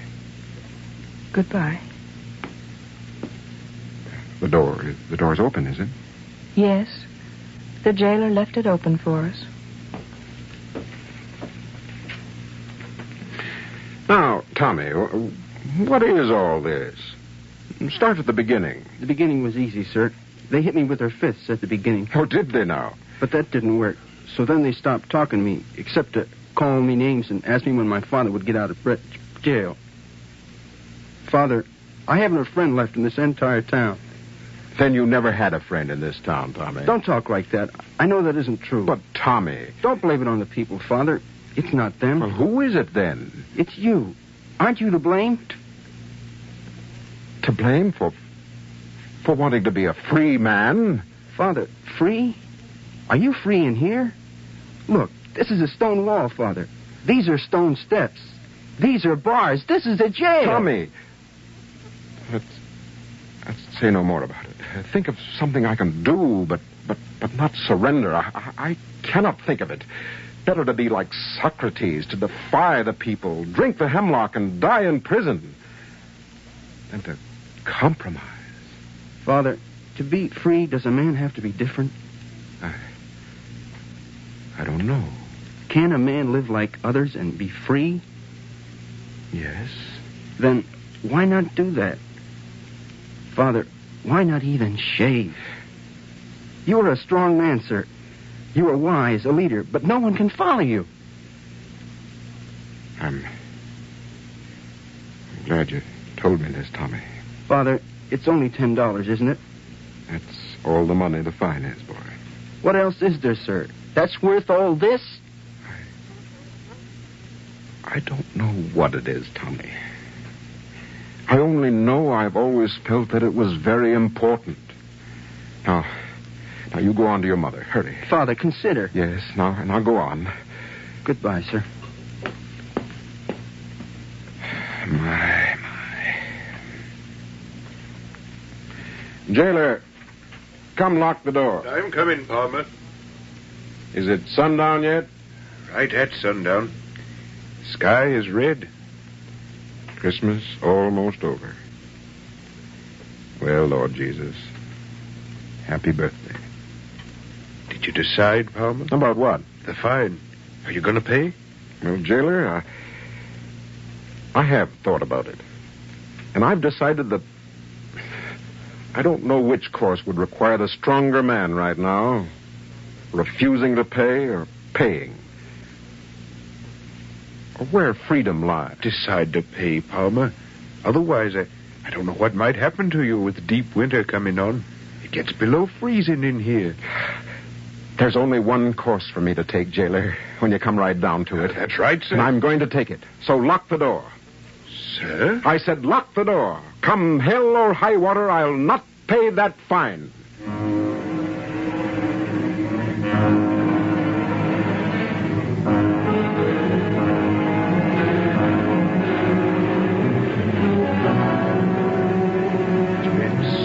Months today. Mr. Palmer, will you pay the fine? No, Jailer, I'll not pay. I wish you would, Palmer. No, not today, thank you.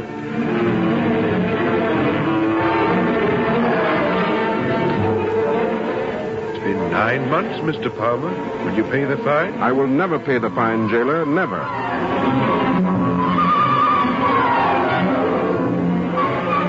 It's been a year, Mr. Palmer. Will you pay the fine? No. Let it be a decade, I won't pay the fine.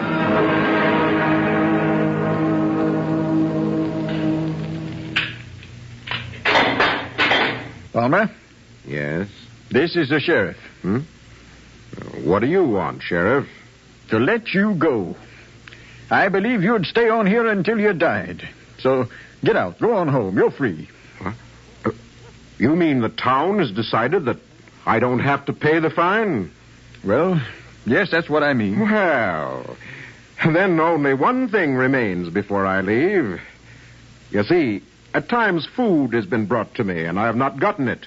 And 2 bushels of coal, which were bought by me, were used by this town in the whitewash of the jail. What are you saying, sir? Only that the town owes me some money, and I won't leave the jail until it's paid. You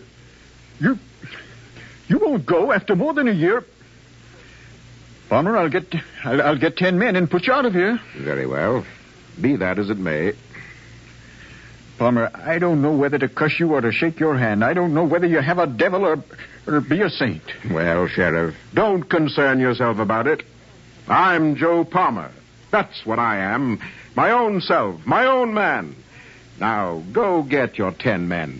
I'll wait here for them to come and for the fight to start.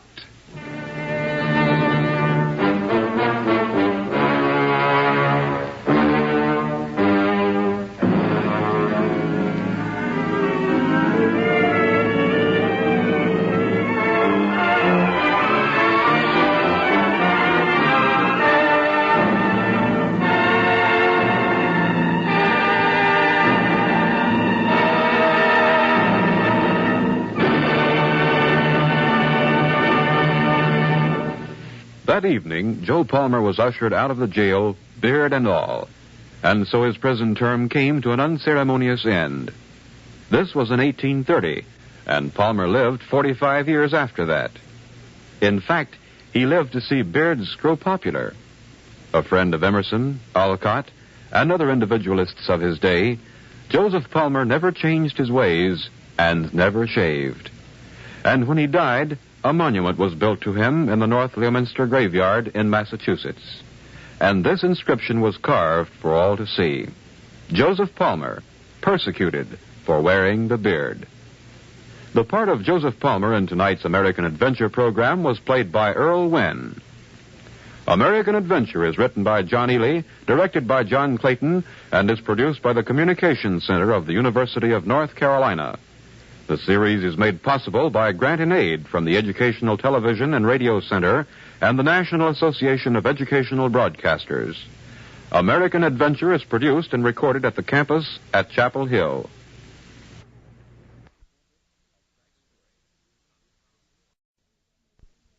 The University of North Carolina presents American Adventure, a study of man in the New World, his values and his characteristics, who he is, what he believes, what he lives by. Written by John Ely, directed by John Clayton, American Adventure is produced and recorded by the University of North Carolina Communications Center. Earl Wynn, director.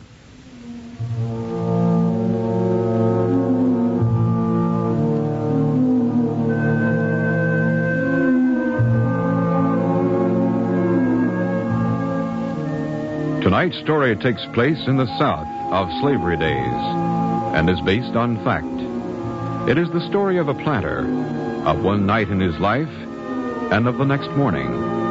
We cannot help but wonder what he would think if he were to have realized as he lived this experience that decades later a national radio audience would consider it. Living on a small island in one of North Carolina's many sounds, he was isolated from most of his own state, much less the nation. But if he had known, his decision would have been the same, we feel. His actions perhaps even more heroic. His name was John Williams. We are on his island as the night rain beats down. We are with him in the kitchen of his plantation house. Oh, Williams, there you are. What are you doing in the kitchen? Getting rum. Come in, Blake. Here, hold this cup. Yes, indeed. Mr. Blake, what will be done with the runaway slaves once they're caught? Oh, I suppose the sheriff will lock them up again and punish them. They've committed a rather serious offense. Yes, breaking out of Beaufort Jail. You sound critical. I've heard of Beaufort Jail. Are you coming to bed, dear? Shortly. Be as quick as you can. All this frightens me. Good night. Good night, Mrs. Williams. Here's your drink, Blake. Yes, thank you. To your health, sir. And the success of the sheriff's mission. Good brandy. What was that? Sounded like someone at the kitchen door. Yes, it is. But who at this time of night? Excuse me? Yes? I say there. What is it, Williams? It was nothing. Nothing? I heard the knocks. So did I. But when I opened the door, nothing.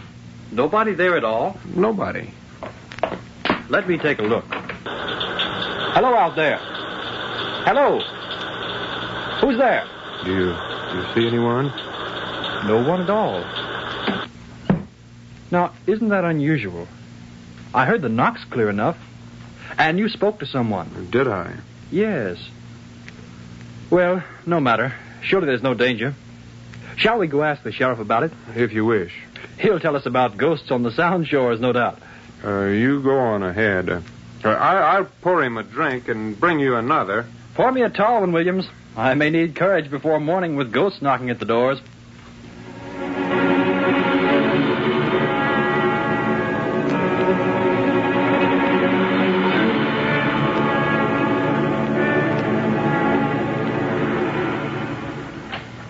Matthew.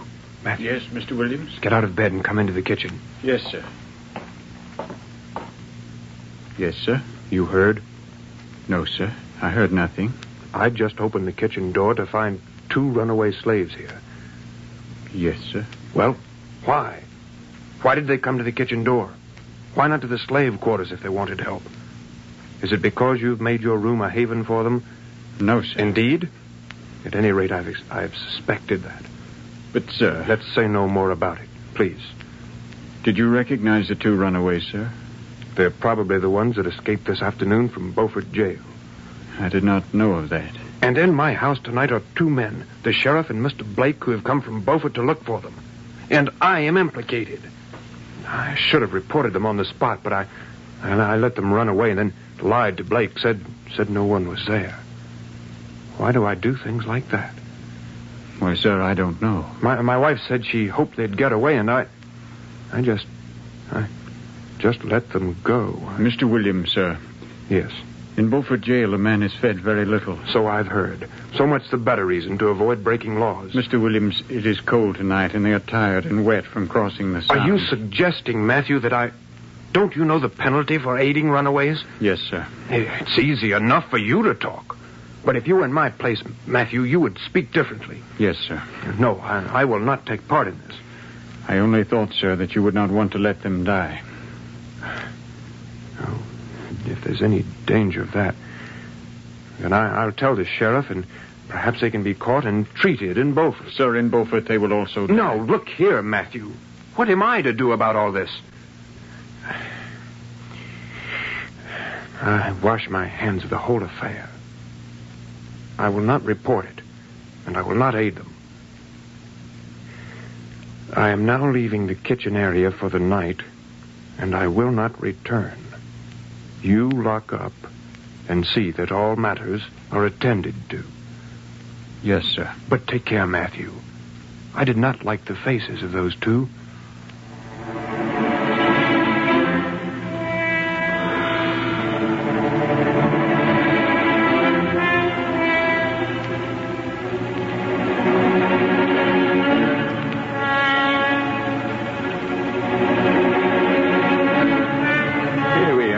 Here we are. I brought the whole bottle. Fine. Did you tell the sheriff about the incident, Blake? Yes, I did. You say no one was there? No one, Sheriff. Well, then, who knocked? How should I know? Somebody had to knock. Yes, but that's the story, don't you see? Somebody had to, but no one was there. Nonsense. Don't tell me you have ghosts on this island now. No, I think not. Well, you can't tell me that nobody knocked. Well, it was nothing at any rate. So, let's forget it.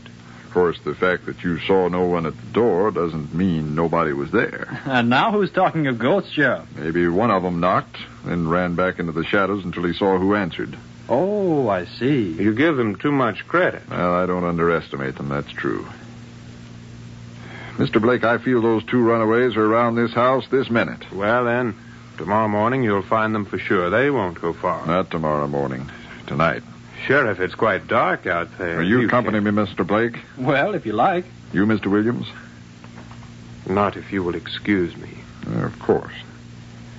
No need for guns, not at night. You have a pistol, Mr. Blake? Right here, yes. That'll do. Suppose we start our search at the kitchen door.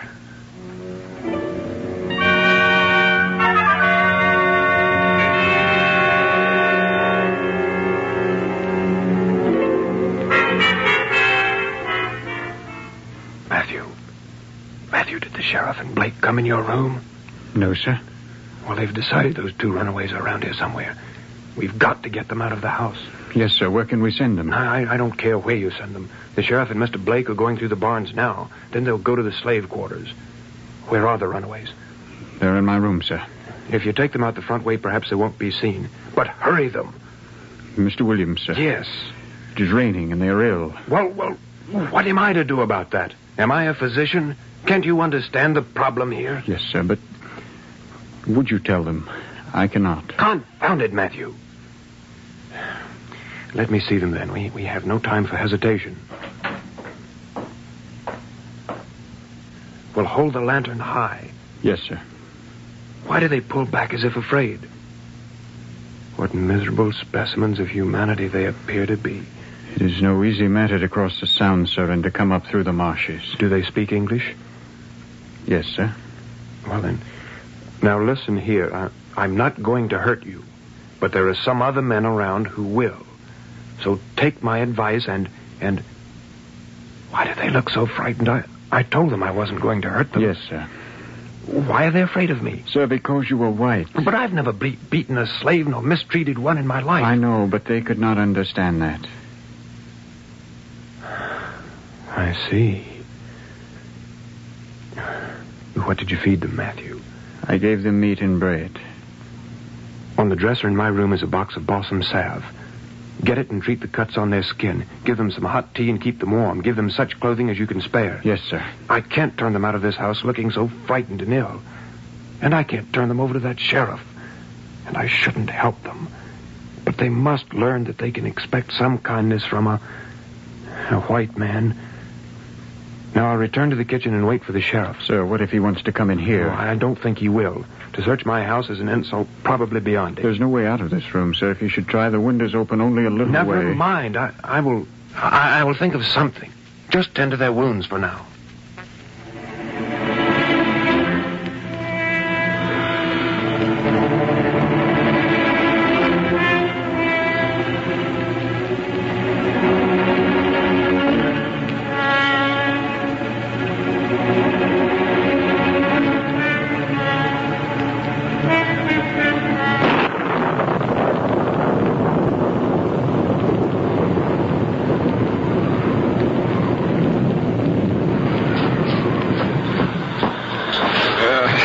Around your face sticks too readily to one's boots. Well, I grow rice. That requires damp soil.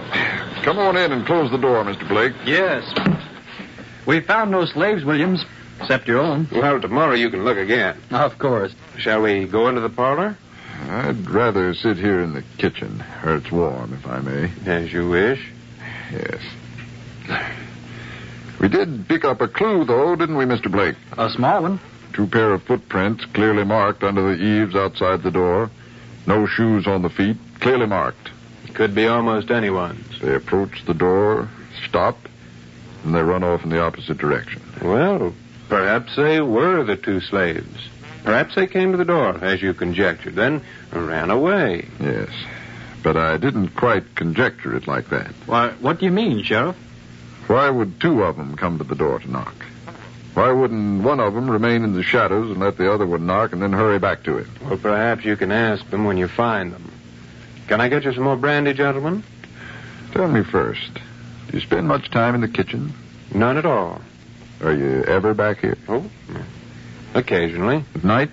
Almost never. Is your wife ever back here? No, not at night. The servants do the work. Why?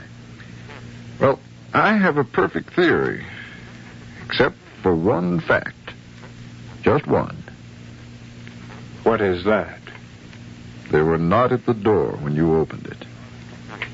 Now, by my theory, they would be at the door when you opened it. And they'd be very much surprised to find a white man there. I see. Suppose we go to bed. Oh, let's hear the theory, Williams. I find it very interesting. I find it dull. Oh, but it's so perfect a theory, sir. Now, here we have an isolated plantation. And we have the possibility of slaves in this area knowing that when they come to this house, they'll be cared for and given supplies. We know somebody in this area does that for runaway slaves. So they came here tonight, and they knocked. But the door was answered by a white man, not a Negro. So then they turned and fled. I do not care for the inference that lies buried in that mass of conjecture either.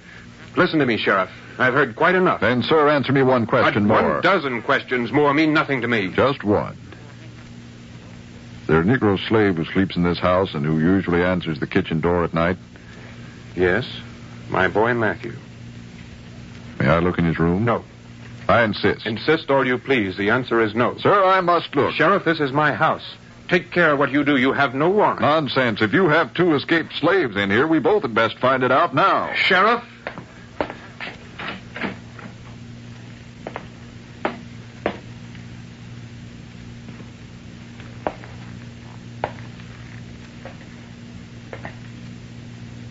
Mr. Blake, will you fetch some rope? We'll have to tie up the 3 of them.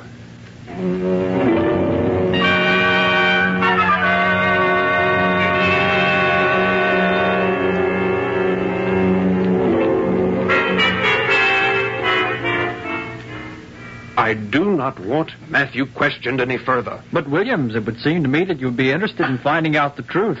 Here under your own roof is a person hiding runaways. I know that, but I don't... nothing. Let the sheriff proceed. Matthew, where do you send the slaves when they leave here? Nowhere. They do come here, then? No. You send them north or to the Indies? I send them nowhere. You send who nowhere? I send no one. I tell you, Sheriff, I do not like this questioning. Mr. Williams, Yes. What is it, dear? when are you coming to bed? Directly. Go on. I'll be up. It's nothing, ma'am. We just found the 2 runaways Found them? Where? in Matthew's room. It's a terrible thing, ma'am. It'll go hard with him. After all the education and help Mr. Williams has given you. Yes, ma'am. Dear, please go to bed and let me handle this. Well, Matthew, you've heard your mistress. What do you say? Sir, I don't know. Your punishment will be severe, you know that. Flogging's not good enough for this. Tell me, Matthew, have you ever seen Beaufort Jail? Yes, sir, I have seen it from the outside. It's cool in there. Yes, sir. And damp. Yes, sir. And you'll be there unless you're executed. Sheriff, listen to me. This evening I talked to Matthew here. I am the man you want. I told him to take in the slaves. Williams, that's entirely out of reason. Matthew, what do you say? It is not true. Matthew. It is not true. You see there, Williams? Your offer to protect your slave goes to no avail. But I am liable, not he. Nonsense. It is not nonsense. But, sir, it is. Look, Matthew, plead as I say. No, sir. It was me. Very well. We'll bind you, and tomorrow you'll go with these 2 runaways to Beaufort Jail. Yes, sir. One moment here. Oh, Williams, please. There's nothing you or anyone I said can do. 1 moment, sir, and I will speak my piece, though we spend the night at it. Matthew, go to your room and untie the 2 runaway slaves. What? My words were in simple English, Sheriff. Mr. Williams, I've arrested these 3 men. My house is not your jail, sir. Cut the ropes, Matthew. Go on. Yes, sir. Now, see here, Williams. You go too far. Even you Mr. can't... Williams, tomorrow I'm taking these 3 men to Beaufort. Then I will go there with them. And if you indict Matthew there, you had best indict me. But in either case, I will retain such attorneys as money will provide. Mr. Williams, you astound me, sir. Then you are easily astounded. I represent the law. I represent my house and those who are in it under my protection. Sir, the law does not stop at your doorway. The law stops where it can go no further. Williams, you're subject to the law, same as another, that you're wealthy or that I am also subject to my conscience. But the law says... Confound the law when it hurts my conscience. I take it you intend to protect all 3 of these criminals? Yes. I will not contribute to their death. Those are strong words. I've heard that you're different and difficult. But tonight... Williams, you're a planter, a member of the House of Commons. You have a store in New Bern. You're protecting from the law 2 runaway slaves who fled their masters and then broke jail. You claim them as your house guests. You stand against the law. The law? The law. Tell me about justice. Sir, we cannot enforce justice without law. Now, to protect Matthew is one thing. But to protect those other two, and in neither case can you safely set yourself against society. You ally yourself with convicts. I suppose there is some truth in that. But... tomorrow morning I return to Beaufort. I hope by then, sir, you'll have changed your mind.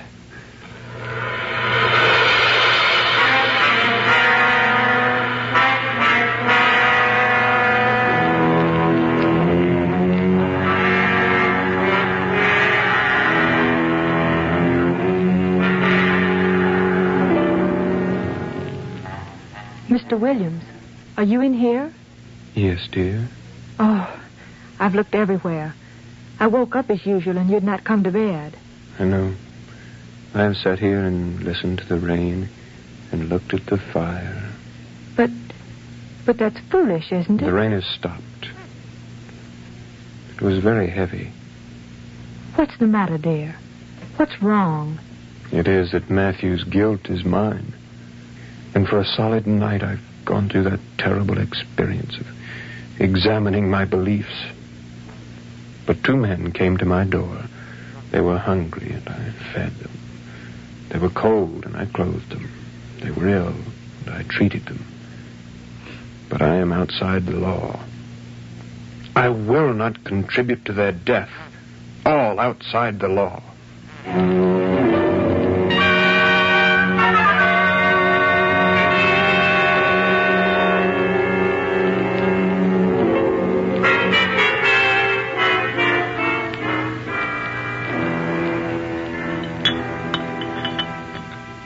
Williams, what have you decided? I needn't tell you that I tossed in my bed all night. I'm sorry about that. Now, Mr. Williams, when I return to Beaufort, it's my intention to take the two runaways and your boy Matthew. No, I cannot permit you to do that. Why, I'll do it by force if necessary. On whose boat? I came on your supply boat, sir. I have no other. I do not give you permission to use it for this purpose. Then I'll take it. You break the law with less hesitation than I, Sheriff. In this case, perhaps, and willingly. And where will you find your navigator? Or do you know the shoals of Bogue Sound? I'll take a slave who knows them. My slaves will not go with you. And if one does, I will order him to run you aground. Williams, we're old friends, and here you force me to swear that I must report you if you do this thing. I intend to report my actions myself. Mr. Williams, I think you're ill. No, dear. You have a world of confidence. Yes, that justice can be recognized by those not blinded by law. I intend to publish a notice in the newspaper which will state what I have done and ask the owner of these two runaways to come and fetch them. And indeed, I wish he had them now. Mr. Williams, you'll be prosecuted to the limit of the law. Will I? Ask Mr. Blake here about that. Ask me what? No, this will not go to court. It would cause discussion about a subject many would prefer to leave undisturbed. Would you like more bacon, Sheriff? No. Mr. Blake? No, I'm quite done. Please forgive me, Blake. I've done no more than I think you would have done in my place. You would be surprised how many beliefs a man may have that he does not really believe. And under pressure, they desert him. Now, gentlemen, I will dispatch a boat to carry the two of you to Beaufort.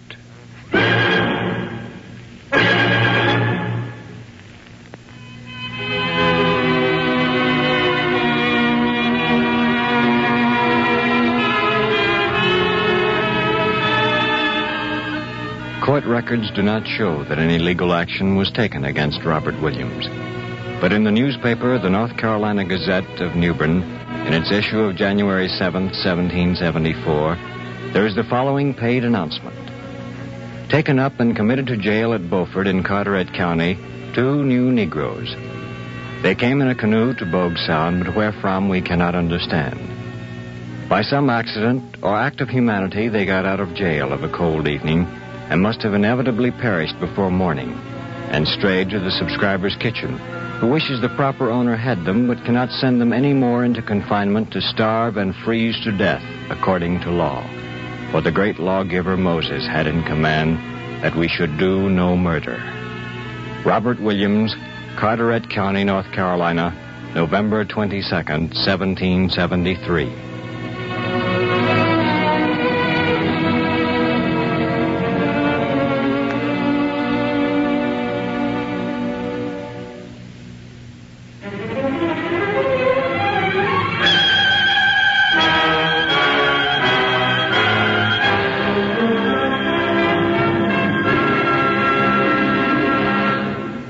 American Adventure is written by John Ely, directed by John Clayton, and is produced by the Communications Center of the University of North Carolina. The series is made possible by grants and aid from the National Association of Educational Broadcasters and the Educational Television and Radio Center, an agency established by the Ford Foundation. In our story, Runaway Justice, the part of the planter, John Williams, was played by John Bonnetts. The sheriff was Charles Kuralt. His friend was Joe Young, the wife was Ulysses Lancaster, and the Negro slave was played by John Ely. The cast of all American Adventure programs is composed of students, faculty members, and townspeople of the University of North Carolina community, and American Adventure is produced and recorded in the studios of the Department of Radio, Television, and Motion Pictures at Chapel Hill. Next Thursday night, NBC invites you to hear American Adventure and a story entitled The Demagogue. Tonight's program originated for NBC from WPTF, Raleigh.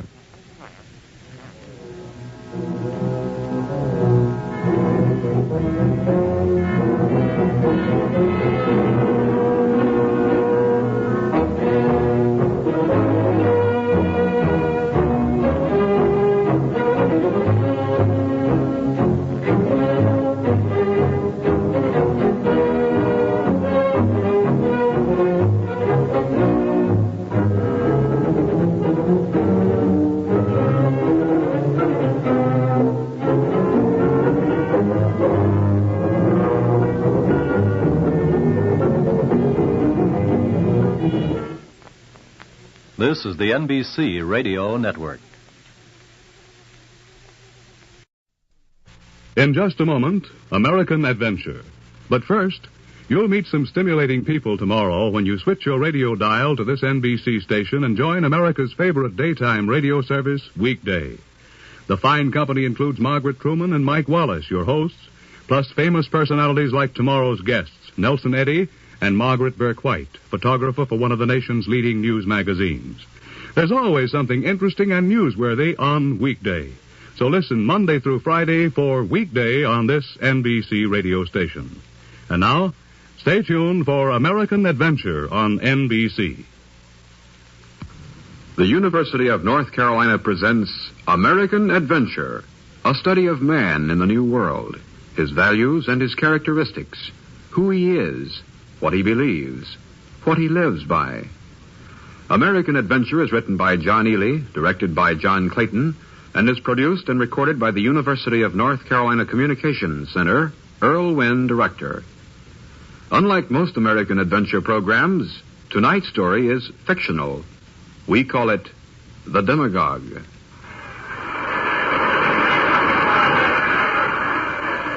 It's 5 o'clock in the afternoon. You're sitting in the bleachers at the baseball stadium. And on the field is the platform from which the candidate for the Senate has just finished a powerful speech. You're standing, applauding. The man next to you says... He's a great candidate, isn't he? Great speaker. You nod. Used to be a college professor, but he's a real man of the people, for all that. You nod again.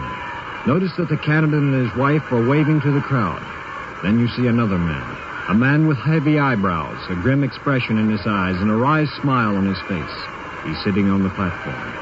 In the whole stadium, he's the only man who does not stand. He alone does not applaud. It's strange about the one man.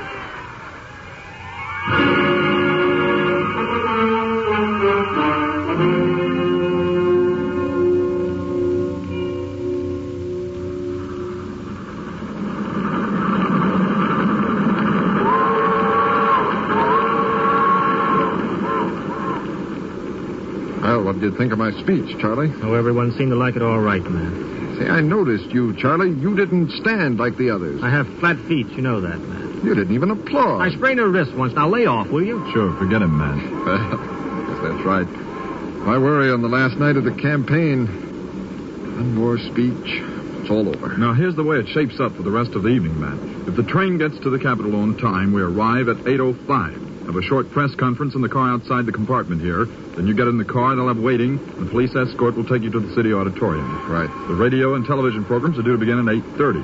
Fine. Now, I wrote a few additional comments for tonight's speech. When did you start writing Matt's speeches, Seth? When you stopped making the people stand up and clap, mister. Now, look, man, no arguments. Please, not tonight. Tomorrow night, when I'm elected, you two can have a fist fight for all I care, but not now. Not on the last night. Surely you've noticed, Charlie, that the people respond more now that I'm helping Matt outline his thoughts. They're not his thoughts. Now, I'll take care of that, Charlie. Don't you... You stood up there this afternoon at the stadium, Matt, and it seemed like you were trying to run on a combat veteran's record. You ever see any action overseas, Matt? Well, I believe I went out on a patrol mission once or twice. But Seth thought it added to the sincerity of the thing. Sure. Seemed like you changed your mind on internal security, too. Charlie, let's not worry about... I thought this country was going to fall because of subversives unless you were elected. Well... You don't think there's subversives in the government, Charlie? I expect there are, Seth. I expect there always have been, don't you? You think that's good? I think it's dangerous. I think something smart should be done about it. But I also think, as Matt did when we started this campaign... Now, I'll speak for myself, Charlie. That when you start talking about national security, you'd have your facts straight. And that by confusing people and smearing every honest champion of economic justice as a red or a communist, you becloud the issue and hide the real subversives. Where did you get this boob, Matt? Now, look, forget it, both of you. I don't want to hear any more. We're running well, gentlemen. I'm gaining votes. I'm going to win tomorrow, and I just don't want to hear any more. Now, what you want to do is ask more questions, like, why did Senator Blake become a director in Americans for Peace, a communist-infiltrated organization? All right, put it in. In answer to your question, Blake became a director at Americans for Peace because he believed in peace. As to the communists infiltrate every worthwhile organization they can, including the U.S. government. By your logic, Seth, this would mean that only a collaborator with a communist would run for the Senate. And that's what Matt is running for. I was thinking about you while you were eating, Charlie. I was wondering if maybe you were a pink or even a red. Now, cut that out, will you, Seth? What did you decide? I didn't reach any decision. How would you go about deciding? What is a communist, Seth? You mean who is a communist? I mean what is one? Well, he's not American. Neither is Churchill. He's a snake. So was Pontius Pilate. Well, I'll tell you this. When I see a communist, I know him. Seth, you wouldn't know a communist if one came to you with a red flag on his chest and his party membership card taped to his forehead. The chances are you'd like him pretty well because he's accustomed to the same tactics you use. Now, look here. Seth, Charlie, shut up. Get out of here, Seth. What? Go on outside. I want to talk to Charlie alone. Sure, Matt. Charlie. This is terribly hard. I'll make it as easy as I can, Matt. If you want me no longer around, why... Oh, nonsense. Of course I want you around. What I'm trying to tell you is that... Well, it's hard to do what I have to do to win. Some people can't understand about winning, but I've always had to win, Charlie. When we debated together back in high school, you remember we lost only 2 debates? I remember. Just had to get away after we lost those 2 debates. Yes, I noticed. You know why? I never understood, Matt. I was afraid I was going to break down and cry. I can't lose, Charlie. I love the fight. I love to win. I want applause. I can't be laughed at, you see? Perhaps as best I can, I do. 10 years ago, I started getting ready to run for the Senate, taking reporters to dinner, picking up the checks, phoning political leaders when I went through a town, making contributions at the right time to the right people, making news and getting it printed. Okay, Matt, okay. Then the campaign started, and I got you to help me with the speeches. They were good. I was doing well. All the editors were pleased. I was saying significant things, but I wasn't winning. You see, Charlie, I was way behind. Senator Blake has made a great record, Matt. Well, perhaps he did have one. But you're looking at the man right now who's beaten him. Hands down, no questions asked, beating him. No matter what I've done, I'm winning. I have to win. Don't you see, Charlie? I have a right to fight hard to win, don't I? When I get to Washington, I'm going to change. I'm going to be the kind of senator you thought I'd be. But I have to win first. Don't I, Charlie? Matt, either tonight you repudiate much of what you've said in the last several days, or you'll not be able to change. Repudiate? Why? Because it'll come back in a dozen ways. There'll be more cess, because there'll be more times you have to win the bad way. Maybe you can still win, Matt. Maybe you can win honestly. Maybe I could, Charlie. But I can't take the chance.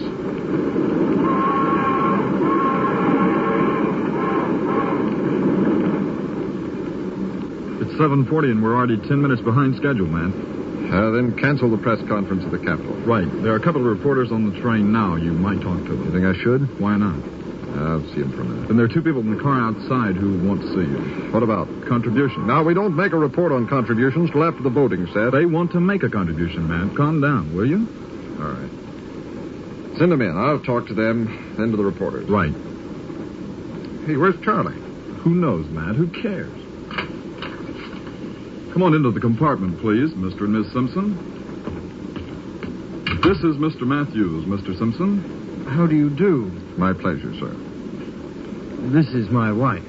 How do you do? Won't you sit down? No, we'll take only a moment. We heard you were on the train. Yes. And we decided to take this opportunity to give you a gift to help in your fight against communism once you get to Washington. Oh, well, fine. For some years, I've opposed communism.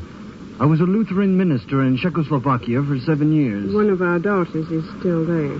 I see. And my wife and I are both happy to find a man of your background and enthusiasm to step forward and lead in this fight. Well, I appreciate all that.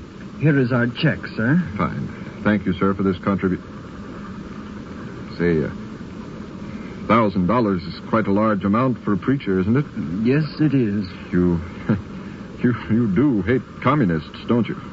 I don't hate, sir. As best I can, I am a Christian, sir. But I know they are wrong. I know that they deny the existence of God, and denying that, they destroy the fundamental dignity of man. Please use the money wisely. Good night, sir. Good night.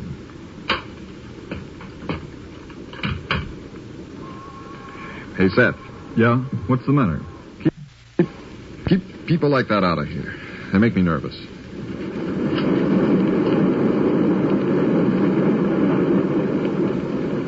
All right, how about letting this one out? Okay, quieting down, one at a time. All right, you go first, sir. Do you think your campaign has been a fair one, Mr. Matthews? You reporters know that it has been. I've had the uncomfortable task of exposing Senator Blake for what his record shows him to be. And what is that, sir? Well, inconsistent, shall we say. Have you always dealt honestly with that record? I don't care to answer questions like that.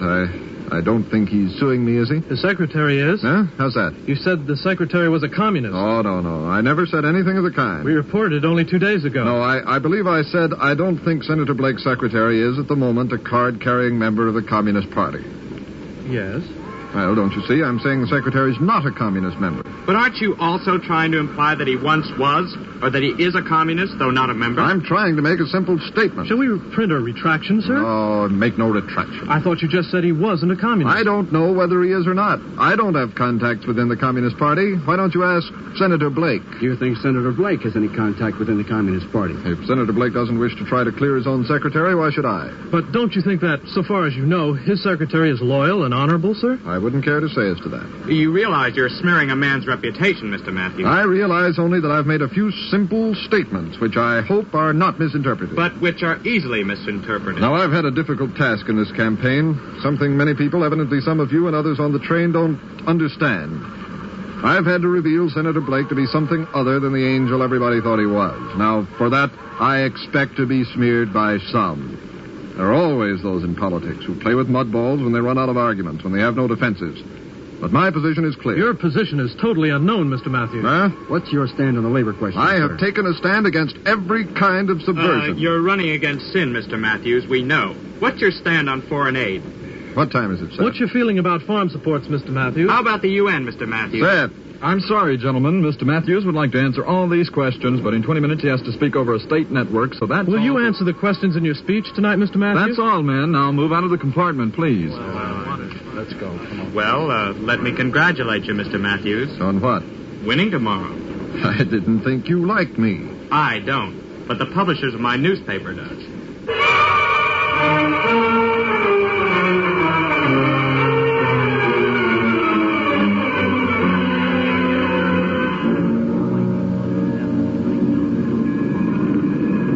pulling into the station, Matt, and there's the band out there. Ah, wonderful. You ready? We gotta hurry. Sure. Hey, where's Susan? They should get a picture of Susan if we get off the train. She's sick. What do you mean sick, Charlie? She's not going this time, that's all. Well, where is she? In her compartment. You men go ahead and join the motorcade. But, Matt, you don't have much time. Susan? Hey, Susan. What do you want, Matt? The motorcade's waiting, dear. I'm not going. Then let me get you some aspirin. I don't need any aspirin. Charlie said you had a headache. I do. A sharp one in my mind, Matt. Aspirin doesn't soothe the mind. What do you mean, honey? Oh, Matt, please go on. Please let me alone. Honey, Susan, you and I have come a very long way together. You know that, don't you? All the way fighting, and you beside me. Please go on, Matt. Tomorrow night I'll be a United States Senator-elect, and you have to be beside me. Think what it would mean if you weren't. You mean, what would it mean politically if I wasn't? What would it mean to me?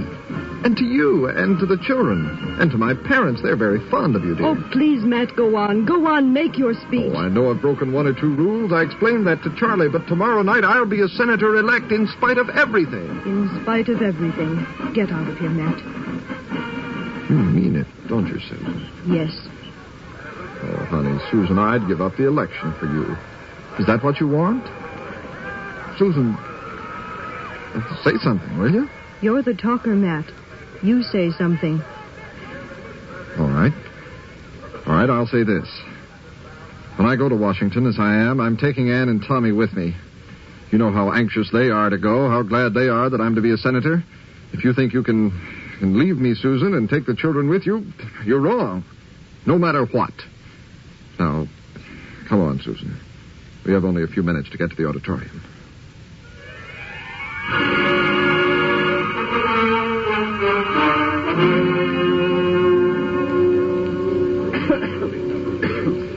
That's a nice-looking stage out there, Seth. 48 flags, man. What do you think of that? Are there many people? I looked out a minute ago. It's packed. Yeah, that's good. Nervous? Yeah. Why, Matt? I don't know. You got a light, Charlie? Sure. Where's Susan? She's over there sitting down in the dressing room. I brought her some coffee. Charlie, I don't know what I'd do without you. You'd get along. I just told her, Matt, and I'm telling you. Telling me what? I'm nervous now, Charlie, so don't pull anything. I'm sorry about that, but I'm telling you this. If you go out there and add to the already muddy series of speeches you've made of late, I'm pulling out. Charlie, wait till tomorrow for all that. I can't wait until tomorrow. Tomorrow's the election. I've got a speech all prepared. What do you want me to do? That speech you have there is probably all demagoguery. It works. It shouldn't. Tell the people. They clap. They applaud. I don't. 2 minutes till broadcast time. Stand by. Stand by, Matt. Look, Matt, I have another speech right here. Matt, I wrote it on the train a while ago. Thanks, Charlie. Thanks. I know you mean well, but Matt, listen, please. The people trust you. They don't understand that a professor could... Oh, beat it, Pinko. Beat it. Let's go on out to the stage. No, Matt. I got it planned differently this time. Yeah, how? You go out after we're on the air. First there's an announcement, then you come in from the wings here, and the people give an ovation, right? That sounds all right. What do you think about that, Charlie? Do you wear a string around your neck or not? 1 minute till broadcast time.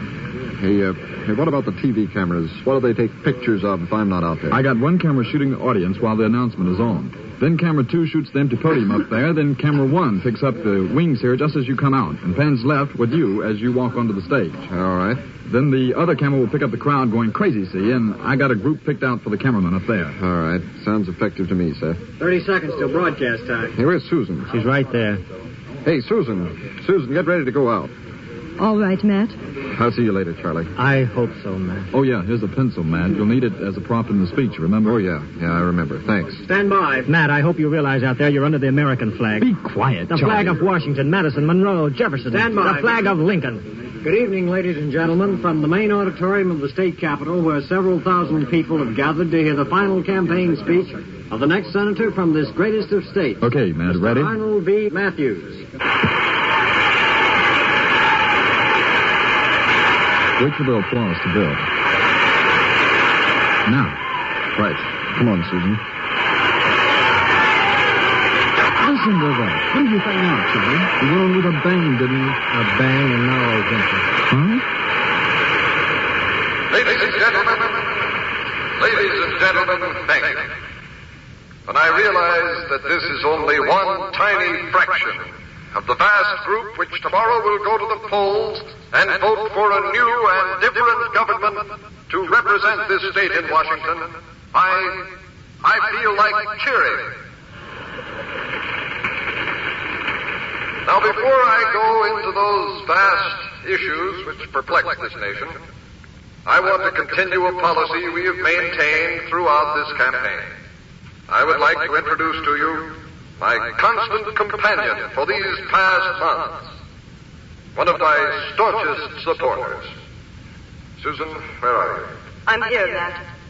Ladies and gentlemen, my wife.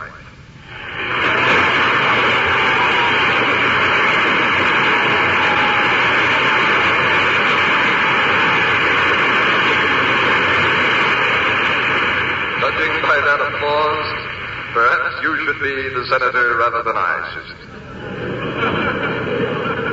Would you say a few words, dear? Each of you probably feels he knows how I will vote tomorrow. Matt knows how I will vote tomorrow. I hope that each of you will vote as I do. I hope that each of you will sit down in a quiet place, and in the depths of your mind, you will try to decide which of the candidates is best qualified to represent a great state in the most important legislative body in the world, in a time of crisis, when 100 problems perplex us, when our nation is beset with strange tides of power from many directions, when we are hurled toward world leadership from a period of isolationism. I hope your choice will be thoughtfully and prayerfully made. Thank you. Who the devil is she for? Don't you know, Seth? Sometimes, when I hear my wife speak of the job that faces me, when she reminds me of the problems ahead for this country, when she urges me to face them as honestly in Washington as I have faced them in this campaign, it really bothers me a bit, because I feel almost incompetent when she describes the office.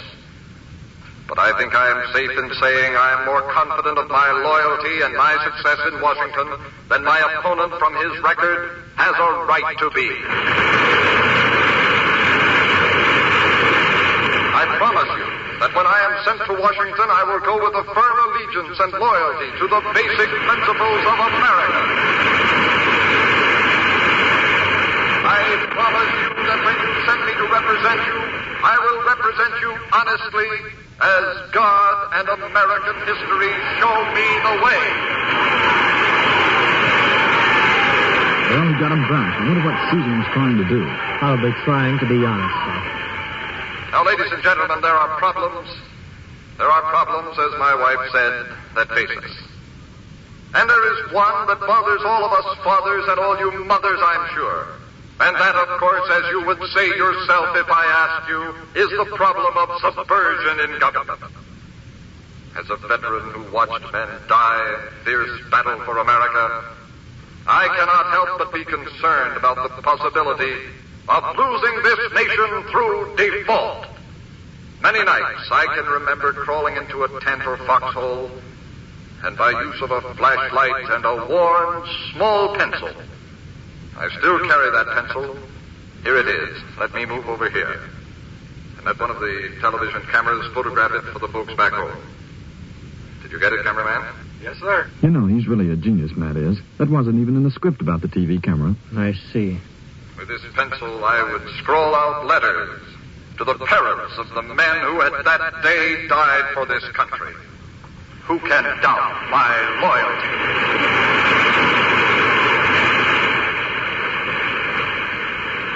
I can doubt your loyalty, Matt. Anybody who would walk over the graves of dead veterans would walk over anything American. Good night, Seth. Leaving, Charlie? Leaving. For good? For good. Where you going? I don't know. I'm going off somewhere and think. I'll tell Matt.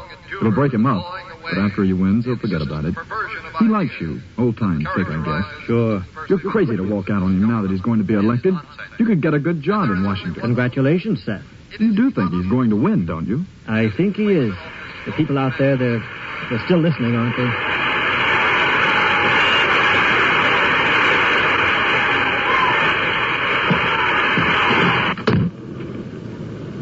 Taxi! Yes, sir. Did you give him the devil in there, sir? That is the devil in there, mister.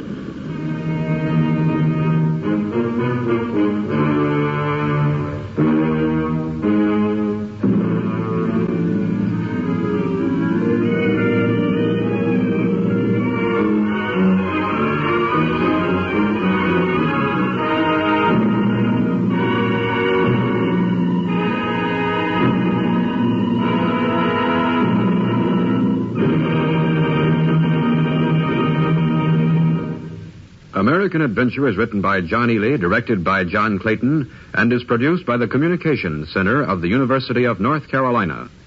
The series is made possible by grants and aid from the Fund for Adult Education, received through the National Association of Educational Broadcasters. The story just presented was fictional. No similarity to actual individuals was intended. We were dealing with the problem itself. All cast members in American Adventure are students, townspeople, or faculty members of the University of North Carolina. And American Adventure is produced in the studios of the Department of Radio, Television, and Motion Pictures on the campus at Chapel Hill. NBC invites you to listen to American Adventure next.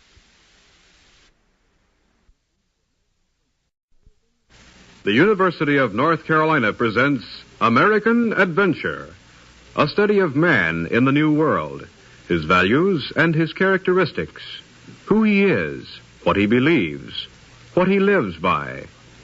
Written by John Ely, directed by John Clayton, American Adventure is produced and recorded by the Communications Center of the University of North Carolina. Earl Wynn, director. This is the story of a pioneer, a documented story. We tell it just as it happened. The letters and journals we quote are the letters and journals of the pioneers who wrote them, and we will try to make these people real. This is the story of Eli Lyde, a South Carolina planter who wanted to move to the frontier way off in Alabama. But even when he got there, he wasn't satisfied. And before it was done, it was the great Western call that broke his heart and his parents' hearts. Our story begins in South Carolina. But why you want to go to Alabama, son? You got a plantation, you got your slaves. What's in Alabama you haven't got in South Carolina? I don't know, except it's new in Alabama. There's something to be built. You're not a wanderer. You're college educated. You're a gentleman, I saw to that. You're a planter. Now, you've got children and a wife, Eli. You've got responsibilities. You can't just sell out and move to a wilderness. The Cokers have gone. The DuBoses, Sanders, Wilsons, the Curvins, Pews, Cannons, Calhouns. You can name them yourself. Gone or going to Alabama. And I feel like I'm being left out of it. That I just have to go out there with them and help make something. It's new, that's all. And it's there. And South Carolina is old? Old. And there's nothing I can do except reap my harvest and grow old reaping harvests. Look, Pa, your brother's out there at Pleasant Hill. He says the land is good and it's cheap. He says there's a big house some neighbors just left when they came back east. It's there, and you can buy the house. I've got a house here, Eli. You can send a foreman out there with some men. I will, too. And they can start clearing the land now. We can get there in time to put in a crop next spring. It won't be hard on the women and the kids that way, will it? Eli, I have a house, and so have you. I have land, and so have you. Then there's nothing to be said for something new just because it's new.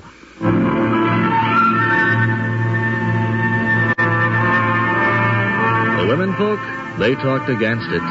Eli had a sister named Sarah Jane, a widow who owned a third plantation of the Lydes. She talked against it, and she could talk, too, mister. You ain't going, Eli. You and me are Pa's oldest. He's always looked to us, especially you, 'cause you're a man. It'd kill him to be separated from you for the rest of his life, and he can't go with you. You can't expect him to go with you at 65. What does your wife say? She says the same as everybody says in this family. She says, Eli, you're crazy. You've got something twisted in your mind. She's right.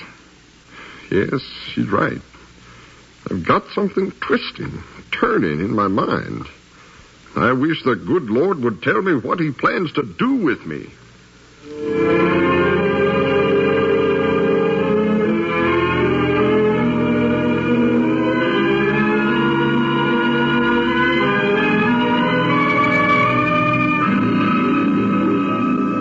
Well, sir, Eli was the oldest.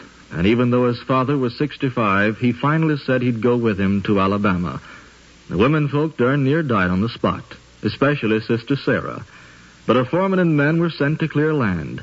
The Carolina plantations were sold. 6 months later, the wagons were loaded, the oxen and the horses were hooked up, and the family and their slaves began the 5 to 6 week journey to Alabama. They were as somber-looking group of faces as ever was seen. Eli rode a stallion at the head of the column, his father right beside him. Now, his father, he sometimes would look to the right, and sometimes back at the land he knew and the land he was leaving. But Eli was like a thing possessed.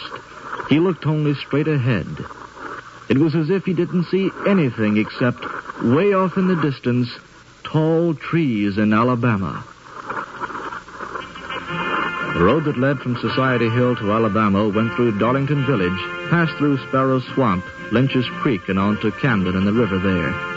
It went through Aiken and Hamburg, and when the wagons of the Lydes rode through Augusta, they saw the steamboats tied up there. The oxen could do 12 to 18 miles a day, and day after day the wheels turned. The women rode, the men generally walked, and Eli led over the Ogeechee at Fan's Bridge, through Buffalo Creek, through the Oconee River at Scott's Ferry, on to Commission Creek, through the Ocmulgee River and the Flint and the Chattahoochee.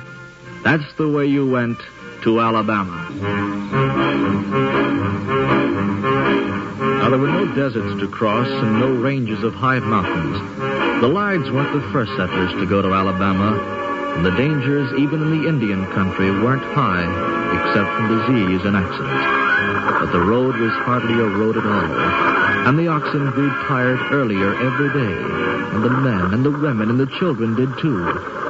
Even Eli moved slower. Finally, the journey neared an end, and Sarah Jane in her journal lists in her blunt manner the happenings of the last 3 days of the long trip. These are the actual words she wrote. The 24th, Thursday. Crossed Potomac Creek this morning, then passed over a prairie, which was a dreadful bad road. Then crossed the Pink Collie Creek. Dined near an old gentleman's house who was very kind.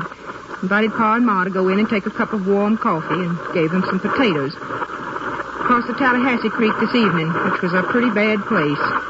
Traveled 17 miles today. The 25th, Friday. A cloudy, gloomy morning with some rain. Crossed Big Swamp. Water pretty deep, but the bottom good. Passed through a little village called Church Hill. Road very rough and hilly. A drizzly day. Traveled about 18 miles. The 26th, Saturday. Weather more favorable. Set out about 5 o'clock this morning. Crossed Old Town Creek. Passed through some long, muddy hills. Then crossed Mush Creek. Passed through Pleasant Hill, and have at length, after a tedious journey of 5 weeks and 2 days, reached our destination. Feel worse than I have done since I left home. Everything seems gloomy and melancholy to me. Oh, how I would rejoice if we were only back in good old Darlington again. Traveled 14 miles today. Gloomy and melancholy. But just how depressed Sarah Jane and the others must have been, we may guess by what she didn't write in that journal of hers. For the month was December, and in neither of the passages for the 24th, the 25th, nor the 26th did she mention the word Christmas.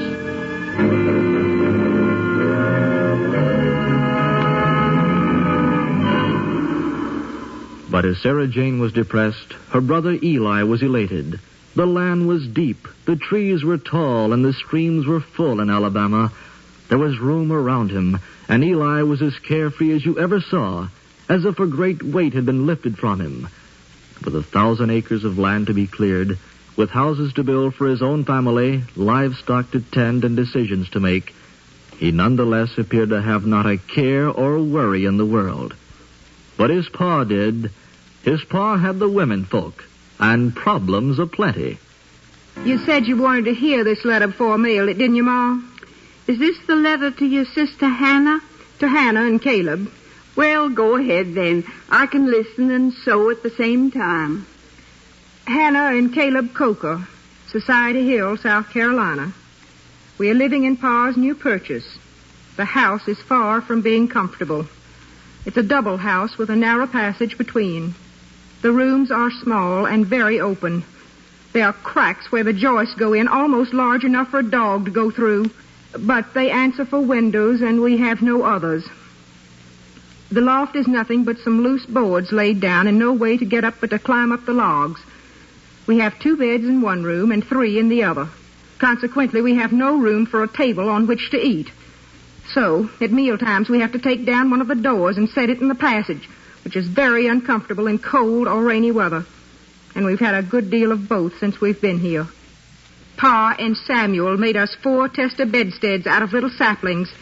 And since we have put our curtains up, we find it much more comfortable. That's a fact, Sarah Jane. I simply didn't realize before. You could put up curtains in a house which had no windows, but they do make the walls look better. Well, let's see, where was I? Since we put our curtains up, we find it much more comfortable. But still, the 2 decaying, leaky cabins are infested with snakes, lizards, mice, and so forth. We live in a delightful neighborhood, a kind of village place. Are you listening, Martha? I suppose I am, Eli. Well, you've been so quiet. Thought a man expected his wife to just listen and not talk. Oh, you can talk if you want to make any suggestions as I go along. It costs 25 cents postage to send a letter to Carolina, and I want to get it just right. I'm sure you do, Eli. Well, let me see now. A kind of village place, something like Society Hill. Not quite so dense a population, but far more numerous. What does that mean, Eli? Well, it means if all the people who lived round about lived in a town, the town would be bigger than Society Hill.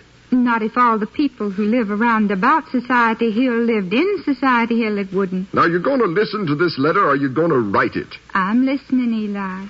As to the health, from all the information which I can gather, it must be equal to the fields of Chesterfield. The people here say equal to any in the world. Here is natural scenery which is grand and sublime. Now, what are you laughing at? Law, Eli, I didn't know I lived in a land of Canaan till you told me. Some days ago, I walked with Paul over some of his beautiful hummocks. With the mud up to your ankles, you did. And he said it appeared to him that land could not be any better than this is. He also says he has better prospects before him now than he ever had, and that a man might live here clear and above board. He is fully as pleased with this country as I am. You don't find anything funny about that, Martha? Seems like you forgot to tell him that Pa's losing most of his corn crop to the grasshoppers. I might expect Sarah Jane wanting to discourage him from coming out here, but my own wife. And what do you think Sarah Jane's writing them? I can guess. Probably be better if both of you would do away with exaggerating and stick purely to the way things really are. Honey, I want Hannah and Caleb to come out here. And when you're opposing a woman like Sarah Jane, sometimes a man just handicaps himself by sticking too close to the truth.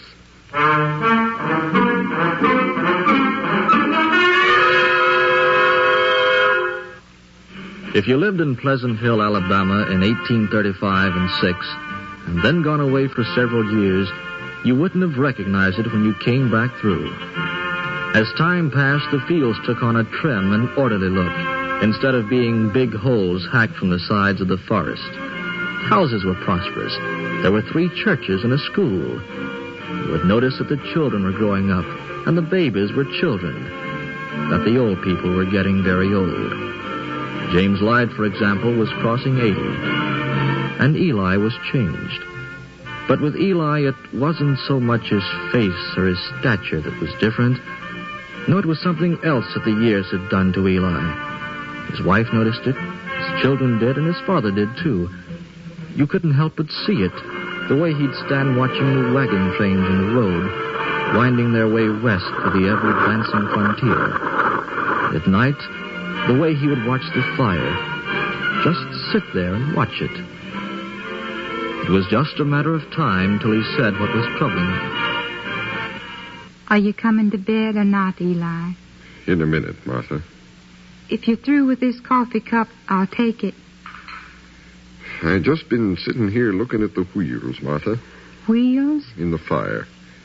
Turning wheels. Twisting wheels. I'm 54, Martha. Eli, what's the matter? Pretty soon they're going to stop turning for me. Martha, do you love me enough to go to Texas with me? What you say, Eli? It's the way the wheels are going, Martha. Traveling on down the road to Texas. I've seen that look in your eye before, Eli. I saw it in Carolina over 15 years ago. I've seen it many a time of late. What look is that, honey? It's a look that sees beyond. It sees beyond me and the children. Eli, you have 2,000 acres here. Some of it worth $50 an acre, you were saying. That's true, honey. And good land. The best. I used to think back in South Carolina it was the good land calling me west. And now I have the land. But it isn't the land doing the main calling at all, Martha. Never was, I guess. Would you go with me? You'd go without me if I didn't, wouldn't you? You'd look right over me and the children, wouldn't you, Eli? Martha, don't say that, please. I know you would. I suppose I ought to dislike you for it. I don't know what I'd do living apart from you, Martha. Will you go if I decide to? I don't want to go, Eli. But I stood before a preacher once, and I said I'd stay with you until death parted us. I've had cause to regret saying that, and cause to be glad. But I said it before a preacher, and before God I said it, and I reckon God expects me to keep my word in South Carolina or in Alabama. And I reckon God is even in Texas. I declare, honey, that's what I love about you. What's that? I don't know what it is, but I'd sure be a poor man without it. When are you going to talk to your parents? Well, right soon. Expect you'll be having words with Sarah Jane, too. Yes, I reckon so. I guess I'll get this broken coffee pot up.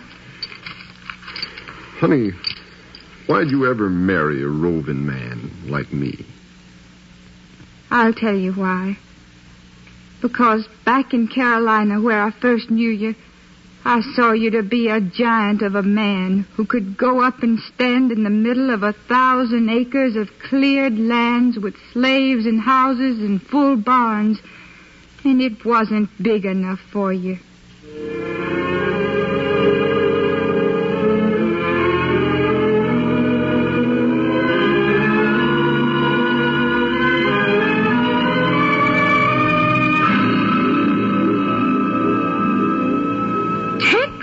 Texas?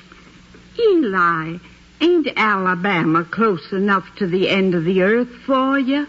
Not anymore, Ma. You brought us out here, Eli. You're the one who got us to leave Carolina. And now you want us to go to Texas?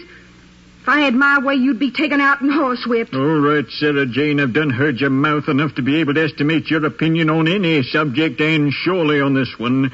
Now be quiet. Pa. I'm glad I come to Alabama, Eli. But I'll tell you the reason I come.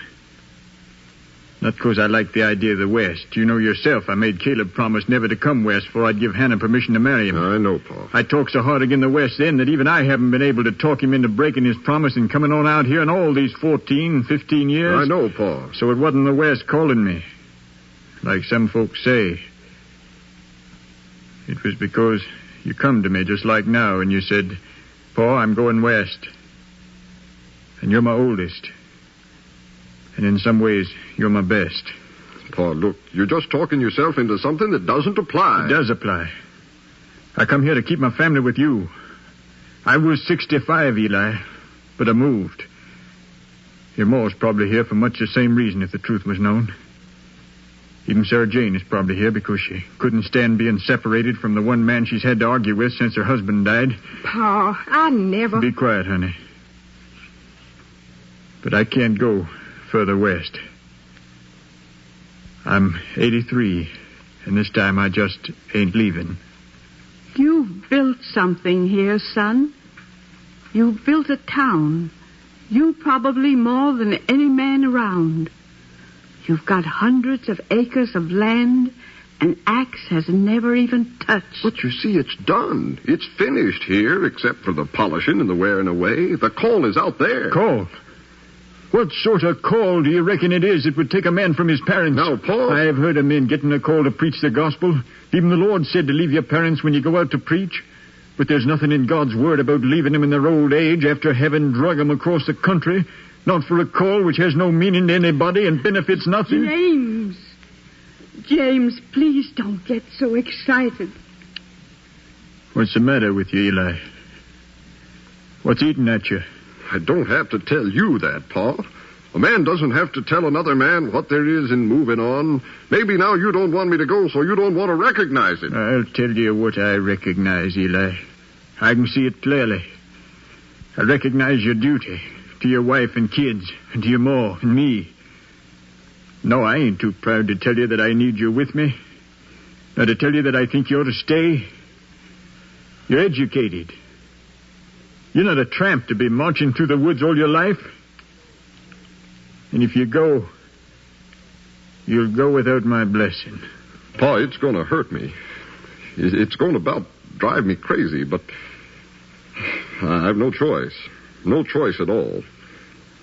I'm moving on. I know you can't come with me, but I'm moving on.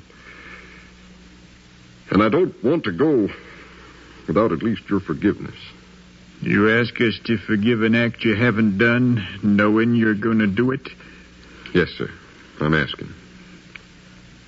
All right. No use leaving you with a curse on your head. You're going anyway. Son. Yes, Mom. Why? I don't know why, exactly. You tell me. You born me. You born a baby boy, and he grew up to be a man. And I don't know why, Ma, any more than you do. Except there's a call. And there's a road. In April of 1854, 18 years after he had arrived in Alabama, Eli's wagons began rolling toward Texas with his family and his slaves. And on the 15th of April from Coffeyville, Alabama, he wrote a letter to his parents, which has been preserved to our day. This day I am 58 years old. And for 58 years have my kind and affectionate parents nourished, strengthened, and advised me in every good thing. And that at last I should have pained them by my ingratitude in leaving them in their old age is a thought that almost breaks my heart. But I hope, my dear father and mother, I'm not ungrateful to you. For all the kindness to me, tears of gratitude can now flow in unrestrained silence. And there's none to criticize my sincerity or impugn my motive. I often think, how can I do without my father and mother? I cannot.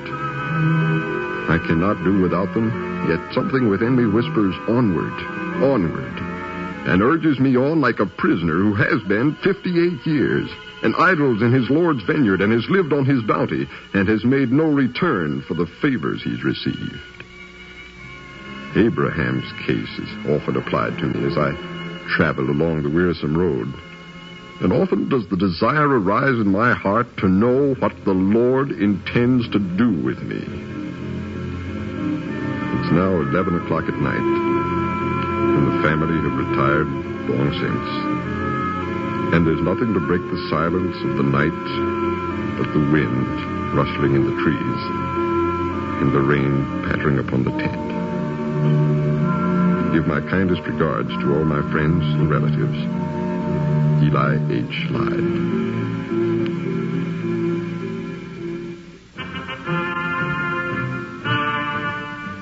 American Adventure is written by John Ely, directed by John Clayton, produced by the Communication Center of the University of North Carolina.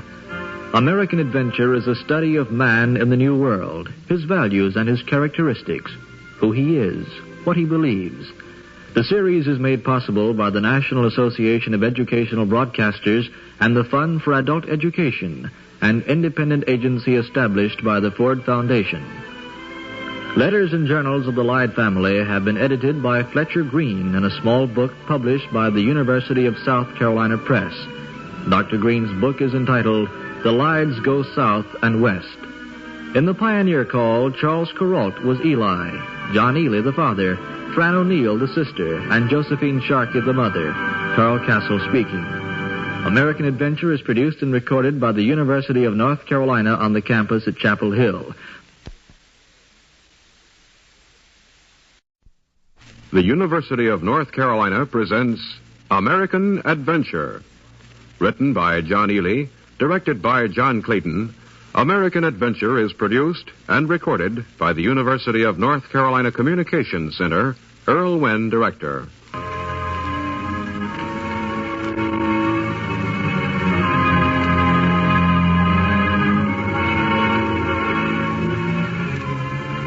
Nobody ever tells the story of Ezra Lee of Connecticut. And that's very strange because New England people talk about their heroes, as they should. But there's a reason they don't talk about Ezra Lee, why most of our history books don't mention his name. It's an acceptable reason. But we're going to mention his name anyway and tell his story. At least that part of his story that concerns the first year of the American Revolution, when General Washington was losing battles and losing ground. That concerns a place called Whitehall Stairs in New York Harbor. And a thing, a strange and awkward-looking thing, made of wood and bound with metal, with a tiny window on its side. The thing was drawn up close to the bank, and 2 miles away lay the British fleet. Lee, you volunteered for this expedition, and if you want to reconsider the danger involved... Yes, General. What is it? I thought perhaps you might be afraid, and understandably so. Well, I'm numb, General. Ezra Lee doesn't know what fear is, do you, Lee? Oh, yes. I was afraid once or twice in my life. When? Oh, I remember once my brother said I was afraid to jump off the ridge of Pa's barn in Connecticut. And they were right, too. What did you do? I jumped. Hurt you? No. Don't worry about this mission tonight, gentlemen. I aim to do one thing. Take your little boat out there in the harbor, Mr. Bushnell, all the way to the Eagle. And I aim to sink the Eagle with Lord Howe and his 64 guns. And I reckon before I get back, I'll wish I hadn't started. But when I get back, I'll be glad I went.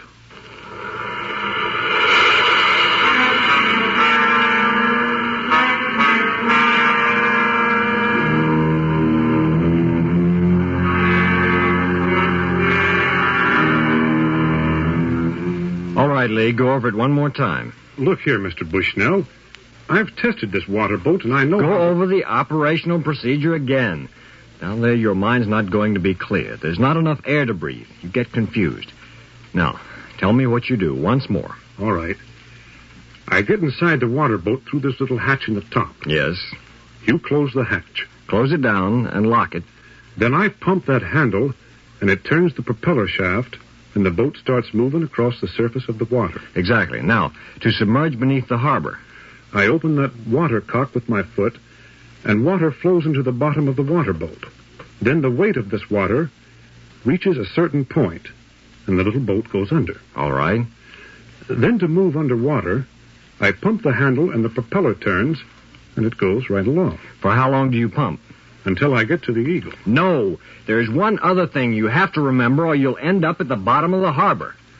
Get hold of your temper, Mr. Bushnell. Yes. I worked very hard on this. You must remember to surface the craft at least every 30 minutes, at least that often, in order to open the airport and get fresh air. Yes, sir. I'll remember that. Now, to return to the surface, I grab that little pump handle and pump out the water in the tank beneath until she's light enough to rise. And when you get to the Eagle? I drill a hole in her side with that corkscrew you got sticking out the top of the water boat. Put a pipe in the hole, hang that magazine of powder on that pipe, and set it to go off and then get out of there. You'll have 12 minutes before she blows. Well, with that charge on my tail, I'll be able to move a long ways in 12 minutes.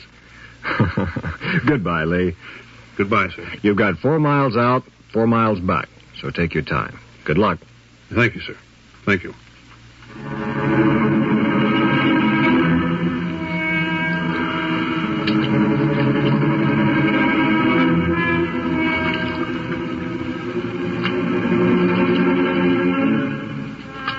All right. Close the hatch and push me further into the water. Your compass working properly, Ezra? Now, let me see. Yes, it is, I guess. But this phosphorescent wood doesn't light up much. You can't hope for success without the compass. You sound like the voice of doom, Mr. Bushnell. Close the hatch and push me off. We'll be waiting for you, Ezra.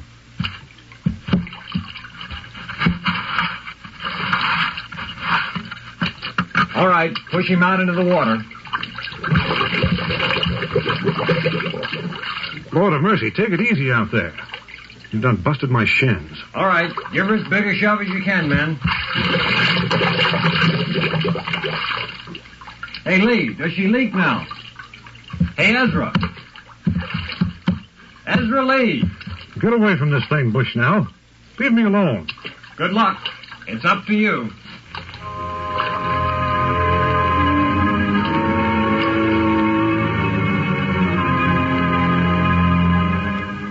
Ezra Lee sat in the tiny waterboat prison, sat in darkness. But through a small window he could look out, and so he could see the horizon and the clouds lit by moonlight. He pressed his face to the glass as if the view was spectacular and he could not see enough of it. Then abruptly he sat back, straightened up, composed himself, felt for the pump handle which moved the propeller shaft. So began one August evening in 1776, in a waterboat called the American Turtle, the first submarine attack in the history of the world.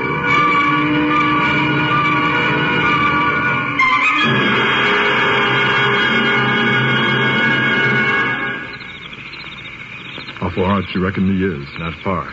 It won't move fast. Why did you make that waterboat in the shape you did? Oh, it seemed to be better. The pear shape makes it impossible for it to turn over in a current. Or unlikely, at least. Yes, that's true. So I put it together like that. Been working on the idea a long time. General Washington has great hopes for it, but I feel he reached out in desperation for some possible way to hold New York. This idea came along, and he grabbed at it. He says it's a concept of genius. I believe his hopes will be realized tonight. Concept of genius. There's much depending on that young man out there, locked in a wood and metal prison, looking in the darkness for a 64-gun British vessel. I wonder what he's thinking. Pump, Lee, pump. Lee, pump. Pump, Lee, pump. Pump, Lee, pump. Pump, Lee, pump.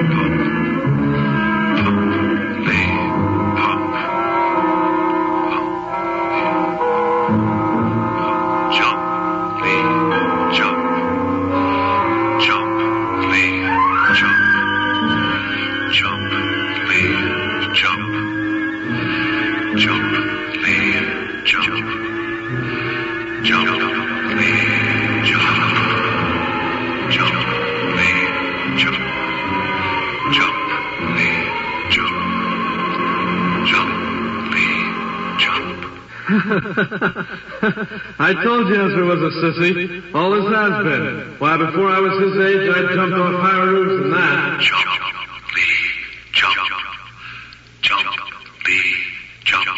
What's the matter, boy?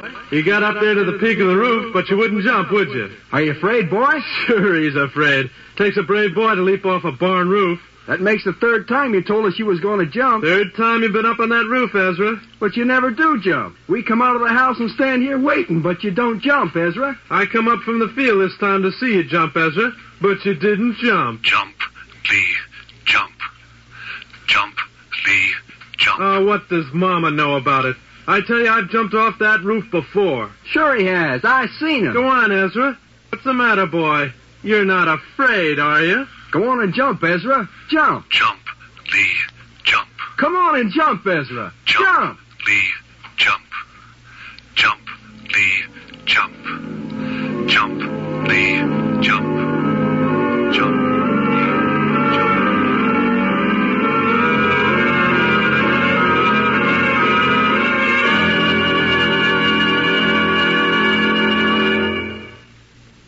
minutes out from shore. There was no sound in the waterboat except for Ezra Lee's heavy breathing. He knew he had to go to the surface and get oxygen. But he had forgotten how to surface the craft. His mind was dulled. He could not remember. His hand moved to the handle of the water pump, touched it, rested there. But he didn't move the pump handle. Instead, his foot went to the watercock and opened it. Then he blinked his eyes as more water flowed into the vessel. He turned off the watercock. The noise worried him. Or perhaps he realized that more water would only take him further down into the Hudson River. He ran a hand over his face. He leaned forward on the small seat that had been provided for him. He wiped his face with his hand. He loosened his shirt collar. He tore at the front of his shirt, but the noise of the cloth tearing startled him. He shook his head erratically. Then, as if forcing himself out of a deep sleep, he sat erect, shook his head, then looked down at the wooden handle. He touched it. He put his huge right hand around it. Then he began to move it and pump the water out of the water.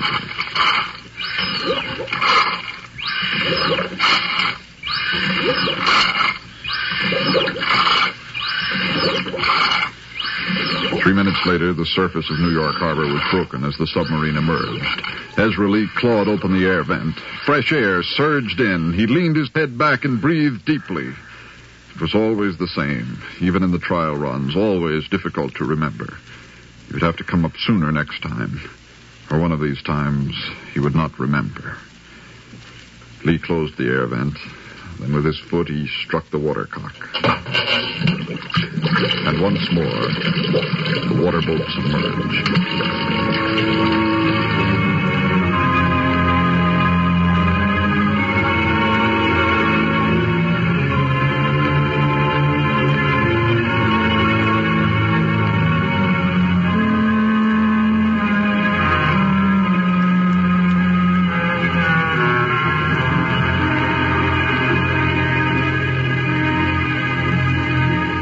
Maybe the British saw him when he broke water. Not likely.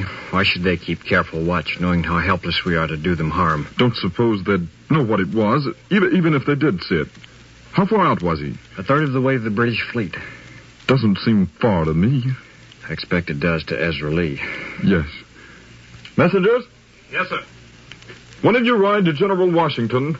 Tell him Ezra Lee is a third of the way.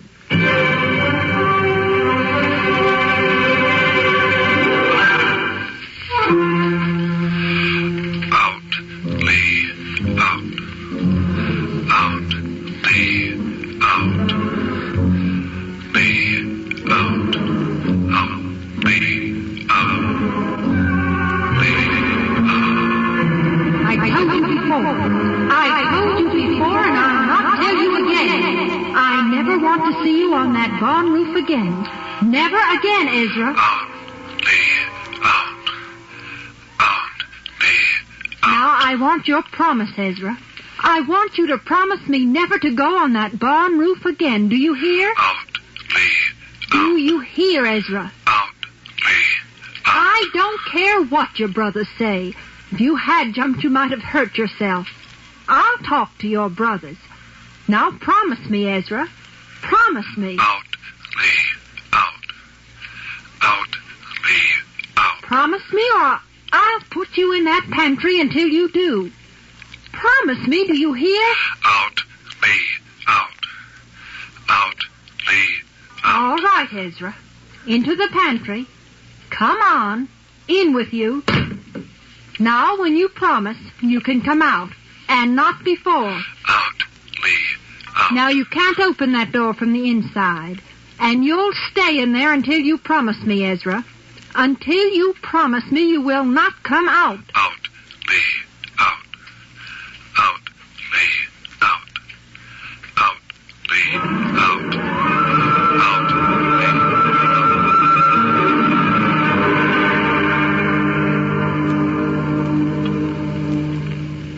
Two-thirds of the way from shore, the first American submarine lay on the surface of New York Harbor. The men aboard the British ship went about their chores and perhaps talked of home. And they talked of women, of course. Occasionally, a man might mention the war or the army of this revolutionary General Washington. They did not see the American submarine. They did not notice as once more it began to submerge beneath the water. They had no way to know from history or from common sense that there was then below the water a man and a thing that wished them harm. Out, leave, out, leave, out, leave, out, leave, out. Come out, boy. What's the matter with you? What you in the pantry for? Now, come out. Out, leave, out, leave, out. I don't care if he did go on the barn roof. You shouldn't lock him in that pantry there. Good Lord, woman, what you trying to do to your own son? Make him afraid? Make him scared? A coward? Out, leave, out. Of course I don't want him to jump off a barn roof. He's my son, too. But what other way is there now? Oh, you older boy should be taken out and horsewhipped. You've got him to the place where he has to jump off that barn roof. He has to jump now. Jump, Lee, jump. Jump, Lee, jump. Jump, Lee, jump. Now, boy, just climb up the side and over the roof, and when you get to the peak, you call to us so as we can step back out of the way. You older boys get back. Now, go on, Ezra. You got to jump now. You got to find out that you can jump. Jump, Lee, jump. Jump, Lee, jump. Jump, Lee, jump. All right, now, everybody back. All right, Ezra, we're standing clear. Now, pick your spot on the ground and go limber when you hit. Don't tighten up. Ezra, you got to jump. Can you hear me? Jump, Lee, jump. Ezra, come on, boy.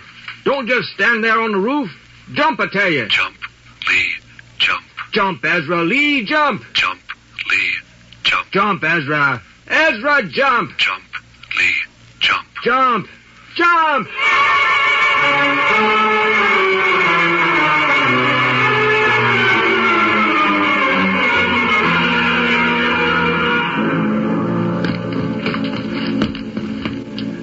There, boy. It's all right. You did it. You older boys see Ezra did it. You're all right, boy. You're all right. You got no need to be afraid anymore. That's what you have to do sometimes, boy. You gotta jump. When you can't overcome your fears, you gotta jump in spite of them. That's what even a really brave man must do sometimes. Jump in spite of them. Jump, Lee, jump. Jump, Lee, jump. Jump, Lee, jump.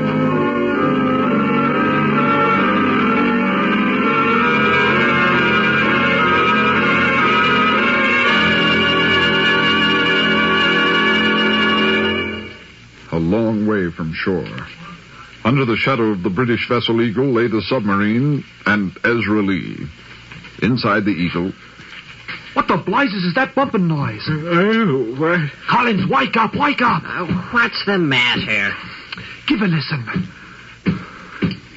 Sounds like something out there. Listen here. No, that's a strange one. What do you think it is? Oh, I don't know. Most likely nothing. Most likely a log floated down the river. I think so. Probably a log. Seems like a log would move on down with the current. It does at that. We'd better go on deck and take a look. On deck, look as he would, the sailor could see nothing except the ripples of New York Harbor. So he went below, went back to bed and lay awake, thinking of witches on the moors and of strange powers moving under the water, and of monsters, and of all such things. While in the American submarine, Ezra Lee continued to work, trying to attach the magazine of powder to the British vessel. He could not see the handle of the corkscrew he was operating from inside the vessel, but it seemed that the corkscrew itself would not penetrate the side of the British ship. And there was not enough oxygen. He breathed deeply. He gasped for air. His mind became a confused muddle of sounds, of thoughts of past days in Connecticut and his youth and his girl. girl with hair the color of flax, but infinitely more beautiful, with a ribbon in it. He should surface the vessel for air. He shouldn't try to go on. It might be they would discover him, of course, but he couldn't breathe. Any man would surface the vessel, even a brave man. But instead, his foot moved slowly to the watercock. He touched it, turned it. And slowly the American submarine began to submerge even further below the surface of the harbor. Ezra Lee had decided to go under the vessel and try to find a better place to attach the magazine on the other side. Almost daylight. Yes, I know. No explosion, no Ezra Lee, no water boat. Not too late. Drowned, most likely. I said he wasn't necessarily dead yet. Brave man, you know, that Ezra Lee. What do you suppose a brave man thinks about when he knows he's near the end? Thinks about saving himself, I guess. Different stories about that. Some say brave men think about their fears. Others say they don't, but keep their mind on the job. Most people probably forget to be afraid. Yes, but when a man can't forget and goes on, that's an accomplishment.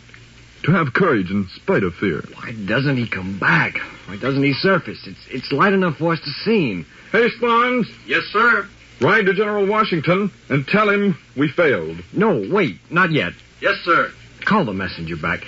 The general had high hopes. Your water boat is down at the bottom, Bushnell. Come along. I'm waiting here. All right. No harm in that. I'll be at headquarters. General, there she lies. What? Well, I'll swear. Still over a mile out. But that's the water boat, all right. And that darn fool must still be riding her.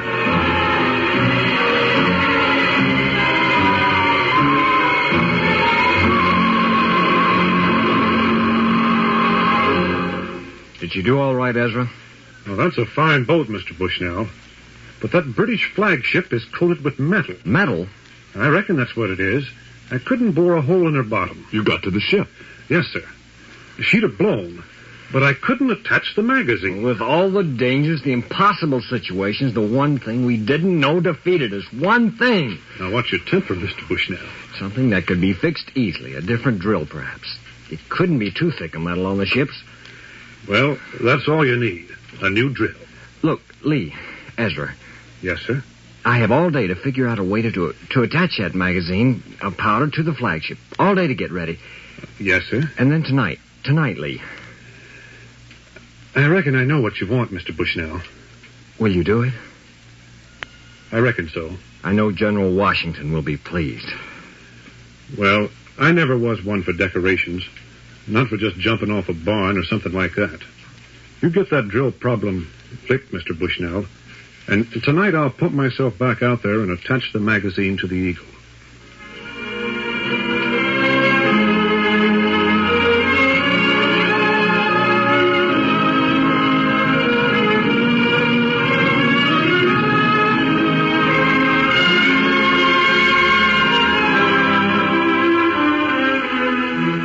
That's the story of Ezra Lee and the world's first submarine attack.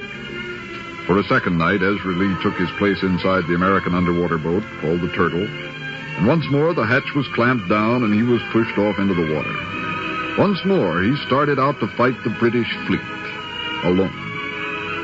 And once more he failed, this time because a seaman spotted his strange craft when he surfaced for air. So there's the reason Ezra Lee's name is not listed in the history books. He failed. But we like his story even so. And we feel good about presenting it after these 18 decades of American independence. The story of Ezra Lee of Connecticut, decorated for bravery by General George Washington, a man of honor.